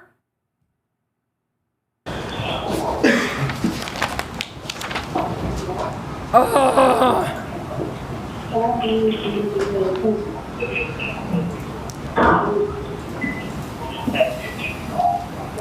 I'm sure he's just like this. No, just rinse it. Take the pain meds, it's fine. Hey, baby. Did you open it? No, Then you can open it when you get home. Oh, why? What else is in there? There was a gift card. Oh, doesn't know I heard out in the sheet? But you like to do that stuff. Who's you freaking home right now? It shouldn't be on. I'll order them. Oh yeah, just run through the seat. Just wipe them with the cabinet side and then run 3 through the machine. Thank you. What's your Hummer? Or fucking truck or whatever, but in both yard. Oh no, that's got a Jeep. It's like a badass. What the fuck is happening? Yeah, it's large Jeep. Yeah. And I don't think it goes out of front store. Floridians. Are they talking about a place called Farm Store? Or are they talking about like Tractor Supply? Which one are they talking about? Please and thank you. Oh, my chat stopped. Hold on. I'm going to refresh the chat. Do you live by Farm Store? Do you live by Farm Store here? Yeah. I do get that. Oh my god, it's so fucking hot. It was a great beach day. I could have just jumped on your boat. You think it like that? I asked questions and then chat crashed. Apologies, chat. That's why I also, Did he just literally say FYI? Yes, he did. It's yours. It's yours. You know, I don't want to mess anything. do you want me to tell you my boat? No. Okay. I look for one, man. Mine's probably not fancy enough anyway. But it's probably... Now, you know what? I really wish you would have given me that bubble. I miss that car. You think so? Yeah. You know what Character to have that type of car. I was driving it. You know what I didn't like about it? Honestly, I got pulled over a few times. People profiled in that car. Of course. But I remember one day you went to the office and you said, I was like, yo, what's this dude like fucking in the red a whole world. Like, I'm like, I've heard things about you and I'm like, and like your hair was like, oh, I haven't got a haircut. And you're like, I have no age. What the fuck, Katie? Girl. I got used in my car. Because John doesn't have an 18. And you're driving the car. You should have told me that from the get. I would have been like, oh. Yeah. No, you gotta go back. The only thing with the range, I mean, I have to turn it out with you. The only thing with the range, I think Bryce is going to be like $3,000, $4,000. No, I shit. didn't have my heart set on what I want to get. What do you want to get? I want to get the free message. Oh, yeah. So either I'm going to get the Escalade or I'm going to get the the River. No love for the Tahoe? I have my heart set out on it. So. Yeah, and I can tell you something else. Since that car was made in like 04, when they were looking to like save money on like gas and shit, my range rover gets like 9 miles per gallon. Of course it I've never does. driven a car that bad on gas. Oh yeah, no. It makes the gas just look like the fucking like shit gas. I don't care about your gas mileage, Charlie. I'll tell you what, we'll figure something out, see what we can do about cars in the future. That's what it is. And just figure it out. And right now, it's nice in that the car payments. Yeah, no. Look, all of the people in this conspiracy are dancing around each other right now. All of them are trying to figure out if anyone is going to spook and go to the cops. Charlie's trying to keep Katie happy. Katie's trying to like push on him and see if he's going to give her any money or a car or an Escalade or whatever. So they're all trying to kind of feel each other out to see if anyone's about to spook. So that's how I'm reading this, is they're all trying to make sure everybody's all good. Because there's a lot of pressure happening at the moment. And then they're weaving in conversation. Two biggest expenses they have outside of childcare are house payment and car payments. Oh my shit. I completely, you know what? Honestly. Hey, can I call you in like, hey, let me call you in 15 minutes. Yeah. Oh, why? Because you still have a patient, Charlie? Maybe? So here again is Charli Adelson, friendly with Catherine McVanoa, Yes, very. and also friendly towards Sigfredo Garcia, Yes, he was. indicating he's got a birthday gift that he's procured for Garcia. That's correct. Okay, and offering McVanoa a Range Rover. Yes. I want to skip ahead to May 4th, 2016. Is there a... Because they're acting like co-conspirators, not like Katie and Sigfredo are extorting Charlie, right? Another final attempt at a bump? Yes, there is. Could you tell us about that, please? A text message was sent from the Undercover to Mrs. Adelson's cell phone at early in the morning, late at night, 2:09 a.m. They're like, we're going to step this up one more time. We're going to text Donna directly, even though Donna doesn't know how we have her cell phone, see if she freaks out. One more bump. What's the content of the message that was sent? So the text read, "So you don't take me serious, you think I'm playing. You have some puta call me to see if I'm for real. If you think what Katie, baby daddy did for you can't come back, you're fucking crazy. I want the..." There's actually, I believe, a dollar sign there. "Now, or I'm going..." Sorry. "Or I'm going after the 100K!" exclamation point. The 100K is the... Are there a few calls word on the generated case? by that particular bump? Yes, there was. All right, could you set up SS for us? Next call. Yes, it's the same day as the text message. Text message was, like I said, was at 4:30. 2:09 a.m. on the 4th. That morning May at 4th. 9:08, Katie McVanoa calls Charli Adelson. So we're on May 4th. The wires must have gotten quiet. I think they said that in opening. The text goes out at, 2 a.m.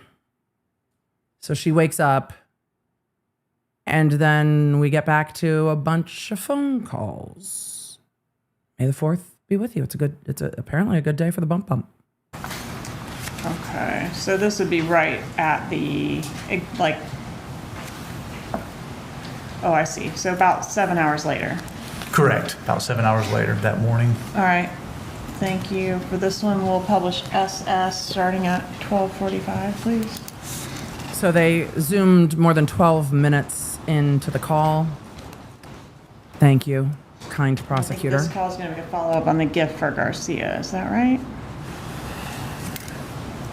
I believe it is. Okay. I don't believe they've talked yet. All right, let's play SS. It's in my person. Like in my other place, I probably never even know about it. So you haven't opened up the public space? No. Why? There's a, I'll open it later. It's scaring me, bro. no, it's not like I put a fucking hamster in there. Well, please do here. I don't want anything about it. I got him a guinea pig for his birthday. Aww. He's been in there for 3 weeks in your trunk. You're an asshole. Okay, I gotta get him. Well, hey, Yeah. open it. Sleeping. It was supposed to be a birthday present for somebody. If you know anybody's birthday. And his birthday is still going on, so.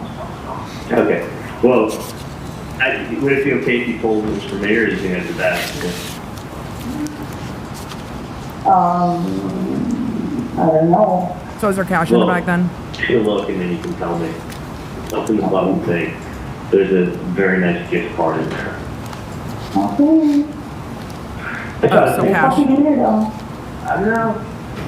You know what he said? He told me, oh my god, I felt so bad. Like, he's like, bro, like, cause my mom always gets him a present, right? Like, he took us out, like, he used to come up for dinner and shit, whatever. My mom always does that, like, for him. And he told me, he's like, oh, you want to get me a present? Cause I need to get him a present. And he's like, who ever got me a present? I'm like, well, you're not 10 years old anymore, like, get over it. Well, I got it. I have fucking get him a present. Well, guess what? I actually did. Well, thank So, you. you're welcome. So, open it up. If you think it's okay to give him, if you think he's old enough. We've gone from dildos to then, vibrators. Then give him a present, okay? What And if fucking you, pocket rocket? No, if you think it's Katie. not, then don't do it. What pocket All rocket? right, just make sure the shit's in a safe place. I gotta run. Okay, this shit's late. You gotta run. I'm fucking like supposed to be in the office. Right? You just throw something water in the check, if that's all. On my feet? What? You said? Huh? Yes. What'd you do on my feet? I thought you said you spilled coconut water on the test. I spilled it everywhere. I'm like, oh. All right, Put it on my feet, bro. Alright, don't forget to look it up. Bye. Oh my god, yes. All right, can we publish TT, please? Next call.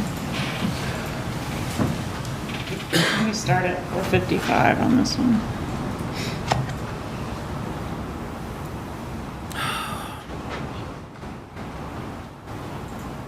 Oh, thank God they're zooming ahead.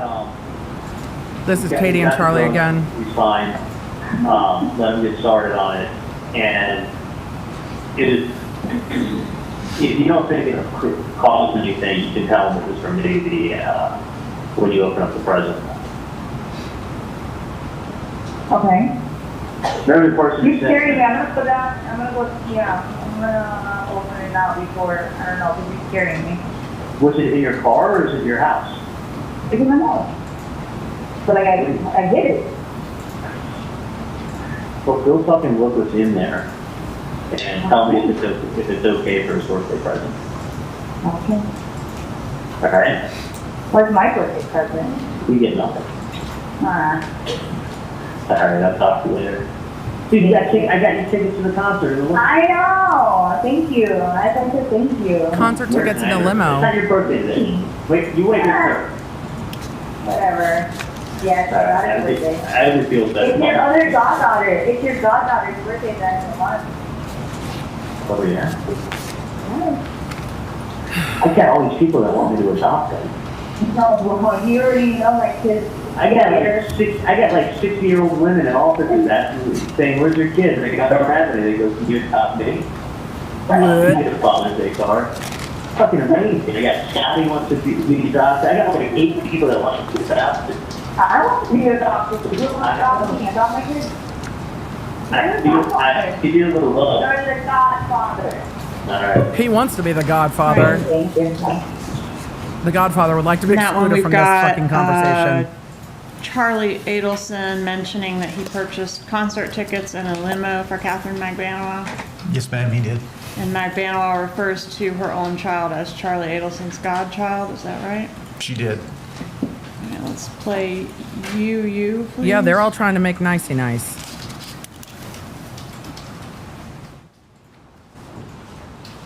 This one we go to. We're on to call you. Oh! Charlie finally calls his mother. It's May the 4th. Hold on, I wanted to look at what time.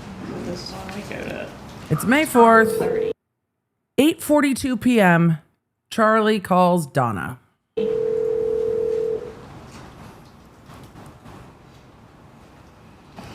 Phones and the paybacks and everything like that, then people will go ahead and get their money lent and they'll be paid back. It's very interesting. So that's really how people make a lot of money, is using other people's money to make it. So let me tell you one thing, Mom. It's a good way to do it.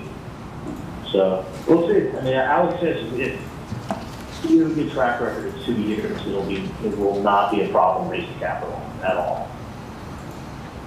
So that's what. Yeah, that's good stuff. So are you on your way now to the gym? Yeah. Oh, okay.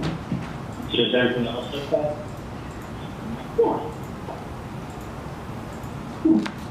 Okay, it's pretty interesting. She doesn't sound like everything's okay. Just saying. Yeah, I figured it. Yeah. Yeah. Did you see somebody today, or was it? No, it's different, but I'll see you on Sunday, we'll talk. You don't want to come down and see me tonight? No. Was it bad, or was it? No. Charlie, you're still not taking the hint, man. So yours. I know, because I can kind of talk to you, but like, you know, when I talk to you and you're not getting like appropriate responses? Yeah. For some reason, it just seems like there's other, like, Yeah. did someone bother Wendi? Mom, watch me. Mom, watch me. Mom, watch me. Mom, mom, mom, mom, mom, mom, mommy, mama, mother, mom. Because, like, when you don't give appropriate responses to my stories, like, is something else going on? She's like, I'll just tell you in person. I'll see you on Sunday. Oh. Not yet. What do you think they will? Well, I think it's important that you see me before Sunday. Well, where exactly are you going to be? You know he can't wait till Sunday, Donna. Charlie can't wait till 3 minutes into a phone call. Well, I'm meeting Doug in the afternoon. I haven't texted, I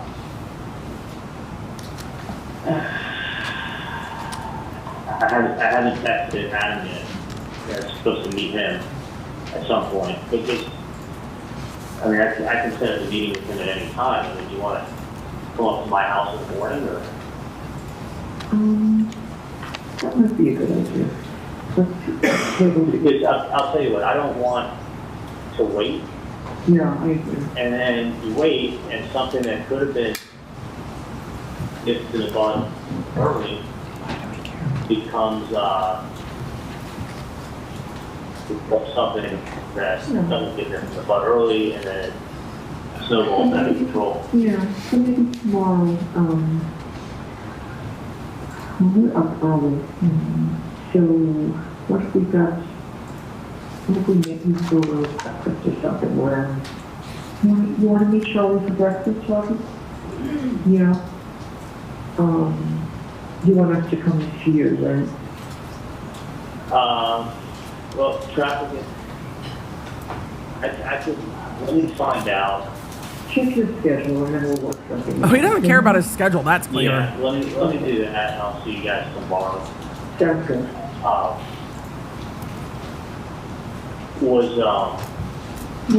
Yeah, let's discuss that once you check. I mean, I think it's just better that things get nipped in the bud early. Yeah. I think he's actually saying nip it in the bud. But whatever. Let me talk to you tomorrow. You figure out your schedule. We're free until, you know, until we have to pick up the kids. So we'll walk around, but you know, I have to do some other errands. Okay, circling back to the Garcia birthday present, that was being discussed on a couple different dates, but in April of 2016. Is Garcia's birthday in April? It is. April 27th? 27th, that's correct. Okay, thank you. All right, now back to our... His birthday! Calls. Oh, goody. Let's go to the next day, May 5th, 2016. So now Donna Adelson has informed Charli Adelson about the bump text, right? I don't think we're going to get to the She informed me there was something that happened. jail calls today. Correct. And so do we have Charli to Katie next? That's correct. All right, publish VV, please.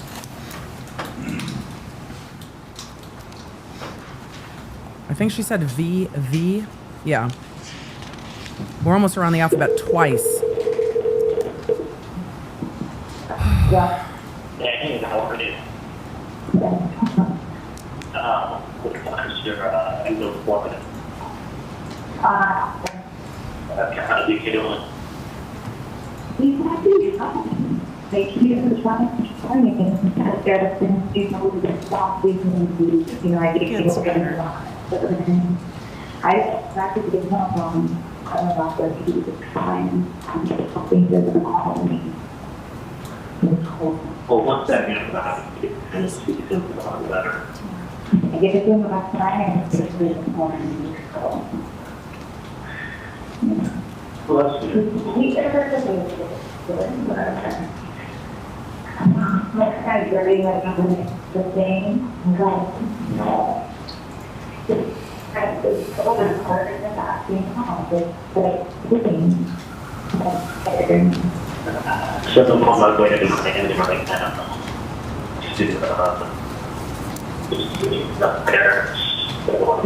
It's not just business stuff, Charli.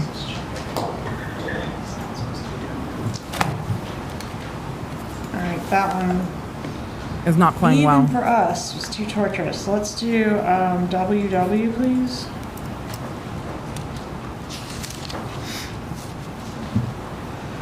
Parents want to talk, so he's going down there. That's the point. It's 11:13 a.m. Charli calls Donna. Hey, Charli. Hey, how are you?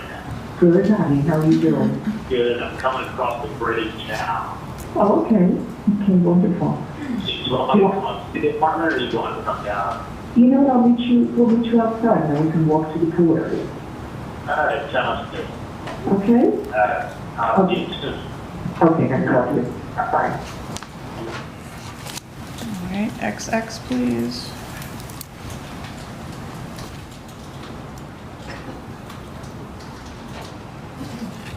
Katie calls Sigfredo.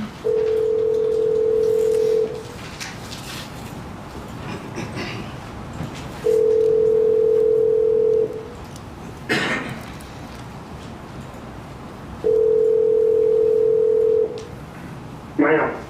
Hello? No. No. I put the things outside and she can overlook. What? I put the things outside and she, I'm talking about Sister Susan, I mean, she called me out of the blue. I'm talking to my sister. She called me out of the blue.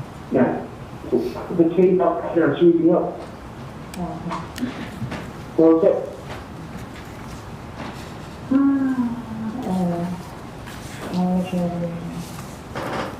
It's not we go through it. Everybody's checking on everybody, right? Everything under control? No, I'm saying that at the hospital. You got a call? Yeah, and I'm like, well, I know, not talking to my but I was like, okay. So, you first? Yeah, so I'm like, what's going on? Then I'll tell you. She's letting him know something's up. Right? So if I was calling you, to see what you're looking. Okay. My trouble is when you started ringing when you got it. Software. Just, when I text her, just, they respond back to me and instead of getting kind of mean. Katie's letting him know something's up and she's freaking out. Okay? That's what that is. All right. This is after the bump text. Explains why they're freaking All right, out. so everybody's waiting to find out what this next thing is that Mrs. Adelson's got to say. That's correct. All right, play YY, please. Because Donna didn't tell anybody. So now everybody's like, what the fuck happened? What's going on? So this is YY at 2:22 p.m. This is still May 5th. Everybody's all spun up. Katie calls Charli. I love that the prosecutor's like, they all want to know what Donna has to say.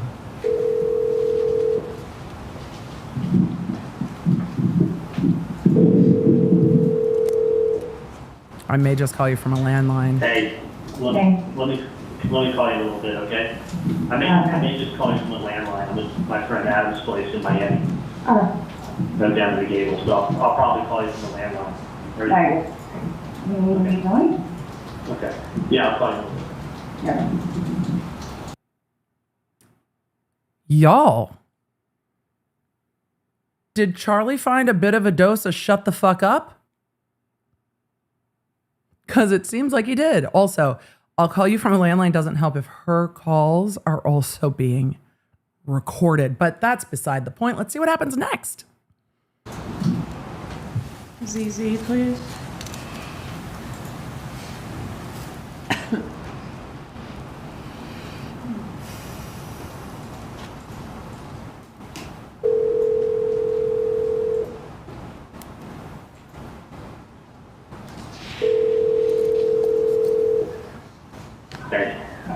Okay, well, like trying to find my mother, like I don't even know where he is. Just with the monkey bars. Yeah, probably him, right? Okay, just give me a quick recap because like what exactly on the text? They were talking another way too. And I'm not asking you to do anything about it at all. Come on. Pause it for a moment. Oh, she's literally with her kid. I thought that was code. I have this a little out of order. Has the meeting already occurred at the Adelson's condo? Yes, ma'am, it happened. Okay, I'm sorry, I had that out of order. When did that happen? That happened after he made the call saying he was coming over the bridge. Okay. Happened right after that. At that meeting, was there any surveillance effort made? Yes, we tried to go and get close and do a recording. Where did they go? They were in a pool area inside the building, like a private area for residents only. All right, so were you able to capture any of the recorded conversation? Were you able to record any of the conversation? No, the three of them were in a corner by themselves and couldn't get close to them. Who's the three of them? Harvey Adelson, Donna Adelson, and Charli Adelson. Okay, so now this has been reported to Magbanwa, and she's about to get more information about what the text said. Is that right? That's correct. Okay, I'm sorry. Please resume the call. What? Like the person said, so you don't take me serious. And you there? Yeah, I'm here. I'm listening. Yeah, the person said, so you don't take me serious, and you have some pooped-up. Jesus, Charli. Katie's baby daddy. So, and then it was like, so you don't know, so you don't, or something, then there was something about it before you. And there was something about like, you don't respect what was done for you or something like. You don't respect? Or you don't, no, you don't, it was like, it was like 20 words. It first started off with, so you don't think I'm serious. And then it was, you have something He's to on the phone.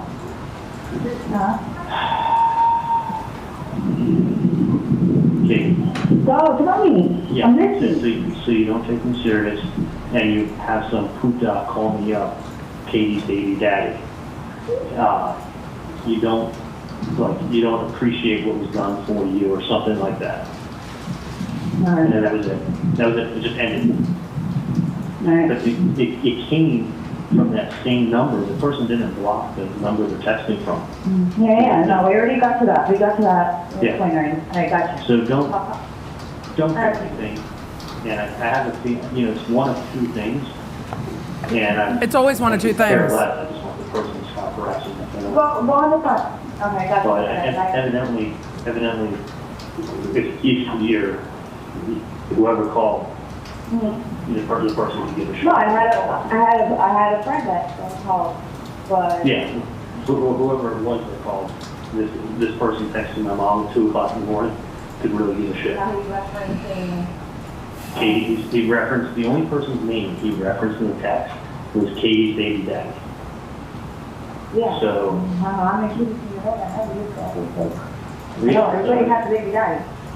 Yeah. Okay. And, yeah, so, but the weird thing is, whoever it is could really give a shit about what was said to him. Because he has no problem continuing to send text messages from that number.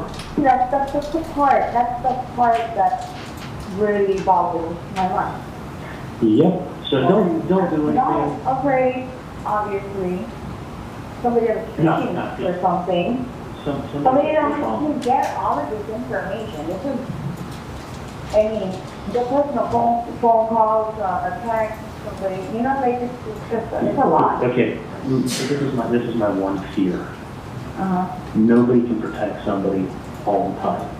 If it's a 1% chance that it is a bad guy who did something bad, I worry about my dad's safety going to an office where. No, I hate you, bro. You don't gotta don't get the what, fuck out of me, show me, bro, no. Yeah, I know, that's what, right? And whoever it is that they're referencing to me, you don't think I'm scared? Yeah, and whoever it is, whoever called, the person could obviously be able to talk to. No. He called him a poop guy. That becomes even more of okay, who are you dealing with now? Who are you dealing now? Is somebody else who's waiting for you to be like, hey, how do you have money? Or somebody's trying to mess with you, you know what I mean? Read between the lines. Charli can't read between the lines, girl. Damn, what is going on? And then if they do, they're throwing a lot of information out that I don't know. So which is crazy. The question is, where did they get it from? Why don't we just go collect the reward, whoever has the information? Exactly. All right. We're saying the same thing with Senator William, and it's getting to a point where it's so don't do anything. Finally, someone calls it out. We're just saying the same thing repetitively. Just aggravation, that's all. I just want my family left alone. So that's my day. Hopefully I have a day off, so I get to hang out with everybody, deal with nonsense. Right. So the heavy sighs. I try to remember so many, and it's so hard because you throw so many other details behind it that it's when I have to No wonder June's why the fuck are you talking to Katie all the time? I'm all over the place because you just talk so much more of what's not necessary. No, I know. I always do that. I go off on tangents and shit. I just listen. You do. You're just my friend. That's the only reason why I'm going to you. That's not the reason you're going to her. You don't want her to flip on you. Help you out and figure out what the hell's going on. So. She knows more than he does. I wish I knew what was going on with one fucking crazy people out there. Really, Charlie? The call's coming from inside the house. Alright, good luck with his endo appointment.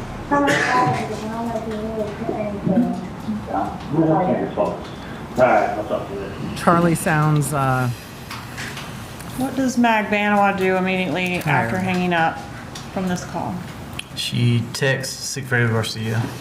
And does she ask him to call her? Yes, Does that call occur?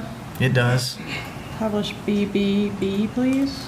no, we're to We're triples? starting at, I Oh, guess, the beginning through the 2-minute, 40-second mark, please. call BBB Sigfredo to Catherine. Wait, I was looking down. Are we still on May 5th? Oh, they scrolled over too slow. I think we're still on May 5th.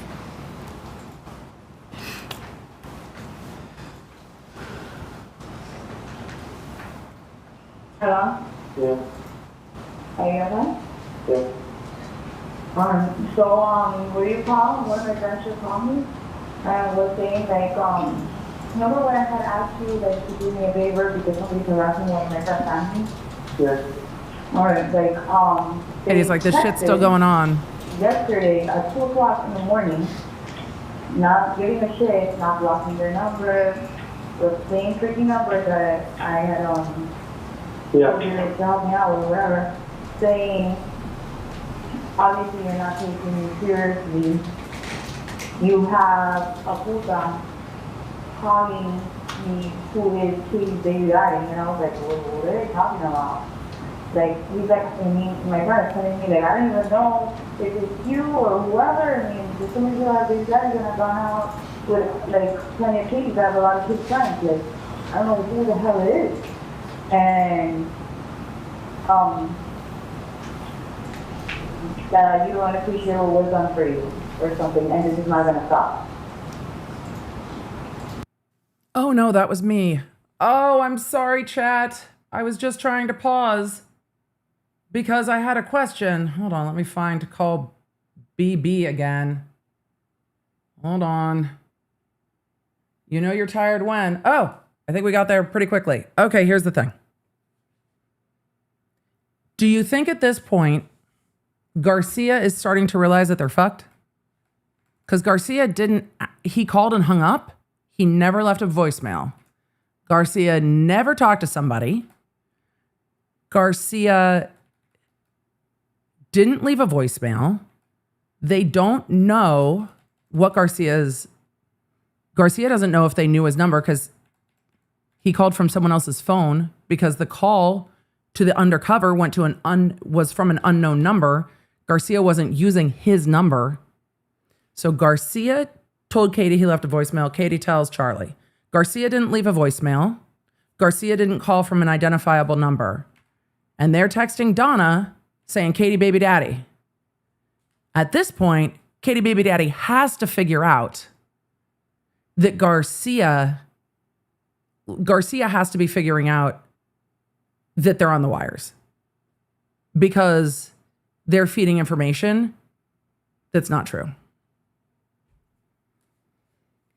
Okay. So this is Katie talking to Sigfredo. Remember when I had asked you, like, to do me a favor because somebody's harassing Chat's like, yeah, yeah. Yes.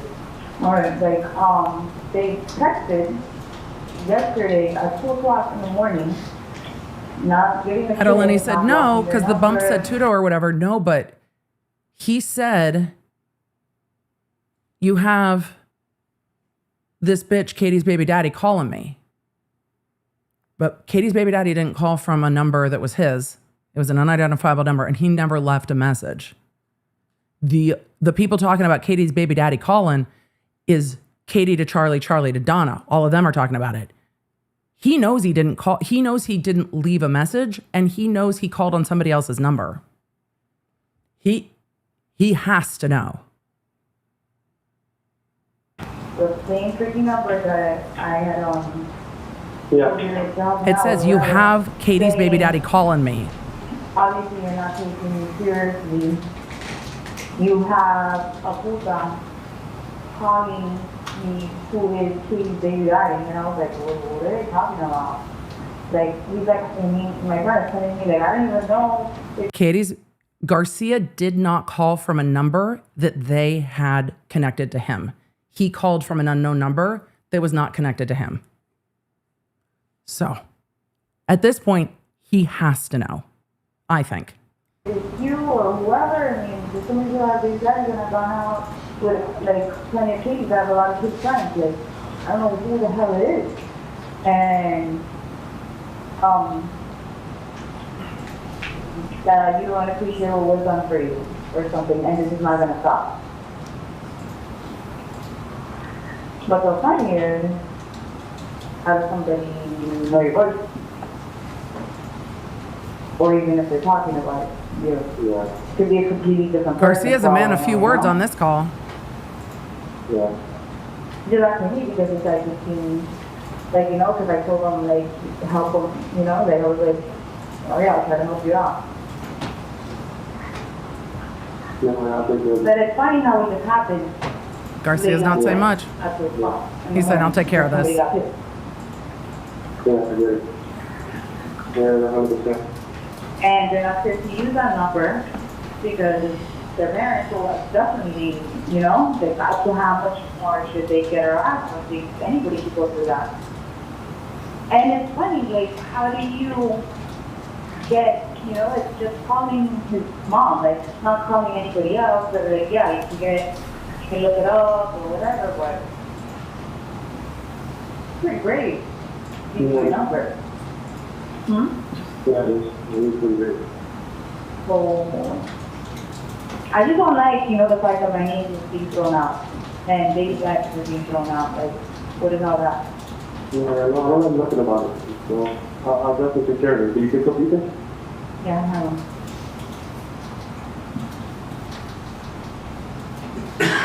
Okay. Oh, boy. BBB.1, please. Garcia gets real quiet, huh? No, we already did it. It's out of order.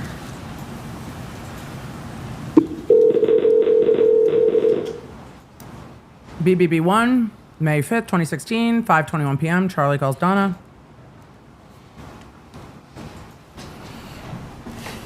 No, I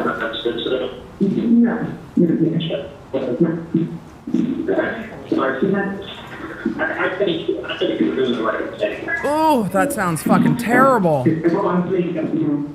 don't know, listen, you never know if you're doing the right thing.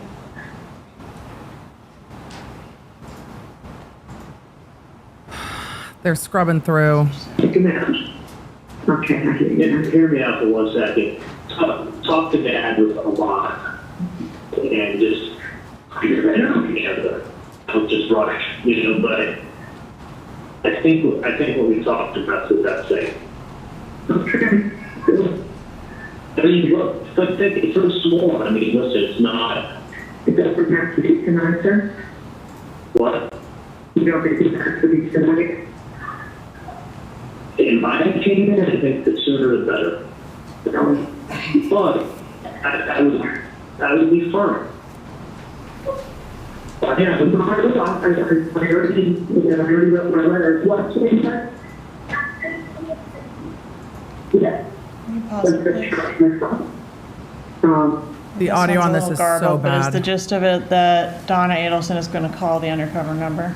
That's correct. And does she do that? She does. When does she do that? She does it. She She does. tries to call him on 5/6 at 11:30 and receives a voicemail. She calls again at 5:06 p.m. after he tries calling her back. Okay. And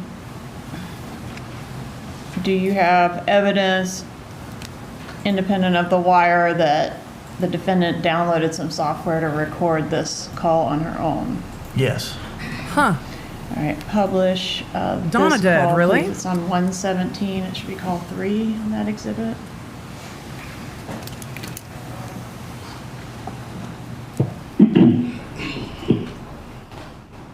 Hello?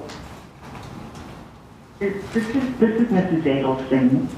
Is this, Sammy?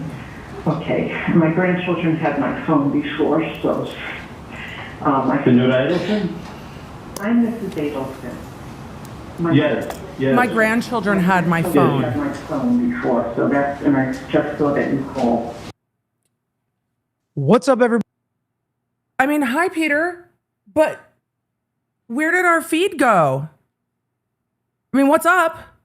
But YouTube is just like, YouTube is so over Charli Adelson today. They're like, no, how about Peter instead? I mean, fair. I think all of us will take that choice over Charli Adelson at this point. Like, all of us are like 100%. The feed was just like, we're done. It's time for Peter. I just want to hear what Donna says because she's throwing her fucking grandkids under the bus and saying my grandkids had my phone. Oh, the stand desk has made me much worse at this. Give me 1 sec to find where we were in that call with Donna and the Undercover. They're almost done for the day. Hold on. Let's see. We were almost there. Almost there. We're almost done. You guys were almost done. Hang in there. But the feed was just like, nope. We are done. So this is Polling day 5/7 at 5:07 p.m. Oh, nope. We went back in time. We're not there yet. We got to get to 5/7. Sorry. We're only on 5/5.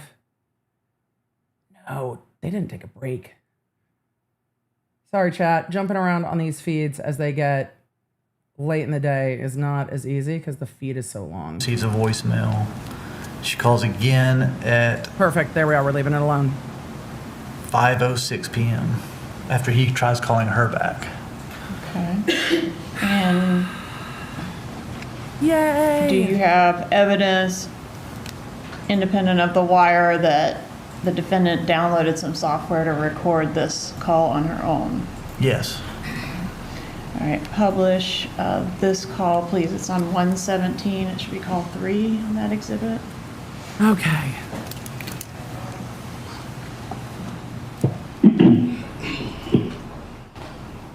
Hello? This is Mrs. Adelson. Is this, Sammy? Sammy. Okay, my grandchildren had my phone before, so, Senora Adelson? I'm Mrs. Adelson. Yes, yes. My grandchildren had my phone before, so that's, and I just saw that you called.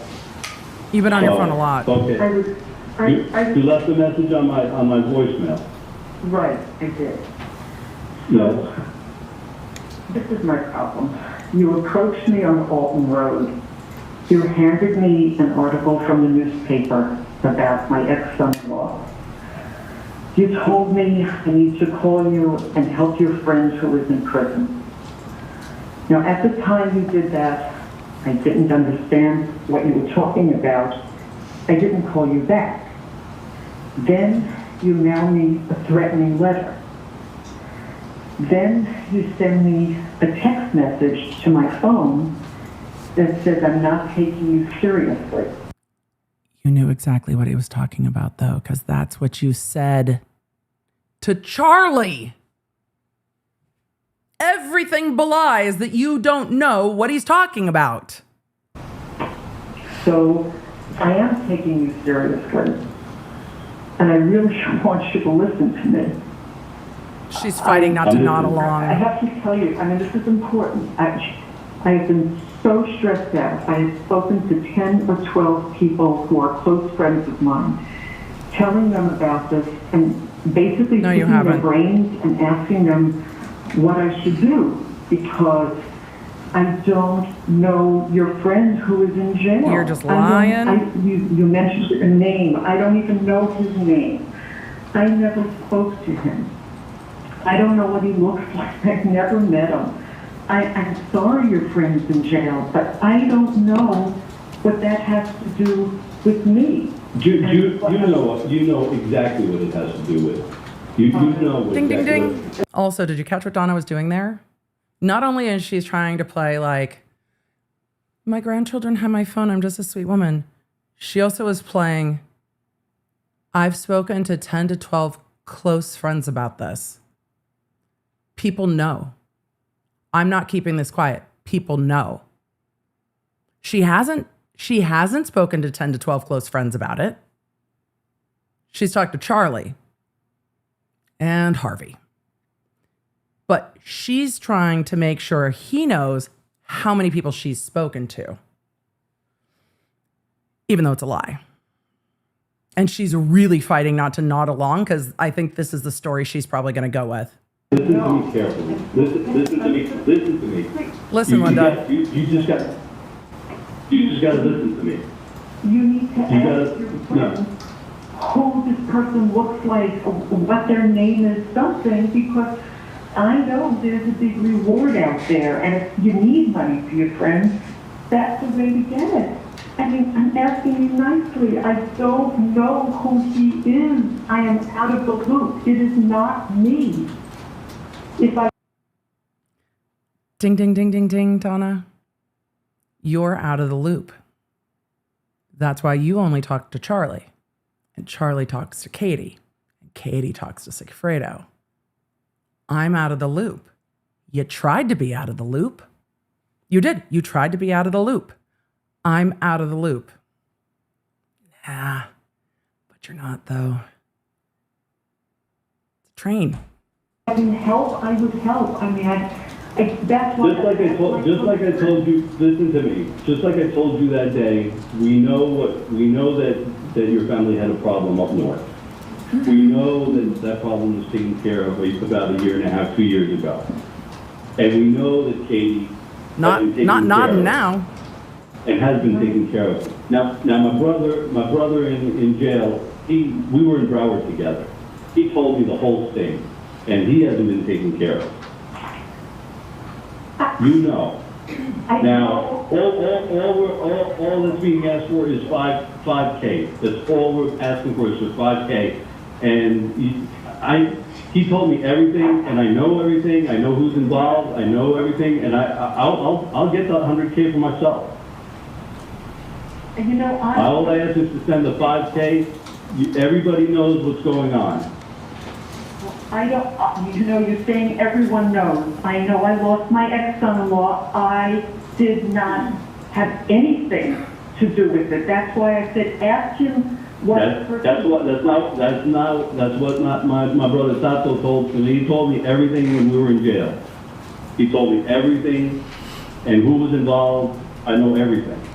Well, I don't. That's the problem. I'm telling you, it's not me. It's not me. I have had a year of aggravation, a year and a half of aggravation over this. My daughter, my grandchildren. It is not me. And when I asked my friends, aggravation? What do they think? They said, well, this person needs to get a description of you because of what you look like, or it's not me. I don't know who caused this. It wasn't me. I mean, I don't know. I'll tell you, just like that day when I talked to you, this is not going away. This is not going to go away because Tato told me everything. Not. He wasn't being taken care of. He needed the 5K. Send 5K. That's all we were asking for. Don't do that. I don't know who Tato is. You don't understand. We know you don't know who Tato is, but you know who Katie is. And you know the contacts Katie has, and she has, listen to me, let's stop fucking around. Yeah! Let's stop fucking around. Okay? You know who Katie is. And you know that Katie has somebody that knows Tato. And they took care of a problem for you people. That's just the bottom line. The bottom line is you know who the fuck Katie is. Look, I no more than Mr. No, I'm not fucking around with it. You know who Katie is. You know that they took care of Katie and her people. Nobody's taking care of Tato. I know you don't know who Tato is. No, but we know who all of you are. She got real still, didn't she? You know what? So I can give you want. She got real still. Here's what you need to do. You need to go and... Don't tell me what to do. I know what to do and I'm doing it. You're looking for money, get $100,000 or whatever what do you call it, whatever the reward is. Now she's nodding along. It isn't me. You have got the wrong person. That's why I said, ask your friends, You're Donna Adelson. He doesn't believe you, ma'am. Yes, I am. Well, I know. We know who's involved in all this. They know. This is not making any sense. I mean, if you want the money, you should get it from the police. They can give you a whole lot more than you're asking me for money for someone. I can't do this. I have had too much stress and too much aggravation from this, and I don't know what you are talking about. I just don't know. I just don't know. Good. I think you should talk to Katie. Talk to people that are involved in this. You'll know. You know what's going on. That's why I'm. You can tell me. You know, Allison, you can tell me all you fucking want, but I know you know. Because I know, because I heard, when I was locked up in Broward with my He knows brother, you know. He told me everything. That he knows.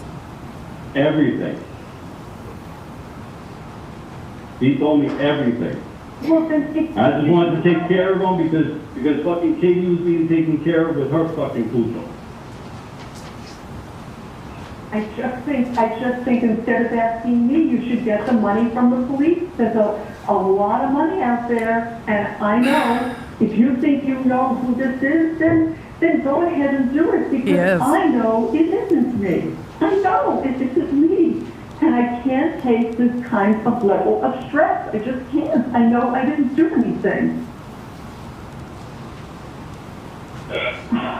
To talk to people, you talk to the right people, you talk to people, you make this 5K come to me. That's all I need. Just do it and get it to me. Do it and get it to me. I'll call you back. Does she call back? No, she did not. Does she call the police? No, she did not. Do she and Charli discuss, I guess she shares this recording with him and they have further conversations about this call that she made? Yes, they do. Sorry. Agent, I'm sorry. She puts recording software on her phone to make that call and record it. Why? So Charli can hear you give your shaggy defense on the phone? Why are you recording it?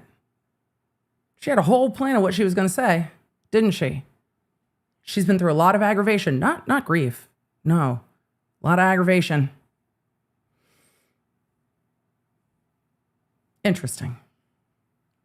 They're at that point 100% that the bump is the police, right? That's what Charli tells her, yes. All right, let's publish CCC, please.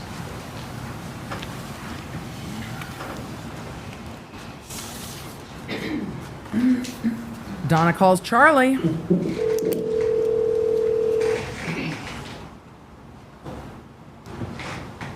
Charli, how are you? Good, what's going on? Good. Well, we just finished with dinner. We drove through Blackwell back to his hotel in Miami, and we just got back to the Icon. So we're going to go for just a little walk along the marina, and then we're going to go upstairs. Right, I just stepped away. I was having dinner with you. Okay. I'll let you go right back. I will. Just tell you that I did have that handpiece now. Okay, great. So I do what? What are your questions? Any more nonsense from the patient? They're not talking about patients. Yeah, that's why, those things always get aggravating. That's why I love that bothers me. Aggravating. Was it that? Oh, no, and I did, I loaded that new app too. I'll have to show it to you. I think you'll really be interested. Okay, so you had, how long of a talk did you have? 8 minutes? Yeah. You talked to the patient for 8 minutes? Yeah. And they were nice? Well, not really. Did they help them? Did they give any threats or anything, or? No. That's interesting. Yeah, I thought it was very interesting, but I definitely want you to, I'll tell you about the patient tomorrow, but I wanted to make sure I got those. I'll tell you about the patient tomorrow. Is that, Okay, can we go to DDD They have to get to Boca and then to Fort Lauderdale. This is Charlie to Katie about this recording of his mom's conversation with the undercover. That's correct. That last phone call was at 11:17 at night. This is the following day, 5/7 at 5:07 p.m. Okay. Wait. At 11:17 p.m., Charlie's like, I'm having dinner. Let me step out. Okay. Before you publish that, Mrs. Adelson, do you need your help? The court's calling Donna out on not having her listening ears on. So Charlie calls Katie at 5 a.m. the next day. Headphones or your amplifier to hear the evidence clearly. You may continue. The court's like, put them back on.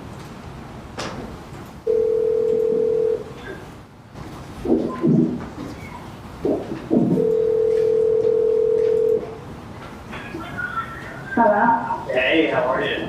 Good. Good. I'm on a boat. Are you into it? I'm on a boat. But I got a new CD that I listen to. Next time I see you. Okay. So it's interesting, but it's 100%. 100%. How many what? The fact that he doesn't say like it's the 5-0 is wild to me. I'm on a boat. 100%.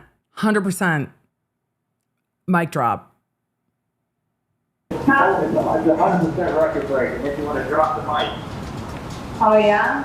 Yeah, kind of shit you want to play when you're just cruising along and you see a Vietnamese hot dog pig walking down the street. Is it a long thing? Now we're talking about the cops. It's like the track is over. How about you use the pace? The track's long. I mean, you're old school, you know? I know. It's just like a long single over 5 minutes long. Oh, wow. Lots of talking. Wow. Yeah. Lots of talking. But 100%. Did you already re-say it aloud to yourself? I heard So it. you can hear it? Uh-huh. I heard the track many times. I'm going to record it. I'm the one that recorded it. Nice. Oh my God! I didn't say one of my friends do hot dog pig. He thinks he's slick now. Hot belly pig. Hot belly pig? Yeah, you know what a pig is? Are you serious? Yeah. Jesus fucking Christ, Charlie. Now you think you're going to play with the cops? You think all of a sudden the FBI agent listening to your wires is going to be like, oh no, he said pig. Ah! The horror, the shame. They're melting Charlie. He's fucking giddy. Listen to him. The range of emotions we have heard from Charlie Adelson on these calls. He is just giddy. He is delighted with how clever he thinks that they are. I got the cutest hot dog pig. So anyway. That's not good. I know. I like dogs, not big. We've heard. Yeah. They're hard to But anyway, I don't. As long as they're housebroken, they're not that bad. Oh, okay.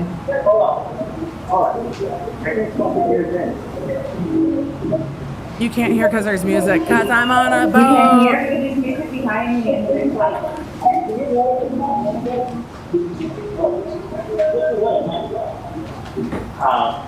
Sorry. I can't wait for you. You're pretty simple. You're not dropping shit like it's hot, Charlie. Right now. Oh, yeah? Yeah, dropping like it's hot. It's gonna be like on the plane. When the pigs want to get at you, park it like it's hot, park it like it's hot, park it like it's hot. That what you're talking about, Charlie? Actually, you know what? Of all the shit that Charlie has said, in all the shit Charlie has said, I will say the The fact that he is trying to get Catherine to think that he's talking about the cops, and he actually pulled out the drop it like it's hot reference to talk about the fucking pigs is kind of clever.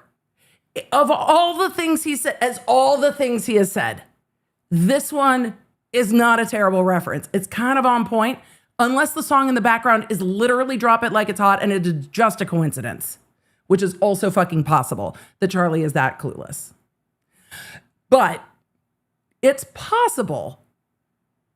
Oh no, he's going to go brag about it. Okay, perfect. Yeah, okay. Again, when the pigs want to get at you. Yeah, we got it, Charli. 10 out of 10. That, of all the things on the jail calls that you have said, this one's not terrible, but he is hype because he thinks he's got their number. I like ad-libbing. Boy. So do you think it's gonna make good hits? Oh, I think it's fantastic. Yeah? Yeah, I think You think it'll sell a lot? I hope so. I dropped the mic. Oh, you're like out. Like that? Funny shit. Well, what can I hear it? What was that? What can I I'll hear be on it? phone in a second. Go ahead and install the YouTube and I'll pay you on Monday. Okay. All right, I'll talk to you. All right then. I'm not sure if McVanow was picking up what he was putting down, but what is a pig?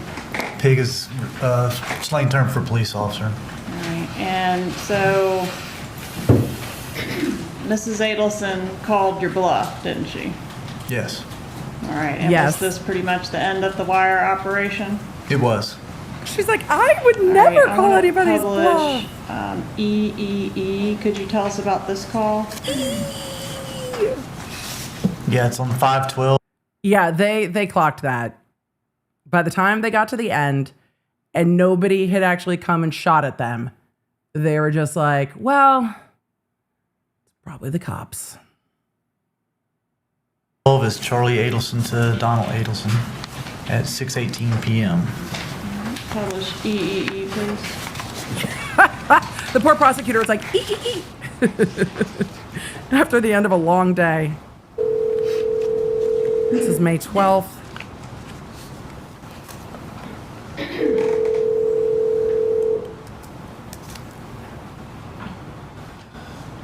Hello, it's Charli.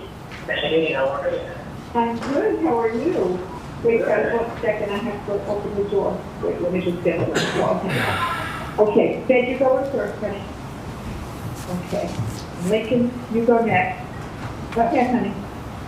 I'll pop up. I'll pop up, big boy, you can do it. I know you're trying, hold on. Here, honey, because you have too much in your hand. Okay, here you go. Up. Honey, how much I pick you up? Stay in the car. Okay. Tell him to move his fat ass. He didn't say that's your sweet little blonde nephew, so I just got his haircut and took him to McDonald's. Yeah. By the way, just so we're very clear, because it's been a really long day and things can just get right past us, it's Charli that is saying to his mother about his nephews, tell him to move his fat ass. That's delightful, Charli. That's, well, I guess this is what we should expect at this point, isn't it? Happy, they're happy campers. They're just having a good day with Grandma. They are happy. Lincoln did not want to do this. Crying. He's like, I'm just I left it on too. I know, but it was so long that he couldn't see straight at it, so he had to get trimmed. Classic. So how's my boy? Now feel like you were having quite a bit to do. Yeah, he has. I think it's a chance to call Maddie, but I can take care of that. Some of that stuff tomorrow. Farm. Yeah. What's the matter? It's just, yeah, Oh. That's like me on my way to the office today. I had to go up to do the billing, and I went all the way to Atlantic. It's cold.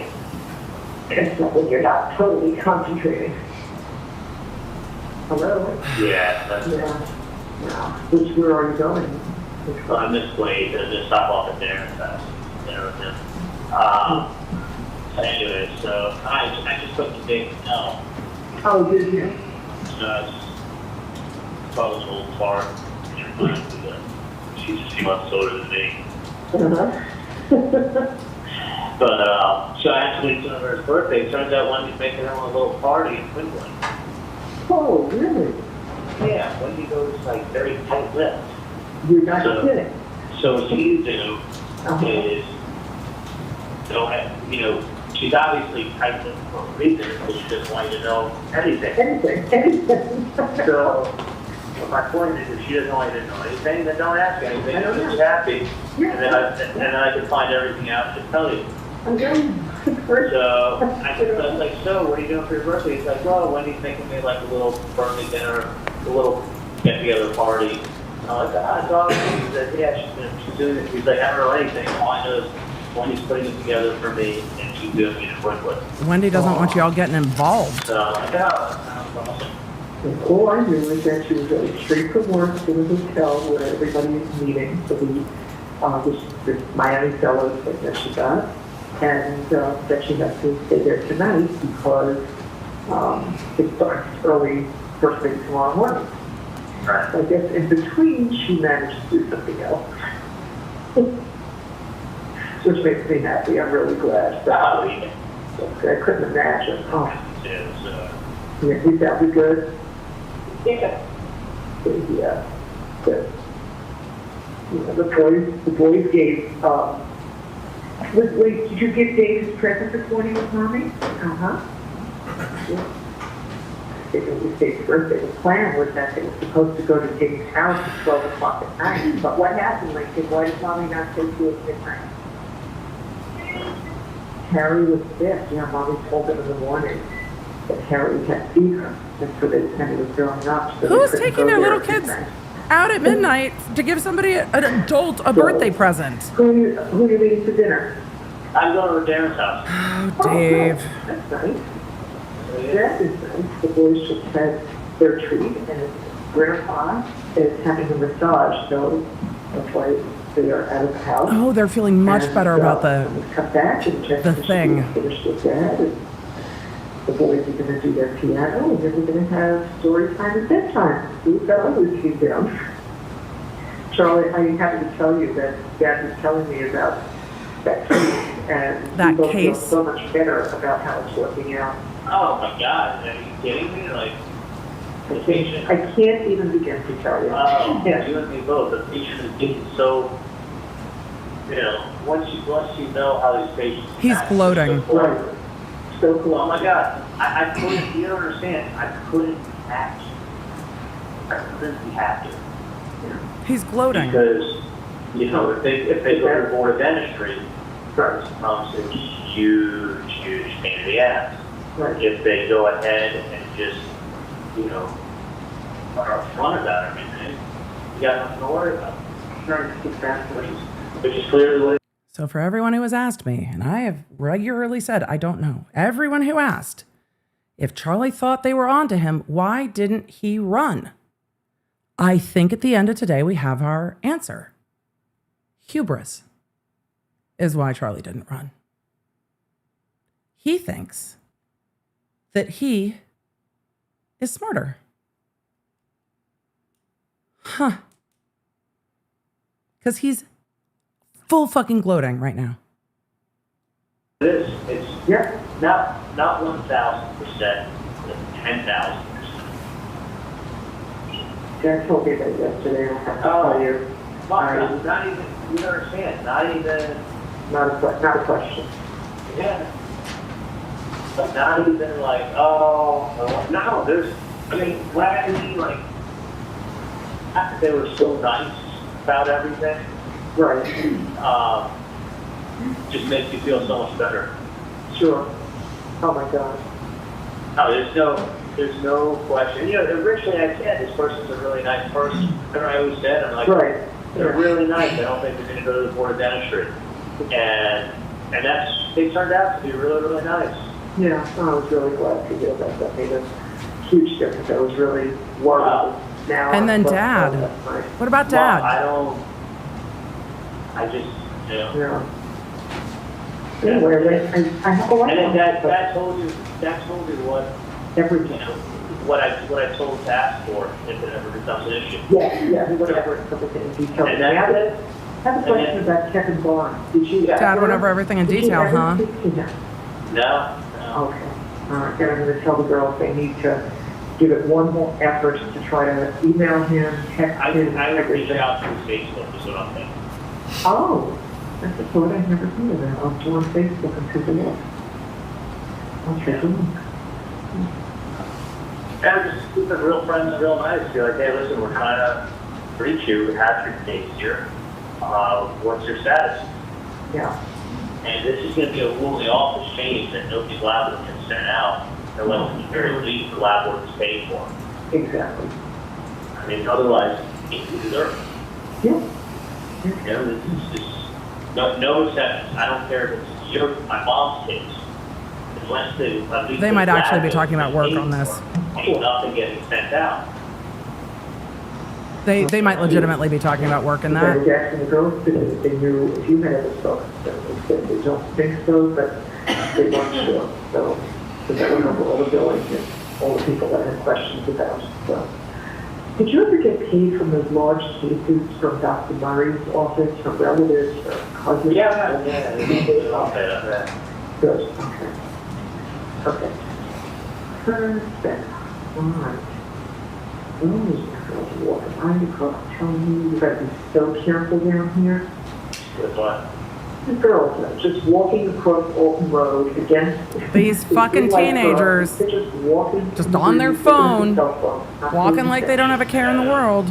Man, terrible. I don't think that's code either. Did you guys work out with the trainer today, or? Yeah, tomorrow. They went to get Friday, so that's why I went up to the that's why Dad went to get the boys, so that I could go to the office and do the bills, because I've been going on like a Saturday or a Sunday, and I had to spend the day.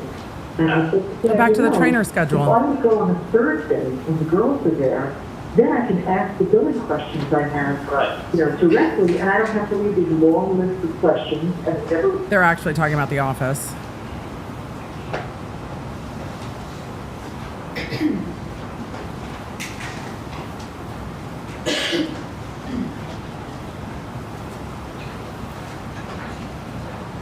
Do you think Donna's missing her trainer? Is that what that face is for?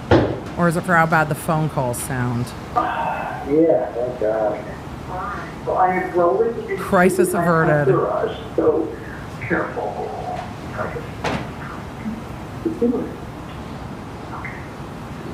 So I love what that is, crisis averted. Yeah. So you just, I gotta say, you just can't log in. Cannot. I mean, now that you know that you cannot get upset, you can't let patients bother you. No, I know. And I also know exactly what I'm doing. I know exactly what the state of I'm for. We've been doing this a long time, so you understand. I mean, that's why we went in the front desk for a while, but don't let the patients bother you. Just said, oh, but that's it. Yeah, no, I got it. Good. All right, my love. You have a nice evening. Please take another barrack to me.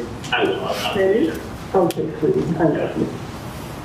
So upon learning that they're being investigated for murder, how did they react to that? Crisis averted. They seem pretty happy about it. Really happy about it. Yeah. The defense is going to object. How did they seem? Positively giddy that someone wasn't actually going to like come shoot them, because they're like, it's just the cops. Silly FBI. Yeah, that crisis averted. I think based on the investigation, his characterization that they are happy is appropriate, but the defense is going to object, I think. Sustained. Members of the jury are to disregard the last answer. The court wasn't the gist of how you got made that the undercover wasn't nasty enough. Right. It's not done like that. You got to have a beard and a hat and glasses, and you got to make threats and all that kind of thing, right? Correct.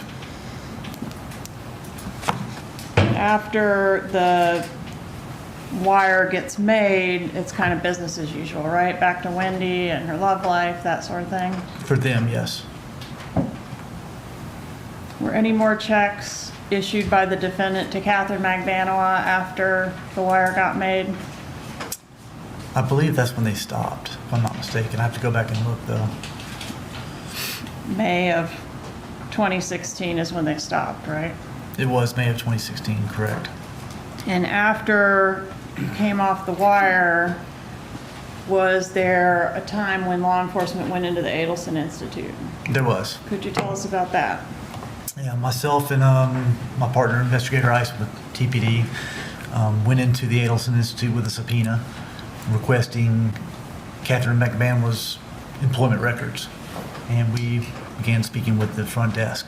And they're like, Was who? Catherine Magbanoa there working? No, she was not. Did you ever uncover any evidence of Magbanoa working for that business? No, the only thing they ever provided us was basically a list of the checks that we already knew about. That's suspicious. Was a phone call That's captured from that business during the time that you were present in there trying to serve this subpoena and get these employment records? Yes. I had that gained up employees for the calls. called I'm getting Charli it down. Adelson It's while we were there. She walked to the back and way called too him loud. and it was captured on the wire.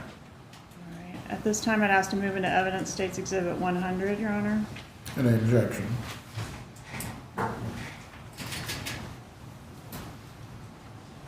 No objection. States 100 is admitted. Permission to publish, Your Honor. You may. No, my, sorry, that's me. Hey, the FBI is here asking for records for Katie. Damn, I need to turn it back up. Charlie gets the call. Hey, the FBI is here asking for records for Katie. For what? That she works here? I would, I wouldn't, give anything.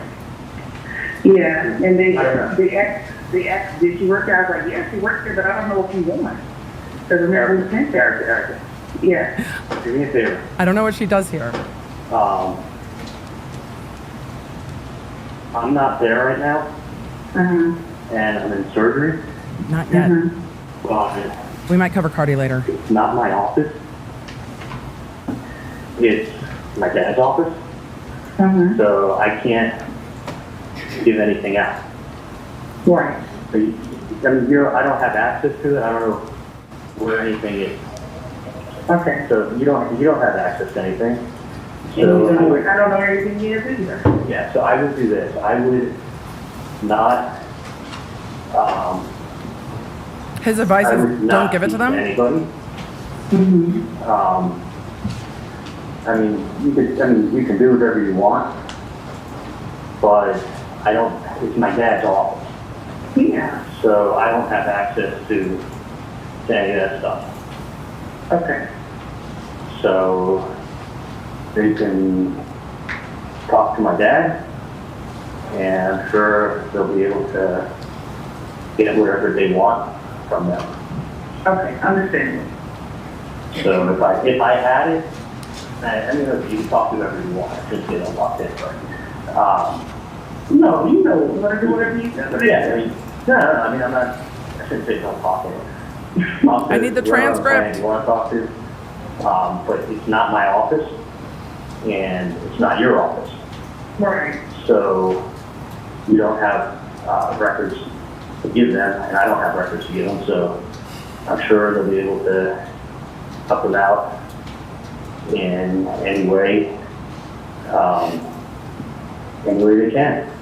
Okay. So that's what I thought. Tell them that it's not, I mean, it's not my office. The office was sold back to my dad, actually, a long time ago. So tell them that because actually you're talking to the wrong Dr. Adelson.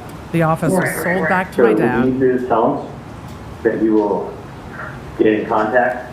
Because tell them, I mean, it's not your office. You can't do that, right? Yeah, they said within 20 days of court. Charlie's like, just leave word. Are they there now, or are they? Yeah, they're, but you know, I'm in the back. I'm in the back. They're just waiting for me to come back.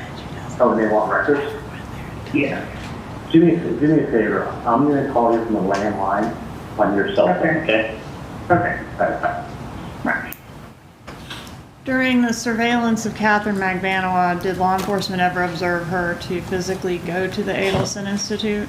No, we did not. Okay. And she later admitted that she did not do anything to earn those checks that she received, right? That's correct. She did admit that. Okay. And in at least this call, whose office does Charli Adelson say the Adelson Institute belongs to? Daddy. It says it's his dad's office. And has been for a long time, right? Correct. That's not true. And that was said on what date? June 1st of 16, is that right? Yes.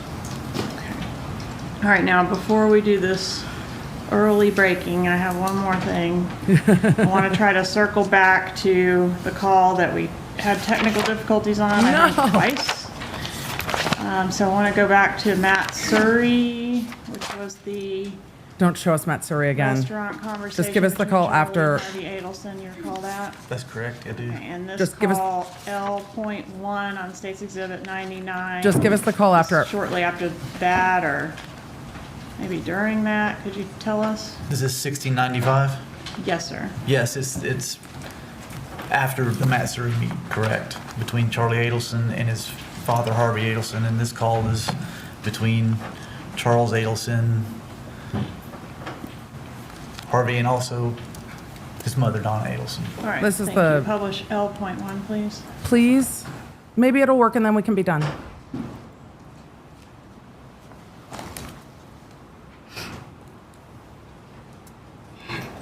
Fingers crossed, everybody. You look at it's an hour and 15 minutes there, it's an hour and 15 minutes back here. And it'll probably be there in 2.5 hours. Okay. So, yeah, I'm hoping to get to your place by 5:30. Okay. It's, yeah, it's just like maybe, maybe just stay a little bit later. It's different. It's not going to be a lady. No, I can always talk to that one. It's not- Yeah, that's what I'm talking about. Can I just ask you one thing? Sure. Has there been any more drama? No. Zero. Zero. Yeah. Did Dad tell you what I spoke to him about? Yeah. Yeah, and I have a couple of questions. That's what I want to change to tomorrow. Yeah, but it makes those cases.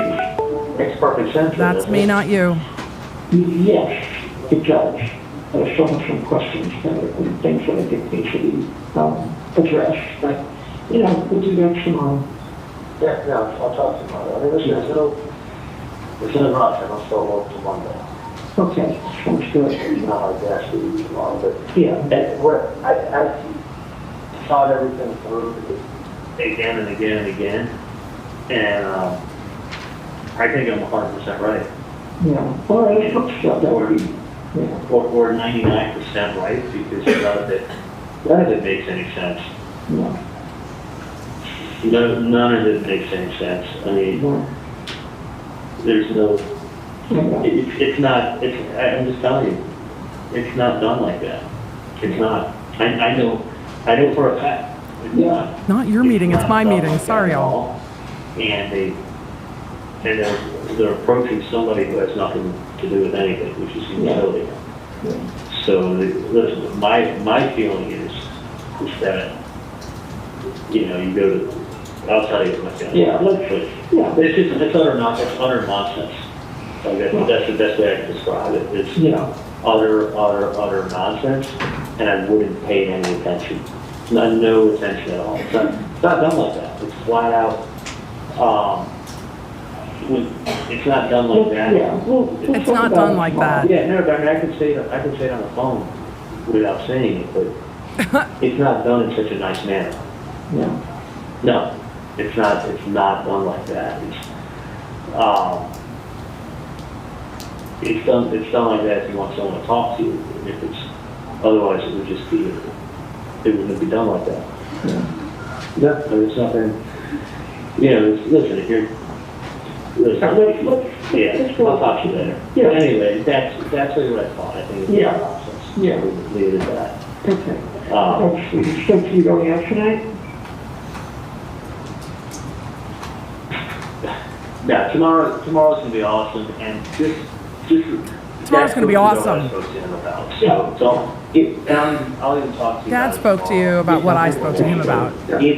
It makes Go for a walk. perfect sense. Perfect sense. Well, okay, Go for a walk. We can do it afterwards, because I can't just. I can always tell June I'm talking about, but just now she's got, she's trying to, oh yeah, she won't get out of the Dolphin truly until 5:30, she'll be sports bra and a pair of shorts and all. Wait, did she make it? So I'll whatever, so. Wait, Charlie, we don't give a fuck, but did June make the Dolphin cheerleaders? Or is she still at tryouts? I'm 99% sure she's not coming. Actually, I'm basically like 100% sure. Still tryouts then? So go and have a good night, get some rest. I need to get down to sleep. Sounds good. I love you. I'm looking forward to seeing you tomorrow. Have fun, okay? Just be careful. Okay. I love you, take care. Love you too. Nice recess for you guys. Members of the jury, we are going to take our break for the evening at this point. Once again, do not discuss this case with each other or any other person. I had it gained up for the calls. Do not seek out any information about this case. We will resume tomorrow. The poor jury has to be sitting there going, but did June make the cheerleading team? Like, did June make the squad? Your Honor! They can't even Google it until after the trial. At 8:45, please report at that time, and we will get started with the trial once again at 9 o'clock. I'm sure they're thrilled. Agent Sanford, unfortunately for him, will still be on the stand, but the defense will have their opportunity to cross-examine at that point. Have a good evening. It's a long day.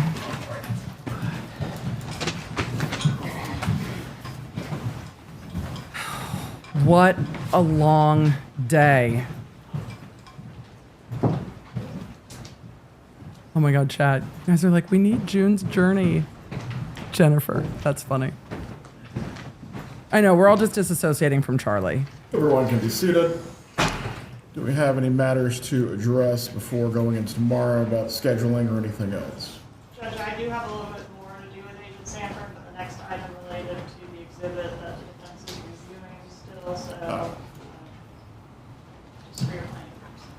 I believe this is the matter that we addressed earlier, Mr. Zellman.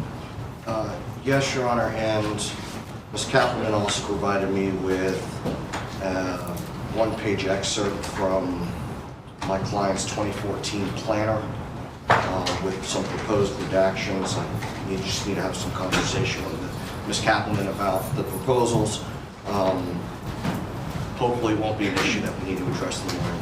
We can agree. Right, bailiff shall need to have the courtroom open at 8:15 so the defense can speak with their client concerning these matters. For the state, please report at 8:40. By 8:45, once we have the jurors, we will keep moving. Yes, Your Honor. Yes, sir. That's it for this evening. Have a good night, everyone. The judge is like, thanks, Your Honor. So, what was the scheduling at the end of the day? Let's talk about that real quick. Is the it's Thursday, and we are at the end of day 5 of trial. That I was real excited at the beginning of the day for wiretaps. And then as we kept going throughout the day, I was like, oh my, woo! That's a lot.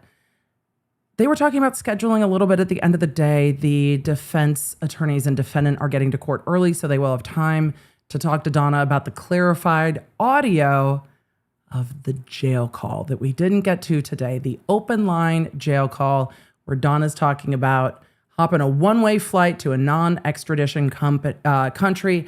And that's the next area that the prosecution wants to get into with the witness. So tomorrow,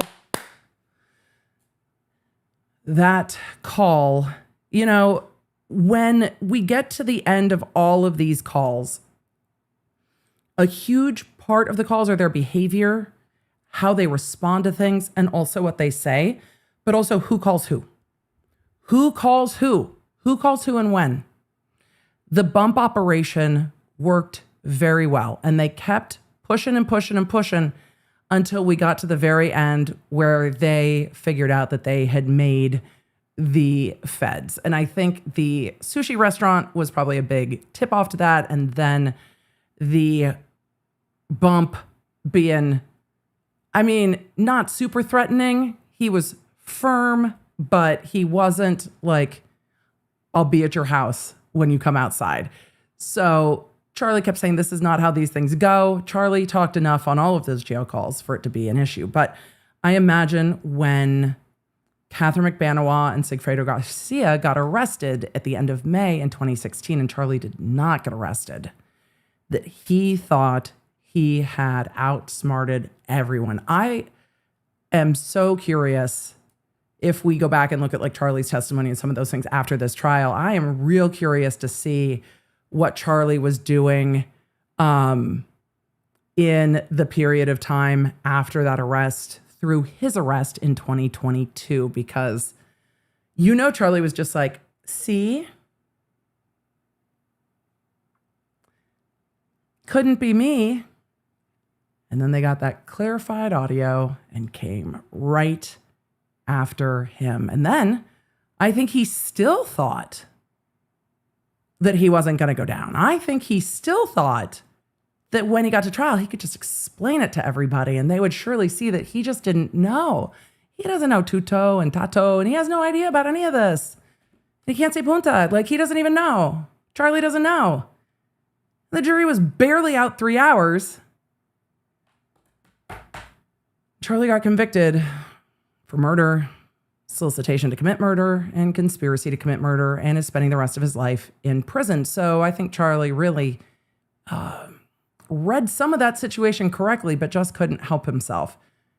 We'll see how the jury goes with Donna, because Donna was talking in code back to Charli. I downloaded the app.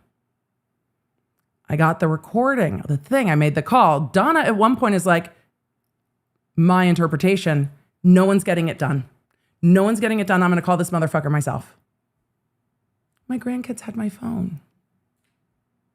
I couldn't call you to now. I don't know anyone. I'm out of the loop.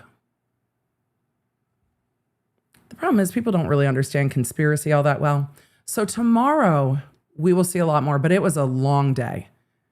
Donna was in on wanting to know every single thing that was going on, and Donna wanted those blackmails taken care of, like the blackmail emails. She wanted all, or the blackmail bump, the blackmail call, the blackmail letter, the blackmail text. She wanted all of the blackmailing to be taken care of by someone else. And then finally, she called the blackmailer to do it herself.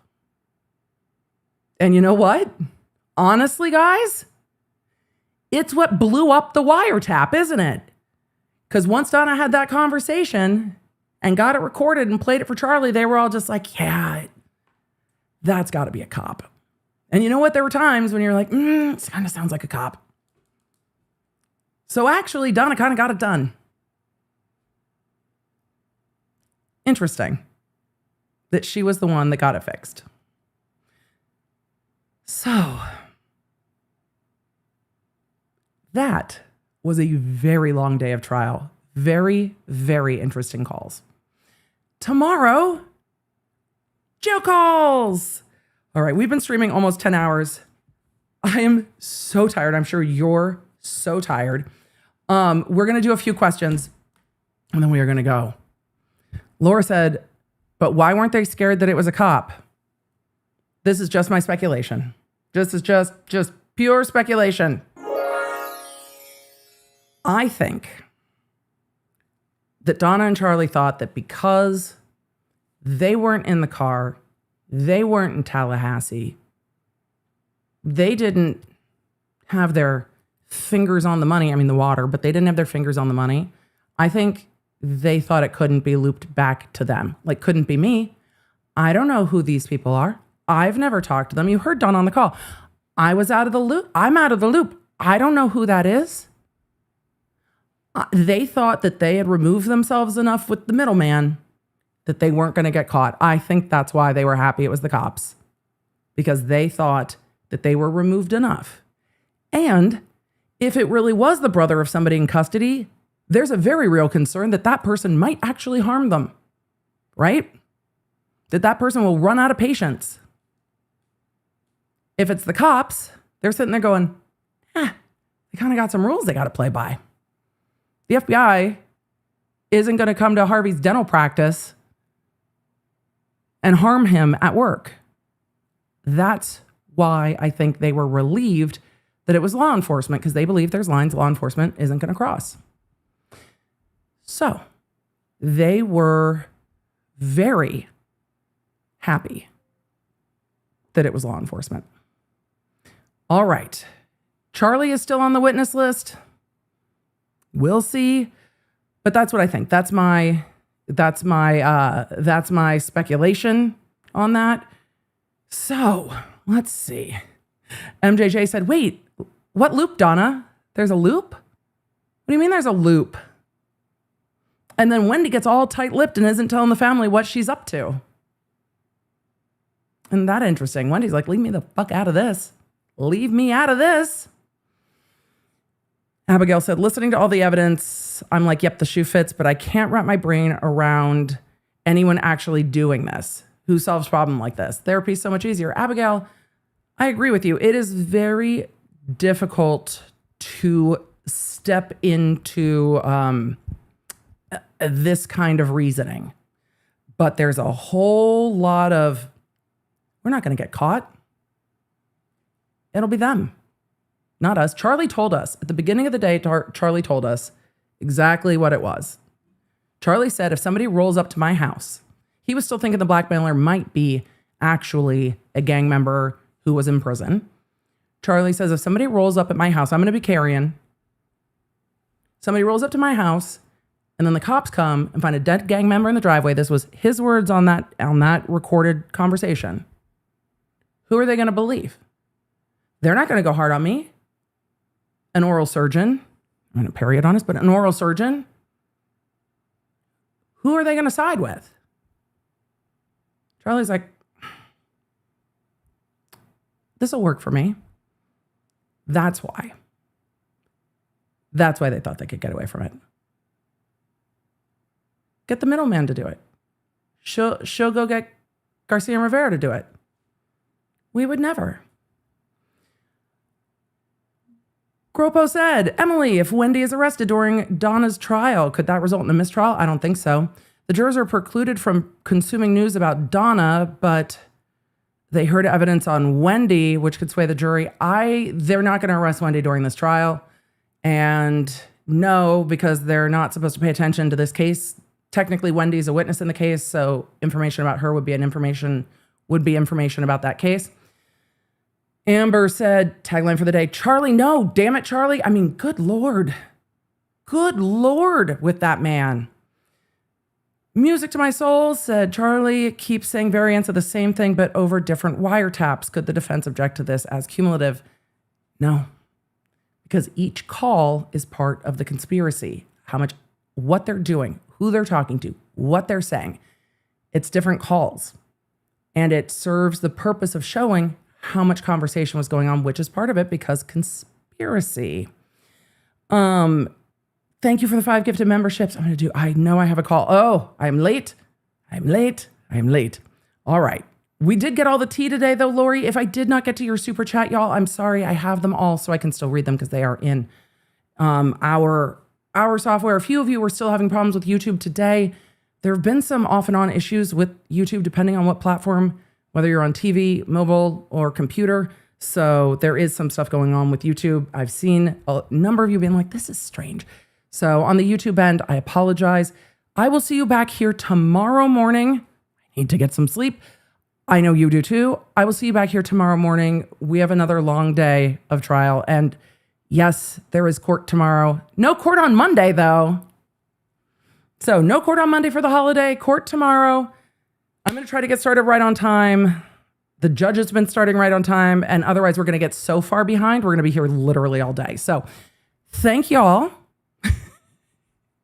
Long days in court in Florida, but I think it was all worth talking about. With that, I will see you tomorrow. Don't forget to get the Lawnard app. Y'all are the best. Lawnards, cheers. Give it up. Cheers. I will see you soon. Well, I'll see you tomorrow in court, which is like 13 hours from now. Bye. I did that badly. Emily, do it again. Thank you for joining me. Make sure you don't miss a live stream or any of the updates on the cases that you care about most with the Lawnerd app at lawnerdapp.com. It's a free download on iOS and Android, so I can keep you in the loop, because you never know when something's going to pop off. Thanks for being here, and thanks for being a Law Nerd.